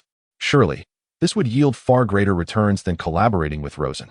Rosen, we need to have a serious discussion, Lin Yang stated gravely. Observing Lin Yang's expression, Rosen's smile swiftly vanished, replaced by a look of concern. What is it, brother? Have I erred in some way? Let us get in the car. I need to clarify a few matters with you, Lin Yang replied, opening the car door and taking a seat. Rosen, puzzled yet compliant, followed suit, with Wild Wolf at the wheel. Lin Yang opted not to converse with Rosen during the ride. Instead, he began the process of distribution. Gentlemen, the mission is now concluded, and it's time to divide the spoils, he announced from the passenger seat. Upon receiving the remaining payment, with 30% of the order deposited into the company account, that amounted to $300,000. Considering the equipment and hotel expenses totaling $100,000, $60,000 remained, coupled with the $1,200,000 we earned tonight. The total was $1,800,000. As per our agreement, we shall split it evenly, each receiving $450,000. Any objections? Boss. I did not participate in the operation. I cannot accept this share. Hawkeye maintained his steadfast principles. Wild Wolf interjected, Boss. While I have no issue with splitting the commission from the order, I did not even fire a shot during tonight's mission, so I too cannot accept my share. Although the Wolf and the Reaper followed the operation, the CIA executed everything, merely tagging along and ultimately assisting in the gleaning of spoils. Yet, they were expected to share the bounty. Despite the wolf's fondness for wealth, he could not lower himself to accept Lin Yang's division of the rewards. "I refuse," he stated. "I may have fired a shot, but it only claimed the life of a single captive." The Reaper echoed the wolf's sentiments, aligning with him. Their contributions that night were nearly identical. Rosen, taken aback, never anticipated that Lin Yang would wish to allocate more funds to them, only for this group to express their discontent and decline the offer. "We had an agreement," one protested. "Boss, this is freelance work. I did not participate. Thus I should not receive any payment. You mentioned company orders last time, not side jobs. I refuse to accept such money. I would lose my dignity." "I feel the same," the Reaper added. "Damn it, refusing funds? This fool wolf, despite his foolishness, has learned to seize opportunities." Lin Yang sighed. "All right. I shall amend my offer. In future freelance endeavors, we shall adhere to the mercenaries' code. I will take an additional share, and the remainder will be evenly divided. This shall be our rule. This time, each person's share includes an extra 100,000 as a bonus for a prosperous start. Anyone who disrespects this will find themselves dismissed." "Thank you, boss," Hawkeye said, offering no further words, yet it was clear he had resolved to dedicate his life to Lin Yang. The wolf and the Reaper nodded in agreement. Following such a leader without giving their all would be unthinkable. "Brother, your method of allocation is truly exceptional, so generous," Rosen observed, unable to suppress his admiration, even envying the wolf and his companions for having such a commendable employer. In contrast, he reflected on his own superior, who assigned him menial tasks for meager rewards. Indeed, comparing oneself to others can be disheartening. "They are my brothers in life and death. Those who trust me enough to stake their lives alongside mine. This division pleases me. Of course, future recruits will not enjoy such privileges, you understand." Lin Yang smiled. The wolf and his companions shared a bond forged through peril. No matter the task, they would unhesitatingly follow him into danger, remaining steadfast. Such loyalty merits this treatment. Once they truly thrive and ascend to prominence, newcomers will not receive similar benefits. It is essential to differentiate between brothers bound by life and death and employees who work for remuneration. Initially, it is these devoted comrades, willing to sacrifice all for a shared future, who pave the way. When one achieves prosperity and ascends to high society, they can retreat behind the scenes, employing capital to command employees to toil in their stead. This has been the way throughout history. Thus, it is imperative to ally oneself with the right individuals. "Brother, I believe you will undoubtedly achieve great success." Rosen expressed sincerely that if his superior were similarly inclined, he would not have languished in Los Angeles for over a decade. However, it is precisely this prolonged period of accumulation that has honed his edges, enabling him to listen attentively to the perspectives of someone in their 20s like Lin Yang. He sensed that encountering Lin Yang represented the most significant opportunity of his life. Should he miss it, it would never present itself again. "Taking your words to heart, it seems your superior does not hold you in high regard. Does he possess any connections? What are his capabilities?" Lin Yang inquired with a smile. Seeking to understand the nature of Rosen's superior, he was not interested in someone like Rosen, a mere subordinate. Rather, he sought someone capable of ascending within the CIA, thereby expanding and solidifying his network. Of course, without connections, one could hardly attain such a position, and it could only be said that his abilities were average. Otherwise, he would not have remained in Los Angeles for 5 years. Rosen responded candidly, revealing his thoughts with honesty. "Rosen, allow me to pose a question. Please contemplate your answer carefully. Do you wish to earn money, or do you aspire to rise through the ranks?" Lin Yang asked, probing the matter of utmost importance, for Rosen's response would influence Lin Yang's subsequent decisions. Rosen fell into silence. In the early years of joining the CIA, he had been eager and industrious, striving to realize his value, seeking promotions, salary increases, and power. Eventually, he realized that the CIA was not lacking in capable individuals. Without connections, ascending the hierarchy was akin to climbing a mountain. After more than a decade of stagnation, even earning money had become a distant dream.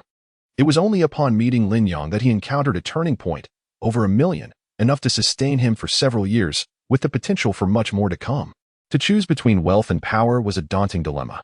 Earning money seemed relatively easy at present, while the pursuit of power left Rosen at a loss. Yet, Lin Yang's question subtly rekindled a flame that had extinguished within him for a decade. At just under 40, he was in the prime of his life. If there were indeed a chance to ascend, Rosen swallowed hard, collected his thoughts, but the yearning within him could not be quelled. Gritting his teeth, he resolutely declared, I wish to see what the view is like from above. Chapter 54. How to become your own person with a clink of their glasses. Lin Yang and Rosen sat across from each other, embarking on a clandestine conversation. Provide a detailed account of your superior. We must find a way to approach him. Lin Yang took a hearty sip and initiated the evening's discourse. No problem, Rosen replied. Hall Bryan, 44 years old, relocated to Los Angeles 5 years ago. The specifics remain unclear, but it is rumored he was reassigned here due to a misstep. He possesses no vices, shows no interest in women. His sole flaw appears to be an insatiable greed, at least from my perspective. Before his transfer, the matters of green cards and nationality in Los Angeles were under the purview of the FBI, yet he managed to extract a considerable benefit from it. As for his background, he maintains a close relationship with the fourth-ranking individual in the Middle East. Beyond that, I cannot ascertain the extent of his connections. Rosen candidly shared his insights about his superior, while Lin Yang nodded, his eyes glinting with contemplation as he began to analyze. With no vices, no apparent weaknesses, and a potential greed, it seems unlikely he could have seized a share from the FBI solely based on connections. This indicates he possesses both capability and cunning.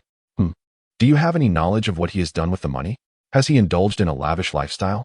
To be entrusted with a mid-level role in the CIA, overseeing a city, even within America, is no small feat. A thorough analysis is essential for making informed decisions. No, at least not to my knowledge. He does not own a mansion. His car is decent, yet pales in comparison to what he earns. His daily life is not overly extravagant. I see. Is he a controlling individual? When tasked by superiors, are his demands stringent? Indeed, but such instances are rare. After all, this is Los Angeles, and most of the time, we find ourselves quite at ease, with little restraint. Rosen addressed each of Lin Yang's inquiries. From this perspective, it could be that he is hoarding his wealth, perhaps for a comfortable retirement, though that seems unlikely. More plausibly, he is accumulating capital. You mentioned he was reassigned for a misdeed, yet being appointed to oversee Los Angeles suggests that his superiors still value him, or at least have not abandoned him. A capable and resourceful subordinate can be reinstated at any moment if the higher-ups so desire. If you were in his position, would you seek to atone for your past mistakes and re-establish your influence? Gradually piecing together the information at hand, Lin Yang began to form a nascent strategy.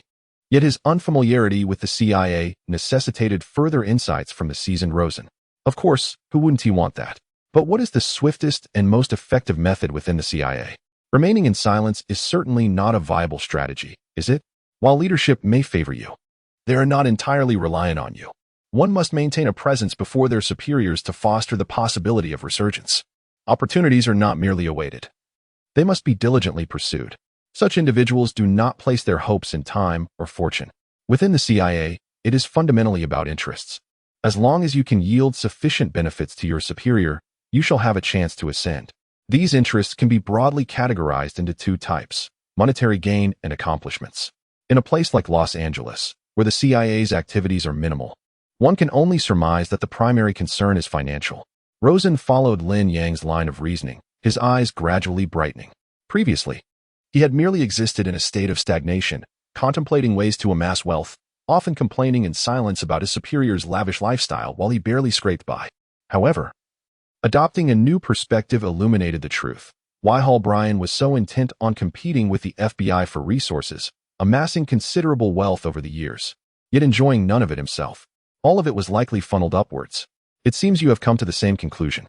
After 5 years, whatever mistakes he made should have faded from memory, especially as he continues to provide benefits to those above him. The time for his reinstatement must be approaching. Perhaps within these very years. This is your opportunity. Lacking a background or support, you could find such a foundation in him and his associates. Though this remains a hypothesis, the analysis of circumstances suggests it is the most plausible scenario. While Hall Bryan may be a miser, that consideration need not occupy our thoughts. My opportunity. Are you suggesting I surrender the profits from this operation? What would be an appropriate share? 70%? Rosen grasped Lin Yang's implication. Hall Bryan is not an individual but a part of a faction within the CIA. If he could integrate himself, he would be one of them. If he performs well and can attract benefits, ascending the ranks would be effortless. The money he has just acquired serves as a stepping stone. To advance, he is willing to sacrifice a portion for his superior.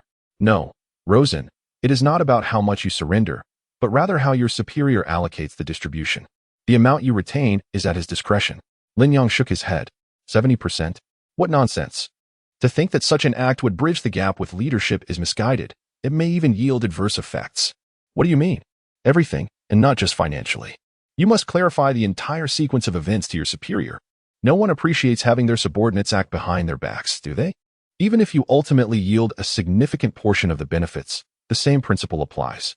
However, if you execute the task without prior notification, presenting the outcomes clearly, and relinquishing all profits for your superior's distribution, you might frame it as a spur-of-the-moment decision due to time constraints, with the promise of no future occurrences. I trust you wouldn't overly blame such a subordinate, would you? Lin Yang spoke with a profound implication. Rosen took a sip from his glass, unable to conceal his inner turmoil. If this is the case, then the recently acquired funds must be entirely surrendered. Yet, for the sake of advancement, it is a worthy sacrifice. With a resolute grit, Rosen nodded. I understand. I shall seek him out tonight. Upon understanding the situation, Lin Yang appreciated the clarity of the matter. However, noticing Rosen's pained expression, he offered some reassurance. Do not fret. This is merely your first encounter. Hall Brian may express his dissatisfaction with your private actions, perhaps issuing a reprimand, and you might not receive your share of the funds. Nevertheless, future collaborations are likely, and if you execute your tasks effectively, he would be unlikely to withhold your due portion. I comprehend that Hall Brian was initially parachuted into this role and lacks direct connections in Los Angeles. I believe I have a unique opportunity here. Rosen nodded emphatically, resolved to take a gamble on Hall Brian, hoping to become his trusted confidant. That would be splendid. Should our future collaborations proceed smoothly, you might inquire about the conditions that would allow him to be reinstated. If the timeline is extended, I possess means to expedite the process, Lin Yang remarked, a mysterious smile gracing his lips. Chapter 55, Mutual Benefit, Continued Cooperation. Recently, the Los Angeles Police Department achieved a remarkable breakthrough in its campaign against drug-related crimes. Under the exemplary leadership of Sheriff Adam Smith, the police successfully dismantled significant drug trafficking operations within just a few days. Drawing upon his extensive field experience and keen professional intuition, Sheriff Smith led his officers in fierce confrontations with the notorious Scorpion Gang on the streets.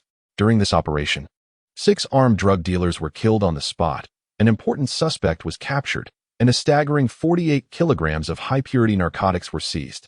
Merely a day later, the courageous sheriff once again spearheaded a raid on a clandestine hideout of Blood's gang drug dealers. In this meticulously planned operation, the LAPD successfully eradicated this perilous criminal den, resulting in the deaths of over 10 armed drug traffickers and the confiscation of 52 kilograms of drugs. Every moment is crucial for the safety of the citizens of Los Angeles. We must act decisively, Sheriff Smith stated during an interview. In the fight against drug crime, the LAPD remains ever vigilant.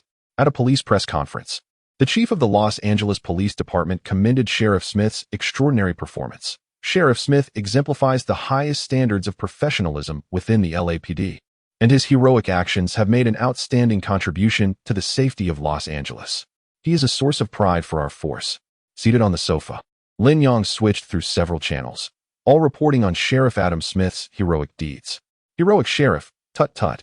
Adam, your title certainly rings louder than my dual-gun ranger, Lin Yang remarked with a smile to Adam, who was sitting beside him.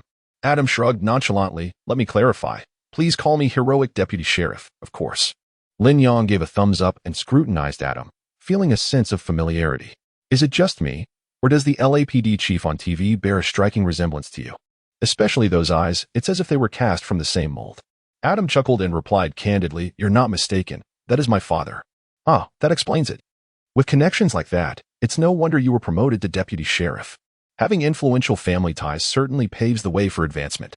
With your father as the LAPD chief, securing a deputy position is no small feat, and your accomplishments are undeniably substantial. No one could dispute that.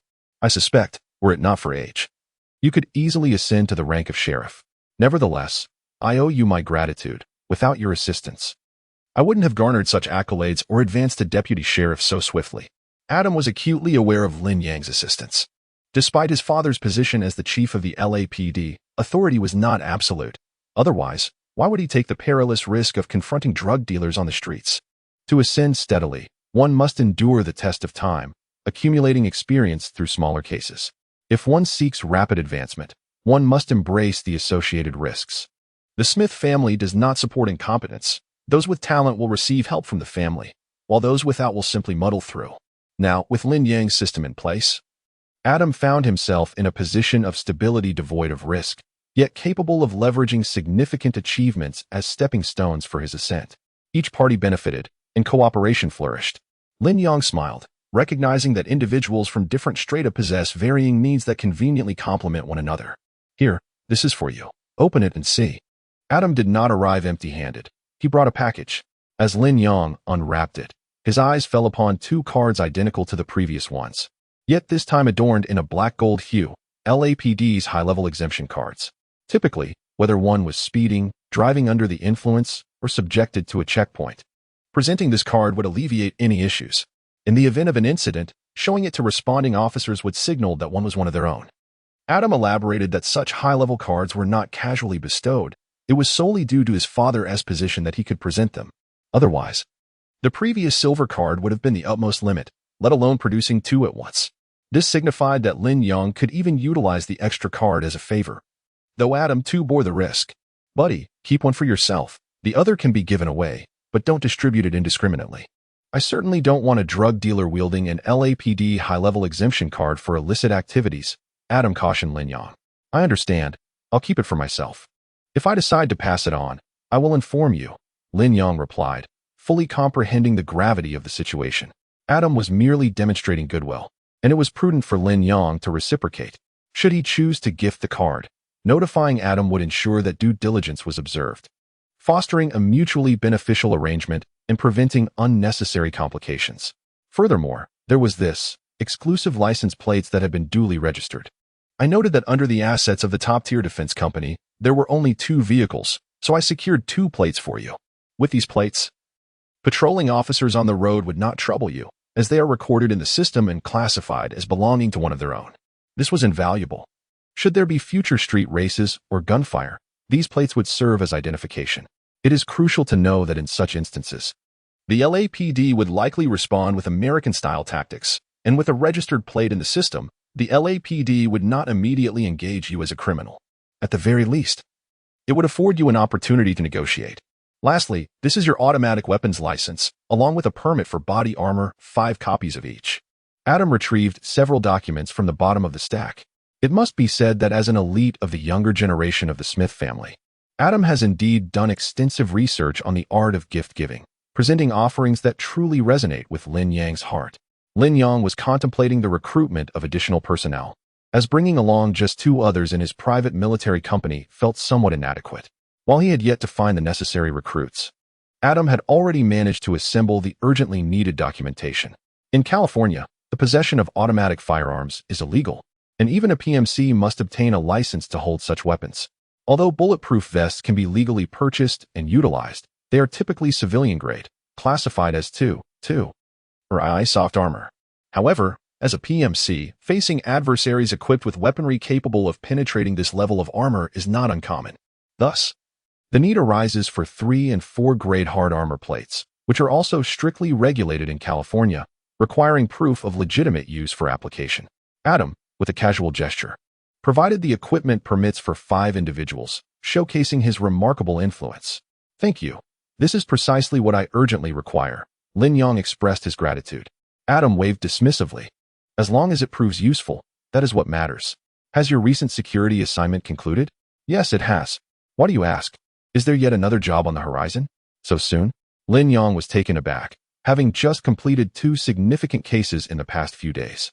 Adam's eagerness seemed almost impatient, prompting Lin Yang to wonder if such haste was appropriate. After all, a cool-down period of at least a month, or even a week, should be expected. Indeed, it's not that I am eager, nor do I wish to rush things, but those individuals have committed grievous acts. Adam's expression revealed his exasperation. Yet, given the circumstances, he could not relinquish the credit for his efforts easily. The LAPD's mission to eradicate criminal elements was not merely a matter of course.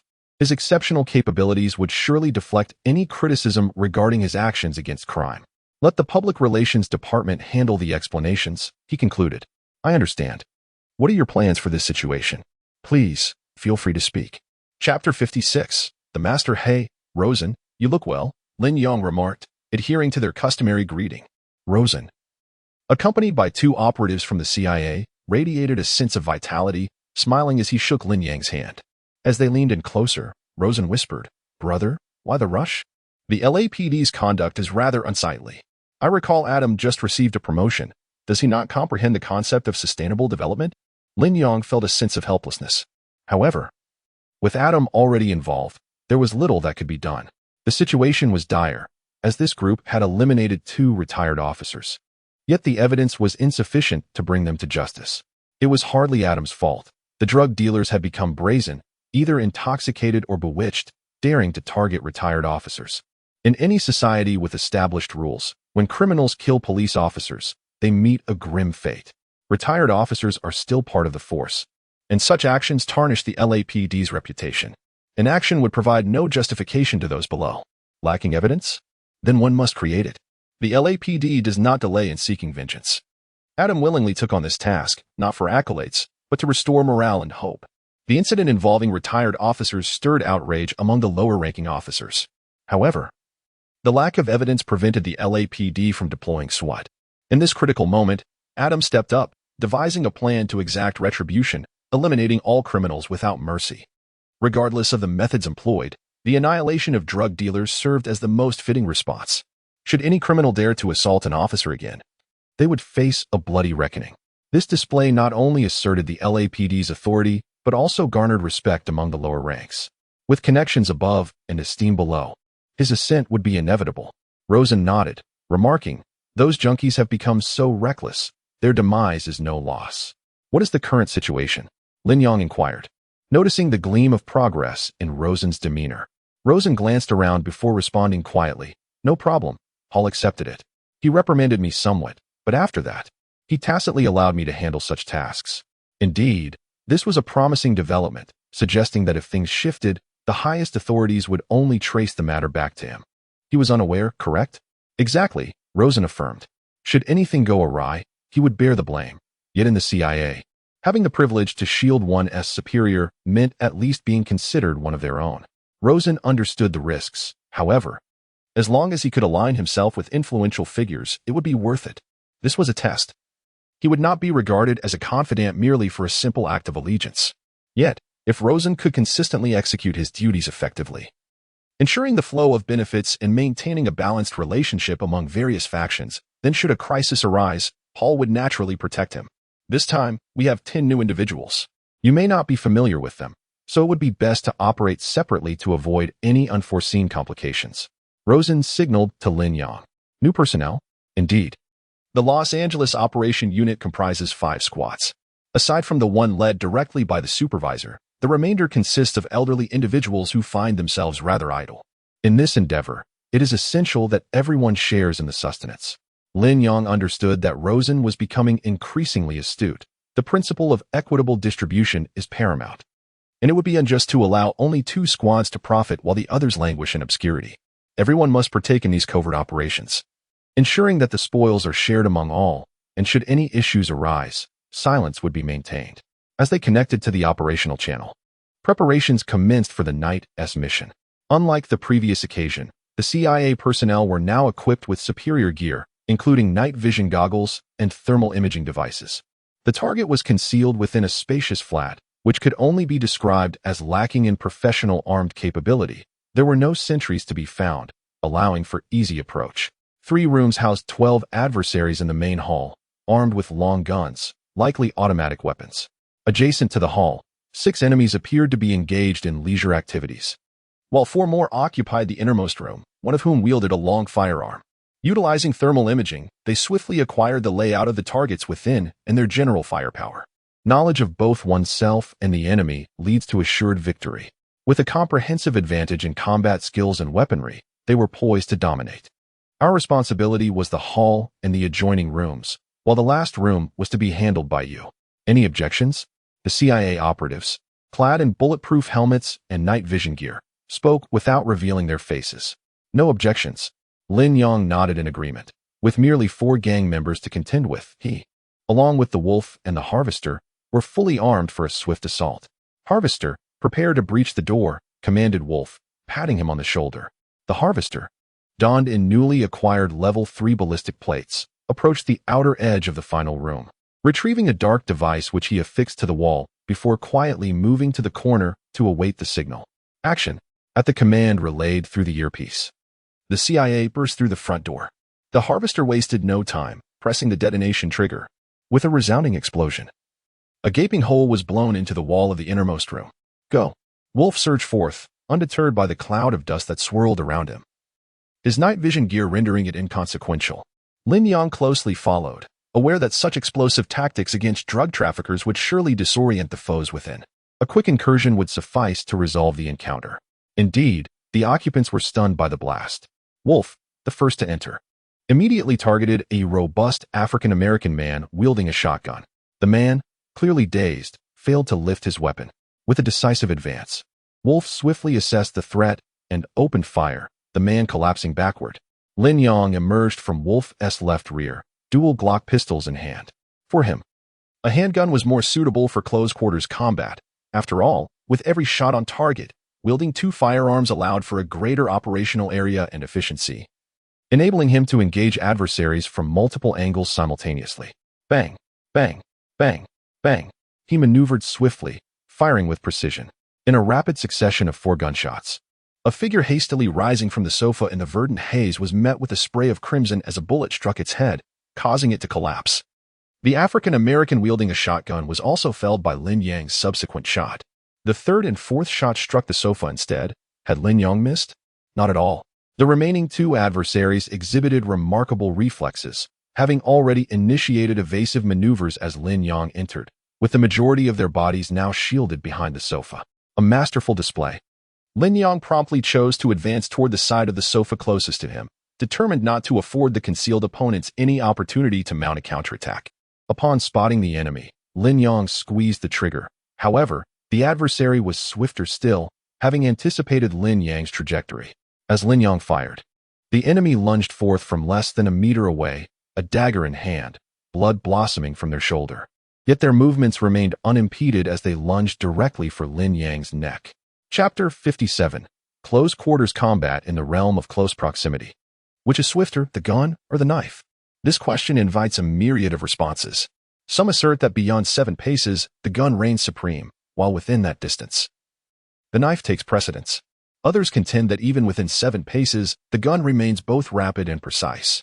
However, what transpires within a single step? When one is within the intimate range of hand-to-hand combat, striking a lethal target becomes exceedingly challenging. The rationale is straightforward. When the adversary is in such close quarters, aiming at a constantly shifting target necessitates considerable movement of both the hand and the eye. While the human body is indeed a sizable target, the lethal zones for a handgun are quite diminutive, particularly when the opponent is clad in body armor.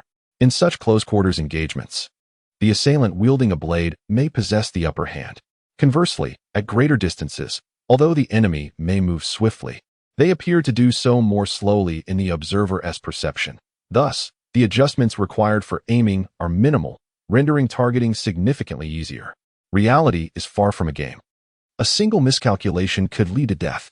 Lin Yang has navigated his journey thus far relying on his unparalleled instinct for firearms and a sense of bullet time, bolstered by his extraordinary reflexes and precision. In confrontations with drug traffickers and gang members, he has naturally triumphed.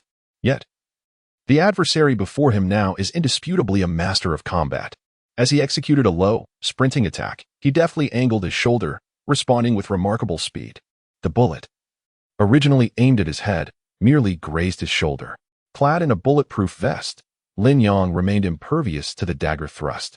The assailant, evidently aware of this, thrust his left elbow upward as he barreled into Lin Yang, deflecting the muzzle of Lin Yang's gun skyward. In that instant, a blade lunged towards Lin Yang's neck. Bullet time. A cacophony of alarms rang in Lin Yang's mind. Despite his meticulous planning, he had underestimated the 4 drug traffickers. In the heat of their surprise assault, he anticipated their imminent collapse, believing they would falter as the previous assassins had. Yet, he now found himself ensnared in peril.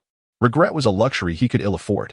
With muscles taut and resolve steeled, Lin Yang pivoted and exerted force, driving the dagger aimed at his neck deep into the muscle of his shoulder. The searing pain escalated his labored breaths, yet he harnessed the strength of his shoulder to crush the blade against his adversary, only to find that the enemy, sensing the impending strike, evaded his assault by ducking low.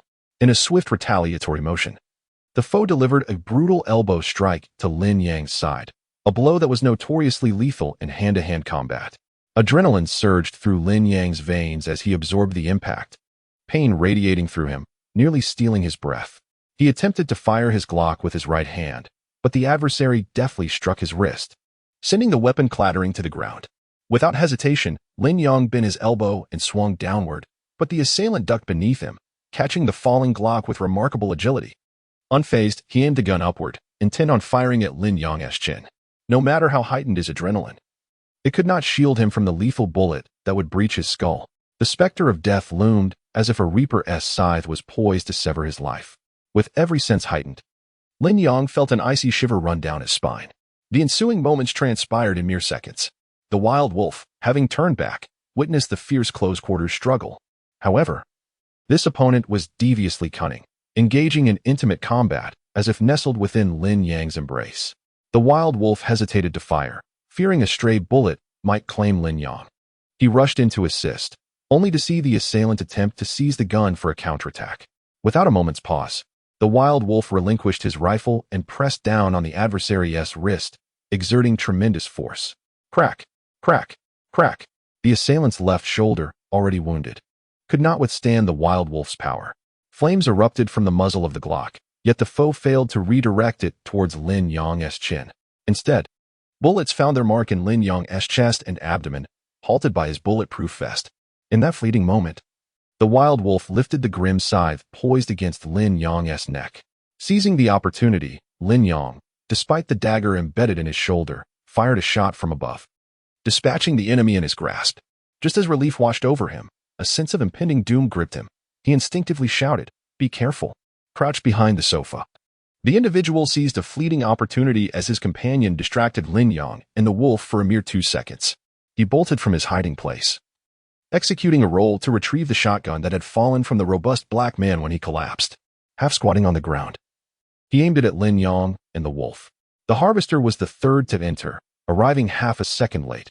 Even Lin Yang, the second to enter, only caught a glimpse of a shadow darting behind the sofa, while the harvester completely missed it.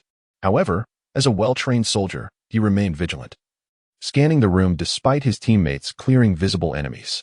When the last remaining foe rolled into view, the harvester spotted him, yet the proximity was too close. Armed with an automatic rifle, he needed time to pivot his weapon. In that fleeting moment, the shotgun fired. The wolf, just having turned to stand before Lin Yang, faced a critical choice: evade sideways, giving Lin Yang room, or confront the danger head-on. Instinctively, he chose the latter, remaining steadfast, his right arm raised to shield his face while his left hand covered his vital areas. Boom. Rat-a-tat-tat. Bang.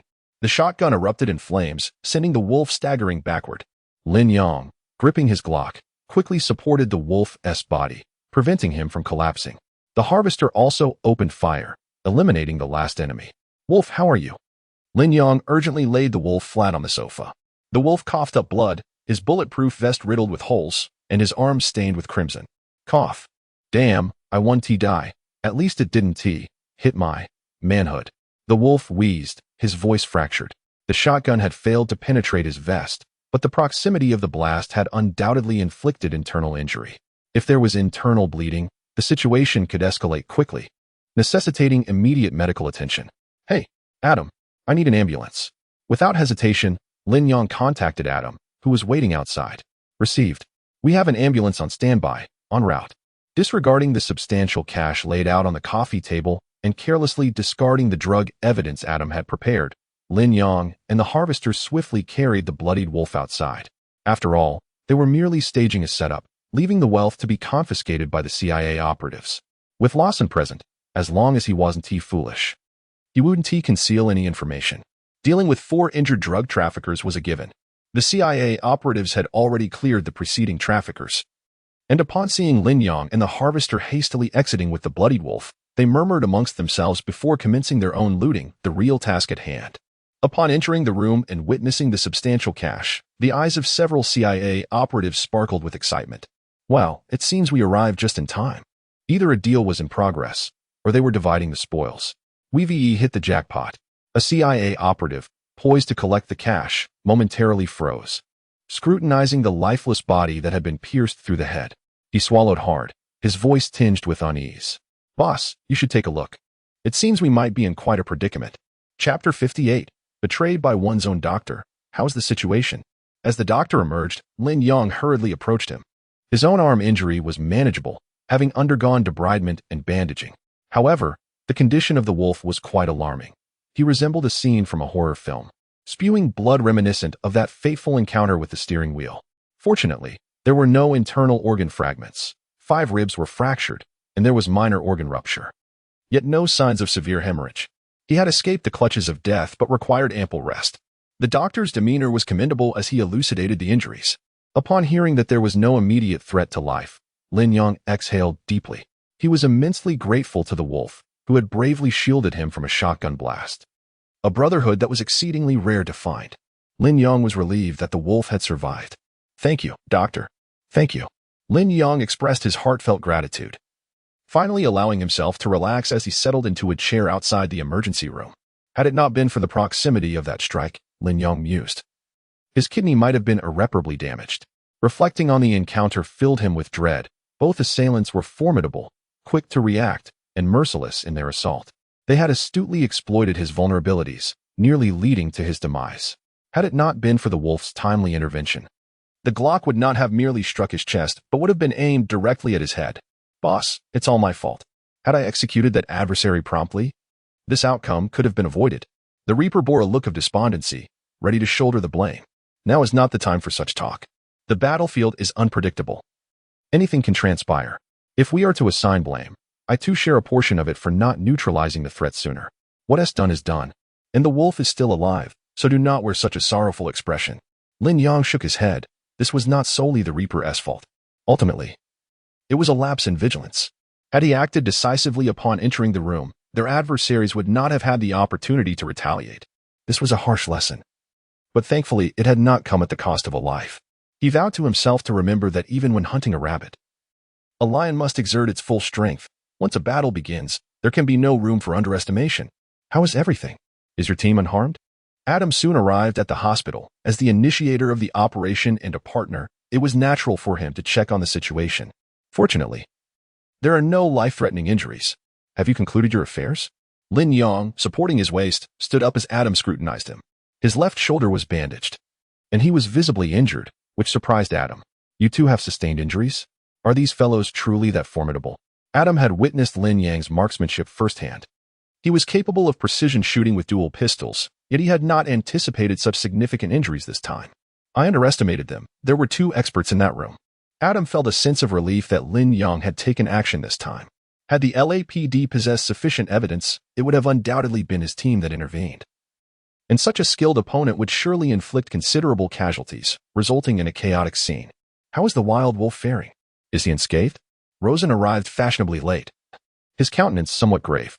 Upon hearing that there was no imminent threat to life, he exhaled in relief. Lin Yang was a significant ally for him, and his rising status was largely due to Lin Yang's support. This situation could not afford any mishaps. "Brother, the circumstances of this operation are rather troubling. It's not appropriate to discuss here. We must find a suitable place to confer shortly." As Rosen recalled the disconcerting reports from the CIA task force, he felt overwhelmed. How could such a calamity occur? Yet, given the gravity of the situation with lives lost, it was impossible to disregard it.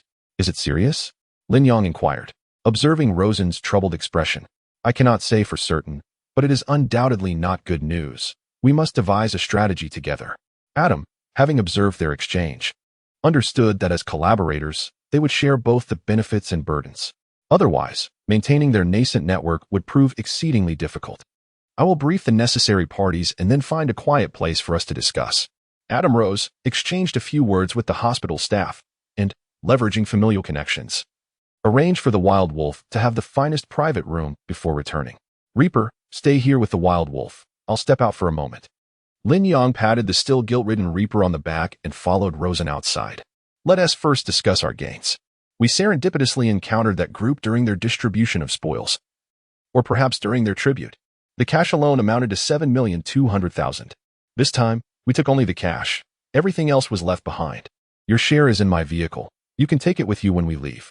Rosen lit a cigarette and recounted the operation's spoils, 7,200,000, to be divided into 3 shares of 240,000 each. The haul was significantly larger than the last. Yet Lin Yang discerned no trace of joy on Rosen's face, which was rather unusual. Even if all of it were to be surrendered to his superiors, he would still be entitled to his due, and executing the operation successfully would further solidify his standing with them. This indicated that the circumstances they faced were particularly complex and troublesome. Adam maintained an impassive demeanor. Several 100,000 held little significance in his eyes. Rosen took a deep drag from his cigarette, slowly exhaling, and spoke with a furrowed brow. Now that we've discussed our gains, let us address the complications. Yang. The 4 men you killed in that room included 2 from the CIA. Lin Yang's gaze snapped to Rosen, who responded with a wry smile. Indeed. They were from the CIA, and specifically from the task force. Lin Yang's expression flickered with dismay. Was this an instance of their own turning against their own? It was no wonder those 2 had been so formidable, a stark contrast to the easily shattered gang members. According to Rosen's earlier statements, there were 5 operational teams within the Los Angeles CIA, 4 of which he had already enlisted. That left only one possibility. They were members of the operational team directly under the jurisdiction of the Los Angeles CIA's leadership. Indeed, it is they who have been recognized by the comrades involved in this endeavor. Rosen finished a cigarette with his family and harshly extinguished the butt beneath his foot. Just as he was gaining momentum, encountering such a predicament was utterly infuriating. The CIA colluding with drug traffickers and fortuitously crossing paths with us. What a damnable situation. Lin Yang muttered a few powerless curses. Rosen was merely a low-ranking intelligence officer, yet he had just eliminated a confidant of the operations department leader. The newly established CIA network was at risk of shattering, and he might even find himself targeted for elimination. The CIA? I didn't see them during my operations. It was merely drug traffickers, obstinately resisting, all eliminated. Adam's tone was cold, and Lin Yang paused, glancing at Adam. The CIA holds no law enforcement authority domestically. Mingling with drug traffickers while possessing such a substantial amount of cash, everyone surely comprehends the implications. I can assure you, regarding issues at the official level, I shall take responsibility. The title of head of the CIA operations in Los Angeles carries significant weight for Lin Yang and Rosen. However, for Adam, it was merely a trifle. He possessed the justification and felt no fear, shouldering the pressure from the official domain alone. Should there be trouble, one must first elucidate. What right does a CIA agent without law enforcement authority have to consort with drug traffickers in the dead of night? Is it law enforcement? Or collusion? Neither is a burden he can bear. Thank you, Adam. That leaves us with the matter of private retribution, which we must handle ourselves, Rosen. Lin Yang expressed his gratitude to Adam, feeling considerably relieved. However, the possibility of vengeance against a task force leader, now that official channels were unavailable, loomed large. For this is their forte. I understand that the fellow has not been in Los Angeles for some time, and it appears my superior has a contentious relationship with him. I will seize this opportunity to gather as much information as possible about him. Rosen gritted his teeth. Conducting an internal investigation might offend certain individuals. Yet the situation had escalated to this point. He had no choice but to proceed. His superior and this individual seemed to share an unspoken enmity. But he was uncertain whether his superior would support him. Nonetheless, he had no avenue of retreat. Lin Yang rubbed his face. The remaining aspect of force would have to rely on him. Chapter 59. Recruitment. Half a month had elapsed since the last operation. After the initial days of trepidation, Lin Yang swiftly adapted his mindset, embracing the philosophy of facing challenges as they arise. Once Rosen acquired the intelligence and made the necessary preparations, everything would unfold in due course. Events would transpire regardless of his impatience. However, with Wild Wolf hospitalized, despite his robust constitution, he would require at least a month's recuperation before he could be discharged. Eagle Eye was also incapacitated, hampered in movement. The already critically understaffed Apex Defense faced compounded difficulties. For the sake of future business development and the impending retaliation from the head of the CIA's operations division, recruiting personnel had become imperative. Yet, this was an area in which Lin Yang felt decidedly less adept. His entry into the private military contractor industry had been fortuitous. And having spent merely a month in Los Angeles, he was at a loss regarding recruitment strategies. He could hardly set up a placard on the street proclaiming, "Apex Defense is hiring, with excellent benefits," only to be met with ridicule from competitors before even securing a single candidate. Moreover, as a nascent enterprise, despite its promising revenue since inception, Lin Yang sought not merely to fill positions with random individuals, but to attract elite professionals, those capable of confronting formidable challenges. Eagle Eye, do you have any acquaintances who might be suitable? We need to recruit, Lin Yang inquired, choosing to consult Eagle Eye. Among the trio of Wild Wolf, Eagle Eye, and Harvester, he deemed Eagle Eye the most dependable, despite his reticence. As for the other two, it was best not to dwell on their lives outside of combat. Andrew's final words rang true. Those two were indeed fools. One lay injured in a hospital bed, with several broken bones, yet still found time to ponder trivial matters. The other, Harvester, whether genuinely foolish or plagued by guilt, had audaciously attempted to procure a woman for the bedridden Wild Wolf. An absurdity that had been thwarted by the vigilant hospital staff. The following day, when Lin Yang visited the hospital, he was mortified to learn of such an outrageous and humiliating incident from a nurse. He felt embarrassed to admit he was there to visit that fool. Had he known, he would have pretended to be a stranger and wandered into the wrong ward. He wished for a fissure in the earth to swallow him whole. Subsequently, Lin Yang decided to send Harvester away, forbidding him from tending to Wild Wolf any longer. Otherwise, who knew what further mischief they might concoct? He hired a professional male caregiver instead. Before departing, he issued a stern warning to Wild Wolf. If he continued to misbehave, he would have his manhood removed. These two characters, if tasked with recruitment, would undoubtedly instill fear in Lin Yang, who would hesitate to employ anyone they might bring in. Boss, recruiting security personnel is straightforward. But finding candidates that meet your criteria is quite challenging, Eagle Eye remarked, displaying a troubled expression. This was his first foray into such a task. Thrust into the role without preparation, his physical condition precluded him from undertaking missions, relegating him to human resources and logistics. Shouldn't there be plenty of retired Special Forces veterans in America? Couldn't we seek out individuals like them? Lin Yang was perplexed. After all, wasn't this the narrative depicted in countless American blockbusters? Retired Special Forces soldiers living quietly at home, only to be drawn back into action due to family troubles or unforeseen circumstances, ultimately wreaking havoc single-handedly. This was precisely the caliber of talent Lin Yang sought, true talent. While there were indeed many veterans, those who retired from Special Forces were typically approached in advance by large private military companies. If they were inclined to pursue that line of work, they would join directly. The remaining veterans were generally not inclined toward such paths unless they faced significant upheaval. But such individuals were exceedingly rare. Eagle Eye elucidated Lin Yang's inquiries, shedding light on the situation. It dawned on Lin Yang that it was akin to university graduates entering the job market.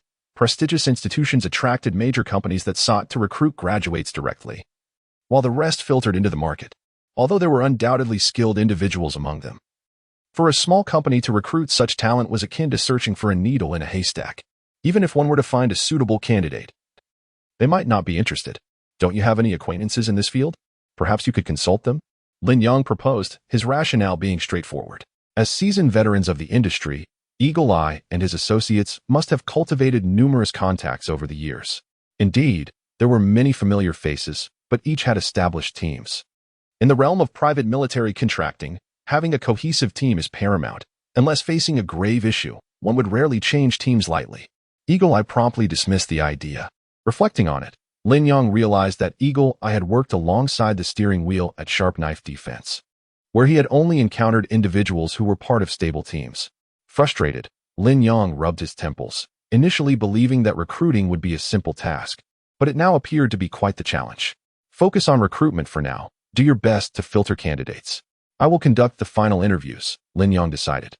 Acknowledging the difficulties at hand, he resolved to exercise his prerogative as the boss, delegating the task to Eagle Eye while reserving the final say for himself. Knock, knock, knock. There was a sudden rapping at the door. Lin Yang rose to see who it was. During this period of severe personnel shortages, he had refrained from opening the business, unaware of who might be visiting. Upon reaching the lobby, he was astonished to find Rosen, who had not been seen in a long while. Instead of calling, he had opted to come directly, indicating that something was amiss. A sense of urgency gripped Lin Yang as he hurried to open the door. "Come in and let us talk," he said. Rosen entered without hesitation, striding directly into the conference room and closing the door behind him. Lin Yang regarded Rosen, awaiting his words. True to Lin Yang's expectations, Rosen brought some promising news. "I've spoken to Hall about the previous incident. He is willing to lend his support."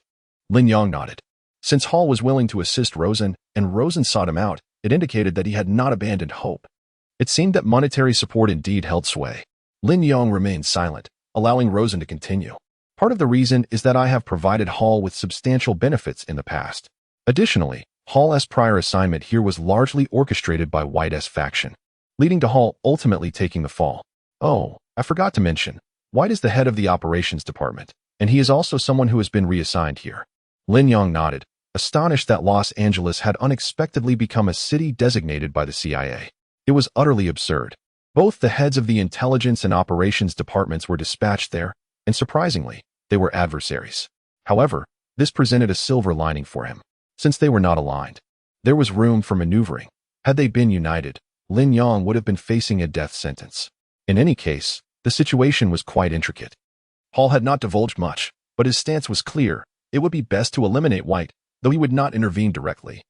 As he was nearing the end of his tenure, Rosen continued to share intelligence, and after many years of effort, Hall was finally seeing results.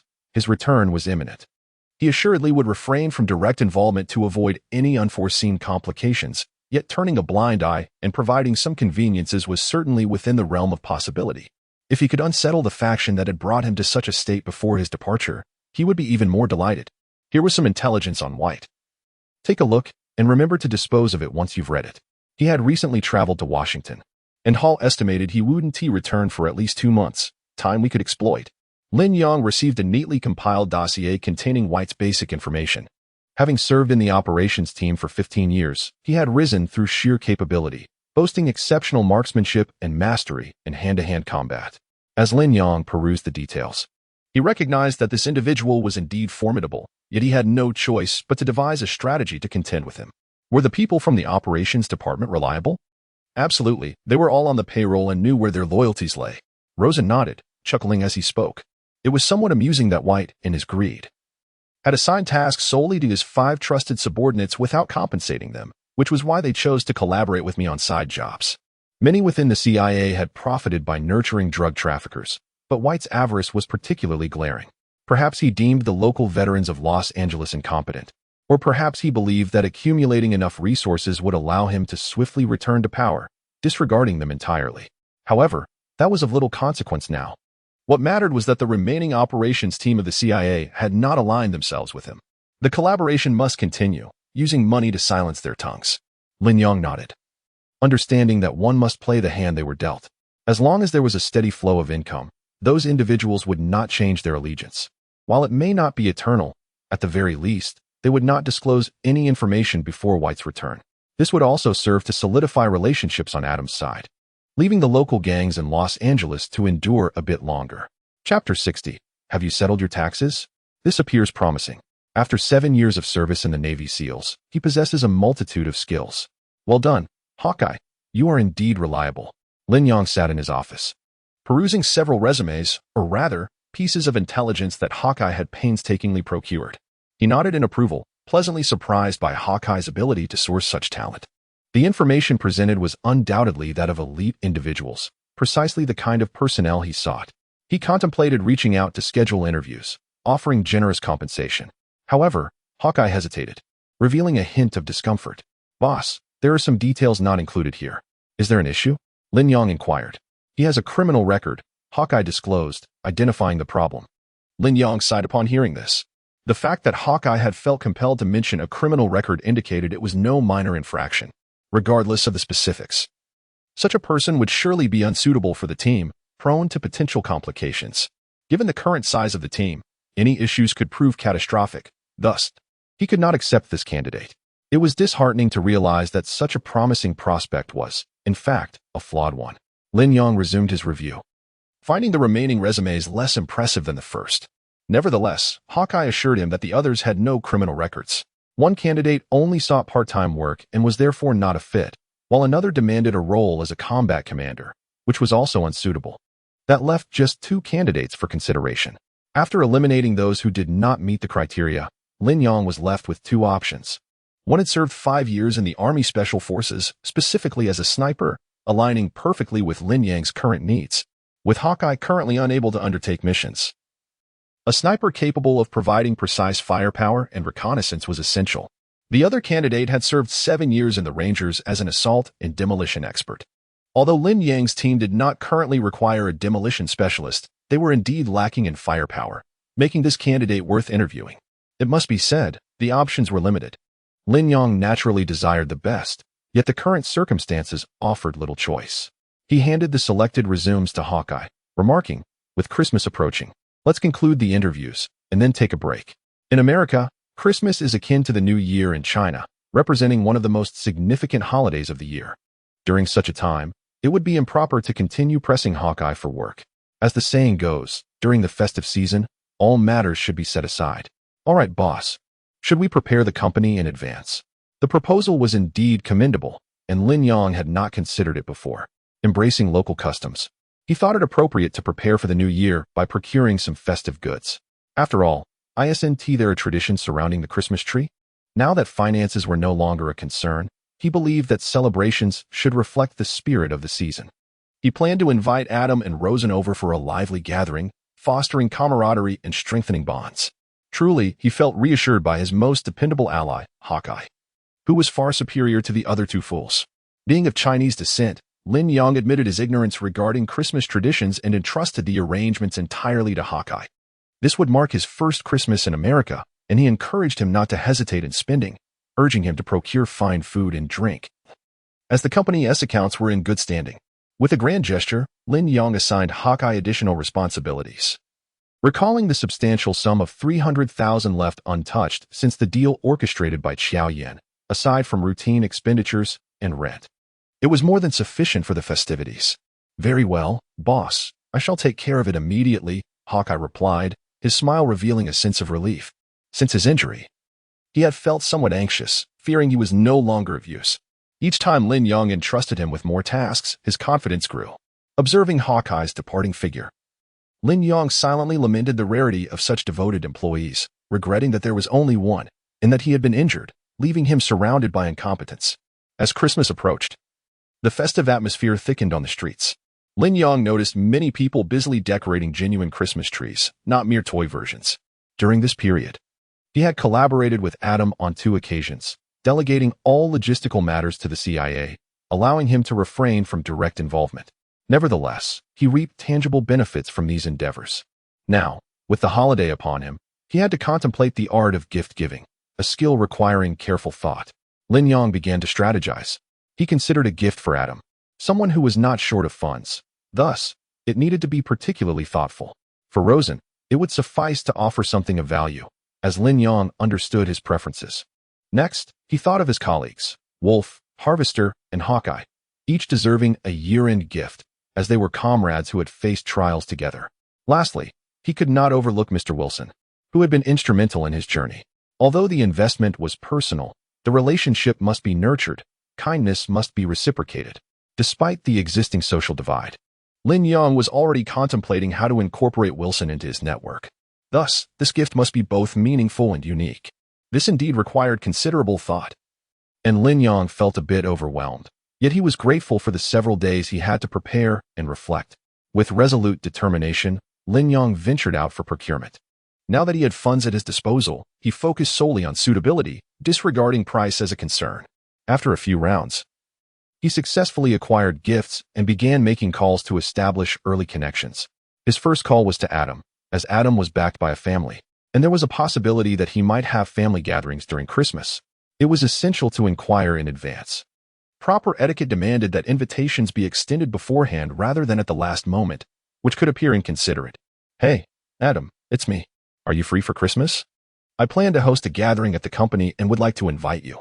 Having collaborated closely over this period, Lin Yang felt comfortable being straightforward. A Christmas party? That sounds delightful. I will attend, though I can't stay too long as I have to be with my family in the evening, Adam graciously replied. Great. I will await your call then. Next, he reached out to Rosen, with whom Lin Yang shared mutual interests. His approach was even more casual. Rosen, I'm planning a gathering for Christmas. You're not going to tell me you don't want to come, are you? What a joke. Of course, I will come. I won't leave until I'm inebriated. Rosen responded without reservation. All right, let us agree on that. We shall revel until we can't anymore. Lin Yang chuckled in reply. The situation with White posed a threat, yet one could not allow such pressures to overshadow life. Preparation was key while awaiting the opportune moment. However, Rosen's next statement caught Lin Yang off guard. Buddy, after Christmas, it will be January, and California will commence tax filings. Have you sorted out your tax matters? Tax filings. Damn it. Lin Yang suddenly remembered this obligation, which was looming even sooner than White's return to Los Angeles in February. Crap, I haven't addressed that yet. Thank you for the reminder. I must get busy. There are 3 major taboos: evading taxes in the United States, trafficking drugs in China, and kidnapping in Russia. Lin Yang was now engaged in the first. While the company's revenue was duly taxed, the substantial earnings came from drug dealers, which were all illicit funds that required laundering. In the United States, even robbery necessitates tax payment, as the IRS does not concern itself with the origins of your money. If you dare to evade taxes, they will come after you without mercy. Lin Yang's anxiety mounted, but thankfully there was still time to rectify the situation. Chapter 61. Company taxes depend on you. Preparing financial statements and clarifying tax matters posed a significant challenge for Lin Yang. There was no need to consider seeking assistance from those individuals known as the Wild Wolves. Instead, he quickly thought of someone at Xiaoyan. This fellow had introduced himself as a PhD in economics from MIT and boasted of having laundered money for others. Such tax issues should not be beyond his capabilities. He was the perfect choice. Without hesitation, Lin Yang turned his vehicle around and headed straight for Xiaoyan's residence, hoping he had not fled. Knock, knock, knock. Fortunately, the door opened. Xiaoyan had not left. Hello, what brings you here? He asked, eyeing Lin Yang warily, sensing that he was being scrutinized. He attempted to close the door, but Lin Yang's strength surpassed his own, rendering the door immovable. Let us talk inside, Lin Yang insisted, maintaining a cheerful facade. Xiaoyan, feeling a chill run down his spine, quickly shook his head. No, our transaction is concluded. Please leave. Having previously encountered Lin Yang's group, known for their use of firearms, Xiaoyan wished to avoid further entanglements. The harrowing experience of their high-speed chase to the hospital had left him with considerable psychological scars. May I please enter? Lin Yang persisted, still smiling. However, with his left hand propping the door, his right hand discreetly withdrew a Glock from his waistband. Faced with the ominous barrel of the gun, Xiaoyan felt compelled to relent. Please, come in. It seemed that a polite conversation was not sufficient. Lin Yang preferred a more forceful approach, hinting at certain peculiarities. Mr. Lin Yang, what can I do for you? I truly have no money left, Xiaoyan stammered, nervously rubbing his hands, assuming Lin Yang's visit was for financial gain. No, you misunderstand, Lin Yang clarified, waving his hand dismissively. I am not here to ask for money. Rather, I am here to offer you some. Not having money is advantageous, as it compels you to find ways to earn. Laundering money incurs a fee, and I do not intend to shortchange you. As long as you can assist me effectively, I am a man of my word. This is a long-term business relationship. One must respect skilled professionals. Otherwise, should Xiaoyan create tax issues for me, it would not bode well when the IRS comes knocking. You're offering me money? Xiaoyan was visibly confused, but Lin Yang was forthright. You know what I do. Currently, I need to address some tax matters. However, my funds may extend beyond just what is apparent in the company accounts. I seek your assistance in navigating these tax complexities. Upon hearing this, Xiaoyan understood and his fear subsided. This was indeed his area of expertise. I see. You wish to launder money and engage in tax evasion, correct? Exactly. Lin Yang snapped his fingers. You must have considerable experience. Just charge me your standard fee. I assure you, I will not default on payment. How much money is in the company accounts? How much is to be laundered? Is there a time constraint? Will it be used within the United States or deposited into an anonymous offshore account? Xiaoyan presented one question after another, exemplifying his prowess as a professional. The company's account held less than 300,000, while illicit funds amounted to around 5 million. It would suffice to manage this during the tax season in California, as it was currently being utilized within the United States. Of course, depositing it into an anonymous offshore account abroad would be preferable. Could it be transferred back to China? Collaborating with Adam and his associates constituted the bulk of Lin Yang's income, with 5 million representing the total revenue, including that of the Wild Wolves. Ultimately, all funds required laundering. Thus, it would be prudent to launder them all together. Just 5 million? Xiaoyan muttered instinctively, and Lin Yang, with his keen hearing, caught the remark. His lips twitched slightly. One could hardly blame Xiaoyan for deeming it insufficient. This individual had previously laundered money for high-ranking bank officials, likely dealing with sums in the tens of millions. However, circumstances had changed drastically, He had effectively fled to America, and his funds were nearly depleted. Whether it was 5 million or merely 50,000, laundering was imperative. This is straightforward. The amount is not substantial. You could establish an offshore company in the Cayman Islands and engage in legitimate business transactions with your company, fabricating some contractual documents to report taxes appropriately. In the presence of Xiao Yin, Lin Yang's anxiety seemed trivial as he effortlessly conceived a solution.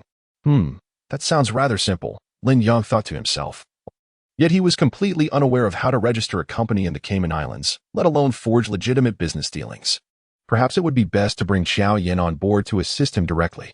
Although the company's scale was still modest, his network was continually expanding, and it was only a matter of time before it grew significantly. By then, seeking financial expertise would be too late. Xiao Yin was a perfect fit, capable, and in a precarious situation, entirely manageable. Xiao Yin, how about you join Ding Tian Defense? You could be the financial director. Xiao Yin glanced at Lin Yang in astonishment, hesitating to refuse outright. He cautiously inquired, how many people are currently at Ding Tian Defense? How is the business performing? This question momentarily stumped Lin Yang, but since he wished to recruit Xiao Yin, he could not resort to deception. One could deceive momentarily, but not indefinitely. The truth would eventually surface. Lin Yang gritted his teeth. There are currently 4 of us. However, we are planning to recruit more and are already in the interview stage. As for operations, there is certainly no issue. We have only been established for a little over a month, and this 5 million is the best proof of our success. Lin Yang spoke the truth. Despite the small team, they were indeed profitable. What of the illicit funds? Recruiting Xiao Yin was precisely the purpose. Xiao Yin hesitated. After all, financial constraints can confound even the most heroic. Although he was not destitute, his current situation was a far cry from his previous affluence. Observing Xiao Yin's reluctance to decline outright, Lin Yang sensed an opportunity and sweetened the deal. Aren't you concerned about the retaliation from those individuals? I have already identified who sent the assassins that you dealt with previously.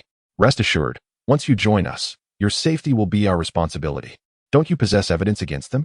They were behind your father's demise. And do you not seek vengeance? Guaranteeing safety and supporting retribution, Xiao Yin suddenly looked up. Is that true?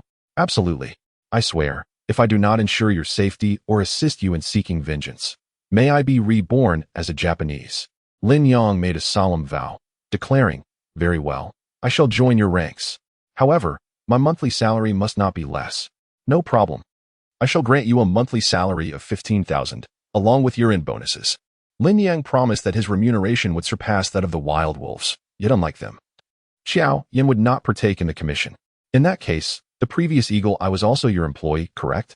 California offers a tax exemption policy for employment of individuals with disabilities, which can be claimed, and there are also tax deductions for improving workplace accessibility. However, I must review the company's accounts and financial statements to ascertain other policies. See, this is what we call professionalism. Lin Yang could hardly contain his applause. This was true talent. Let's get moving. Back to the company. The tax season is fast approaching, and we must act swiftly. They made their way directly to the company, where they found the busy Eagle Eye. Eagle Eye, Xiao Yin will be our financial director from now on. Please provide him with the ledgers and financial statements, as we need to prepare for tax filing. Huh? Ledgers? Statements? We don't have those. Eagle Eye's response left Xiao Yin in a state of disbelief. Lin Yang pondered in silence, realizing that they indeed had not organized such documents. Initially, everyone had simply divided the spoils, operating as a makeshift crew. Eagle Eye, please assist him. I entrust everything to you. I believe in your capabilities. Lin Yang patted the stunned Xiao Yin, opting for the most prudent course of action as a boss, choosing to delegate. Oh, very well, boss. By the way, they are available. They can come for interviews by 6 this afternoon. Shall we schedule them? Eagle Eye nodded, feeling relieved that Xiao Yin would be handling finances, and quickly called out to Lin Yang, who was turning to leave. Without looking back, Lin Yang signaled an okay. Chapter 62, The Newcomer. Greetings, sir. My name is Mark Mitchell. The interviewers arrived promptly. The first candidate, though not particularly tall, slightly shorter than Lin Yang, appeared robust, standing approximately 1.8 meters. His arm indicated he was a sniper, a much-needed asset for Lin Yang. With a warm smile, Lin Yang extended his hand for a handshake. Please, have a seat. Could you elaborate on your military service and combat experience? This was a standard inquiry. Lin Yang had sought advice from Eagle Eye, who had posed similar questions during his interview with the elite defense firm. Without hesitation, Lin Yang appropriated the approach. The candidate began, I enlisted at 19, joined the Army Special Forces at 22, and served for 5 years before retiring at 27. I have been deployed to Iraq and Afghanistan, specializing in medium to long-range sniping and reconnaissance, and am well-versed in joint operations with assault teams and rapid descent tactics. Mark confidently articulated his specialties, prompting Lin Yang to nod in approval. 5 years in the Special Forces, coupled with combat experience in Iraq and Afghanistan, confirmed he was indeed the sniper Lin Yang desperately needed. Your credentials are impressive, and you possess no criminal record, correct? What are your salary expectations? Indeed. I have no criminal record, and I hope for a monthly salary no less than 8,000. 8,000 is a modest request, quite reasonable, especially for a sniper. However, to maintain equity, salaries should be standardized to avoid unnecessary complications. Consider it a gesture to foster goodwill. I shall offer you 10,000 per month, with combat allowances to be calculated separately. When can you commence employment? With a decisive wave of his hand, Lin Yang elevated the salary from 8,000 to 10,000, establishing it as the baseline salary for the current elite defense firm. However, Mark, being a newcomer, would only receive combat allowances unless he earned the unanimous approval of Lin Yang and the others. Equal distribution was unlikely otherwise. Thank you, boss. I can start tomorrow. Mark promptly changed his address, standing to shake Lin Yang's hand. Excellent. We now have a sniper. Lin Yang proceeded to interview the second candidate. Please introduce yourself, including your military service and combat experience. Good day, boss. My name is Antonio Romano. I enlisted at 20 and served for 7 years in the 75th Ranger Regiment, deployed in Iraq and Afghanistan. I specialize in indoor close-quarters battle, combined arms operations, and rope descent tactics, and I am proficient in explosive ordnance disposal, making me a qualified assault trooper and demolitions expert. Antonio appeared tall and commanding, answering questions with vigor. His combat experience was substantial, being from the American Special Forces. He had undoubtedly served in Iraq and Afghanistan, qualifying him as a competent assault trooper capable of compensating for any deficiencies in firepower. His expertise in explosives, while not immediately required, could prove invaluable in unforeseen circumstances. After all, versatility is an asset. Do you possess any criminal record? What are your salary expectations? Lin Yang asked formulaically. Boss, I have no criminal record in the United States. Antonio hesitated in the face of the inquiry, while Lin Yang squinted his eyes. What does it mean that something does not exist in America but exists elsewhere? Boss, I am Italian. I have a criminal record in Italy and obtained my green card after serving in the United States. Antonio was quite honest, yet Lin Yang furrowed his brow. Having a criminal record was certainly not a favorable trait. However, given Antonio's straightforwardness and the fact that Hawkeye had conducted an investigation confirming that he had no criminal record in the United States, Lin Yang chose to further inquire. What crime did you commit in Italy? Murder, but it was an act of vengeance for my father. He was killed, and I tracked down the perpetrator and killed him before fleeing to America. Lin Yang found himself impressed. Avenging one's father was indeed a commendable act. In his homeland, it would be considered problematic if one had the ability to exact revenge but chose not to. You're in the clear, Lin Yang nodded. So, how much do you want? 7,000 a month. No, 6,000 will suffice. After divulging his criminal record, Antonio felt somewhat awkward about stating his price.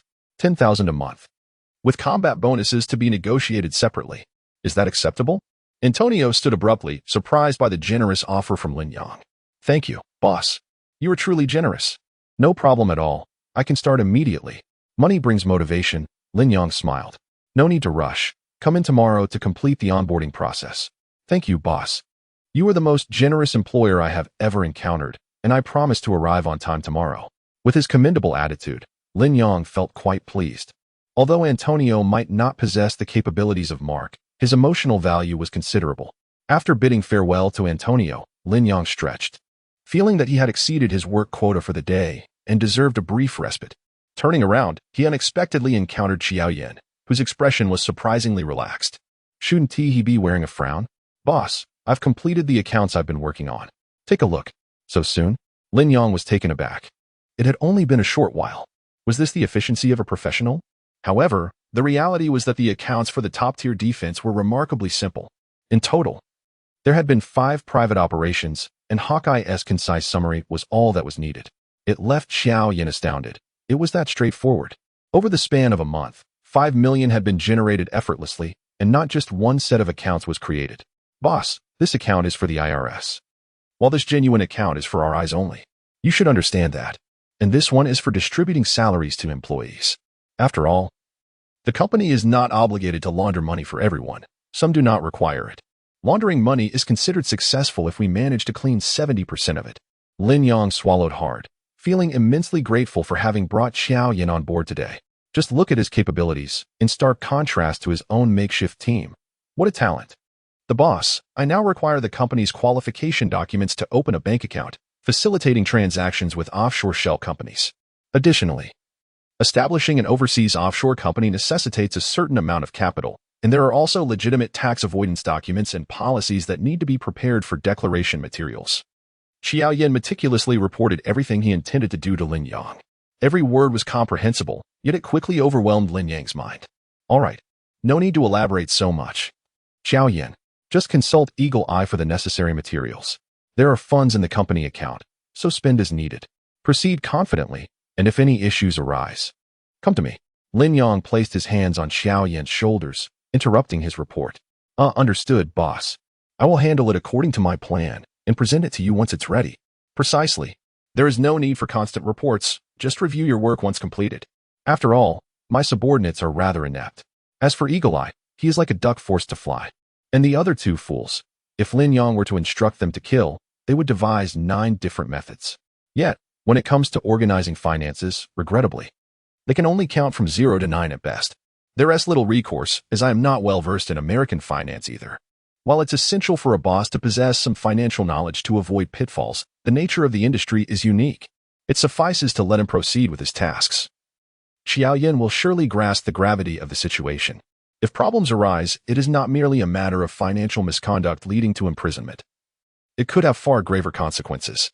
Chapter 63, New Questions. Christmas undeniably stands as a significant celebration in America, with colossal Christmas trees erected in various squares, and numerous Santas clad in festive attire engaging with passers-by. Lin Yang, holding a corn on the cob purchased from a Mexican snack stall adorned with Christmas decorations at Grand Plaza, observed this novel scene. What do you think? Isn't it quite different from what you experience in China? Adam approached with a cheerful demeanor, playfully tapping Lin Yang on the shoulder. Indeed, the atmosphere is distinct, reminiscent of our New Year celebrations. Lin Yang shrugged, noting the unusual crowd in Los Angeles, nearly rivaling the bustling fairs of his hometown during the New Year. The New Year is fast approaching, and soon I shall be officially promoted to sergeant. With spirited enthusiasm, Adam, buoyed by Lin Yang's collaboration, had become a familiar face on television of late. One by one, nefarious gangs had been uprooted, earning him the reputation as Los Angeles' nemesis to crime. A veritable sensation in the city. In recent times, gangs have become cautious, wary of being the next targets, with such commendable achievements paving the way. His promotion to sergeant was now within reach. Congratulations. This is indeed splendid news. It seems we ought to celebrate with a few drinks tonight. The advancement of a partner is a cause for celebration, amplifying influence within the LAPD. Without you, I could not have achieved this milestone. Come. I wish to introduce you to someone. Adam clapped Lin Yang on the back, signaling him to follow. Meet someone. Who? Lin Yang inquired, momentarily taken aback, but quickly falling into step. The individual Adam had arranged to meet on Christmas Day must be of considerable importance. He was curious about the identity of this person. As they entered Adam's BMW, the vehicle glided down the avenue, swiftly arriving at Rodeo Drive, heading directly to Beverly Hills, the most affluent residential area in Los Angeles. True to its reputation as a haven for the wealthy, every car they passed was a luxury vehicle, many of which Lin Yang could not name, yet he instinctively knew that even his entire fortune might not suffice to acquire a single one. Who are we meeting that is so mysterious? Lin Yang pondered, eager to learn, yet Adam remained tight-lipped, leading him into a villa. After meandering through the corridors, they entered a study. Upon pushing open the door, Lin Yang was greeted by the police chief, Adam's father, who had previously appeared at a press conference. Good day, Mr. Smith. I apologize for the haste. I didn't realize I would be meeting you, and came unprepared without a gift. Lin Yang quickly greeted, feeling somewhat embarrassed. Adam, it seemed, had mischievously withheld this information. Not to worry, it was my request for him not to inform you.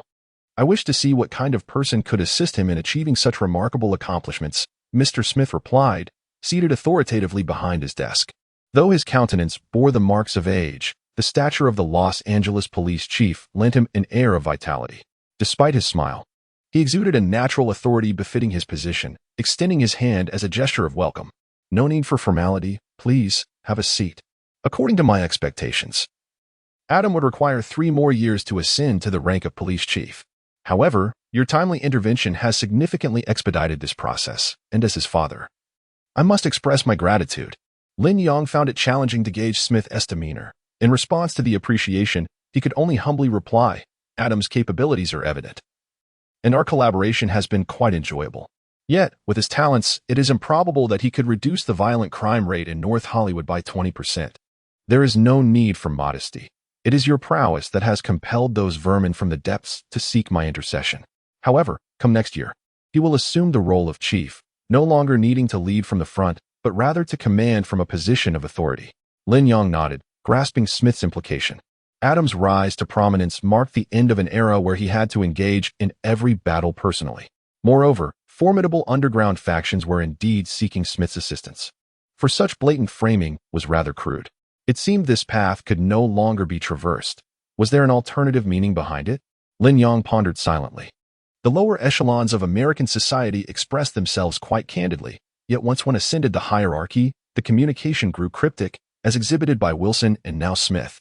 After a moment's contemplation, Lin Yang resolved to speak plainly. My apologies, Mr. Smith. I am but a man of action, and I am not well versed in the intricacies of these matters. Are you suggesting that powerful gang members are dissatisfied with our actions, and thus, we can no longer proceed? Not comprehending Smith's intentions, Lin Yang opted for a straightforward approach and directly inquired, dissatisfied? Huh. Smith chuckled lightly, then replied coolly, in Los Angeles. Which gang would dare express discontent towards the LAPD? Who would presume to instruct the LAPD? The LAPD is the most formidable gang in Los Angeles. Indeed, one must concede the audacity of Americans. Even a police chief could utter such words. Yet, Lin Yang could not deny the truth in Smith's statement. The LAPD was indeed the mightiest faction in Los Angeles, possessing manpower, wealth, equipment, and, most crucially, legitimacy. What do you mean then? Since he had already adopted a blunt demeanor, Lin Yang pressed on. Next year, Adam will oversee security in North Hollywood, addressing not only violent crimes, but also public safety issues. Those fellows, through Proposition 47, have brought us considerable trouble. Proposition 47? Lin Yang was unfamiliar with this and instinctively glanced at Adam. Proposition 47, passed in 2014, classifies theft of items valued under $950 and personal property theft as misdemeanors. Adam explained softly. Oh, Lin Yang understood. It's the proposition that legitimizes $0 shopping. I see now. He continued, I comprehend now, Mr. Smith. Adam has dismantled several drug trafficking gangs in North Hollywood, resulting in a shortage of drugs and escalating prices. Consequently, those addicted individuals, in their desperation to procure drugs, have resorted to dubious means, thus inciting chaos on the streets, correct? It is quite evident that the issue at hand is easily analyzable. Yet, there is a tendency to convolute matters. Indeed, you are an astute individual. The significant rise in street crime tarnishes the image of the police force.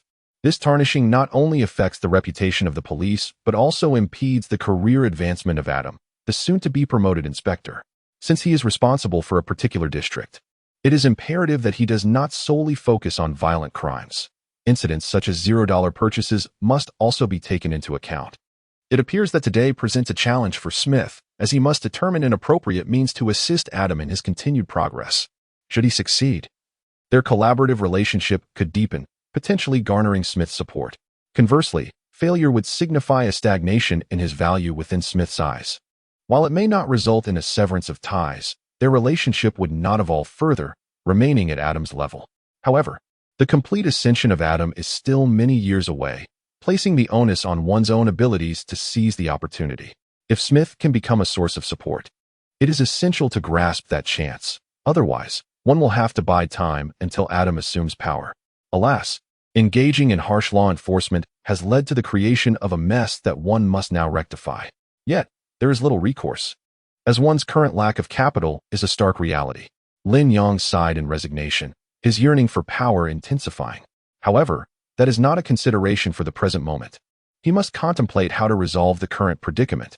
The potential gains are indeed substantial, yet the challenges are formidable. The study fell into silence as Lin Yang sat in deep thought, and soon, an immature idea began to take shape. Chapter 64. The emergence of the Los Angeles Syndicate. Is it sufficient to merely reduce street crime rates? Adam? How significant is the role of $0 shopping in this context? Lin rubbed his temples and gazed at Adam. $0 shopping? Quite an apt term. I have reviewed the data, and a few months ago, it accounted for approximately 55% of street robberies. However, this percentage has steadily increased over the past few months, reaching 70% last month. A considerable portion of these incidents involves high-value items, such as electronics and luxury goods, which do not fall under the category of minor offenses based on their value. Yet, the sheer volume of cases overwhelms our limited law enforcement resources. Indeed, Adam, distinguished as a prominent figure in the LAPD, was already acutely aware of such statistics even before his appointment. He noted that while we could caution major gangs to regulate the behavior of their subordinates, noncompliance would lead to substantial repercussions. However, the small-time delinquents wandering the streets lacked any coherent organization, rendering it challenging to ascertain the monetary value of their crimes and complicating evidence collection. Enforcing the law became a cumbersome task, with the likelihood of imposing severe penalties being minimal. Deploying officers to pursue these individuals would severely tax our resources. And there was an ever-present risk of being accused of racial discrimination. Those wretched individuals. Adam felt a sense of resignation as a celebrated figure in the department. Encountering such individuals hampered his ability to enforce the law effectively. Fame had its advantages, yet it also imposed burdens. Any slight misstep in words or actions would prompt cries of racial discrimination from those individuals, often captured on video by well-meaning bystanders. This reality stifled Adam's capacity to exhibit his formidable methods, leaving him frustrated. Lin understood the challenges Adam faced. These petty criminals might merely linger on certain streets, hardly qualifying as gang members. When funds ran low, they resorted to $0 shopping. Adam's previous tactics had become ineffective, after all. He could not resort to extreme measures against those engaging in $0 shopping, for while it might offer a fleeting sense of satisfaction, the repercussions would be dire. Particularly given his status as a notable officer, such actions would jeopardize his career. Moreover, the number of individuals involved in robbery was alarmingly high, regardless of whether the stolen goods were valued below or above $950. A single precinct lacked the manpower to address such cases adequately.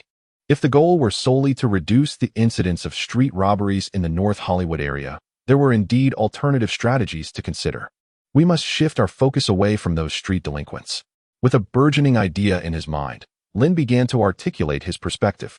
Where should we direct our attention then? Adam promptly responded. These individuals operate without organization and commit crimes at random, making apprehension difficult. Yet, once they have stolen goods, they must eventually convert them into cash. As someone educated in the comprehensive teachings of ancient China, Lin was aware of the wisdom encapsulated in texts like Sun Tzu's Art of War and the 36 Stratagems. Concepts such as deceiving the heavens to cross the ocean, borrowing a knife to kill, alarming the snake to capture it, and enticing the prey to let down its guard were all timeless strategies. Whenever faced with a dilemma, there was always a fitting approach. Lin's strategy was straightforward: cut off the source of their resources. Although robberies were rampant, the number of individuals capable of purchasing these stolen goods was likely limited. We needed to target this group effectively. Adam's eyes lit up with realization. Indeed, this was the correct line of thought, and he understood. Arresting the impoverished individuals who resorted to theft would not resolve the issue. If I were to apprehend those who deal in stolen goods, the thieves would find themselves unable to convert their loot into cash and would consequently lose their enthusiasm for this means of income. The incidence of robbery would undoubtedly diminish significantly. With a spark of insight, Adam became exhilarated. What appeared to be a formidable problem was swiftly unraveled by Lin Yang's subtle guidance. It was a solution that promised immediate results. However, it was not a permanent fix. Was it? As long as there were incentives, new individuals would inevitably emerge. Smith, with a broader perspective, identified the core issue. Capturing the receivers of stolen goods would merely reduce the occurrence of $0 purchases temporarily. Under such a shadowy context, driven by profit, new receivers would soon surface. With a 10 profit margin, it would ensure constant utilization. With 20, it would thrive. With 50, it would take risks. And for a 100 profit, it would flout all earthly laws. The assertion from Das Kapital holds true. As long as sufficient profit exists to motivate, there will always be individuals willing to step forward. This approach could assist Adam, yet it failed to sway Smith. Lin Yang remained silent, continuing to refine the audacious ideas within his mind. Father, I believe this strategy is quite commendable. If arresting them does not yield results, then I will expel the receivers from my jurisdiction. Whoever dares to accept stolen goods from my area will face my wrath. This would compel them to avoid targeting the North Hollywood district, and consequently, the thieves would naturally seek other locales. With a swift turn of thought, Adam devised a plan. Since apprehending them all was unfeasible, stability must be maintained, but rules needed to be established. Goods stolen from his jurisdiction could not be accepted, otherwise they would be met with the LAPD's intervention. Thus, with no possibility of converting their thefts into cash, the thieves would refrain from committing crimes in his area, leading to a significant reduction in robbery rates. Lin Yang couldn't help but glance at Adam, bemused. Well, if the thieves no longer operate in your jurisdiction, they will inevitably seek other places to steal. According to your plan, it seems the heads of other districts will bear the brunt. Adam, broaden your horizons. You are destined to take over the entire LAPD. Smith expressed his discontent, admonishing Adam. Forgive me, Father, I was negligent. Adam realized how misguided his thoughts had been. The position of district head was merely a stepping stone for his ascent. Such short-sightedness lacked a comprehensive vision. What if we were to seize control of the underground market in North Hollywood? Lin Yang interjected unexpectedly, suggesting that rather than expelling, it might be more advantageous to grasp it firmly in hand. Intriguing. Please elaborate on your thoughts. Smith clearly understood and gestured for Lin Yang to continue. Eliminating the disobedient scavengers within the area and supporting a compliant figure to take over completely would make controlling the street robbery rate merely a matter of words. Moreover, those shops suffering from $0 purchases could also be brought into the fold. As long as they paid, they could be spared from such troubles. If any fool dared to infringe upon these establishments, they would be dealt with severely to set an example. Lin Yang slowly articulated his thoughts, which were rather straightforward, much akin to the situation in Hong Kong decades ago, wherein gangs collected protection fees. The reason such circumstances arose in Hong Kong was due to collusion between the police and criminals, with gangs extracting fees and subsequently paying off the police. Now, it was merely a replica in Los Angeles. What was needed was to find a compliant figure in North Hollywood to lead the gang, eliminating all dissenters. Adam would firmly hold the position of head in North Hollywood, addressing any issues directly through this leader. If problems persisted, a replacement would be sought. Adam is indeed fortunate to have a friend like you. Smith chuckled, appreciating the idea, but noting its flaws.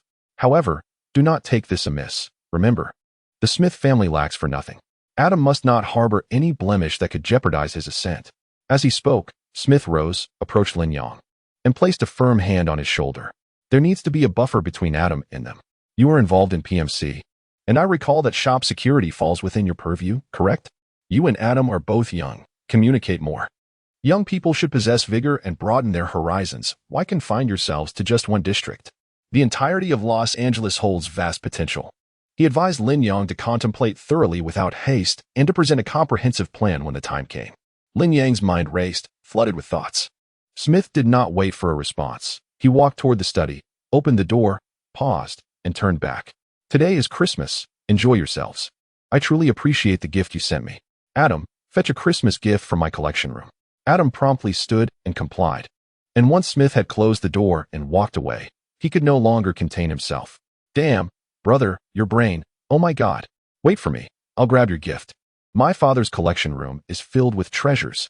Adam exited with great enthusiasm, while Lin Yang sat quietly in his chair, reflecting on Smith's earlier words, still somewhat astonished. Truly, the chief of LAPD did not regard a mere district. He remained still until action was warranted, aiming for the entire underground market of Los Angeles. He had made it abundantly clear that the Smith family sought neither money nor connections with illicit funds. This vast network could not be controlled by Smith alone. Hence the substantial black gold was his means to balance various interests. He desired not wealth, but influence, an intangible power.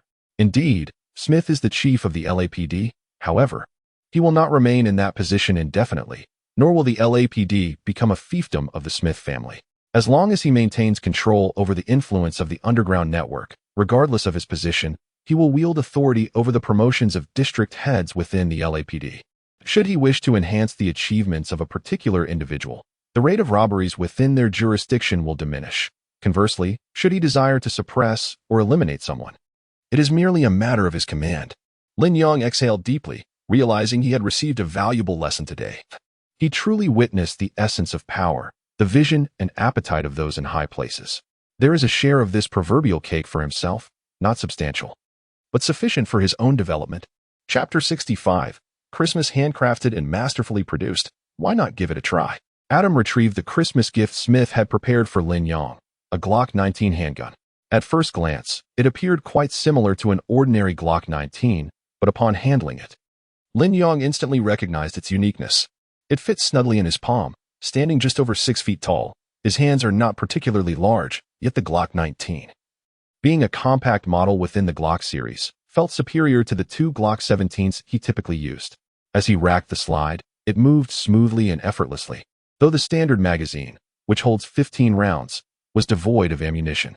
Lin Yang merely performed a few shooting motions to appreciate its feel. Indeed, it was distinctly different from mass-produced models. "It feels fantastic. I truly like it," he remarked. Although Lin Yang possessed limited knowledge of firearms, what man from Huaxia does not appreciate a good gun? Owning a masterpiece crafted by a master gunsmith is undeniably exhilarating. A sharpshooter must be equipped with an exceptional weapon. However, since it was not custom-made for him, he thought that he would seek out the master for a tailor-made firearm when the opportunity arose, which would surely surpass this gift. Unlike Lin Yang, Adam had begun his journey with firearms at a young age. "This is for you, a special training package from the Sith training camp. I heard from Wild Wolf that you've never undergone formal military training, so this will be a perfect opportunity to fill that gap." Adam's gift was indeed practical. Lin Yang had relied solely on his reflexes and instinctive shooting skills thus far. The incident where he nearly fell victim to close-range combat was partly due to a lapse in coordination. He understood that one cannot rely on luck alone to survive every encounter. Without hesitation, Lin Yang accepted the gift. In return, he presented Adam with a Chinese knot, which he had specifically acquired from a shop in Chinatown, having had it blessed, a token of goodwill. "Here's your gift. You can keep it on you or hang it in your car. It will bring you good fortune." Adam burst into laughter as he took it, giving Lin Yang a hearty pat on the back. "Brother, meeting you has been the most fortunate event of my nearly 30 years. Adam spoke earnestly. In just a few months, he had amassed considerable achievements and was on the verge of being promoted from sheriff to chief of police. With a promising future ahead, all thanks to Lin Yang's guidance. Let us not linger. Let's south head to my place and celebrate." Christmas, of course, meant festive revelry. Lin Yang had prepared a Harley motorcycle for Wild Wolf. Aside from vehicles, his other passion was women. The ordered Lamborghini had yet to arrive. For the Reaper, he gifted a gaming console, as he often secluded himself in his room indulging in video games. Hawkeye received a specially ordered prosthetic limb, while Rosen was gifted a Rolex watch crafted in gold. The Christmas tree stood proudly in the center of the reception room, surrounded by an abundance of food and drinks. Wild Wolf and the Reaper had already engaged in a drinking contest with Hawkeye, while Rosen pulled Adam and Lin Yang into the festivities as well. This year had brought them significant rewards, and they were determined to celebrate. Meanwhile, Xiao Yin and the newly hired Mark and Antonio appeared somewhat reserved, quietly enjoying the food. "You all drink first. I need to make a phone call." Lin Yang suddenly recalled Mr. Wilson. After all, Wilson had been a benefactor at the start of his career. Although Wilson may have merely offered a slight advantage to Lin Yang, this defense company represented the capital that enabled his initial foray into the industry. One must not forget their roots. Now, regarding the plan discussed with Smith, could this potentially involve bringing Wilson into the fold as a strategic connection? According to Smith, there needs to be a buffer between Adam and them, essentially requiring a legitimate method to bridge the businesses. Hence, security for legitimate businesses emerges as an excellent option. While the income may not be substantial, it is lawful. Currently, with only a handful of people, they cannot manage the business of security for commercial establishments. Surely, Wilson must have a team for that. The only uncertainty lies in whether he would deem the remuneration worthwhile. However, the perception of value is one matter, while the act of expressing it is another. Pondering this, Lin Yang understood that no one appreciates investing resources in a thankless endeavor. As these thoughts swirled in his mind, he dialed the phone. "Mr. Wilson, it's me. Merry Christmas. Do you have a moment?" "Merry Christmas. What seems to be the matter?" Lin Yang proceeded to articulate his plan with Smith. Mr. Wilson, at Top Sky Defense, we are just a few individuals and cannot undertake the security for commercial establishments. Would you be interested in taking it over? After a moment of silence, Wilson finally responded, Rod Smith, the chief of LAPD? His background is quite significant. I can provide you with personnel, but I cannot directly intervene. Wilson chuckled lightly, pleasantly surprised by Lin Yang's initiative.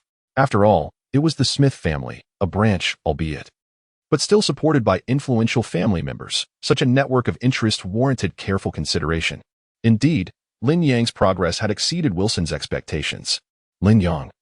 Remember this. Do not let greed cloud your judgment. Avoid any illegal dealings, and always be aware of your position. I understand. Thank you, Mr. Wilson. Lin Yang nodded, grasping the profound wisdom behind Wilson's admonition. The illicit profits that Smith rejected should be left untouched. If he refrains, Lin Yang, despite his humble status, remains a collaborator. However, if he engages with those dark dealings, he would become entangled in a web of corruption, losing the possibility of equal dialogue. I have some friends at the FBI. Let's have a meal together sometime. Lin Yang, being astute, eased Wilson's concerns. The return on investment was remarkably swift. It was indeed time to pursue further opportunities. Although Lin Yang currently lacked the standing to forge a deep alliance with the Smith family, it didn't preclude future possibilities. This was a promising beginning. Thank you, Mr. Wilson. I will certainly attend. I won't keep you any longer. Happy holidays. Not at all. Your gift was much appreciated. Happy holidays. As Wilson ended the call and leaned back on the sofa, he chuckled after a brief pause. Sometimes, unintentional efforts yield unexpected fruits. He waved his hand. Jenny. Boss. Assistant Jenny approached respectfully, delivering a Christmas gift to each member of the esteemed Top Sky Defense. Adhering to the company's A-grade standards, she thought to herself. As for Lin Yang, I'll prepare his gift personally. Off you go. Understood, boss, Jenny replied, bowing slightly. A fleeting look of confusion crossed her face as she glanced at the floor. It was astonishing that the modest Top Sky Defense could meet the company's A-grade criteria.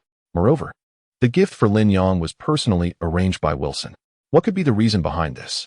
Lin Yang, having concluded a phone call, wore a relaxed expression. The call had yielded remarkable results. The FBI contacts introduced by Wilson would undoubtedly weave themselves into this intricate web of interests, paving the way for his own introduction. One finds joy in pleasant occasions, and with his phone tucked away in his pocket, Lin Yang turned back toward his room. Upon entering, he was immediately handed a bottle of liquor, as the crew, Wolf, Harvester, and others, were already fired up and ready for a showdown. Knock, knock, knock. The door to the reception room was tapped upon. Although the hall was open, a sign indicating today's closure hung conspicuously. Who could it be? Lin Yang. Having been coerced into downing a bottle, waved his hand dismissively.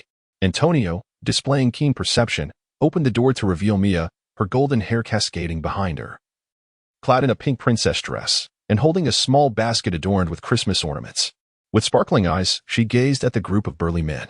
Godfather. And all my uncles, Merry Christmas. Chapter 66. You are just not very bright, Mia. How delightful to see you. Do come in. Where is your mother? Lin Yang set down his bottle and gestured for her to enter. He then introduced her to Rosen and Adam, who had yet to meet her. This is my goddaughter. Mia, isn't she adorable, like a little princess? I think she resembles a Barbie doll even more, Rosen and Adam exclaimed, admiring the charming Mia. Hearing their compliments, Mia's cheeks flushed slightly as she held out a small basket towards Lin Yang. Godfather, this is my Christmas gift for you. Inside were freshly baked cookies, shaped like Santa Claus. Lin Yang smiled broadly as he accepted them. The basket contained 3 more portions, albeit smaller than his, presumably meant for the Wolf, the Harvester, and Hawkeye. However, upon seeing the crowd, Mia hesitated. After a moment, she opened the 3 portions and, with great politeness, distributed several pieces to everyone present. Hey, Mia, why did you give her share to them? Wolf teased. Yes, Mia, you must hug me for me to forgive you, added the Harvester. Both of them clearly aware that those portions were originally theirs, but were now shared with the larger group. Uncle Bill, Uncle Fergus, and I just wanted to share equally. I didn't know. Mia stammered, explaining softly. Lin Yang disregarded the 2 jesters and pulled Mia into his embrace. Mia, don't pay attention to those fools. They probably can't even figure out how to share these cookies. Hey, Yang, I admit our arithmetic isn't great, but we're not fools. Wolf retorted defensively. Is that so? Lin Yang shot him a glance, bemused by his obstinacy. Let me ask you a few questions to see if you're truly foolish.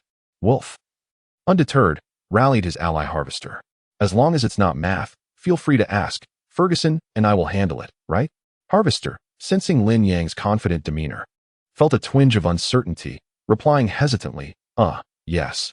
All right, here is a question. There exists a potion that allows one to fly. And now there is a mouse that flies. Why is that? It mutated. Ferguson strained to think, providing his answer. Bill promptly slapped him on the back, exclaiming, Fool, I told you to play fewer games. The VE ruined your brain. It must have consumed the flying potion, right?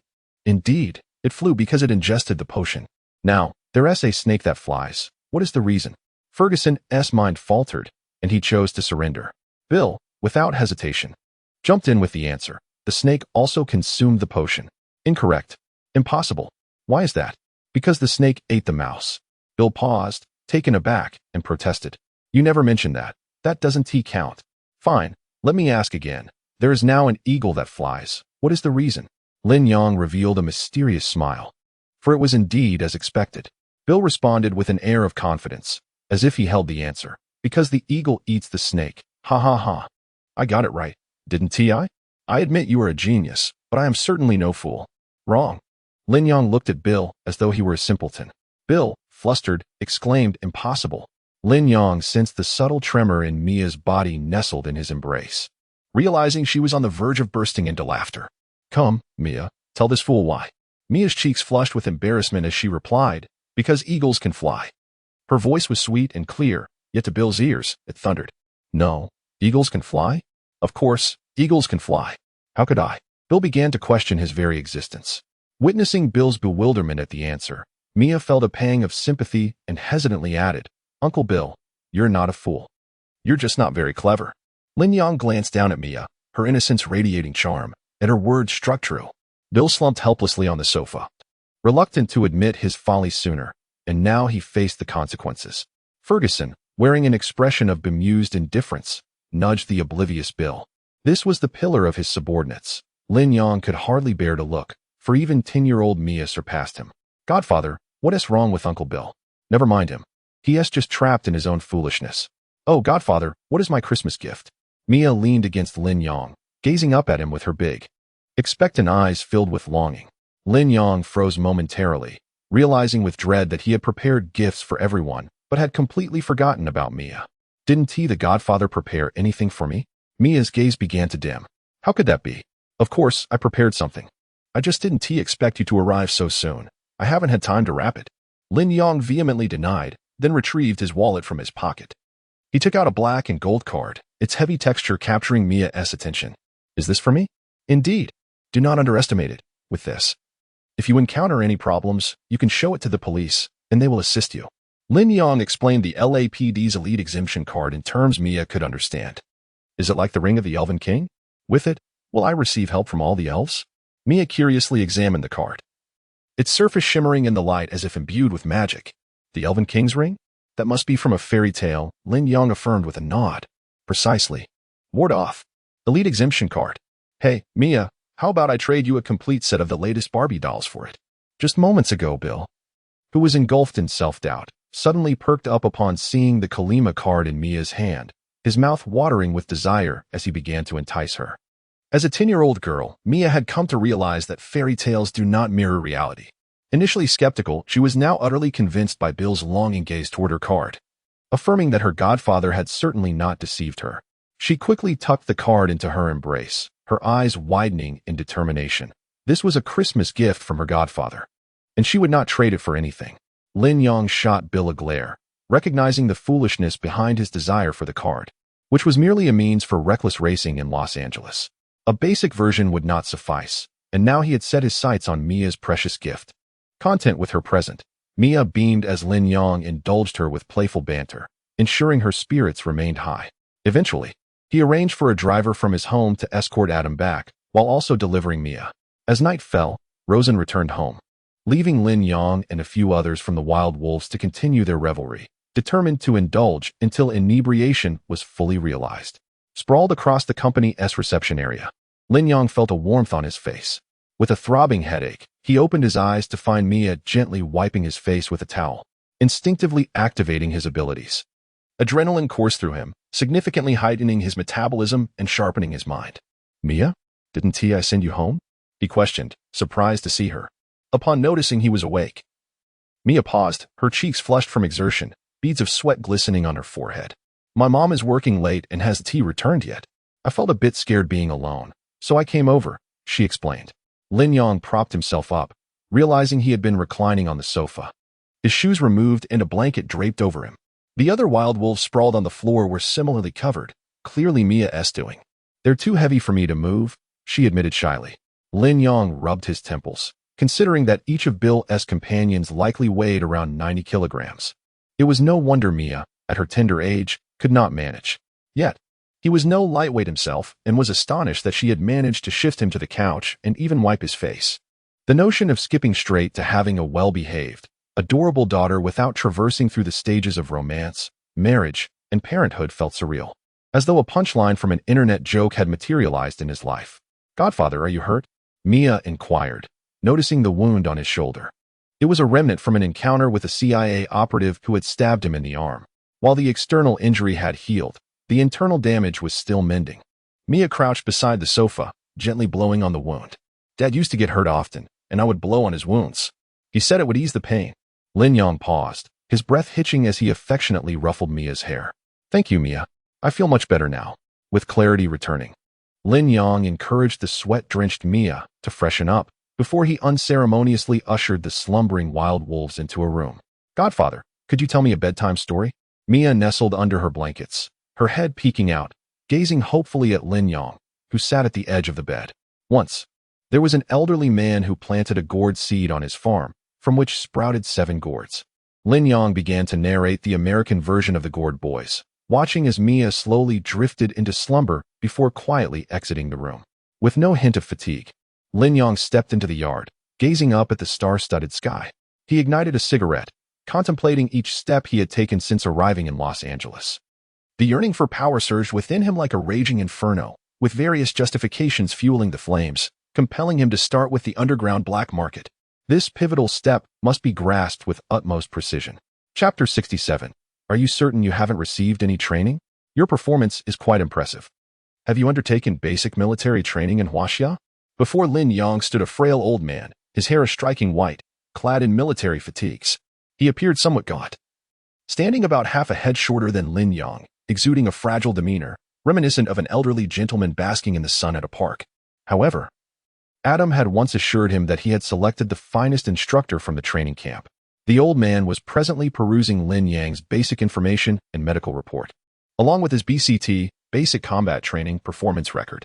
This was the West training camp, where Lin Yang had successfully completed the BCT, which included fundamental drills, discipline training, and had undergone military training sessions during his school days in Huaxia, passing with remarkable ease. To Lin Yang, it felt reminiscent of his school military training, albeit with the pleasant Los Angeles weather contrasting starkly with harsher conditions he had previously experienced. The training encompassed basic weaponry use, shooting, tactical maneuvers, practical exercises, physical conditioning, and an introduction to military knowledge. Lin Yang's exceptional marksmanship allowed him to achieve a perfect score with minimal effort, while his robust physique, honed from years of wielding a large ladle, contributed to his swift success in the BCT, leaving the instructor for the AIT, Advanced Individual Training, phase somewhat astonished. "If my school military training counts, then I do possess some foundational skills," he mused. "Perfect score in shooting? Let us see you demonstrate that shortly. As for hand-to-hand combat, you have expressed a desire to enhance your skills in this area. While your physical attributes are commendable, your weight is insufficient and your resilience to strikes is lacking, which presents a significant disadvantage in close combat." The old man scrutinized Lin Yang as if assessing merchandise, offering his insights. Strengthening his combat skills was one of Lin Yang's aspirations. Having nearly been incapacitated in close quarters previously instilled a lingering apprehension. Given the opportunity, he was determined to undergo rigorous training, not necessarily to become a master fighter, but at the very least, to develop a capacity for resistance. "Very well. Follow me. I shall first assess your shooting abilities." The old man led Lin Yang to a shooting range. "What type of firearm are you accustomed to? A pistol or a rifle?" "A pistol, specifically a Glock." "Oh, let us see you demonstrate it. Give it your all." The old man's interest was piqued as Lin Yang, unhesitant, prepared for the task. The effective range of a handgun typically spans from 25 to 50 meters, though in practical scenarios, it seldom exceeds 20 meters. This distance is where a marksman feels most at ease. Thus, Lin Yang aimed at targets set at 15 meters and 25 meters. Drawing his Glock 17 from its holster, he chambered a round and, without the need for aiming, fired at the 15-meter target in one fluid motion. Reloading swiftly for the second magazine, he targeted the 25-meter mark, completing the entire process in under 10 seconds. The standard magazine capacity is 17 rounds, and 34 bullets were unleashed in a rapid succession. The elderly gentleman paused momentarily. He had witnessed rapid shooting speeds before, particularly in shooting competitions where such swiftness was not uncommon. However, Lin Yang's ability to fire without aiming, exhibiting the precision of a seasoned combat shooter, was remarkable. To achieve a full target hit would denote considerable talent, while consistently landing shots within the 5-ring would be nothing short of genius. Report the results. The old man urged into the intercom, growing increasingly impatient as the inspection team delayed their feedback. Perhaps you should come and see for yourself? The inspector's tone suggested something amiss. The old man furrowed his brow until he beheld the targets, each marked by egg-sized holes at their centers. Wait, such performance in practical rapid-fire shooting is unprecedented since my days in the training camp. While achieving speed and accuracy separately is impressive, accomplishing both simultaneously is somewhat outrageous. Lin Yang was firing almost as if his Glock was set to fully automatic. At such a firing rate, the recoil would inevitably compound. Yet he astonishingly managed to strike the same point, simply inhuman. Returning, the old man scrutinized Lin Yang with a piercing gaze. Hand me your weapon. Lin Yang promptly removed the magazine from the Glock 17, racked the slide to clear the chamber, and handed it over, barrel facing downward. The old man, skilled in handling firearms, swiftly disassembled the Glock 17 and then reassembled it. No modifications? Hand me the magazine. Upon confirming the absence of alterations, he requested Lin Yang's magazine. Loading the magazine, chambering a round, and firing a few test shots, the old man's expression turned to one of skepticism. The bullets functioned normally, the recoil was as expected, and there were no signs of reduced charge ammunition, a type designed to lessen recoil at the expense of power. Yet, upon inspection, everything appeared standard. You truly haven't undergone any formal training? Less than 3 months since your first experience with a firearm? The old man was somewhat bewildered. He was not a novice himself. After serving 17 years in the Delta Force before retiring, he had been a top instructor at the CIS training camp. Few could reach the level Lin Yang exhibited. Even in Delta, such skill was rare. While special forces do not specifically train for rapid fire with handguns, those who are accepted into the unit are elite soldiers, all having undergone years of rigorous military training. Exceptional marksmanship is not uncommon among them. Yet here stood Lin Yang, claiming less than 3 months of experience and delivering such astonishing results, effectively trampling the old man's extensive expertise. Honestly, instructor, I usually operate with dual wielding, Lin Yang replied earnestly, revealing that dual-gun rapid-fire was his standard practice. Dual wielding? Well then, I must see the extent of your abilities. Prepare for practical moving targets. Show me what you can do. The elderly gentleman arrived with immense interest, astonished that after so many years, he could encounter such an unparalleled talent. Lin Yang, undeterred, drew his other Glock 17 and chambered it, subsequently taking the firearm from the old man's grasp. Beep. The electronic sound resonated as targets began to rise and move. Bang, bang, bang, bang, bang. Lin Yang remained stationary, firing simultaneously with both hands. Many targets had barely risen before he had not even turned his head. With a subtle flick of his wrist, he discharged 2 rounds with a resounding clang. His ward? Oh, damn. The old man watched Lin Yang stand there, akin to a master in an unparalleled display, his eyes already envisioning a realistic combat scenario, a lone figure wielding dual firearms, suppressing the entirety of the range, with no one daring to show their face. Only when the last bullet was spent did Lin Yang cease his fire, each target bearing 2 close-knit bullet holes, resembling a cluster of peanuts. Excellent. Truly remarkable. Your marksmanship is already commendable, yet there remains room for improvement in real combat scenarios. Would you like to learn?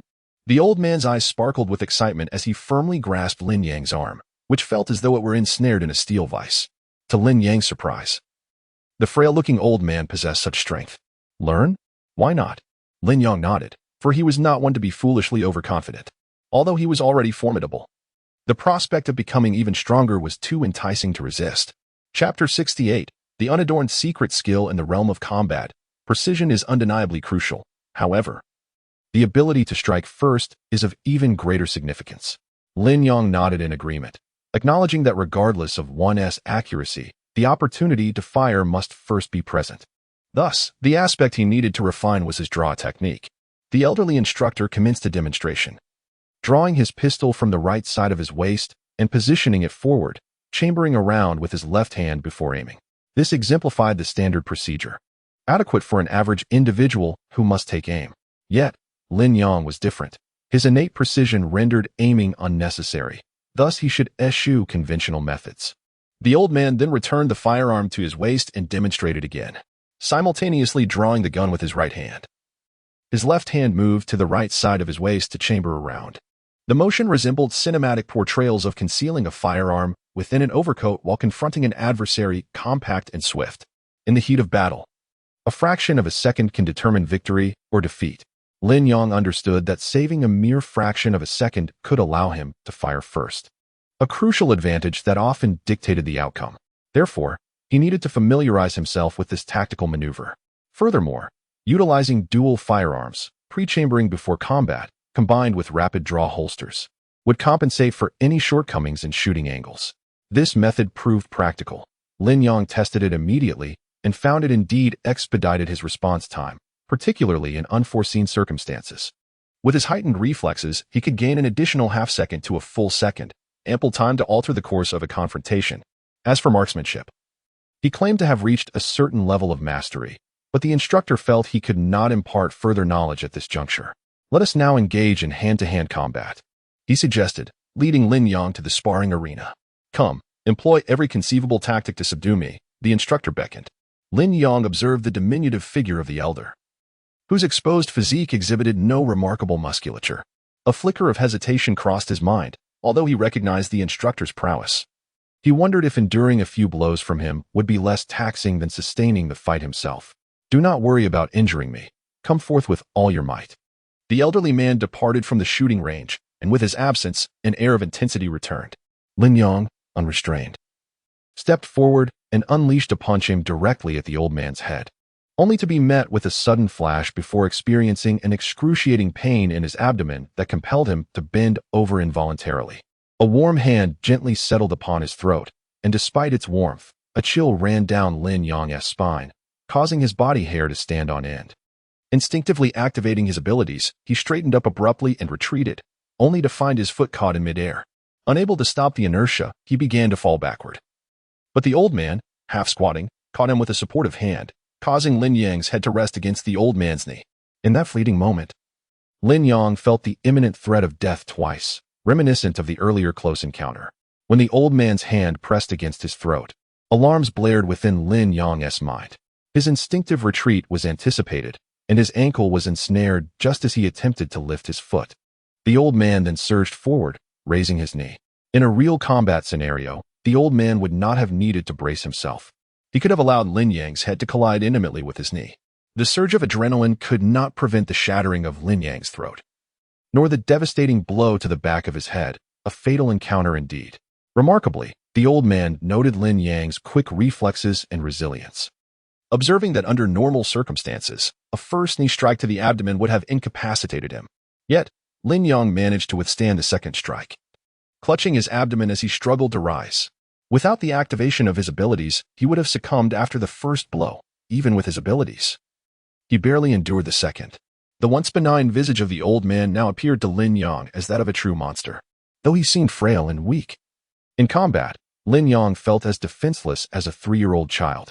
You need to gain weight, enhance your strength training, and improve your resilience, the old man advised. Standing at over 1.8 meters and weighing 75 kilograms, Lin Yang was not particularly weak, yet he was far from robust. Compared to the muscular behemoths of the West, whose necks were thick with muscle, Lin Yang's strength was indeed lacking. Only by activating his abilities and harnessing the explosive potential of adrenaline could he compete with those walking tanks. However, relying solely on his abilities was unsustainable. Once the 5 seconds of power elapsed, he would be left vulnerable. Determined to elevate his baseline capabilities, Lin Yang resolved to increase his caloric intake and gain weight. The enhancement of his combat skills could not be rushed. It required a comprehensive approach. Instructor, aside from these, do you have any quick techniques I can learn? Lin Yang inquired. While he understood the importance of steady practice, he also believed that acquiring a few special moves would be prudent. After all, what if he encountered another master before mastering his current skills? Desiring to learn special techniques? The old man appraised Lin Yang thoughtfully. It is certainly possible. But you must assist me with the task. Whatever you say, instructor, I will certainly help, Lin Yang affirmed. Upon realizing there was potential, Lin Yang immediately thumped his chest. Convinced that the formidable techniques spoken of by such a martial arts master were indeed worthy of his study. With the addition of his own firearm, he envisioned becoming an invincible force in close combat. Assist me in a private shooting competition, he requested. The old man, with a hint of indignation, revealed his true intentions. Having exerted himself for years in anticipation of this moment. Is this legal? Lin Yang cautiously inquired. Legal? Huh. That fellow has overshadowed me with his marksmanship for decades. It's high time you restore my honor. The old man was somewhat aggrieved, and Lin Yang understood that this was likely a matter of long-standing rivalry. With unwavering confidence in his shooting skills, he agreed. Excellent. The competition is still some time away. Let me teach you my secret techniques. Lin Yang nodded eagerly, aware that he was about to learn invaluable skills. After a few minutes, however, Lin Yang stood there, astonished. Is this what you refer to as a rapid mastery technique? He asked, bewildered. Indeed, is there a problem? I acquired these moves over a decade ago from the commander of the Chinese peacekeeping forces during a mission. They have been refined through years of practice. They're potent and easy to learn. Eye strikes, throat locks, and groin kicks. These are the quick mastery techniques the old man spoke of, leaving Lin Yang feeling somewhat disillusioned, as he had anticipated something more profound. Noticing Lin Yang's incredulous expression, the old man elaborated, do not underestimate these 3 moves. While simple, they are incredibly effective, especially for a sharpshooter like yourself. I have tailored them specifically to integrate with gun combat techniques, ensuring a perfect fit. Will you learn them? Lin Yang, recognizing their importance, affirmed his willingness to learn. Meanwhile, Adam, waiting for Lin Yang's return at the top defense company, eagerly approached him. I have results from my investigation regarding those involved in the trafficking. What happened to you? Who did this? Lin Yang entered, his eyes reddened and limping slightly. Just a minor issue, no need to concern yourself. Please continue. I am listening, he replied awkwardly, grasping the armrest of his chair as he settled down. Chapter 69. Your matter has come to light. I have retrieved the $0 purchase alarm records from 2014 to the present, along with the confessions of apprehended criminals. The Investigative Analysis Department has conducted a thorough data analysis, identifying several habitual offenders in the North Hollywood area and their respective operational zones. Additionally, some of the receivers of stolen goods have criminal records, and I have gathered their information as well. I believe we should initially focus on these individuals in North Hollywood. Once we have established a successful methodology here, we can then connect the various districts of Los Angeles. What are your thoughts? Adam laid out a plethora of documents and materials on the table. It must be said that having connections certainly facilitates matters. If Lin Yang were to undertake this task alone, it would likely take an inordinate amount of time to achieve such clarity. Adam, however, only needed to extract the desired data from the LAPD system, with a specialized department assisting him in analysis. Lin Yang perused the documents. The details were striking. The names of suspects, their addresses, activity zones, criminal histories, connections among various suspects, and valuable testimonies, all meticulously cataloged. This comprehensive information allowed Lin Yang to expedite the preliminary work. With this dossier, he merely needed to visit each individual to persuade them and ascertain who among them was orchestrating the collection of stolen goods in North Hollywood. This was precisely Lin Yang's forte. They could then select a compliant and easily manageable figure as the leader. As North Hollywood was currently under Adam's purview, it would undoubtedly be the primary target. They would pilot their efforts here, aiming to reduce the crime rate associated with $0 purchases. Once they established a successful trial, they could replicate their approach across other districts. Ultimately, they would select an individual to serve as the puppet master of the underground market, creating a well-structured pyramid scheme that would effectively ensnare the entirety of Los Angeles's black market for stolen goods. The chosen puppet would naturally find themselves shackled to a chain of interests tied to all influential figures involved, allowing each to fulfill their needs in a mutually beneficial arrangement. Very well, let us commence with North Hollywood. We'll start with Black Knight Roger, Lin Yang declared, flipping through the files until he settled on one that particularly displeased him. This individual, with his unsightly appearance, dares to call himself a knight. He will be our target. All right. I will instruct the patrol officers in that area to keep watch for him. Once we confirm his location, I will inform you. Adam nodded, affirming their objective. The individuals in question were often aimlessly loitering on the streets, making them easy to locate. By the way, while one district is manageable, should we expand further? Do you think we'll need to consider involving the FBI? Lin Yang pondered, recalling the connections Wilson had promised to introduce him to within the FBI. With his humble beginnings, he understood the importance of a proper introduction. If they were to consolidate their efforts, the potential profits would be substantial, making it impractical to exclude the FBI from their plans. Of course, I have a few friends there as well. However, if you have a lead, I would appreciate it if you could handle the outreach. Just let me know in advance. We must ensure we meet the necessary standards, or it could pose a problem. Adam nodded, as if it were a matter of course. How could the Smith family possibly remain unconnected to the FBI? In such matters, all parties with ties inevitably become involved. After all, the jurisdictions of the FBI and LAPD overlap. A shared cake must either be consumed together or not at all. Accomplishing a task is challenging, yet causing trouble is all too easy. If no one is satisfied, longevity is difficult to achieve.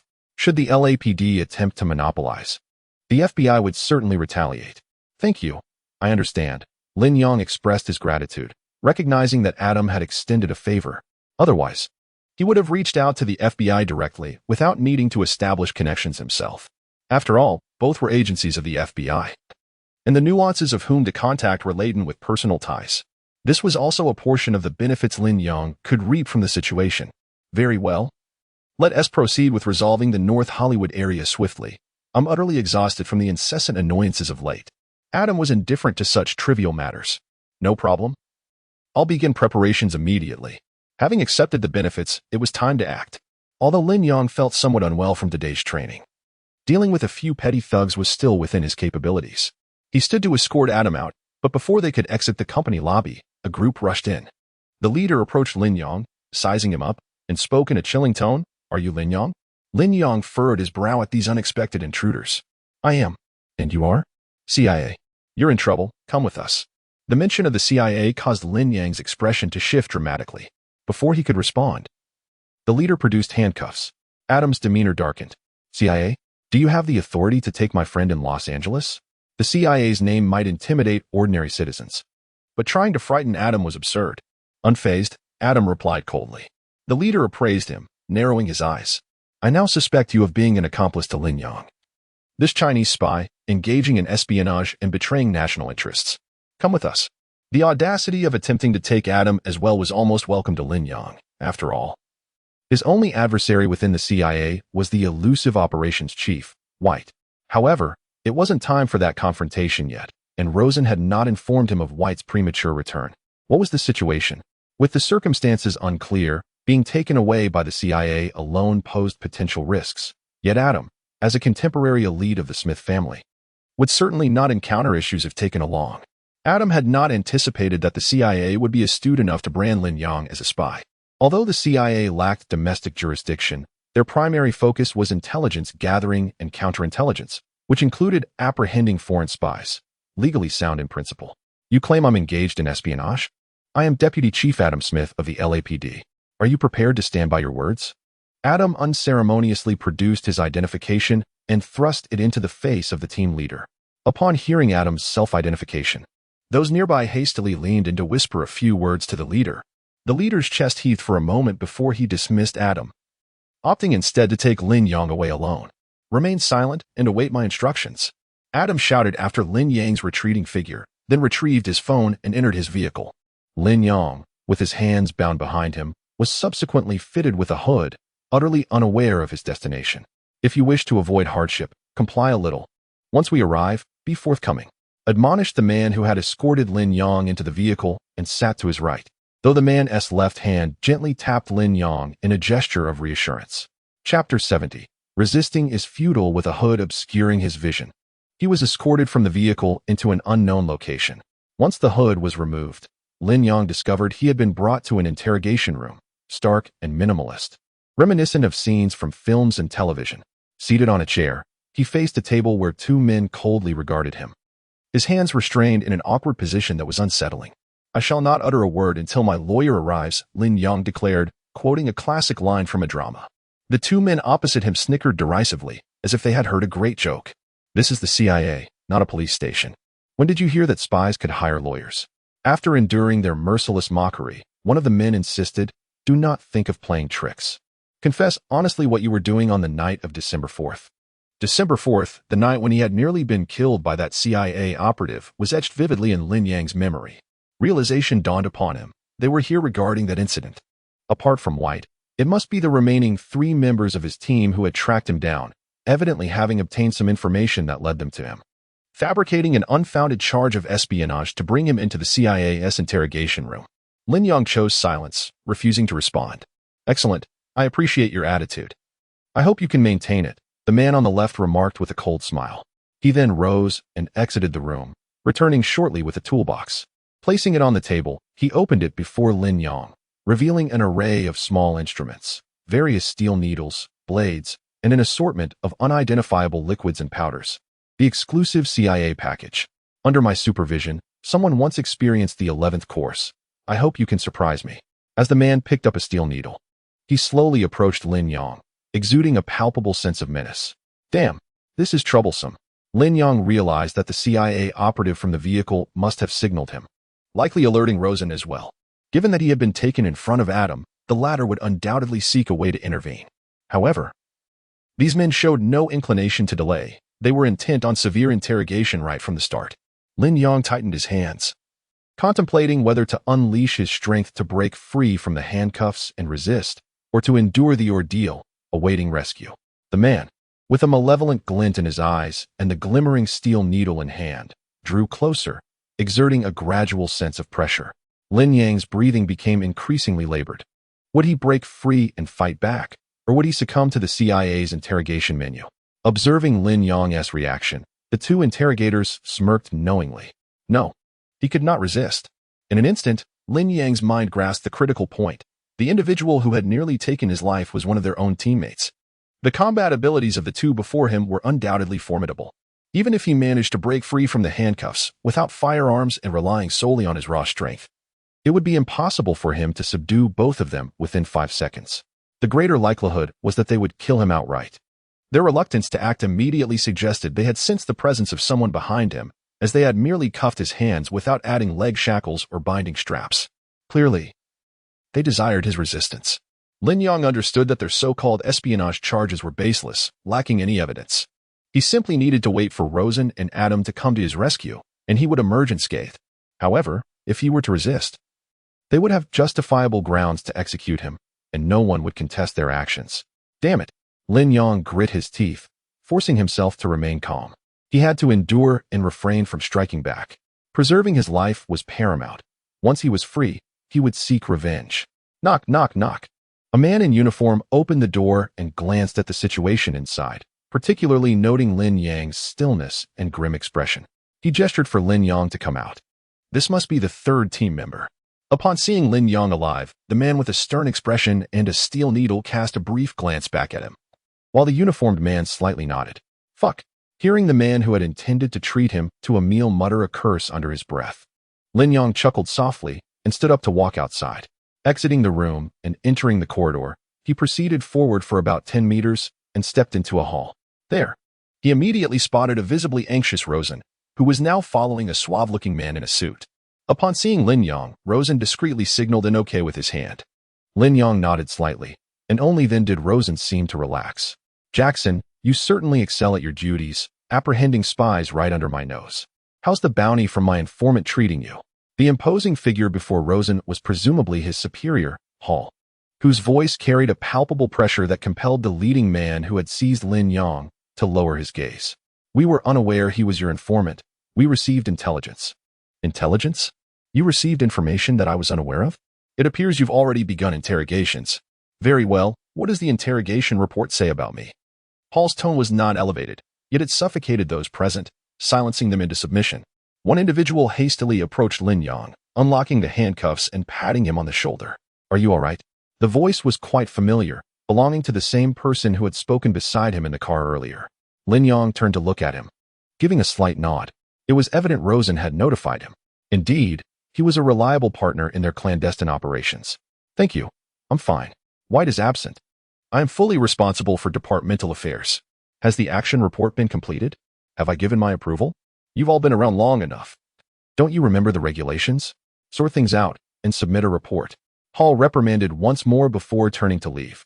Rosen hurriedly gestured to Lin Yang to join him. Suddenly, the hall doors swung open with a bang, and two individuals clad in police uniforms entered. The leader was unfamiliar to Lin Yang, but behind him stood Adam. Lin Yang smirked. Indeed, a reliable partner. This was the base of the CIA's operations, and Adam had arrived here only slightly later than Rosen. Adam promptly indicated to his companion, Assistant Chief of LAPD Dylan, that this gentleman is related to a major case we are investigating and requires assistance. The man revealed his identity, causing the leader, Hall, to glance at Dylan in surprise before looking back at Lin Yang. Realizing that yet another team had come to rescue him, the man who had initially raised his head to apprehend Lin Yang quickly lowered it again upon hearing Dylan's introduction. I'm fine, Adam, Lin Yang reassured him. Adam stepped forward, examining Lin Yang. Aside from his minor injuries, he appeared unharmed. That is good to hear. These ruffians have become utterly lawless. They need to be put on notice. Dylan, observing the CIA agent's nervousness, pressed forward. I hear this gentleman is deemed a spy by your agency. Has that been clarified? Is there any issue? There is no problem, came the reply from the CIA. Very well. Just remember, this is Los Angeles. And the LAPD is always open to welcoming the CIA. Dylan cast a fierce glance at them, asserting the LAPD's dominance in Los Angeles. In this territory, the LAPD was the true authority, and they could easily outmaneuver the CIA, seeing the three who had just threatened him now acting like quail. The remaining CIA agents distanced themselves, adopting a spectator-esque demeanor as if watching a play unfold. Lin Yang felt a wave of satisfaction wash over him. After cultivating such connections over time, he had remained inconspicuous, but now their power was finally on display. Discontent? If so, they could well keep it to themselves. Chapter 71. The lucrative profits of the industry chain. Neither Hall nor Dylan lingered, nor did they engage in conversation with Lin Yang. They departed directly. However, Rosen and Adam chose to remain, joining Lin Yang in the car. Rosen's expression was one of deep regret. Brother, this is entirely my fault. White is yet to return. But these individuals have dared to act on their own accord, having uncovered something. Rosen had always believed that the true danger lay in White's potential retaliation upon his return. After all, a seasoned CIA operative would undoubtedly pick up on the faintest traces. Thus, he had been vigilantly monitoring whether White had returned to Los Angeles from Washington. Yet, before White could arrive, he received alarming news from the CIA operatives. Lin Yang had been apprehended and was currently in an interrogation room, charged with espionage. Fortunately, his close ties with seasoned CIA operatives allowed him to swiftly call upon his superior for assistance. It is not your fault. Your timing was impeccable. And Adam, I appreciate your efforts. Lin Yang had narrowly escaped a grave situation. Indeed, Rosen's prompt invitation to Hall had proven effective, and he had suffered no harm. Adam chuckled. They thought they could take you away in front of me without consequence? Did they underestimate my resolve? I have investigated. The files on those cases were accessed, likely leading them to you. Your distinctive style is unmistakable. Lin Yang nodded in agreement. This made perfect sense. Those three individuals must have some connections to have accessed the case files. Furthermore, his initial intervention on the streets to aid Adam had been documented, showcasing his unique shooting style. It was too precise to be overlooked. Lin Yang cursed silently. Their recent operation had failed, and they dared not make any further rash moves. Nevertheless, White would undoubtedly receive the news. We must devise a strategy, Rosen stated, underscoring the gravity of the situation. Now, the circumstances have shifted, with White being forewarned. He will certainly formulate a countermeasure. After all, Hall is merely an interim overseer of the division, while White stands on equal footing with him. At best, Hall can only stall him. He cannot prevent White from taking action. Leave it to me, Yang. Just ensure you deal with that trash in North Hollywood. It's merely two subordinates who have perished, killed during a police crackdown on drug dealers while resisting arrest. White has extended his reach too far, engaging with Mexican traffickers and accepting bribes. I will enlist the assistance of my friends in the DEA to issue a warning to White. Adam spoke decisively, taking charge of the situation.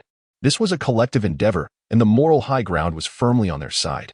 while operating behind the scenes posed risks. As long as they remained undetected, they would be fine. The realm of drug trafficking lay within DEA jurisdiction, and White's men had overstepped their boundaries, committing a grievous error that resulted in immediate consequences.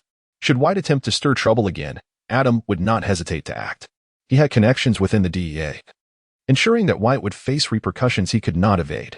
The prospect of the DEA stepping in was promising, with evidence in hand.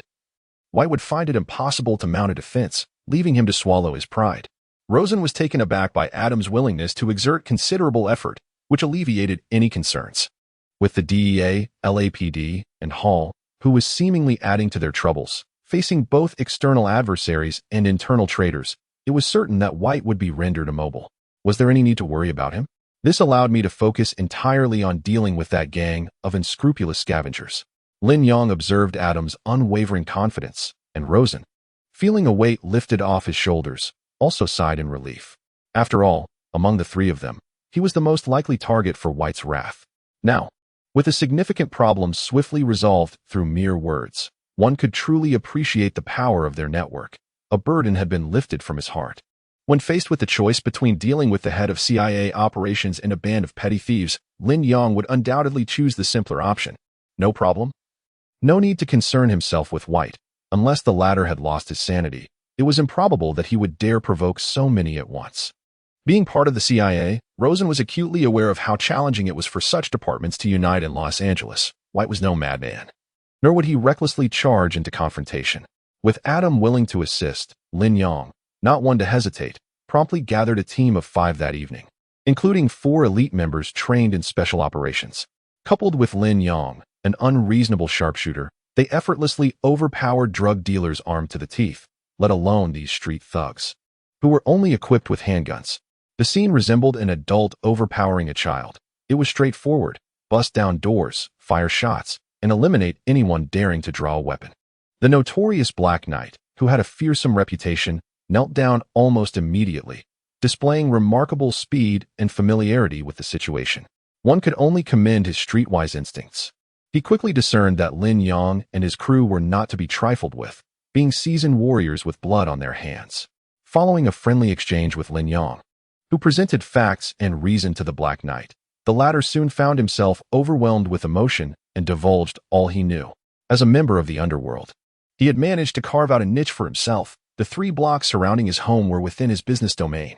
However, the organization was loosely structured, unlike traditional gangs. He offered reasonable prices, understanding the principle of low margins and high volume, making him a rare individual with some intelligence among his peers.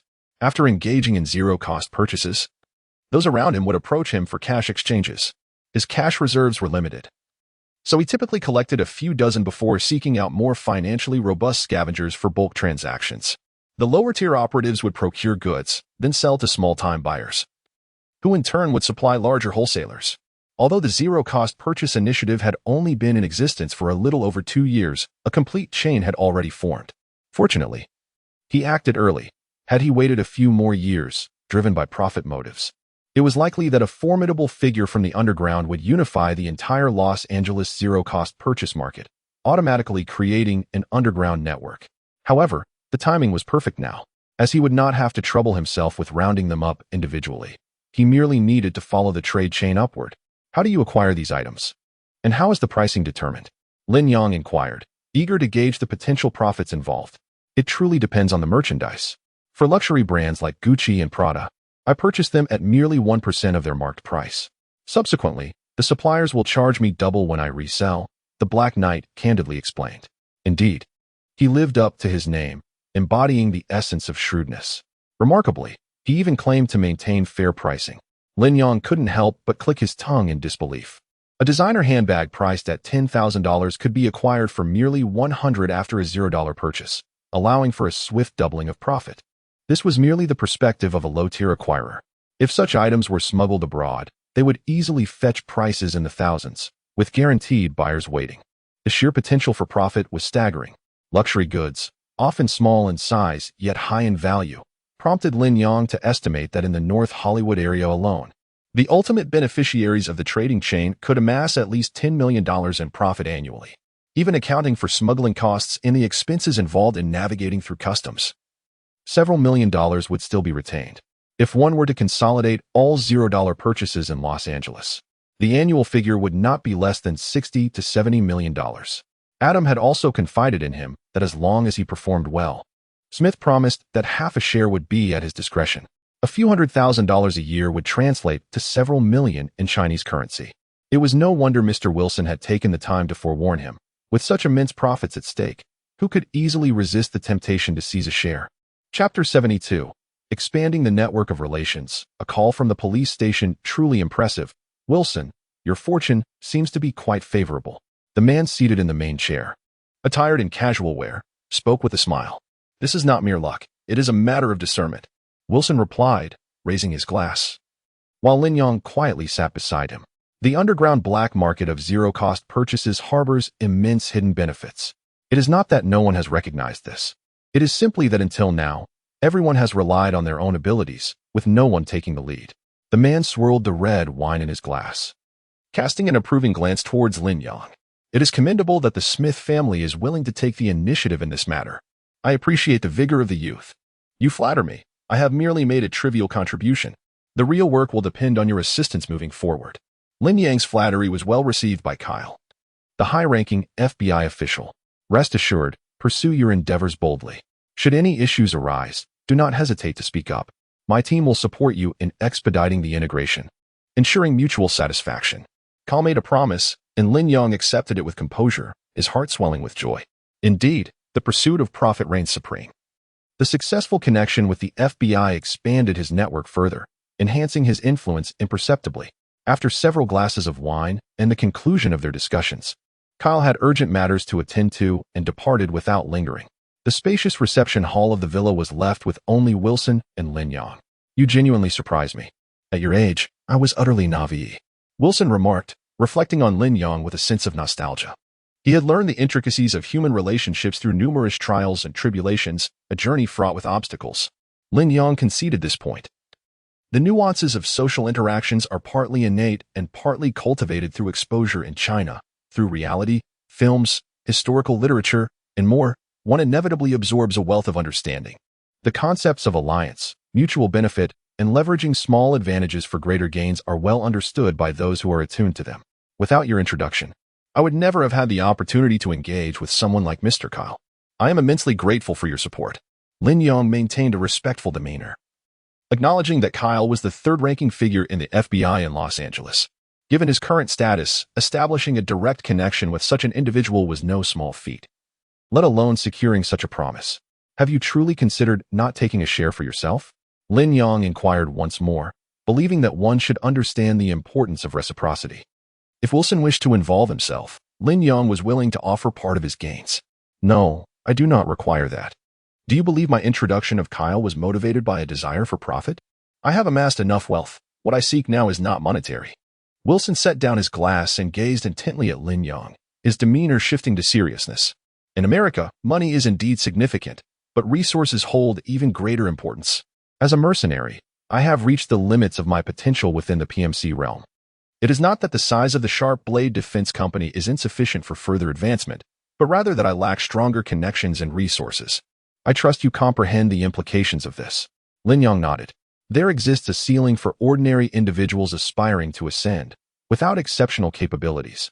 It is arduous to pierce through the limitations above. Unless someone is willing to create an opening for you, the path remains obstructed. You are not like me. You possess a remarkable talent for building relationships and forging friendships, thus starting on a favorable note. However, you too face challenges, being of Huaxia descent. And I believe you comprehend the implications of this. Therefore, it is imperative that you judiciously utilize your resources to carve a distinct path for yourself. This counsel is offered with sincerity. Lin Yang gained profound insights, expressing his gratitude. Thank you, Mr. Wilson. I believe I now understand the course of action I must take. Go forth and give it your utmost effort, Wilson replied, raising his hand. Lin Yang, with a solemn expression, expressed his thanks once more before turning to leave. Observing Lin Yang's retreating figure, Wilson's gaze was filled with complexity. I may not be capable, but perhaps he can forge a path unlike any other. Hello. May I speak with Mr. Lin Yang? This is the North Hollywood Police Department. I am Officer Harley. Your daughter has encountered an assailant and is understandably shaken. Please come here at your earliest convenience. Lin Yang answered a call from an unfamiliar number, and a female voice resonated on the other end. Daughter? He instinctively paused, perplexed by the mention. No, it must be Mia. All right, I'm on my way. His demeanor shifted coldly as he pressed the accelerator, heading directly to the police station. Hey, Double Gun Ranger, are you looking for Adam? He is not in at the moment, having collaborated with Adam for quite some time. This was Lin Yang's first visit to the North Hollywood precinct. Upon entering, he encountered Tom, one of Adam's subordinates, who had previously requested a photo with him.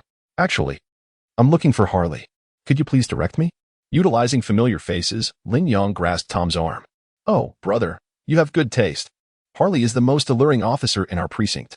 I have her personal phone number, home address, and even her measurements. Interested? No need for thanks, if you have time. Perhaps we could go to the shooting range together, and you could teach me some shooting skills. Tom, clearly a chatterbox, led Lin Yang inside, his chatter incessant. Next time for sure, just take me there quickly. Lin Yang attempted to halt Tom's incessant prattle. No need to rush, we'll be there soon. Buddy, your shooting skills are indeed the best I've seen, but when it comes to charming women, I am the expert. Trust me, always maintain your composure. Failing to stop Tom, Lin Yang took a deep breath, suppressing the impulse to throttle him. Godfather. Upon reaching the office area, Lin Yang finally saw Mia, clad in a small cotton jacket, rushing into his embrace with a look of distress. He gently patted her back, soothing her with soft words before turning to Officer Harley. Hello, could you please inform me of what transpired? Harley indeed possessed a striking figure, her police uniform nearly bursting at the seams. However, Lin Yang's mind was preoccupied with more pressing matters. Fortunately, there is surveillance footage available. You may review it. According to Miss Mia, this individual attempted to assault her. Harley maintained a commendable demeanor, shifting the computer screen towards Lin Yang. The surveillance footage was brief, depicting Mia walking alone along the roadside with a small backpack. Shortly thereafter, a man stealthily trailed her, swiftly advancing to seize her, bending down to whisper something. In that instant, Mia produced a retractable baton from seemingly nowhere, deftly striking the man below, seizing the opportunity to flee from the camera's view. Moments later, Harley appeared with colleagues, apprehending the man. Lin Yang observed the decisive Mia in the video, then glanced down at the seemingly aggrieved Mia nestled in his embrace, scratching his head in contemplation. Which one was the genuine Mia? Godfather, I utilized a magic card, and it proved remarkably effective. Aunt Holly instantly believed me and came to assist in subduing this villain, she said, curling up in Lin Yang's arms, brandishing her LAPD senior exemption card, her bright eyes sparkling as they met his gaze. Lin Yang affectionately ruffled her hair, deciding to ponder that matter later, directing his attention to the man who was restrained at the table, dressed identically to the one in the video. Mr. Lin. This individual has a criminal record. Jacob Gibson was sentenced to 12 years of imprisonment for indecency and sexual assault against a minor, and he has only recently been released this month. The blood test results are still pending, but based on experience, it appears he has recently indulged in substances. Given that his daughter possessed an LAPD senior exemption card, it was evident that Lin Yang was a close associate of the LAPD. Holly swiftly retrieved the criminal's profile to present to Lin Yang. Lin Yang's icy gaze fell upon Jacob, who unexpectedly wore a lascivious grin, extending his tongue to lick his lips.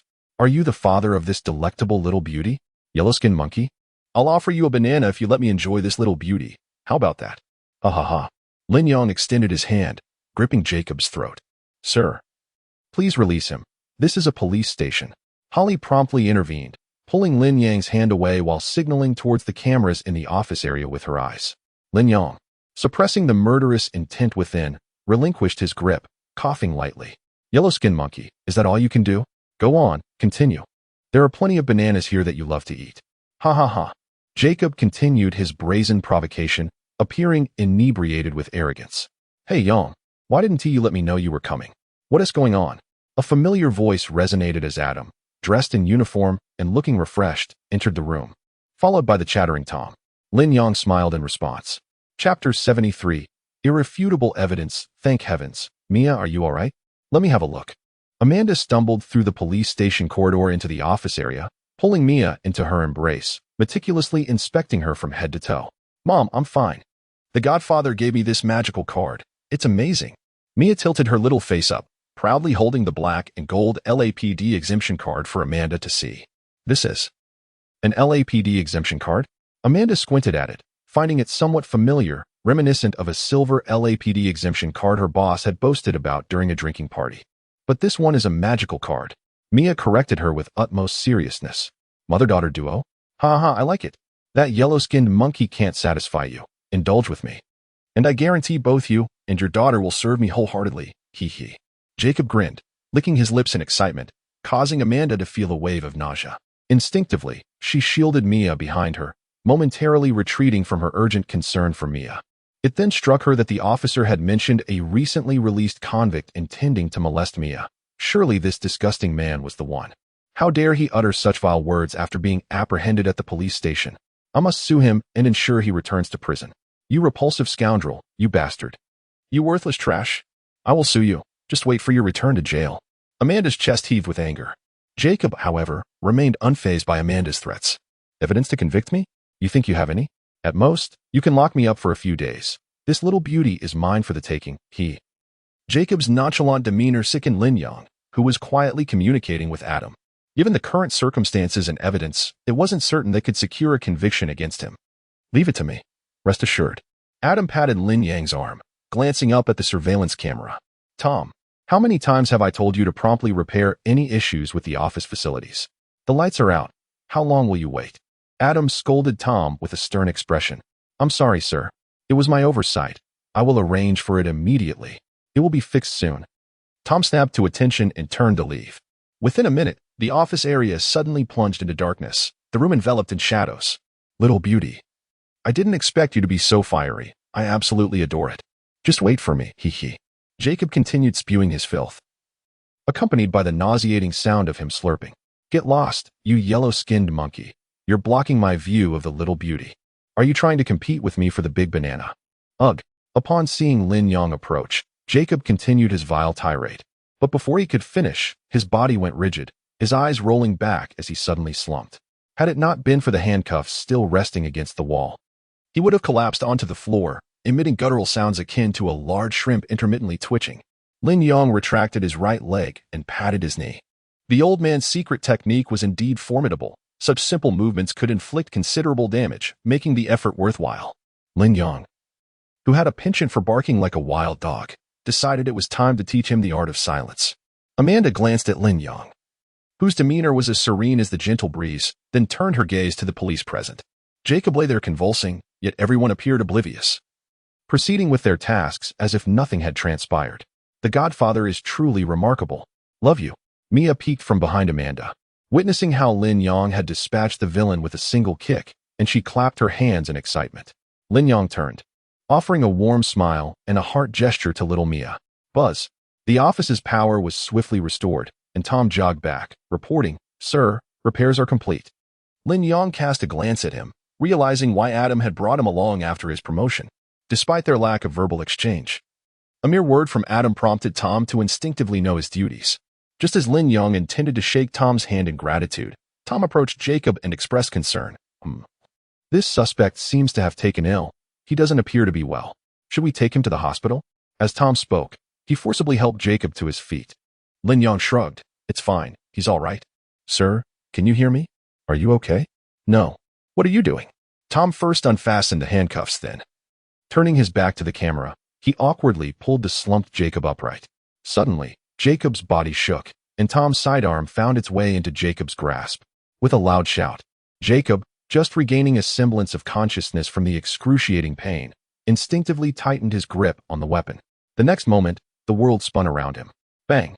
Tom seized Jacob's right hand and, with a powerful twist, sent Jacob soaring through the air, crashing to the ground with a resounding thud. Crack! After executing a shoulder throw, Tom flipped Jacob onto his back, pressing his knee firmly against Jacob's spine while cuffing his hands behind him. Jacob's mind was a haze. Groaning in agony. How bold of you to feign illness here. Assaulting police officers and seizing a firearm, clear evidence captured on surveillance. Prepare for prison time. Tom, with righteous indignation, knelt upon Jacob, delivering a moral admonition. The entire operation was so fluid that it left Lin Yang in awe, instinctively exclaiming a traditional expression of surprise. Lin Yang retrieved his sidearm and reinserted it into his waistband, signaling, Holly, please make a copy of the surveillance footage. We must prosecute this master of disguise. Officer Holly nodded, giving Tom a discreet thumbs up, while Tom nonchalantly tossed his head. Adam, you truly have exceptional talent among your ranks. Lin Yang expressed his admiration.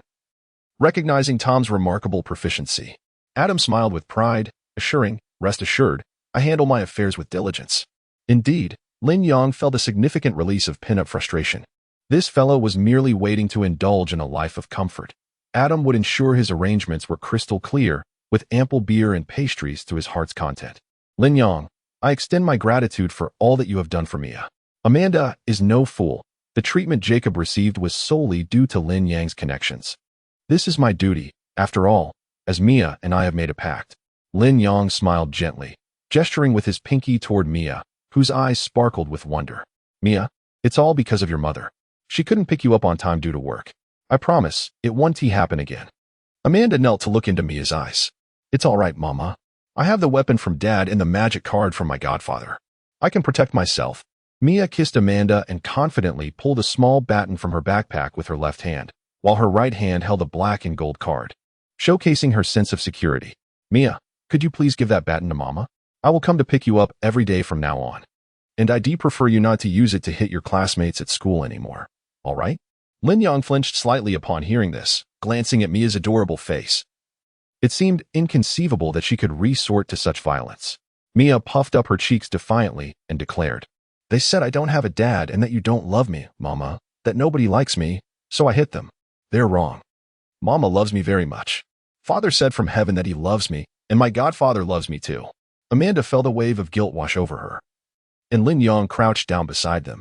Of course, your godfather loves you, but this baton is from your father. Let us keep it safe at home, shall we? All right. Mia relented after a moment of hesitation and handed the baton to Amanda. Thank you, Mama. I will keep it safe. Amanda expressed her gratitude to Lin Yang, then assured Mia of her safety. Lin Yang ruffled Mia's hair. You are a lady. A lady should not use such things. Next time, your godfather will gift you a pink one. Hooray. Mia beamed, while Amanda momentarily struggled to comprehend. What do you mean by a pink one? A pink baton is still a baton. Lin Yang chuckled, waving goodbye to Mia.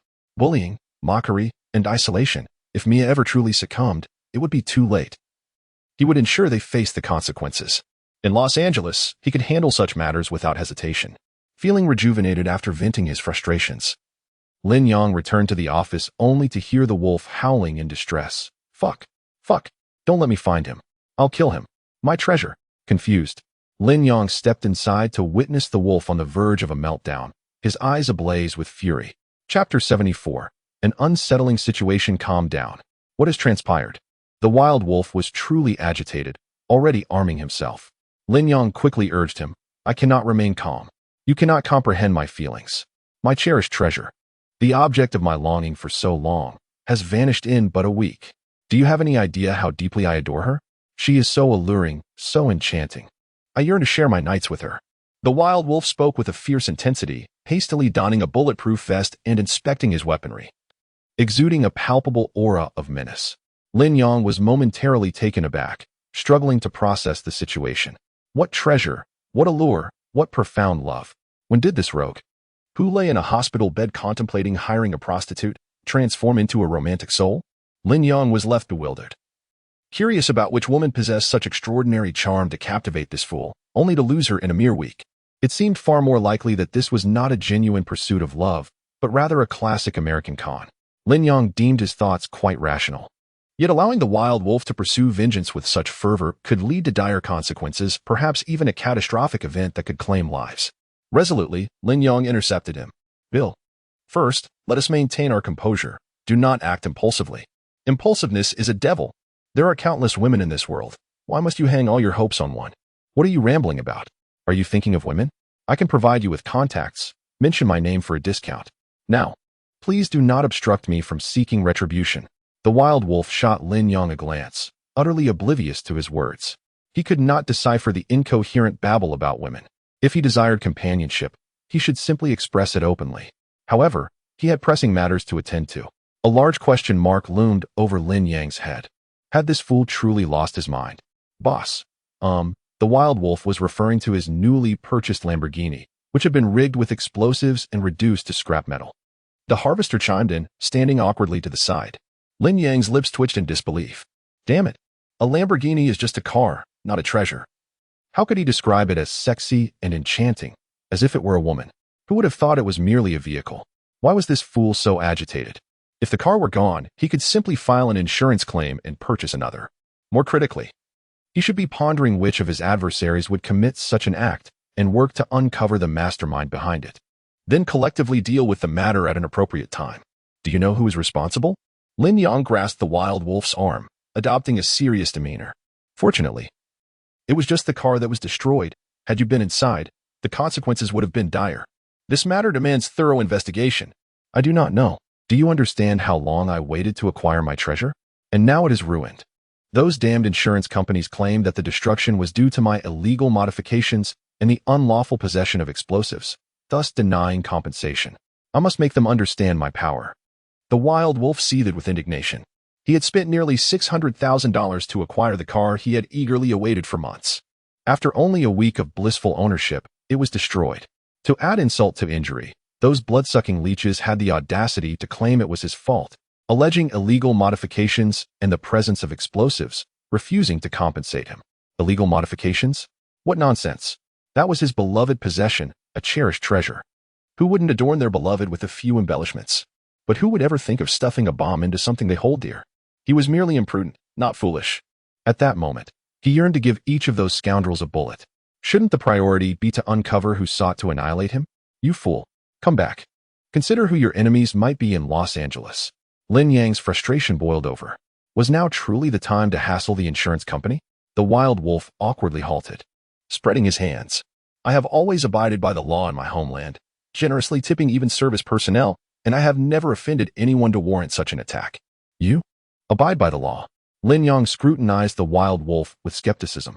Do you even remotely resemble that term? The wild wolf bristled at Lin Yang's doubt. Boss, what kind of look is that? If you don't believe me, go ask Adam. I have no criminal record. A lack of a criminal record does not equate to law-abiding behavior. However, the wild wolf's bold claim suggested he genuinely lacked any enemies who would wish him dead. Otherwise, someone like him, an armed man accustomed to perilous work, would have been dealt with long ago. So, think back. Have you wronged anyone recently? Any quarrels count. Lin Yang persisted in prompting the wild wolf's recollections. Passion-fueled crime was plausible. Remember, this is not the land of China, but the land of the free. Some individuals possess troubled minds. While they might hesitate to confront a man of the wild wolf's stature, they might resort to backhanded tactics. In the land of liberty, gunfights occur daily. It is not inconceivable for someone high on substances to contemplate bombing a bystander after a minor altercation. Let me think. Half a month ago, I had a run-in with a Mexican who tried to rob me while I was with Angela. I gave him a good beating. 10 days ago, while drinking at a bar, a few men attempted to rob me, and I broke one of their legs and tossed them out. 5 days ago, I was speeding at 340 in my prized vehicle, thoroughly humiliating a gang of bikers. That's all I can recall. With each revelation, Lin Yang's expression darkened further. You still dare to claim you abide by the law. The license plate and exemption card Adam provided are meant for you to speed daily, aren't they? A week ago, we dined at a newly opened restaurant where Bill, displeased with the food, failed to tip. The waiter insulted him, and Bill retaliated by submerging the waiter's head in the soup bowl. The harvester chimed in, "You're quite something." Lin Yang took a deep breath to calm himself. If that were the case, there would indeed be many to investigate. The wild wolf had a knack for stirring up trouble. Does this even count? He dared to label me a pauper unable to afford a meal. Could I possibly endure such an insult? The wolf spoke with an air of conviction. Yet what merit did his claims hold? Over the past few days, I have donned my armor and remained vigilant, meticulously scrutinizing every individual. For I have no desire to orchestrate your funeral. Understood. The wolf nodded, already contemplating from whom to commence his inquiries, ensuring that those he apprehended would face dire consequences. Lin Yang rubbed his temples, overwhelmed by the day's myriad events. Little did he know, this was merely the beginning. On the following day, Eagle Eye returned from investigating the security conditions of the shops, albeit leaning on a cane, his visage marred by bruises. Hans, what happened to you? Did the security of another company lay hands on you? Lin Yang furrowed his brow, pondering which security personnel possessed the audacity to act so recklessly. They should not be surprised if the shops under his supervision became prime targets for theft. No, it was my own clumsiness. My prosthetic got caught in a crevice, causing me to fall. A simple repair will suffice. On the third day, a gang of drugged-up individuals invaded Xiao Yan's home. Fortunately, Xiao Yan noticed something amiss upon returning from work and promptly called the police. His residence lay in disarray. The only solace was that he had not returned home directly, for the consequences could have been dire. In less than a week, such a multitude of incidents had transpired. Was it mere coincidence? Perhaps some would believe so. But Lin Yang remained unconvinced. The atmosphere within the company had begun to feel subtly askew. He had issued orders for at least 2 individuals to travel in pairs. Lin Yang was certain that there was someone orchestrating these events from behind the scenes. Given that Los Angeles was the territory of the LAPD, his first thought was of Adam. Adam, the situation here is troubling. Please assist me in investigating. Chapter 75. Multiple attacks. Very well, I understand. Let us meet at the usual place. Lin Yang hung up the phone, his expression grave. The call had been from Adam, who had conducted an investigation into Lin Yang's recent tribulations. For the LAPD, this was not a daunting task. However, the results were far from satisfactory. No traces of the series of events could be uncovered. Jacob, enduring inhumane torment in prison, had not divulged a single piece of useful information. The explosive samples from the Lamborghini incident were also untraceable. Even the intruder, Nej, under LAPD's scrutiny, had revealed nothing more than when he began stealing women's lingerie as a self-indulgence. There was no discernible connection among the various incidents. The current information suggested that there was no deliberate orchestration behind them. Rosen had also confirmed that the 3 action team members had shown no unusual activity during this period. Was it mere coincidence? The Wolf and the Reaper would not be so naive as to believe such a notion, and Lin Yang was certainly not foolish enough to accept it. The normalcy of the situation was the greatest anomaly. Yet, the inability of the LAPD to uncover any clues left Lin Yang feeling unsettled. The Wolf, you and Eagle-Eye Xiao Yan remain at the company. The rest will accompany me. Lin Yang prepared to meet Adam, calling for company. The underground system of $0 purchases had already commenced operations in North Hollywood. Despite some managerial issues, the results were commendable and warranted further advancement. Matters involving the vested interests of senior officials in the LAPD and FBI could not be allowed to stagnate due to Lin Yang's recent ordeals. He could not hide away in the company forever. These events were merely the beginning. As long as the puppeteer continued to act, there would always be a tail to grasp. Boss, has the LAPD failed to find any leads as well? The Wolf was increasingly agitated. He despised those who operated in the shadows. If one possessed the capability, they should confront him directly. Moreover, not only he but also Eagle-Eye, Xiao Yan, and others had suffered varying degrees of persecution. He longed to find that wretched individual and exact a brutal reckoning. No, remain calm. He will inevitably reveal himself. Stay put in the company and avoid unnecessary movement.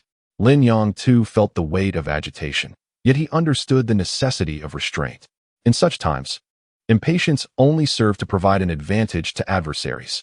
Clad in bulletproof vests and armed, Lin Yang, the Reaper, Mark, and Antonio stepped out of the door. The sun was blinding. As Lin Yang emerged, he instinctively squinted. Clear the way. I cannot stop. Boss, be careful. Antonio reacted swiftly, grabbing Lin Yang and pulling him forcefully, causing both to stumble and fall onto the grass in front of the company. Mark leapt to the side just in time. Boom. A small delivery van crashed straight through the company's entrance, toppling the reception desk. It continued unabated until it collided with the wall behind, finally coming to a halt. Snap! Lin Yang immediately rose to his feet, drawing twin pistols, while Mark and Antonio swiftly chambered their rounds and advanced forward. Hearing the commotion, the Wild Wolf and the Reaper, among others in the company, quickly prepared for battle, rushing out with their firearms. What the hell is going on? Wild Wolf bellowed, surveying the chaotic scene in the hall. Wild Wolf, secure the driver. Lin Yang commanded with a dark expression. How dare he attempt to ram into them? Fortunately, the speed was not sufficient for them to react in time. First, they needed to apprehend the driver. Without hesitation, Wild Wolf slung his gun over his shoulder, yanked open the car door, and forcibly pulled the driver, who was strapped in and leaning against the airbag, out of the vehicle. There was only one driver inside. The passenger seat was empty. The dazed driver shook his head as he staggered up, attempting to clear his mind. Upon raising his gaze, he was met with the ominous barrel of a gun. No, please, don't shoot. Wild Wolf glared at him fiercely, his expression predatory. Who sent you? I didn't mean to. I hit the brakes, but the car wouldn't stop. I'm sorry, please don't kill me. The driver pleaded, kneeling and raising his hands in surrender. his face paling at the sight of the armed men aimed at him. You refuse to talk? Very well. Wild Wolf's eyes sparkled with fury as he holstered his gun, crouched down, and drew a dagger. Grabbing the driver by the collar, he pressed the blade against the man's neck, applying slight pressure, causing blood to bead at the surface. Tears streamed down the driver's face as he trembled uncontrollably, begging with a quivering voice, I truly didn't mean it. Please, don't kill me, I beg you. Oh really? Do you think I would believe you? It seems you require a bit of suffering before you will speak the truth. Wild Wolf withdrew the dagger from the driver's neck, grasped his chin, and slowly brought the knife's tip closer to the driver's eye. Watching the glinting blade inch nearer, the driver quaked, his pants dampening as he continued to plead for mercy. Wild Wolf, stop! Lin Yang intervened, halting Wild Wolf's actions. Wild Wolf turned to Lin Yang, his eyes filled with anger and confusion, yet he ultimately obeyed and released the driver, who collapsed to the ground. Boss, just give me a moment longer. I can surely extract the information from him. Wild Wolf wiped the dagger and sheathed it at his waist, struggling to comprehend Lin Yang's order. After days of uncertainty regarding who was orchestrating everything from behind the scenes, finally capturing one of their culprits meant he could extract vital intelligence. Once they discovered the mastermind, things would become much easier. Wild Wolf vowed that the driver would meet a fitting end. Lin Yang rubbed his temples, realizing that the driver was likely unaware of the situation. The vehicle was not traveling at an excessive speed, and the driver had even offered a warning. If there had been a malicious intent to harm him, the driver would have pressed the accelerator to its limit, leaving Antonio no time to react. Even if the driver had been aware, allowing the Wild Wolf to conduct such an interrogation in broad daylight in Los Angeles was unnecessary. It would be far wiser to leave the matter to Adam. If the driver had any issues, they would surely come to light. He decided to notify the LAPD, instructing them to take the vehicle for inspection and investigate the driver's interpersonal connections to uncover any potential accomplices. The Wild Wolf shot a resentful glance at the driver and kicked the vehicle in frustration, muttering, Damn it, consider yourself lucky, given the circumstances. It was imperative to inform Adam. There was no need to meet at their usual spot. Adam promptly led a team to the Titan Defense Company, organizing his subordinates to secure the scene and apprehend the suspects while towing the van for further investigation. It seemed that trouble had found them, a rather intricate predicament, as few in Los Angeles possessed the capability to operate at this level. However, one puzzling question lingered, despite having the upper hand on several occasions. Why had the driver refrained from taking lethal action? Adam lit a cigarette, pondering the enigma. To evade the scrutiny of the LAPD, a local powerhouse, was undoubtedly a feat not easily accomplished. If one could detonate the Wild Wolf's Lamborghini, it stood to reason that they could obliterate him entirely, possibly even taking the Reaper along for the ride. The vehicle's loss of control and subsequent collision had already transpired. They had the means to end Lin Yang's life with a single blow, yet curiously, they had not done so. Lin Yang nodded in agreement, sharing the sentiment of bewilderment, as the entire situation seemed exceedingly strange, leaving him in deep contemplation. Chapter 76. The Madman White Boss. Wait a moment. Everyone, step back. The situation is amiss. Antonio interposed, advancing to meticulously examine Lin Yang's vehicle. It was not long before he discovered a bomb affixed to the undercarriage, AC-4 plastic explosive. I've disarmed the detonator. Curiously, the bomb is crafted with precision, yet the installation is alarmingly crude, leaving obvious traces. True to his expertise as a demolitions expert, Antonio swiftly dismantled the device. The C4 explosive, being a low-sensitivity explosive, required a detonator for activation, and removing it sufficed. However, he was puzzled. In his experience, such a bomb could only have been constructed by seasoned hands, so why was the installation so inept? Lin Yang furrowed his brow. Yet another overt yet lethal threat loomed. It was not just him. Wolf, Reaper, and even the newly inducted Xiaoyan, Mark, and Antonio had all encountered similar menacing traps. Currently, they all resided within the company premises, even taking turns to stand watch at night as unseen adversaries continually laid traps, tightening the noose around their collective psyche. The tension was palpable. Wolf and Reaper were struggling to contain their mounting frustration, leading to conflicts with Mark and Antonio over trivial matters. Xiaoyan had become a recluse, seldom venturing beyond the company's threshold. Only Lin Yang seemed to maintain his composure, though he too felt the strain. He had come to understand the enemy's strategy, gradually tightening the noose, akin to boiling a frog alive. The relentless assaults were akin to an invisible rope constricting around their necks. slowly suffocating them, shattering their spirits, and allowing fear to consume them. "Let us return to the company," Lin Yang commanded, waving his hand. The endeavor of zero-cost purchasing was now reluctantly halted. They needed to address the immediate threat before Smith and Kyle could trouble them, or the fortifications of Tingtian defense would collapse under its own weight. "Hello, Mr. Lin Yang. Please accept your parcel." A courier presented a package at the front desk. The tension among those who had just re-entered the company lobby escalated anew.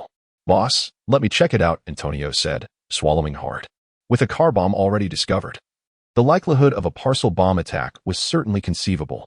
Cautiously, he unwrapped the package, and upon finding no bomb as he had anticipated, he exhaled in relief. Inside were merely several documents. "Boss, everything seems fine. They're just some papers." Lin Yang took the documents, glancing through them briefly, a chill running down his spine. Though not a bomb, the contents bore an unsettling resemblance to one. This was psychological warfare. The files contained comprehensive personal information of several employees of Tingtian Defense, including photographs of their family members, home addresses, and work locations. A silent threat tightened the noose around their throats once more. "Boss, who is behind this? Why are they doing this?" Mark, upon seeing the images and details of his loved ones, was overcome with anxiety and began to question Lin Yang. Lin Yang, too, was desperate to uncover the identity of the shadowy figure orchestrating this torment. Suddenly, a series of knocks echoed through the room. The group turned abruptly, instinctively placing their hands on their firearm grips, startling Rosen at the entrance. "Hey, don't be alarmed. It's just me." Rosen waved his hand, quickly approaching Lin Yang's side. "Follow me. I may have an inkling of who it is, and the situation is dire." Lin Yang's spirits lifted. He had been on edge for days, unable to sleep soundly, and felt the weight of paranoia as he meticulously checked every corner during his outings. He could hardly endure such a life, so upon hearing Rosen had news, he hurried to keep up, knowing the identity of the adversary might provide a chance for resistance. He could not allow himself to be gradually drowned in fear. "I received the latest intel from Hall. White vanished from Washington half a month ago. He is likely orchestrating these events from behind the scenes. Over the years, he must have prepared in Los Angeles and possesses the capability to evade LAPD scrutiny." Without hesitation, Rosen named the perceived mastermind, his reasoning compelling. "White, is it really him? I will contact Adam immediately." Lin Yang had considered the possibility of White, but Rosen had previously confirmed through contacts at the Action Department that White had not returned to Los Angeles. Now, with this new information, it seemed highly probable. Lin Yang felt Rosen's assessment was correct. Once confirmed, they would reach out to Adam to enlist DEA friends to pressure the CIA. The appearance of his subordinate at a drug dealer's residence constituted irrefutable evidence. Both the LAPD and DEA could bring White to his knees. As for eliminating White, Lin Yang deemed it impractical. The mere thought of acting against a CIA operation team leader, who had served for 15 years, was daunting. If pushed to the brink, a bullet could end anyone, be it the team leader or even the President of the United States. More importantly, the ramifications of assassinating the CIA station chief in Los Angeles were beyond Lin Yang's capacity to bear. It would be like delivering a resounding slap to the face of the CIA. While many might relish the thought of watching the CIA face humiliation, none would willingly assist Lin Yang in weathering the storm of their wrath. In normal circumstances, having Adam handle White would be acceptable. But the crux of the matter was that White was not acting normally. A look of unease crossed Rosen's face.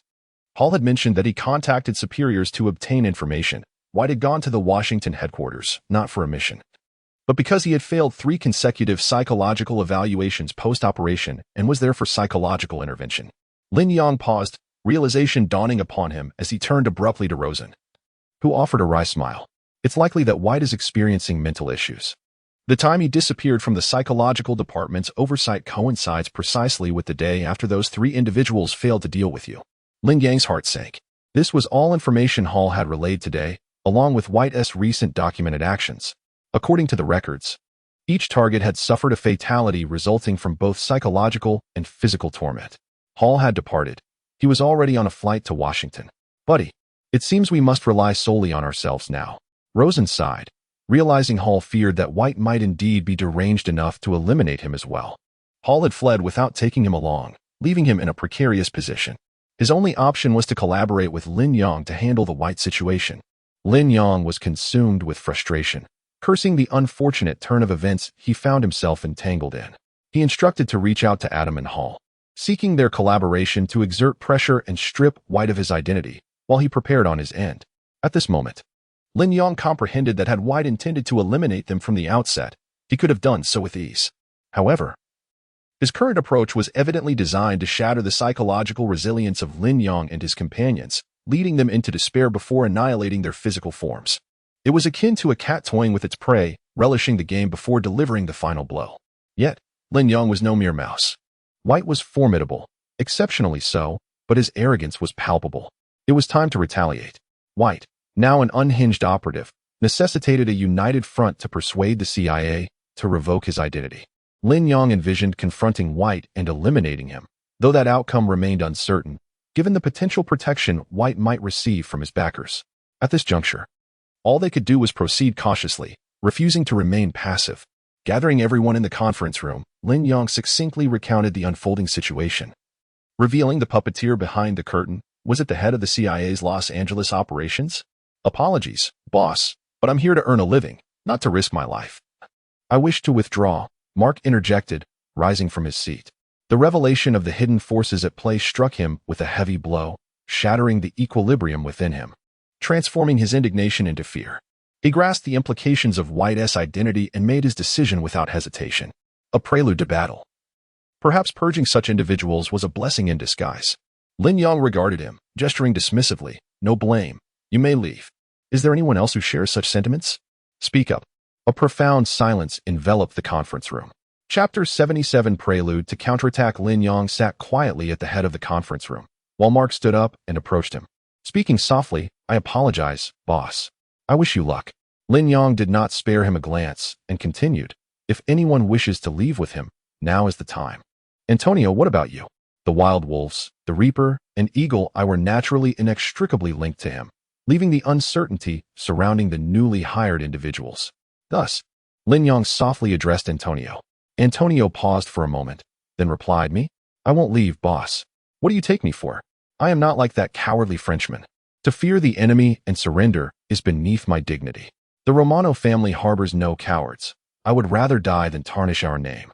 Antonio was clearly agitated, as though Lin Yang's inquiry was a personal affront. "Calm down, I merely asked. I did not intend to insult you." Lin Yang, observing Antonio's overly intense reaction, hurried to clarify. However, Antonio's disdain for Mark's cowardice as a Frenchman surprised Lin Yang. He had anticipated that Antonio would choose to leave, much like Mark.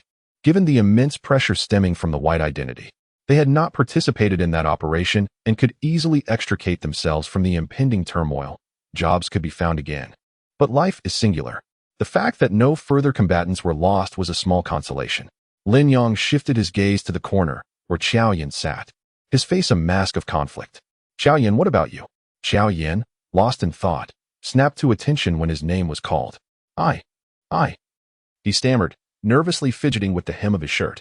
"It's all right. If you have thoughts, please express them. I won't hold it against you." Lin Yang reassured him. Xiao Yan, having been brought into the company by Lin Yang, was merely a financial officer, devoid of any combat capability. Faced with such great peril, he was entirely without the means to resist. Lin Yang could fully understand his desire to withdraw and would not be overly critical. Even if Xiao Yan had previously assisted him in money laundering and might possess evidence detrimental to him, surviving this ordeal was paramount. Once it was over, Xiao Yan would pose no threat to him. "Boss, may I ask a question?" Xiao Yan bit his lip. "Speak." "Boss, was your promise to help me seek revenge genuine?" Xiao Yan opened his mouth, raising his head to gaze intently at Lin Yang, awaiting his response. When he initially joined Ding Tian defense, it was primarily due to Lin Yang's promise to ensure his safety, and secondly, Lin Yang's vow to avenge his father's murder, ensuring that those responsible for his father's demise would face the appropriate retribution. However, as time passed, Lin Yang had not mentioned this matter, and now, the troubles he had attracted posed a threat to his own safety. Thus, he sought a definitive answer. "I swear, if I deceive you, I shall be reborn as a Japanese." Lin Yang met Xiao Yan's gaze with calmness, responding without hesitation, "I believe you. I will not leave." With this assurance, Xiao Yan resolved himself, taking several deep breaths before sitting down with clenched teeth. He chose to remain. Among the three new recruits, only Mark departed, which took Lin Yang by surprise. "Very well, let us proceed to the second phase of the meeting and determine how to address the issue."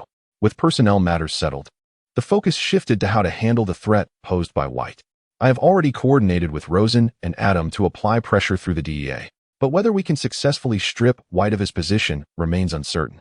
Lin Yang tapped the table, declaring, regardless of the outcome, we must locate him and eliminate him. Lang had been simmering with frustration during this time and was eager to confront the mastermind behind the scenes, practically itching to flay White alive. Listen to me. Lin Yang interjected, shooting Lang a warning glance. This matter is far from simple. If the CIA were to remove him from his position and label him a defector, we could act without hesitation. However, White is still the head of CIA operations here. Eliminating him would invite retaliation from the CIA that we cannot withstand. Even in hunting a dog, one must consider its master. White has been with the CIA for 15 years. He undoubtedly has numerous connections. If we attempt to eliminate him without first stripping away his identity, it would not be solving a problem, but rather courting death. Our immediate task is to ascertain his location and await news from Rosen's end. Then what if the CIA does not revoke his position? Xiao Yan raised a pertinent question. The prerequisite for eliminating White is that he no longer serves as the CIA's head in Los Angeles. Without that shield, the consequences of his removal would be significantly less severe. But if we fail to strip him of that protection, what then? Lin Yang found himself momentarily at a loss for an answer, and the meeting room fell silent. After a while, Lang broke the silence with resolute conviction. We must still eliminate him. I will take care of it. I will bear the brunt of the CIA's retaliation. Lang presented himself as a willing martyr, eager to sacrifice for his comrades. I will stand with you. The harvester, steadfast in his gaze, was indeed a true brother. Loyal and honorable, yet regrettably rather foolish. There was nothing to be done. It was a choice he had made. Lin Yang sighed, interrupting their attempts to continue delivering valiant speeches about noble sacrifices. Let us not forget that the CIA's retribution would certainly not be limited to merely apprehending the perpetrator. The Defense Department would not rest until complete annihilation was achieved. White, after all, hailed from a 15-year operative background, not some street thug. As for you two, it seems you might as well be delivering vegetables. To eliminate him, we must all fight with utmost determination. The outcome remains uncertain. Observing the wild wolf and the others, Lin Yang helplessly rubbed his temples. When it came to taking action, he could involve them, but for strategic planning, this bunch of muscle-bound simpletons would only hinder his efforts. It would be best to devise a solution on his own. Prepare all weaponry and equipment, and remain ready for combat. I will figure out a way, Lin Yang declared. What viable solutions could there possibly be? Given the current circumstances, Lin Yang could only await news from Rosen, hoping for favorable tidings. Otherwise, they would truly be in trouble. The company had ceased all outdoor activities, while Wild Wolf and his companions were already engaged in practice sessions, preventing White from resorting to desperate measures should he be dismissed. Lin Yang entrusted the task of tracking White's whereabouts to Adam, having clearly defined the target. Surely, the LAPD would not return empty-handed. Lin Yang mobilized all available resources. Rosen and Adam acted swiftly, with the LAPD, DEA, and the factions behind Hall applying considerable pressure. The following day, Lin Yang received news from Rosen. But it was not the favorable update he had hoped for. Chapter 78. Attitudes of all sides. Father, why? Adam questioned his father. Confusion etched upon his features. Adam, this is not your concern, Smith replied, seated in his chair, the study dimly lit, the light from outside casting shadows upon his face. The wrinkles on his visage seemed to deepen, his expression indifferent, his tone cool and cutting. Not my concern? I fail to comprehend. It was he who facilitated my rapid ascent, who devised a strategy to seize control of the $0 purchase market. He is my friend and holds value. Is this not what you taught me? Adam stood before the desk, suppressing his burgeoning discontent. Lin Yang had implored him to exert pressure on the CIA, a request he had anticipated and already set in motion. When Lin Yang had asked him to have the LAPD search for White in Los Angeles, he had taken action, only to be halted directly by Smith. This is the most perilous time for Lin Yang, a moment in dire need of assistance. To my mind, he is worth my efforts. I cannot fathom why you, who once held such promise for Lin Yang, would now choose to stand by and observe. Indeed, he is a clever man, but clever individuals are in no short supply in this world. Adam, you must understand, cleverness exists solely to serve us, to provide us with value. Smith straightened slightly, his face illuminated by the glow. There is no issue in pressuring the CIA alongside the DEA. This is Los Angeles, and they have overstepped their bounds. However, conducting a citywide search for the head of the CIA's Los Angeles office. Adam, do you grasp the implications of such an action? If he were to locate White through you and take his life, do you understand the repercussions you would face? Smith's words were measured, and Adam fell silent, well aware of the gravity of such an act. In the eyes of the Smith family, White was but a minor player. Yet, to intervene would result in the CIA losing face, an affront that would come with consequences and hinder his political aspirations. Nonetheless, a part of him instinctively desired to act. In his view, Lin Yang was deserving of his support. Adam, broaden your perspective. He is an ally on your path, thus he holds value. When he becomes a hindrance, you must learn to sidestep. He has demonstrated value and received his due reward, but a corpse holds no value. This matter ends here. There are no friendships, only pure value. In Smith's eyes, Lin Yang was already fated for demise, thus he had lost his worth. Adam clenched his fists, murmuring, "Father, do you have no friends?" "Friends? Huh." Smith chuckled softly. "Adam, you are no longer a child. There is no need for jest. Remember, in politics, there are no friends, only interests." Adam looked up, meeting Smith's steady gaze, devoid of emotion. "Very well. Would you not accomplish your tasks without him? Go and do what you must." With his head bowed, Adam exited the study in silence. His thoughts were inconsequential. Without Smith's consent, he could not command the LAPD. "I apologize, Yang. My father has spoken. The LAPD can no longer assist you." Lin Yang silently ended the call, indeed a misfortune compounding upon another. Adam was also facing issues, and without the LAPD's support, the prospect of locating White with just a few individuals seemed utterly fanciful. A preliminary solution had been determined. White was suspended pending investigation. This was the latest intelligence received by Rosen. He had not been dismissed, but rather placed on leave. And it had not been deemed that he was out of control, simply that an investigation was necessary. This signified that White's status remained fundamentally unchanged, suspended for inquiry. He still held the position of a CIA operative. The Hall faction was advancing a proposal to label White as a defector. Yet having served in the action team for 15 years, he likely possessed significant leverage. The situation had reached an impasse, and it was uncertain how long it would take to yield results. Rosen was merely a civilian, devoid of combat capability, and could only provide Lin Yang with the latest updates. The remaining action team members would not dare act against White on Lin Yang's behalf. Turning against their own would undoubtedly invite retribution. Lin Yang had also attempted to reach out to the FBI, although they were at odds with the CIA. They would not intervene. The intricate web of relationships he had painstakingly constructed was rendered ineffective in the face of a deranged White. Especially given that White's backing came from the CIA, and his value was insufficient for anyone to advocate on his behalf. Now, he could rely solely on himself, and the Wild Wolf and others, as if he had suddenly returned to square one. Knock, knock, knock. The company's door was rapped upon, and Monica entered Lin Yang's office, guided by the Wild Wolf. "Hello, what brings you here?" 3 days hence, at the port of Los Angeles. Gather 10 individuals and procure your own weapons and equipment. Here is the proof. Remember, anything that transpires is in no way connected to Sharp Blade Defense. Monica briskly approached and placed a card on the table. "What?" Lin Yang was momentarily perplexed by Monica's intent. "Mr. Wilson has asked me to convey a message. Matters of cleanup are considerations you may only address once you have survived." Monica did not respond to Lin Yang's inquiry, continuing to speak her piece before turning to leave. At the doorway, she paused and glanced back. "Lin Yang, do not perish. If you do, this expense will fall upon the company, and I certainly do not wish to start the new year by filling a hole." With that, Monica departed without lingering for even a moment, as if Sharp Blade Defense were a place of ill fortune. What is that miser doing here? The Wild Wolf, who held a deep disdain for Monica, felt a surge of irritation at her very presence. Lin Yang leaned back in his chair, exhaling deeply and offering a faint smile. Remaining silent. "Boss, what are you smiling about? You still haven't answered my question." The Wild Wolf stared at Lin Yang, utterly confused by his silent mirth. "Nothing. She merely came to deliver something." Lin Yang waved his hand, signaling the bewildered Wild Wolf to exit. He closed his eyes and rubbed his temples, astonished that in the end, it was Wilson willing to extend a helping hand. The risks involved were not lost on Wilson.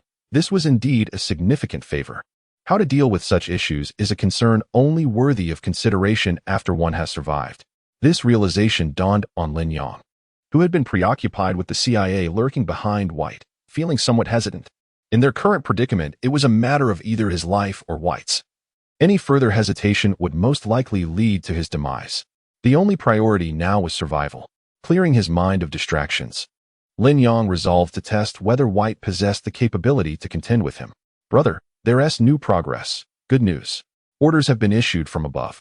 White has been suspended and will not return to the base for investigation within the next 2 days, which is deemed as defection.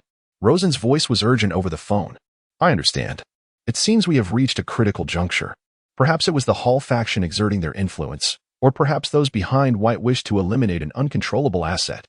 Regardless, such speculations were of little consequence now. Lin Yang was exceptionally clear-headed. Do not rush. Just keep your head down for 2 days. If White fails to return, an operational team will be dispatched to eliminate him. Take my advice. I know your marksmanship is impressive, but White is not easily dealt with. Rosen, somewhat bewildered by Lin Yang's demeanor, urged him to hide, emphasizing that they had only 2 days left and no opportunity to evade their pursuer. Lin Yang hung up the phone, his gaze steely. White was a madman, not a fool. He would undoubtedly take action within these 2 days.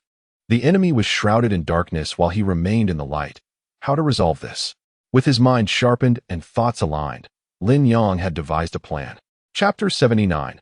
Luring the snake from its hole. When a cat grows weary of the mouse it has caught, it will swiftly deliver a lethal bite. Such is the current predicament. Whether White genuinely intends to bear the consequences of his defection or return to the CIA to await retribution, he will undoubtedly take action against Lin Yang and his companions within the limited time frame of 2 days. Lin Yang harbors no illusions that White, having reached this point, would allow them to escape unscathed. Hidden in the shadows, White remains oblivious to the timing and nature of his impending assault. Rather than waiting passively for an inevitable strike, Lin Yang opts for a proactive approach. His objective is straightforward: locate White and eliminate him. Rosen, having received the latest intelligence, is aware that White is also informed. Time does not favor White, and he cannot be afforded excessive preparation. As for Rosen's notion of hiding within the confines of the company, Lin Yang dismisses it outright. If White has been capable of orchestrating perilous incidents to toy with their psyches during this period, he has undoubtedly devised means to annihilate them within the company. The game of cat and mouse is not merely for amusement, it is a display of lethal capability. Taking the initiative is paramount. Swiftly disrupting White's preparations is their sole opportunity. I've longed to do this, roared the wolf, slamming his palm onto the table. Lin Yang's resolute decision resonated deeply with him. He could no longer endure the tension of being manipulated behind the scenes, nor could he remain passive. I feel the same. The harvester immediately concurred, asserting that when it comes to a battle of wits, he could only be trampled upon. A true man ought to engage in direct confrontation. It's either you or me, let's make it decisive. I concur. However, I have a question. Antonio raised his hand, prompting the wolf and the harvester to turn their attention towards him. We have no idea where White is. How do we find him? If we knew where that scoundrel was, we would have stormed in long ago. We are not masochists. Antonio's question struck at the heart of the matter. The wolf and his companions silently turned their gazes back to Lin Yang, who stood up. Given the LAPD's lack of assistance in locating White, he had indeed found himself at a loss previously. However, circumstances have shifted. With time limited, Lin Yang has gained the upper hand. The solution is simple: lure the snake from its den. He must feign an intention to leave Los Angeles for safer grounds, and with only 2 days at his disposal, White, if he still desires Lin Yang's life, will be compelled to act. Under such conditions, any contingencies White may have had concerning the company would become ineffective, allowing Lin Yang to seize a portion of the initiative. Ultimately, it will come down to a battle of lives, testing whose will is more resilient. The hum of the engine resonated as Lin Yang settled into the driver's seat, igniting the car and swiftly departing the company premises en route to the airport. 3 hours later, his ticket to Washington was secured, merely awaiting White's appearance.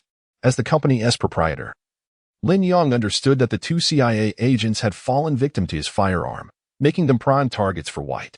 He chose to travel alone as bait, while his allies, Wolf and Harvester, followed closely behind in another vehicle, fully armed, prepared for a decisive confrontation should White make his move. The decision to travel separately stemmed from a fear that White might be reckless enough to launch a missile at them, obliterating the entire group. If White failed to show, it would be an advantageous turn of events. The ticket was authentic, and upon arrival at the airport, they would leave their equipment in the car and fly directly to Washington. Once there, they would secure accommodations near the White House. observing whether White possessed the audacity to confront them.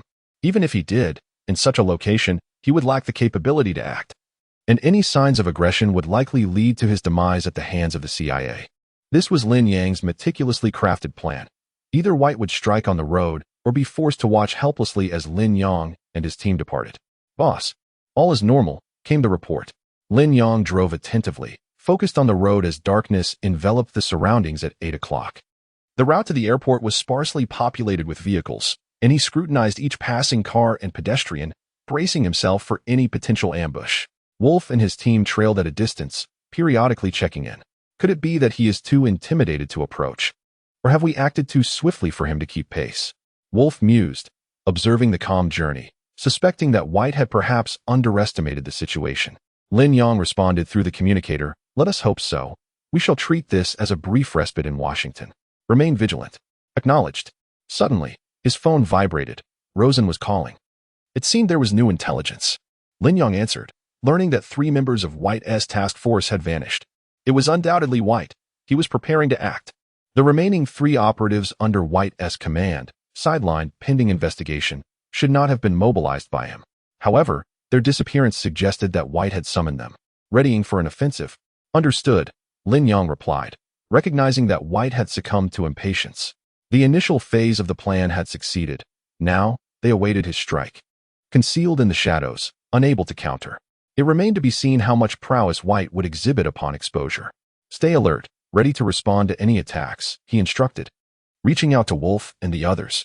However, moments ago, Wolf had been reporting normally, and now there was silence. Lin Yang's brow furrowed with unease. "Wolf, respond if you can hear me." The communicator fell silent, and his attempts to call went unanswered. As Lin Yang maneuvered the vehicle to make a U-turn, his expression grew grave. He had not anticipated that White would strike first against the wolves behind them. The distance was not far, and the absence of an explosion indicated that they had not been swiftly dispatched by explosives. The wolves were seasoned combatants, formidable in their individual capabilities as PMCs. It was inconceivable that they had not been afforded even a moment's warning.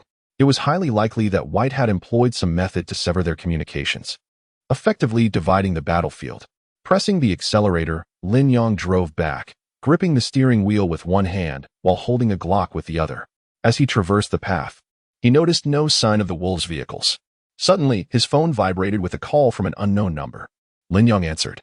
"Hello, should I address you as Lin Yang? Or perhaps Genius, or dual-wielding Ranger?" A stranger's voice echoed from the receiver. "White." Lin Yang bit his teeth in response. "Ah, you guessed correctly.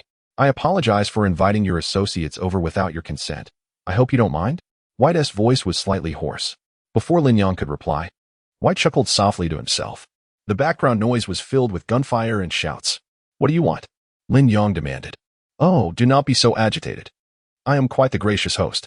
Was my uninvited invitation displeasing to you? I truly apologize. Is it too late to extend an invitation now?" White seemed to relish Lin Yang's indignation. "The usual place awaits your presence.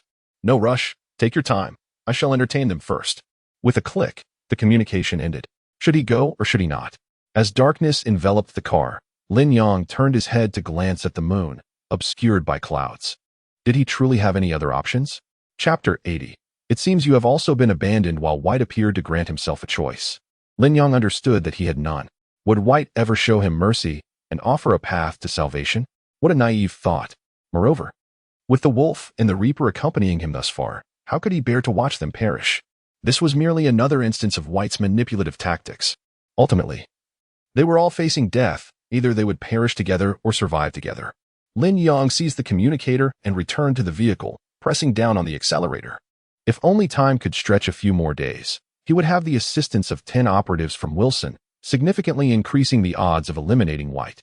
Alas, there were no ifs in this dire situation. Lin Yang had no leverage left and could only wager his own life. The familiar location was, of course, the very place where Lin Yang had dispatched those 2 CIA agents. Since the ordeal began there, it was only fitting that it would conclude in the same spot. He slammed the accelerator to the floor, the vehicle hurtling down the desolate highway, the chilling wind rushing through the open window. Lin Yang's gaze was tranquil, his mind exceptionally clear. At this juncture, he could rely only on himself. No one else could assist him in this life-or-death predicament. The money that Xiao Yin had helped him launder still amounted to $180,000. There was no better time to use it.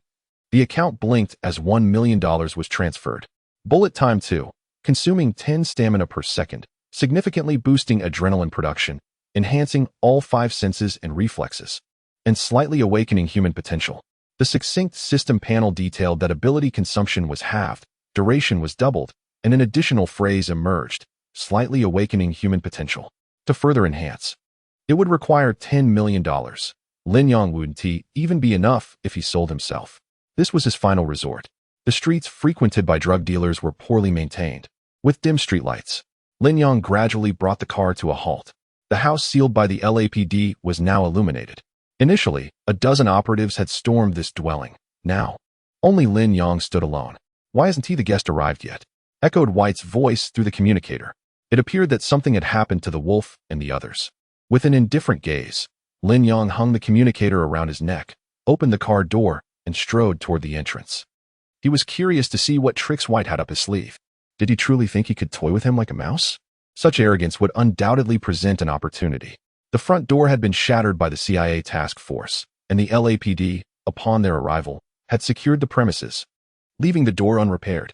Through the entrance, Lin Yang observed the brightly lit hall, yet it was utterly vacant. He strode inside, noting the bullet casings scattered across the floor, the acrid scent of gunpowder lingering, and numerous bloodstains leaving traces of dragging. "I have arrived, White. Do you not wish to settle the score?" Lin Yang called out to the empty hall. "Do not be hasty. Is there not an old saying in your culture that haste makes waste?" The title Dual Gun Ranger is indeed a striking appellation. I have viewed that video. His marksmanship is commendable. Let us engage in a game, shall we? White's voice was raspy, tinged with a hint of mockery. "How would you like to play?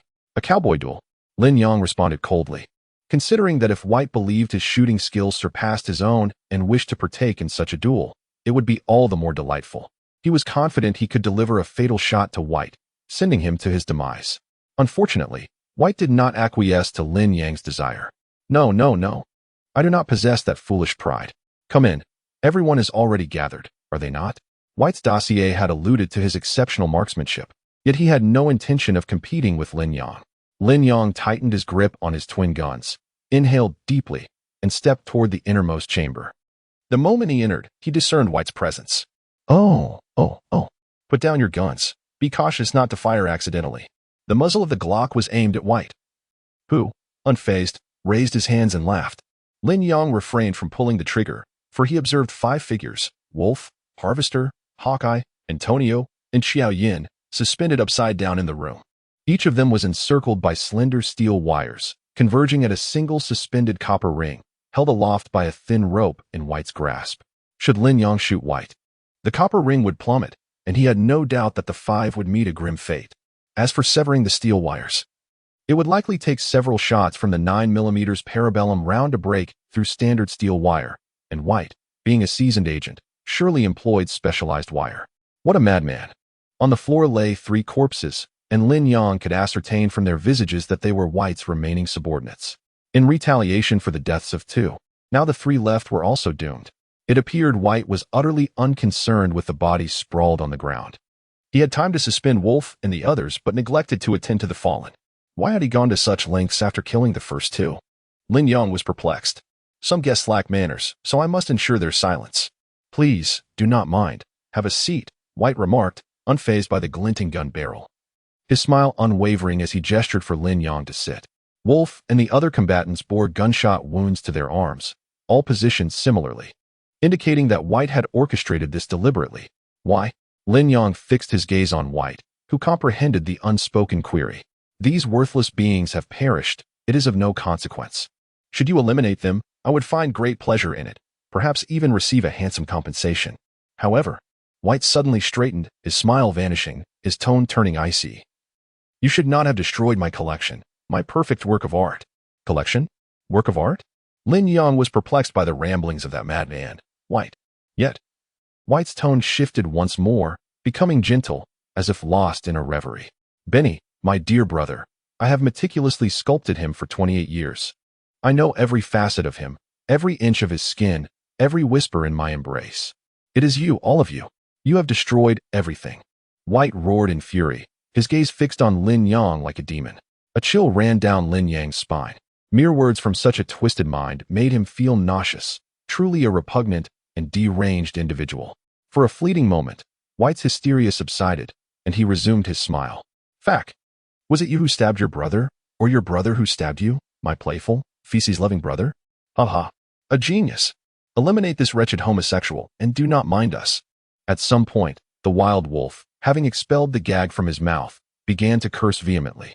White's expression remained unchanged as he loosened the rope for an instant, commanding silence.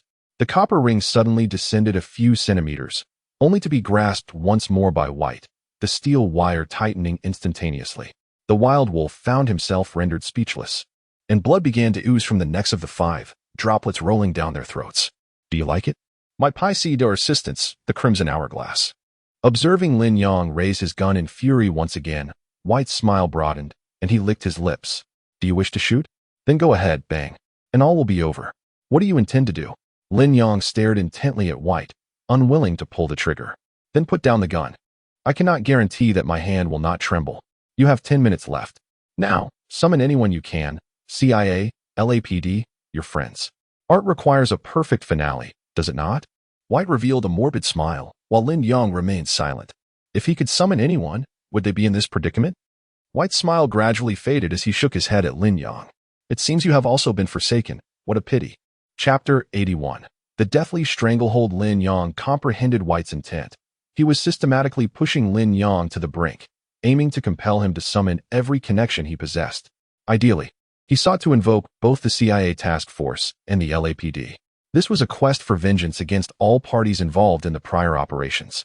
White, this deranged individual, had evidently resolved to forsake his own life, intending to ensnare the CIA and LAPD of Los Angeles in his demise.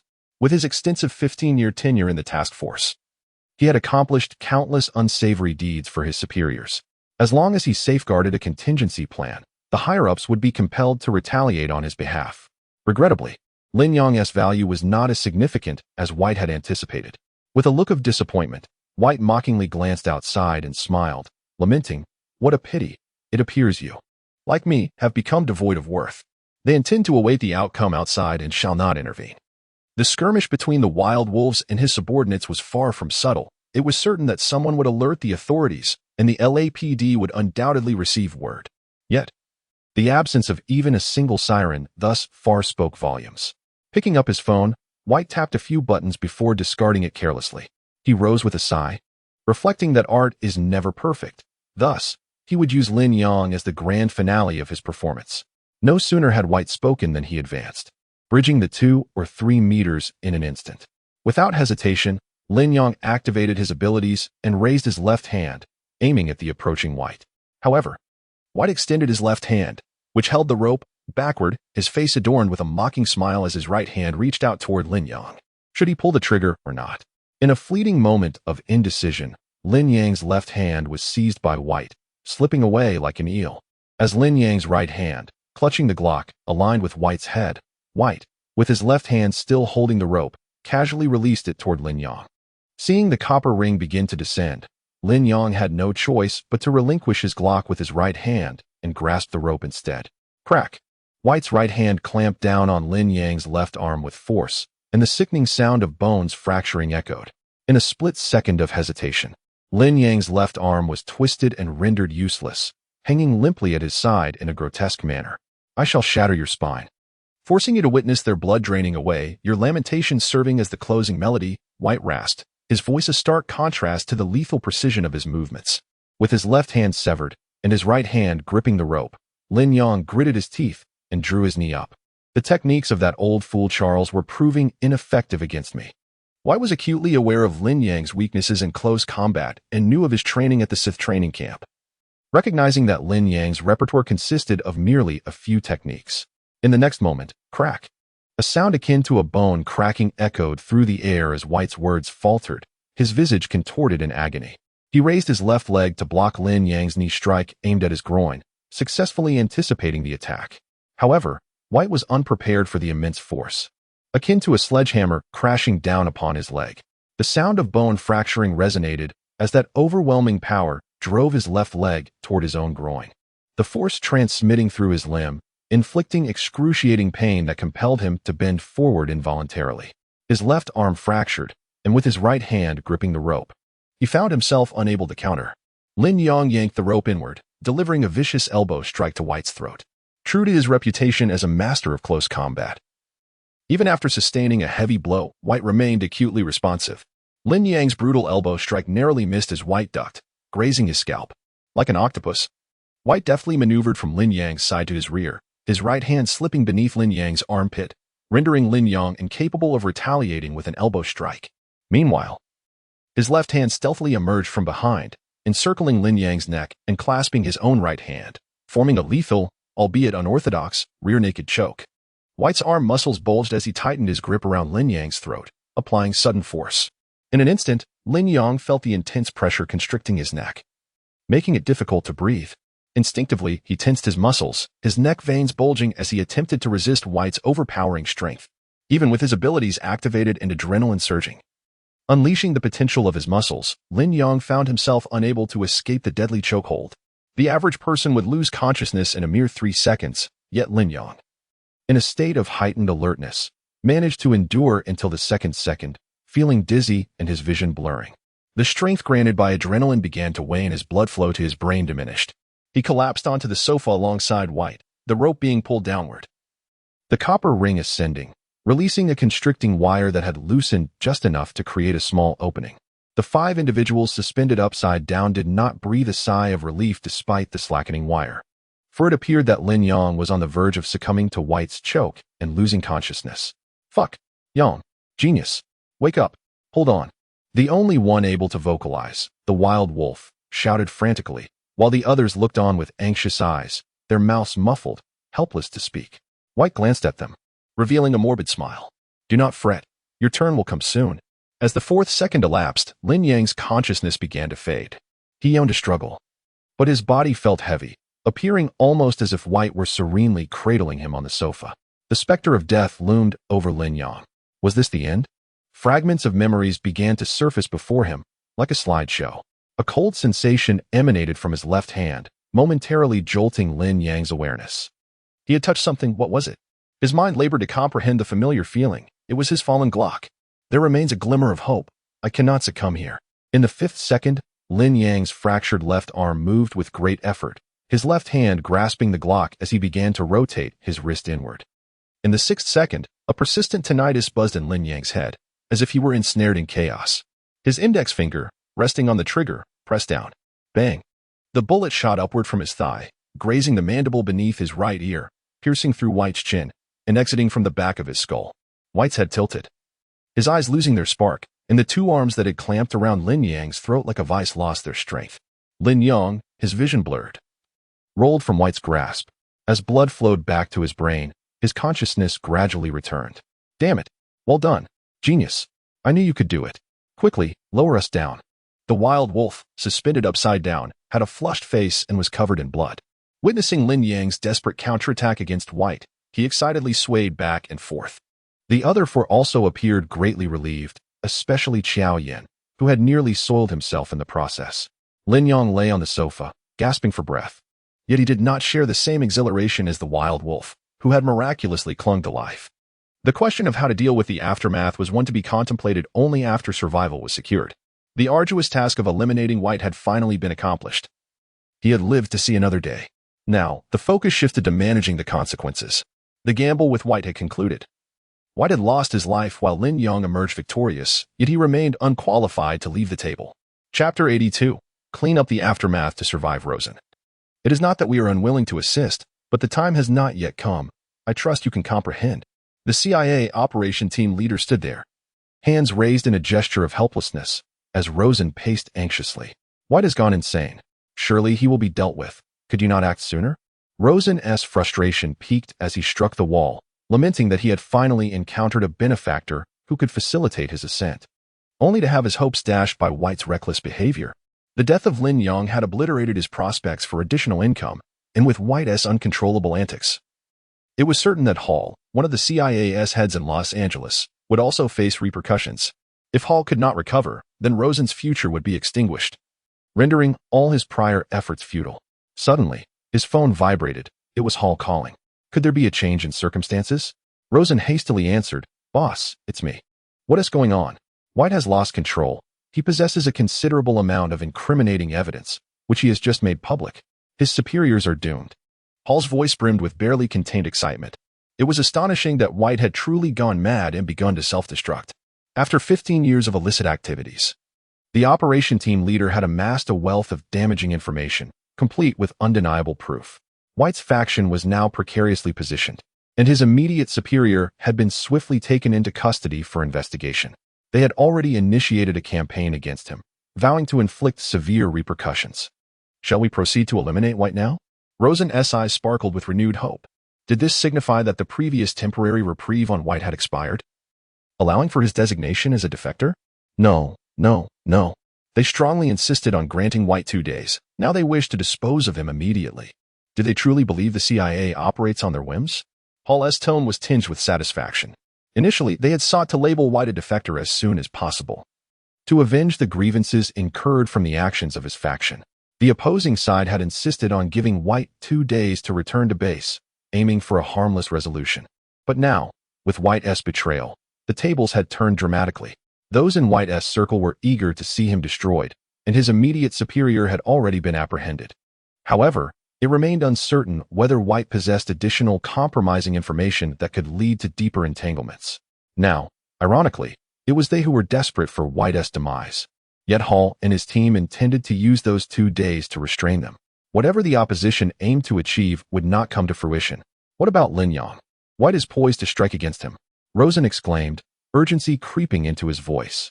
It appeared that Hall's team was now aiming to buy time for White. And that PMC? Last time, I appreciated your assistance, but remember your position. The voice of Hall grew cold, reprimanding Rosen, for Lin Yang held little value for him now. It was only due to Rosen's previous request, fueled by the substantial sum of money he had delivered, that Hall had been persuaded to intervene. However, this time, with numerous individuals from the White faction destined to fall, there was ample opportunity for his resurgence. What significance did a mere PMC in Los Angeles hold? Rosen, with a glint in his eye, proposed, "Boss, shall we preemptively seize White? Capturing him could yield invaluable information." Hall found merit in this suggestion, believing it prudent to thwart the aspirations of these individuals. "Understood. I shall set the wheels in motion," he replied. Rosen promptly acquiesced, ending the call with a determined bite of his teeth. During the apprehension, should White resist, he could be eliminated on the spot. After all, White was a madman, capable of justifying any action. Quickly, capture White, commence the operation. Rosen relayed the message, urging the task force into action. Simultaneously, he dialed Lin Yang's number at lightning speed. "You must hold on. My team is en route to assist you. We will ensure White is dealt with." As the calls went unanswered, anxiety crept into Rosen's heart. Could it be that White had laid a trap, ensnaring Lin Yang and his men? "Lin Yang, why won't you heed my advice? Just hide." "Hello?" The weary voice of Lin Yang resonated from the phone, instantly revitalizing Rosen. "Brother, hold on. I'm bringing the task force to your aid." "Where are you?" "In the same place where we dealt with those 2 fellows. White has already." "I understand. I'm on my way. Wait for me. Don't act recklessly." Rosen had already boarded the vehicle with the task force, his attention diverted from Lin Yang's words as the call was abruptly terminated. With a wave of his hand, the entire team set off. "Boss, it seems quiet inside now, and no one has emerged. Should I investigate?" Tom stood at the street corner, peering around. He had rushed here upon receiving news of a fierce gunfight, but orders from above declared that this situation was none of their concern. LAPD was to refrain from interference.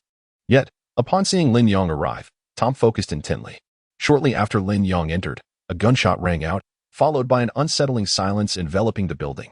He chose to consult Adam, disregarding the higher commands. As long as Adam indicated the necessity to enter and assess the situation, he would comply. Adam stood in the office, where Smith occupied his designated seat. This evening, he could only observe with detached calm, reflecting on just a few months ago when he was merely a sheriff. He now found himself elevated to the rank of chief, a transition made possible through Lin Yang's intermediary efforts. Yet in this moment, he could do nothing but remain seated in the office. According to Tom's report, the situation appeared to have settled, and the absence of Lin Yang and his companions suggested they had most likely fallen victim to White. Surely, he could not neglect to gather their remains. After confirming safety, he resolved to enter and take a look. Once they were sent to the hospital for proper arrangements, he would accompany them on their final journey. With a sigh, Adam instructed Tom, who was prepared to procure a fine burial plot for Lin Yang and the others. They deserved some form of tribute. Without hesitation, Tom took his sidearm, chambered around, and cautiously approached the room, which had been blasted open at the rear. Having participated in the aftermath operations alongside Adam, Tom was acutely aware of the gravity of the situation. As he traversed the street towards the back of the building, silence enveloped him. Peering cautiously through the breach, he glimpsed part of the room. Two figures were visible on the sofa, one motionless and the other slumped sideways. The latter was Lin Yang, and the still figure appeared to have been gone for some time. How tragic it was, he mused. Such a talented marksman lost forever. He had intended to seek Lin Yang's guidance on shooting techniques. The view from the breach was limited, compelling Tom to step forward for a clearer look. His heart sank at the sight of several corpses on the ground, a gruesome tapestry of blood staining the floor. Swallowing hard, he was struck by the horrific scene. Suddenly, the sound of roaring engines broke the stillness. A convoy of 4 vehicles sped into view, screeching to a halt outside the building. As the vehicles came to rest, heavily armed personnel leaped out, their weapons bristling with automatic firepower. Spotting Tom, they instantly raised their guns, shouting, "LAPD." Tom quickly raised his hands, loudly declaring his identity, fearing they might open fire. CIA. The leader responded, maintaining tactical formation as they advanced swiftly and without hesitation into the house. Almost immediately, shots erupted from within. "Oh my God. Ward, are you all right? Quick, quick, get them down." Contrary to the anticipated fierce gunfight, the bizarre scene of suspended bloodletting evoked gasps of astonishment. "What? He's still alive. Splendid. Get him to the hospital. Arrange for the best doctors." Adam inhaled deeply, suppressing his excitement, and turned to Smith. "Father, he has survived. He has triumphed. Didn't you say you wouldn't help? I can manage on my own." Smith's expression, initially one of indifference, briefly flickered with surprise before he rose to his feet. Do not rejoice prematurely. Surviving is one thing. But if he cannot navigate the repercussions from the CIA, then he has not truly survived. Observing his father in a rare moment of vulnerability, Adam paid no heed to his words and promptly exited the office, making his way directly to the hospital. Chapter 83. Reclaiming what is rightfully yours. Lying on the hospital bed, Lin Yang began to comprehend the subtle activation of human potential described in the Level 2 enhancement of the bullet time skill. With his left arm fractured and his shoulder swollen to the size of a steamed bun, he found himself utterly unable to move his left arm, which now hung limply from a triangular sling around his neck. Not only was he incapable of wielding a firearm with his injured left hand to adjust his aim, but even basic hand movements were beyond his reach. Remarkably, he had endured a full 6 seconds of a bear choke from White, a martial arts expert, and still retained consciousness, truly a testament to boundless potential. Otherwise, he would have perished countless times over. The wolf and his companions received timely medical attention. Their neck wounds, inflicted by steel wire, were sutured and their shoulder gunshot wounds bandaged. Fortunately, they had arrived just in time. Aside from significant blood loss, their lives were not in danger. Had they delayed even a few more minutes, given the volume of blood lost, they would have succumbed to hypovolemic shock, a dire situation that could lead to irreversible brain damage. "Brother, you are truly formidable. You even took down White." Rosen, a civilian with only basic training, was compelled to act alongside the CIA operatives in search of Lin Yang. Upon first seeing him, he had feared that Lin Yang had succumbed to his injuries. Thankfully, he had persevered. Otherwise, the outcome could have been dire. He pondered the condition of Wolf and the others, still shaken by the ordeal. If not for White's deteriorating mental state and his desire to create chaos, torturing them to the brink of death, the survivors might not have been as fortunate. Despite the blood loss, there is no threat to life. "It's all right," Rosen exclaimed with a hint of excitement. As the saying goes, I could have endured the darkness if I had not seen the light. With Lin Yang's survival, Rosen saw an opportunity to align himself with Hall, who had been sidelined and was now without subordinates. By positioning himself alongside Hall, Rosen became an integral part of Hall's faction. While the future was uncertain, at least a path lay before him. He recognized that Lin Yang's intellect and capabilities would undoubtedly lead to significant achievements. Just as Lin Yang was beginning his ascent, Rosen, after years of stagnation, finally glimpsed the dawn of opportunity. Their partnership promised mutual benefit, wealth and power awaited them, heralding a bright future. "Yang, it's such a relief to see you well," Adam gasped, having hurried to the ward under Tom's guidance. Upon seeing Lin Yang, who appeared relatively stable despite his injuries, he felt a wave of relief wash over him. A fractured arm was not life-threatening. What mattered most was that Lin Yang had survived this ordeal. Lin Yang maintained a composed demeanor, showing no signs of emotional turmoil despite the LAPD, represented by Adam, remaining indifferent during his crisis. There was no probing, no discontent. After all, they were adults. And such matters need not be approached with childish sentiments. No need for grievances like, if you don't assist me, I won't play with you anymore. Or have you forgotten the help I provided before? Such expressions were unnecessary. Adam's representation of the LAPD stemmed from his allegiance to Smith. When Smith made a decision, Adam found himself powerless to resist. Smith, the politician, viewed everything through the lens of self-interest, for the world thrives on profit. All actions are driven by gain. When Lin Yang could offer Adam and Smith advantages, he was welcomed as a guest of honor, treated with cordiality and gifts. However, when aiding Lin Yang posed a risk to their interests, Smith could change his demeanor with the swiftness of turning a page. From Smith's perspective, this was a rational choice, reflecting Lin Yang's insufficient status and value. Lin Yang possessed a clear understanding of his position. Yet, having survived, he was determined to secure what was rightfully his. Adam, now that my issues are resolved, how will you manage the subsequent situation in the black market? Lin Yang shifted the conversation, keen to ascertain his share in the underground dealings, for if Smith believed he was doomed, that portion of interest might be promised to another. Although he had no desire for the illicit funds, many others would covet them. It was one of his few bargaining chips. The developments in North Hollywood had been quite promising. There had been plans to expand further. However, due to unforeseen circumstances, his father had appointed someone else to take over and continue the efforts. Adam's tone bore a hint of guilt. Initially, it was agreed that Lin Yang would oversee the integration of underground forces with a share of the profits. Yet, upon witnessing Lin Yang in mortal danger, Smith not only withheld assistance, but also swiftly opted for a replacement, a member of the Mule Gang, a Mexican-American organized crime group. Adam answered without hesitation. A gang? So it is, Lin Yang chuckled. The concept of black eating black was both effective and low risk. Once the operation concluded, any ensuing gunfire or fatalities could serve as justification for the LAPD to sweep them away entirely, leaving no loose ends. As long as I survive, I shall fulfill what was promised. I will claim what is rightfully mine. Adam, what do you think? Lin Yang fixed his gaze on Adam, awaiting a response. Adam, already feeling remorseful for not assisting Lin Yang, found it impossible to refuse. As long as the job is executed well, I can handle things with my father. That is assured.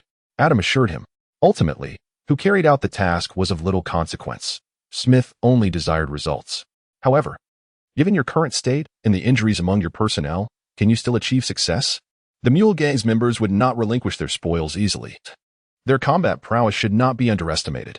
The ordinary zero-yuan purchase scheme and the acquisition of luxury goods may seem trivial at first glance. Yet, once consolidated, the potential profits become immense. The Mule Gang, prompted by Smith, has taken action, yet having caught a whiff of the succulent rewards, they are unlikely to relinquish their grip easily. The profits are substantial, and the risks involved are far less than those associated with drug trafficking. They are not mere lapdogs of Smith. If his words held such sway, Los Angeles would not be plagued by an unending cycle of gang violence and drug dealers. Rest assured, I will handle this matter. Please compile the information on the members of the Mule Gang. That should not pose a problem. Lin Yang waved his hand dismissively, signaling Adam to refrain from further discussion. No issue. The records of these individuals are meticulously maintained by the police department. I will send them to you shortly. Exercise caution. And if necessary, let me know. I can mobilize the SAWT to eliminate them. Adam, fueled by determination, had not been able to assist with White's predicament, but he was confident in confronting the drug dealers. If need be, he could deploy the city's SWAT team and act decisively, knowing that Smith would hardly object to his son combating crime. Thank you, but I am not foolish. If I cannot manage this, I will seek your assistance. Lin Yang had first-hand experience with the Mexican gangs, yet he had his own strategies. What is Rosen and Hall's stance on this matter? The CIA's perspective on this incident is of utmost importance. Regardless of White's actions, he remains a member of the CIA, especially considering his three subordinates, who have not been dismissed. If all three were to be eliminated, proper measures must be taken to address the aftermath. Otherwise, the CIA may seek retribution later. Hall would not return for some time. The chaos caused by White's actions had thrown things into disarray at the higher echelons, and it would take a while to reach a conclusion. However, I suspect Hall's faction has seized the opportunity for gain and will not hinder others from venting their frustrations, especially given their substantial losses. I have heard that several officials from the Middle East branch have also been implicated, so you must devise a sound strategy. Rosen was deeply concerned. This was not mere conjecture. The investigation into this incident must be thorough, as Lin Yang's elimination of those two CIA agents served as the catalyst. Should that faction seek revenge, Lin Yang may find himself unable to cope, unless Hall's faction is willing to withstand the pressure. They may enjoy the benefits, but expecting them to endure hardships without compensation would indeed be a challenging task. Chapter 84. Human Sentiments and Business Affairs. All personnel from Top Sky Defense were recuperating in the hospital. The following day, the first to arrive was not Hall. Nor was it Rosen. Rather, it was the hurried Monica, who, in a rather courteous manner, brought along some tokens of sympathy. However, these were only directed towards Lin Yang, truly earning her the moniker of miser from the wild wolves. Thank heavens you are alive. How wonderful, Monica exclaimed, her emotions running high, leaving Lin Yang momentarily bewildered. Are we that close? Why do you act as if we share an intimate bond? You miser, what brings you here? To witness our misfortune? Wild Wolf lay on his bed, turning his head to glare at Monica, his tone unfriendly. Foolish dog, shut your foul mouth. How did that fellow not tear your mouth apart? No wonder he is dead, Monica retorted without hesitation, observing that Wild Wolf, in his frail state, with both hands injured and his neck immobilized, could at most aspire to slay her with his gaze, posing no real threat. Damn it, you insufferable wench. Wild Wolf, be silent, Lin Yang interjected, sensing that Monica had come with a purpose. Please, have a seat. Is there something concerning Mr. Wilson that you wish to discuss? Lin Yang reclined against the hospital bed, which had been arranged in a high-end suite through Adam's connections, fully equipped with all necessary amenities. Monica, unceremoniously, settled onto the plush sofa. No, it is not about Mr. Wilson. I have already concluded that matter. I have something to discuss. Pray tell. Sharp Blade Defense is a legitimate PMC, and certain matters must remain unrecorded. However, you cannot deny your obligations, can you? I imagine you are not that sort of person. Are you? Monica fixed her gaze intently on Lin Yang. What do you mean? Lin Yang stammered for a moment. 10 individuals, Los Angeles port. Do I need to be more explicit? They are not on the employee roster of Sharp Blade Defense. But, my friend, you must understand that in our line of work, especially in this realm, payment must precede service. Regardless of its utility, this sum is drawn from the company's accounts. Seeing Lin Yang's confusion, Monica scolded him. Did you deploy a Black Ops team? I don't believe it. Are you attempting to swindle us? Let me be clear, we are not in possession of funds. Despite his lack of intellect, Wild Wolf grasped Monica's words. Those not on the company roster were indeed black operatives, lacking identity. Any incidents would not concern the company. One raises an army for 1,000 days only to employ it for a moment, accepting payment to undertake perilous tasks. How much? Lin Yang nodded, recognizing the gravity of the favor bestowed upon him. Although no immediate assistance had been rendered, Wilson's willingness to extend a helping hand during his dire straits was akin to delivering coal in snowy weather. Thus, he felt compelled to acknowledge this kindness. Now, Lin Yang comprehended why Monica had previously cautioned him to preserve his life. It was for this very matter. Favors aside, business remained business. This was Wilson's goodwill. While Monica sought her remuneration for the support rendered, it was a straightforward principle. Wilson was not financially constrained, and he entrusted company affairs to Monica. However, Monica was entitled to dividends. Profit on the company books meant a share for her, while losses translated to her own detriment. Wilson dispatched elite members from the company's covert operations, exercising his prerogative, yet the remuneration must adhere to stipulated guidelines. The company would disburse every cent, which meant Monica was also contributing financially. Otherwise, for such a perilous mission with an evident lack of return, who would be willing to undertake it? It was crucial to remember that they had all entered Los Angeles clandestinely, devoid of any legal status. The head of the CIA operations was intent on distancing himself from any complications, and the covert defense team would not provide a means of retreat. This effectively equated to executing a death sentence, with survival hinging solely on individual prowess. 5 million. This was already a cost price, granted in deference to Mr. Wilson. It represented their life's worth, and I am not profiting from you in the slightest. Monica extended her palm, exclaiming, for heaven's sake, Have you lost your mind? If you want money, go to the bank. Why not send those operatives to rob a bank for you instead? The wolf, unrestrained in his retort, scoffed at the notion of $5 million, audaciously suggesting it was a cost price. Fool, he exclaimed. You claim this is the most elite batch. Do you truly expect them to undertake such a one-way mission? That $5 million is hardly sufficient. You might deceive a novice. But I have toiled in this field for many years, emerging from the ranks of the sharpest defense. Do you think I would fall for such a tale? For a bounty of $5 million, if the death risk were merely 10%, numerous individuals would be eager to engage. Increase that risk to 90%, and there would still be those willing to take a chance. Yet, for a task with a clear 99% mortality rate, dividing 10 individuals' share would reduce it to merely $500,000 each, an unappealing sum, especially for the truly elite within the covert operatives. The wolf regarded Monica's words with skepticism. Most of them are veterans from Alpha and Signal Flag, at the very least from the Warrior Brigade. Are you daring to imply they are not elite? Monica retorted without a hint of hesitation, listing the backgrounds of the 10 individuals. The wolf's expression faltered, his confidence wavering. Miser, they are all Russians. No wonder it's so inexpensive. But if they fail, you won't demand the money back, will you? Monica rolled her eyes and flashed a middle finger at the wolf, noticing that the wolf had ceased to dwell on the issue of elite personnel. Instead, fixating on Monica's stingy traits, Lin Yang grasped the situation. It appeared that Wilson had indeed invested significantly, deploying genuine elites to assist him. This expenditure was undeniable. Not only was monetary compensation necessary, but a substantial favor was also owed. $5 million, you say? I accept, yet I truly do not possess such a sum at present. Lin Yang spoke candidly. Can't we consider alternatives? Monica, though a bit disheartened, recognized that Lin Yang had only recently arrived in the United States, and demanding $5 million from him was indeed an unreasonable burden. She raised her fingers and added, Very well, under these circumstances, I shall agree to installment payments. But interest will accrue at 50% annually. 50%? Is that not excessive? Lin Yang's face twitched at her words. This was indeed a bit outrageous. To repay $7,500,000 in a year, one might as well contemplate defaulting. This is a friendship rate. Given your circumstances at the time, it could have resulted in total loss. It could even be deemed a war loan. Not charging you eightfold in a year would be generous. Henceforth, do not call me stingy. Perhaps vampire would be more fitting. Suddenly, Lin Yang understood the wolf. Very well, I shall need to utilize their services during this time. That should be acceptable. Acknowledging the debt, one cannot remain entirely unutilized. That would be a loss of monumental proportions. Agreed, at most a month. And do not entertain thoughts of poaching.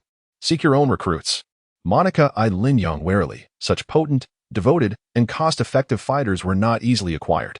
When Wilson dispatched those 10 individuals, she believed they would all perish, yet the thought of losing $5 million was even more painful.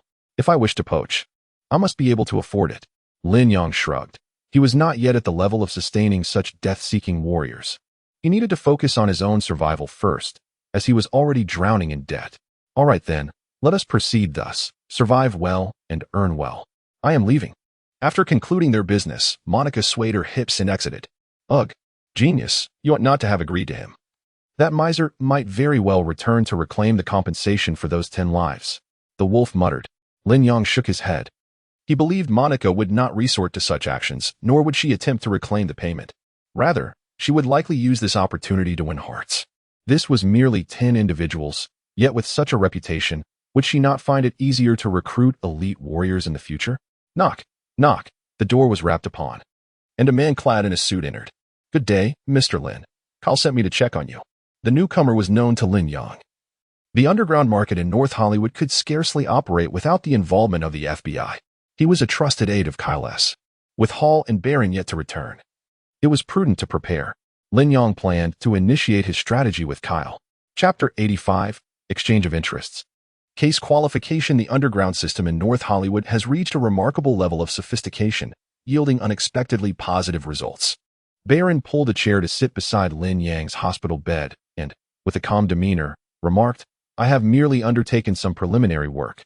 The subsequent maintenance will depend on you, Mr. Barron. Lin Yang offered a subtle compliment, but Barron displayed no visible emotion.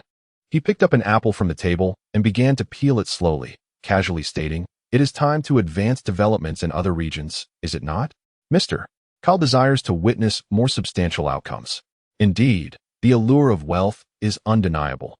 The profits from the zero-cost purchasing supply chain integration have proven somewhat irresistible to Kyle. However, even in his greed, he would never personally intervene, preferring to remain above the fray while leaving everything to Baron, who, in turn, had the FBI personnel managing the specific supply chain tasks beneath him. Naturally, previous delays due to various issues had occurred, but I shall expedite matters immediately. The existing model is now operational, and the time required for subsequent stages is minimal. I will eliminate any obstacles. Lin Yang understood that this was Baron's ultimatum. The urgency from Kyle was palpable. The only reason they had tolerated this delay was due to Wilson's introduction. If he did not advance matters soon, they might replace him with someone else. Very well, Baron nodded, holding the apple steadily in his left hand while wielding the knife in his right. The long, smooth strips of apple peel fell into the trash bin. Thank you. I have a rather inconvenient request. I wonder if Mr. Kyle would be willing to assist. Lin Yang extended his right hand to accept the apple. Having concluded the business discussion, it was time to address his personal matters. The CIA and the FBI are long-standing adversaries, and he needed to see if they might have a solution. Wit, from the CIA, you've done quite well. That fellow is no pushover. What do you intend to do? Baron was well aware of Lin Yang's actions. Wit had indeed caused considerable trouble for the FBI, earning the ire of many agents. It was surprising that Lin Yang managed to eliminate him upon hearing the news. Even Kyle had opened a bottle of red wine to celebrate. Baron's visit to the hospital was partly due to this, as Lin Yang's unwarranted delay in the plan did not warrant such favorable treatment. This time, we have eliminated Wit and his subordinates. The CIA will certainly not let this go without a response. I would like to ask Mr. Kyle for his assistance in finding a way to mitigate this. Well, Mr. Kyle does have some insights on dealing with the CIA, but it depends on how we proceed. After all, if the CIA makes a commotion, Mr. Kyle will also face considerable pressure. Baron did not outright decline, indicating that there was potential for collaboration, perhaps even suggesting that Kyle had preemptively authorized it. How shall we proceed? Lin Yang smiled. It ultimately hinged on how much value he could provide to satisfy Kyle. If there were no benefits, Kyle would certainly not concern himself with his well-being. Mr. Smith initially pledged that upon the completion of the industrial consolidation, I would receive half of the profits. However, since the integration began, it has been you, Mr. Baron, who has exerted more effort, and I feel rather undeserving of such a fortune. I kindly implore you not to refuse. Lin Yang is also a decisive individual, and he readily promised a share of the underground black market profits. A smile involuntarily surfaced on Baron's calm and collected face. After all, he is a confidant of Kyle and his covert operative. Bestowing such a share upon him is essentially a favor to Kyle. Yet Lin Yang is articulate. He recognizes his undeserved fortune and is willing to pass it on, which opens up considerable avenues. No wonder Mr. Kyle insisted on personally visiting the hospital. Well, since it is thus, I shall not decline. The matter at hand is rather straightforward. You and your companions have been harmed by the intruders. According to the castle rule, you face no issues whatsoever, do you not? Baron chuckled lightly, presenting a well-prepared statement. The castle rule? Lin Yang paused, recalling that this was akin to the American principle of the inviolability of private property, where the wind may enter, the rain may enter, but the king may not. Yet, was this not in one's own home? Could this truly apply? However, that residence had been sealed by the LAPD, and it was not my dwelling. Does this still count? The LAPD, in their crackdown on drug dealers, are legally permitted to confiscate properties used for drug transactions or as criminal strongholds, subsequently disposing of them as government assets, available for public auction. You then acquired this property, and one night, intending to host a gathering with friends in your new abode, a group of unidentified assailants armed with firearms unlawfully intruded, severely jeopardizing your safety and that of your companions, resulting in significant injuries. Ultimately, in a bid to safeguard yourselves, you retaliated fatally against them. This encapsulates the entire incident. Your actions were entirely reasonable and lawful. Do you not agree? Lin Yang bit into an apple, momentarily forgetting to swallow, incredulous at the notion that this could indeed work. After a difficult gulp, he regarded Baron, who appeared unfazed by the gravity of the situation. What are the procedures? Can this truly thwart the CIA? Baron leaned back, exuding an air of authority. As a friend, you need not worry about procedural matters. Simply sign the documents to accept the property. Of course, this alone is insufficient. The assault will be jointly investigated and classified by the LAPD and the FBI. You shall be deemed innocent victims.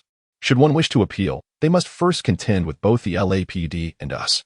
The joint investigation, case classification, and eventual closure will render it exceedingly difficult for the CIA to exploit the situation for retribution.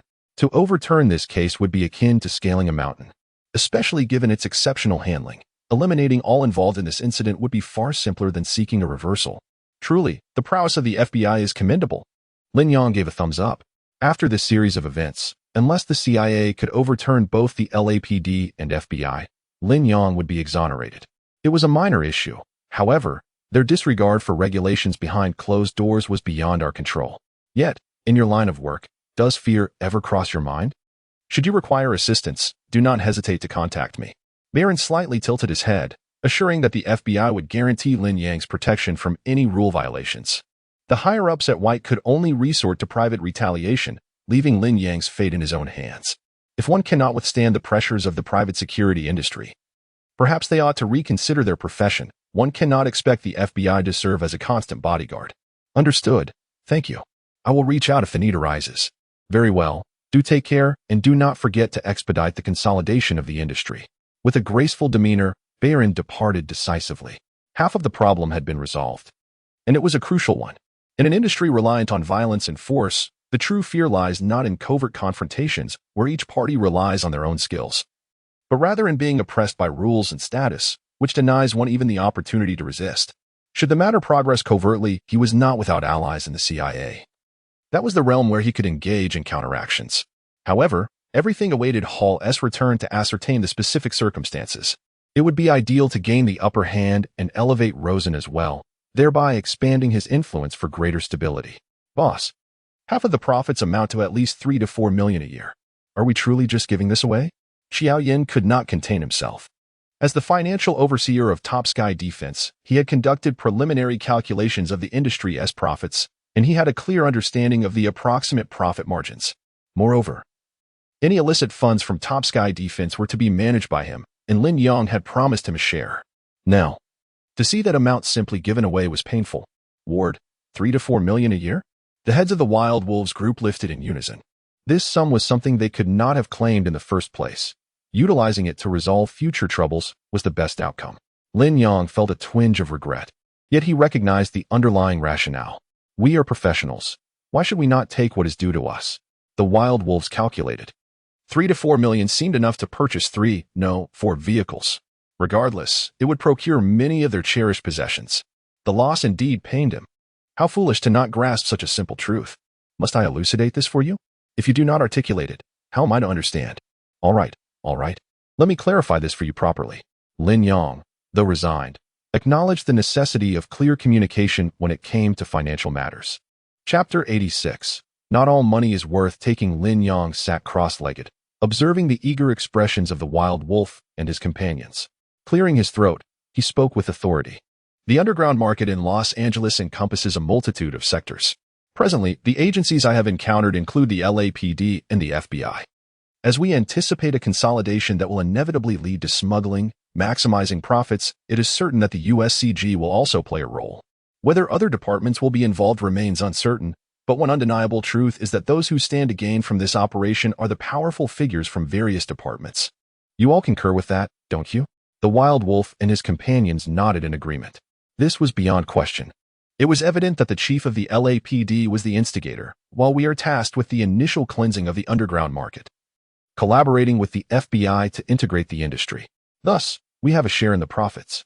However, the money involved here is illicit, and therefore, they cannot directly manage it themselves. High-ranking officials naturally have loyal subordinates who are willing to undertake the dirty work, much like in Bahrain. Genius. Are you implying that you have no trusted subordinates willing to do the dirty work? Is that what you mean? I certainly can. The Harvester would undoubtedly be willing as well. The Wild Wolf perceived that Lin Yang merely lacked a reliable accomplice for such tasks. He was not averse to engaging in dirty work. After all, he had done so in the past, facing greater risks for lesser rewards. Indeed, the muscle-bound Harvester nodded vigorously. While following Lin Yang entails danger, the potential earnings far exceed those of his previous endeavors. Having a clever leader is beneficial, although he may lack the intellect for strategy. He excels in the realm of hard work. He firmly believed that Lin Yang would not shortchange him. If you trust me, boss, I can handle it. I am very discreet. Antonio raised his hand, though lacking confidence, as he had only recently joined. Such tasks were clearly reserved for those who had earned the trust of their superiors. Nevertheless, he was eager to participate, having been captivated by Lin Yang's actions. Moreover, based on Lin Yang's character, he was certain that the financial rewards would be substantial. He too aspired for prosperity and advancement. One by one, they were captivated by the allure of wealth. You truly cannot venture forth. Were it not for the favor shown to us, we would not even qualify. The chief of the LAPD is a formidable figure, as is the third-in-command of the FBI in Los Angeles. Their trusted subordinates possess both status and influence. If we wish to seize an opportunity within, it must be done solely by me. What distinguishes me from their subordinates? Perhaps even less. In time, we would become the invisible hands, executing their orders and handling the sordid affairs. We would be obliged to heed their commands, undertaking the dirty work while they effortlessly held the upper hand. When it came time to negotiate, we would only be worthy of dealing with their subordinates. The invisible hands do not have the privilege to sit at the table with the leaders. Yet, to think we could negotiate with them? Lin Yang meticulously elucidated the intricacies of their situation. As they were still in the initial stages, it was imperative to unite their hearts, particularly regarding financial matters, ensuring clarity to prevent any lingering resentments. Moreover, in the event of a mishap, others will shoulder the burden, prioritizing their own interests while those above remain unscathed. Naturally, they will extend a hand to their confidants, and at worst, one might lose their position, but the aftermath will not be particularly dire. We, however, lack such status and capability. Should a crisis arise, no one would wish to associate themselves with us, and in a bid for self-preservation, they might even silence us. This is a situation, Xiao Yan, that you have somewhat experienced. Do you still wish to endure it once more? A shiver ran through Xiao Yan as memories of his own experiences flooded back, without any backing or connections. Engaging in dirty work meant that he would be the first to be silenced should things go awry. Do you now comprehend this? Is there still anyone who harbors doubts regarding this matter? Having articulated his thoughts, Lin Yang observed them. The wild wolves shook their heads vigorously. Lin Yang had elucidated the situation so thoroughly that even a fool could grasp it.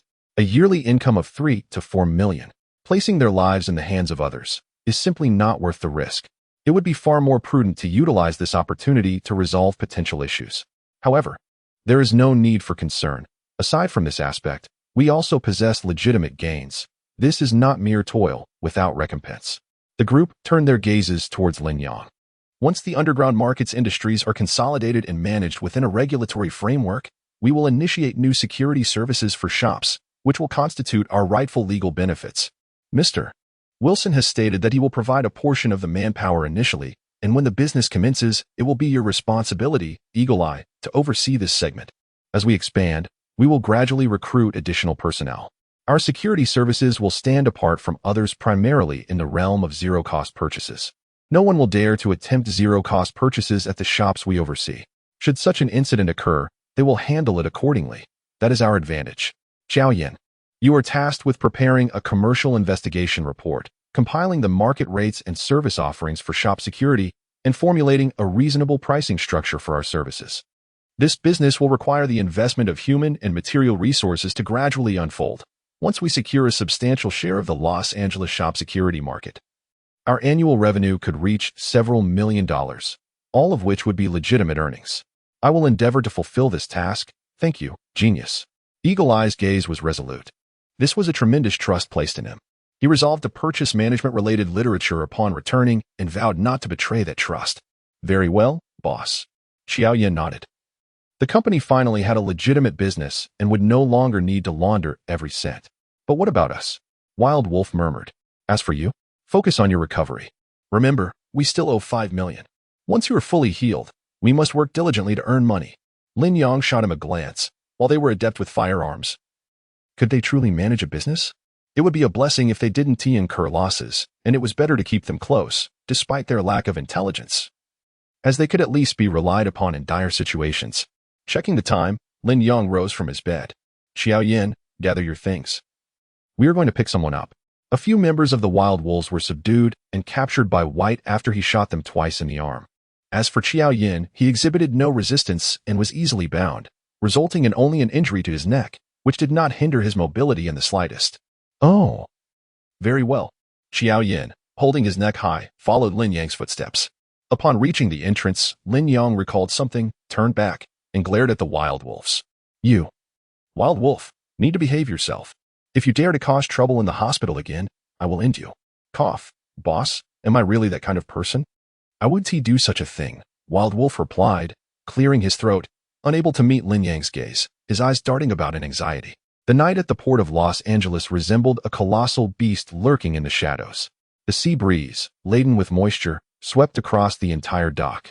Lin Yang stood on a dimly lit pier, patiently awaiting the arrival of a cargo ship. According to the information provided by Monica, the individuals were to arrive tonight. Soon. He discerned several figures, moving swiftly and with precision. Without hesitation, Lin Yang raised the card in his hand. There were 5 individuals in total. The leader stepped forward to take the card for verification, while the other 4 dispersed to maintain vigilance. Wasn't it supposed to be 10 people? Lin Yang wondered, glancing around. But no one else followed. Just these 5? Were they not meant to arrive together? Would they have to wait for the next cargo ship? Confirmed, it's the boss. Everyone, come out, the leader spoke, his voice gravelly like that of an owl in the night. With a soft splash, 5 dark figures emerged from the water's edge, appearing like specters under the cover of night. Lin Yang couldn't help but click his tongue. The details revealed their proficiency. These individuals had even divided themselves, with half concealed beneath the water, making not a single sound. It was known that the sea was chillingly cold, and judging by their attire, they were merely dressed in ordinary clothing, sufficiently cautious, truly elite. Boss, I am their captain. You may call me Wolfhead. We can provide weaponry and target information, and we are ready to act at any moment, ensuring task completion. Upon confirming their identities, the 10 quickly assembled. The leader, with a cold demeanor, stated, "No need to rush. First, let us find a place to settle, change clothes, and have a meal. I will prepare your equipment. Relax, the task is not difficult. It's quite simple." Such professionalism. Having just crossed over, their immediate priority was to prepare weaponry and equipment for work. However, even an emperor would not allow his soldiers to go hungry. On a frigid day, they had to change into dry clothes and enjoy a warm meal. Chapter 87 Ms. Monica, you wouldn't want to. The leader, known as Wolfhead, entered the SUVs driven by Lin Yang and Xiao Yin, accompanied by 10 men. They sat in silence, their demeanor imbued with an ominous atmosphere that unnerved Xiao Yin, who discreetly adjusted the car's air conditioning to a warmer setting, yet found little solace. It was only upon their arrival at the company that Xiao Yin hurriedly exited the vehicle to receive Lin Yang's new assignment, which required him to procure some warm food. Lin Yang observed Xiao Yin's swift actions with a nod of approval, appreciating his efficiency, a commendable employee indeed. Please, make yourselves comfortable. The food will be here shortly. And there's a shower room available to warm up, Lin Yang gestured, leading them into the company's lounge. The 10 men remained motionless, with Wolfhead casting a scrutinizing glance at Lin Yang before quietly instructing the 5 who had just completed their task to take a shower. The rest maintained an upright posture, their gaze fixed ahead. Boss, is this your property? Bringing us in like this may cause you trouble once we finish our work. We can rest briefly and then find our own lodging. Just ensure our weapons and gear are delivered later, Wolfhead murmured. Lin Yang regarded him. Wolfhead appeared to be an ordinary middle-aged man in his 40s, possessing a rugged appearance typical of a tough character. His deep-set gray eyes, prominent nose, and short beard complemented his tall, sturdy frame, exuding a raw masculinity. Observing his professional demeanor, it was evident why Monica kept a close watch on him. Who wouldn't he appreciate such loyalty? It's perfectly fine, no trouble at all. You may rest here. There's no rush regarding the mission. Take it easy. It's quite simple. I will prepare the weapons and gear, and there's no need for any action tonight. After dinner, you can rest as you please, Lin Yang reassured, waving his hand dismissively. His words were not mere platitudes, with debts owed. It was essential to utilize these men effectively, especially against the mule gang, who had been encroaching on his business. Lin Yang aimed to demonstrate the concept of overwhelming force, intending to deploy Wolfhead and his elite team to decisively eliminate the mule gang, a task he considered rather straightforward. However, the skepticism in Wolfhead and the others' eyes was palpable. They bore the weight of a death pact, having accepted a substantial advance in compensation. Their determination to face potential demise in Los Angeles rendered them doubtful of Lin Yang's claim that the task was simple. They suspected he might be concealing the truth out of fear that they might hesitate to act. Nevertheless, as Lin Yang was designated as the leader for this mission, They refrained from expressing discontent. "Boss, do you have any information on the target?" The wolf had harbored doubts regarding Lin Yang, opting to demand detailed information about the targets. Regardless of Lin Yang's eloquent assurances, he believed that as long as they intended to accomplish their objectives, the information must be authentic. With the data in hand, they could assess their adversaries' capabilities and devise appropriate strategies. They harbored skepticism towards Lin Yang, yet placed their faith in their own prowess. The required information was available, albeit with a slight delay. There was no rush. One could rest assured that both equipment and intelligence would be ready before action commenced. As for Adam's data, it had yet to arrive, and Lin Yang lacked assistance from the mules. However, given Adam's efficiency, it was anticipated that the intelligence would be provided promptly. After a moment of silence, Wolfhead turned to his subordinates, engaging in a silent exchange of glances. Lin Yang was perplexed by their actions but discerned a hint of wariness in their eyes. "Boss, could you provide the target's activity range and characteristics? We can conduct our own reconnaissance with just a modest amount of firearms. We will manage the subsequent operations, rest assured." Without any available data, Wolf had directly requested the target's address, intending to gather information through his own means. Lin Yang's lips twitched at the lack of trust. It appeared they believed he lacked specific intelligence on the target. They seemed to think that mere firearms would suffice, casting doubt on their own capabilities and questioning whether they could procure adequate equipment. What a joke. In Los Angeles, did he truly lack such resources? They were in his debt for $5 million. Did they truly think he would fret over a few weapons? It seemed that he had been overly accommodating, and this group of Russians had taken it as a sign of weakness. Lin Yang's smile faded, replaced by a chilling demeanor. "Your sole task now is to eat, rest, and prepare yourselves for optimal combat readiness. I will provide the weapons and intelligence. All you need to do is commit wholeheartedly to the mission. Do you understand?" Wolf had cast a surprised glance at Lin Yang, who had suddenly exuded an imposing aura. Years of combat experience had honed his instincts, alerting him to the fact that this young man had certainly blood on his hands. Strangely, this realization brought him a modicum of comfort. With a determined expression, Wolf had stood upright before Lin Yang, acknowledging, understood. These individuals were indeed obstinate. Conversing amicably was futile, and Lin Yang had to assert himself. He waved his hand, dismissing them, confident that Adam would handle the intelligence, while he would devise a means for securing weapons. Having made his decision, Lin Yang retrieved his mobile phone and entered his room. Dialing a number, he spoke. "Good evening, Ms. Monica." "Lin Yang? What brings you to call at this hour? Have you acquired funds for repayment?"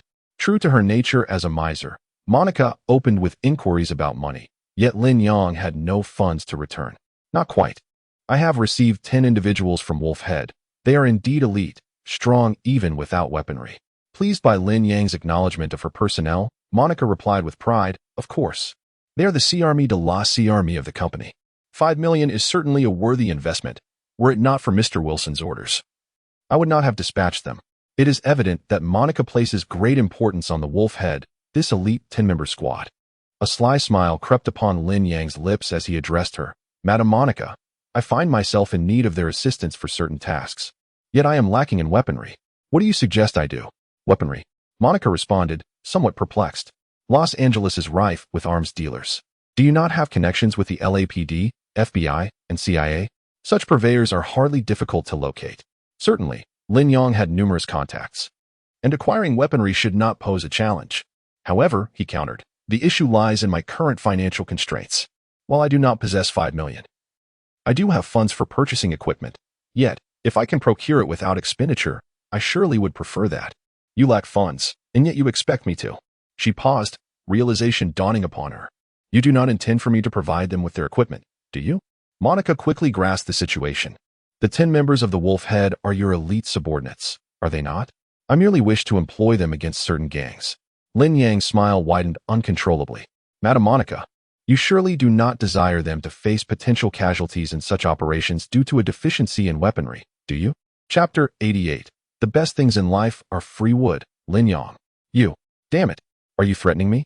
Using my people and expecting me to provide equipment for free? Damn it.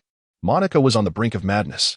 Lin Yang's smile grew even wider. The bond he shared with Wilson was one of friendship, while his relationship with Monica was purely business, a choice she had made herself. Since Monica had opted to engage in this transactional game, was it not reasonable to negotiate? $5 million. I could accept that. What harm is there in requesting some weaponry? Is that a threat? If you have the ability, then don't provide it. Oh, what a splendid warrior, yet doomed to perish due to a lack of equipment. Just the thought of it tugs at my heartstrings. What about you? Damn you, Lin Yang. You've won. I will cover the equipment for 10 men, but do not think for a moment that you can claim it as your own. They must take all the gear with them when they leave. Monica was furious yet had no choice but to comply. Moreover, not only did she have to provide equipment, but it also had to be of superior quality. Confronting the gang's leader with subpar gear would be akin to using a cannon to kill a fly. However, the prospect of losing even one of her men due to inadequate equipment was unbearable.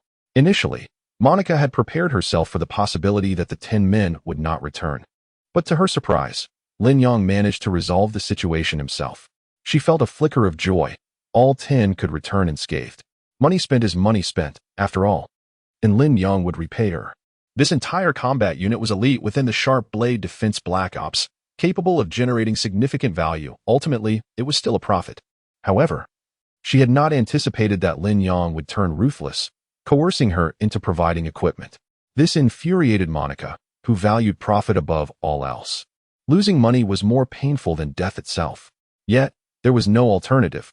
The situation had reached this point, and she could only concede. Thank you, Ms. Monica, for your generosity. They are most likely to engage in indoor combat. As you know, a highly risky endeavor. Bullets do not discriminate. And should fortune turn against us and a stray bullet strike, without adequate protection, losses could occur, something we all wish to avoid. Wouldn't you agree? Monica gritted her teeth. You need not say it. I am well aware. I will prepare the best. Damn it. You infuriating scoundrel. Why would Mr. Wilson value someone like you? Utterly shameless. Monica's tirade entered Lin Yang's right ear and swiftly exited through his left. He caught only one phrase. I will prepare the best. That is more like it. 10 individuals. A full set of weaponry, and of the highest quality. This could save him hundreds of thousands of dollars. A few insults were of no consequence. Lin Yang welcomed such occurrences. After all, Americans have a limited repertoire of curses, words like damn it or motherfucker, and for someone like Lin Yang, who had been steeped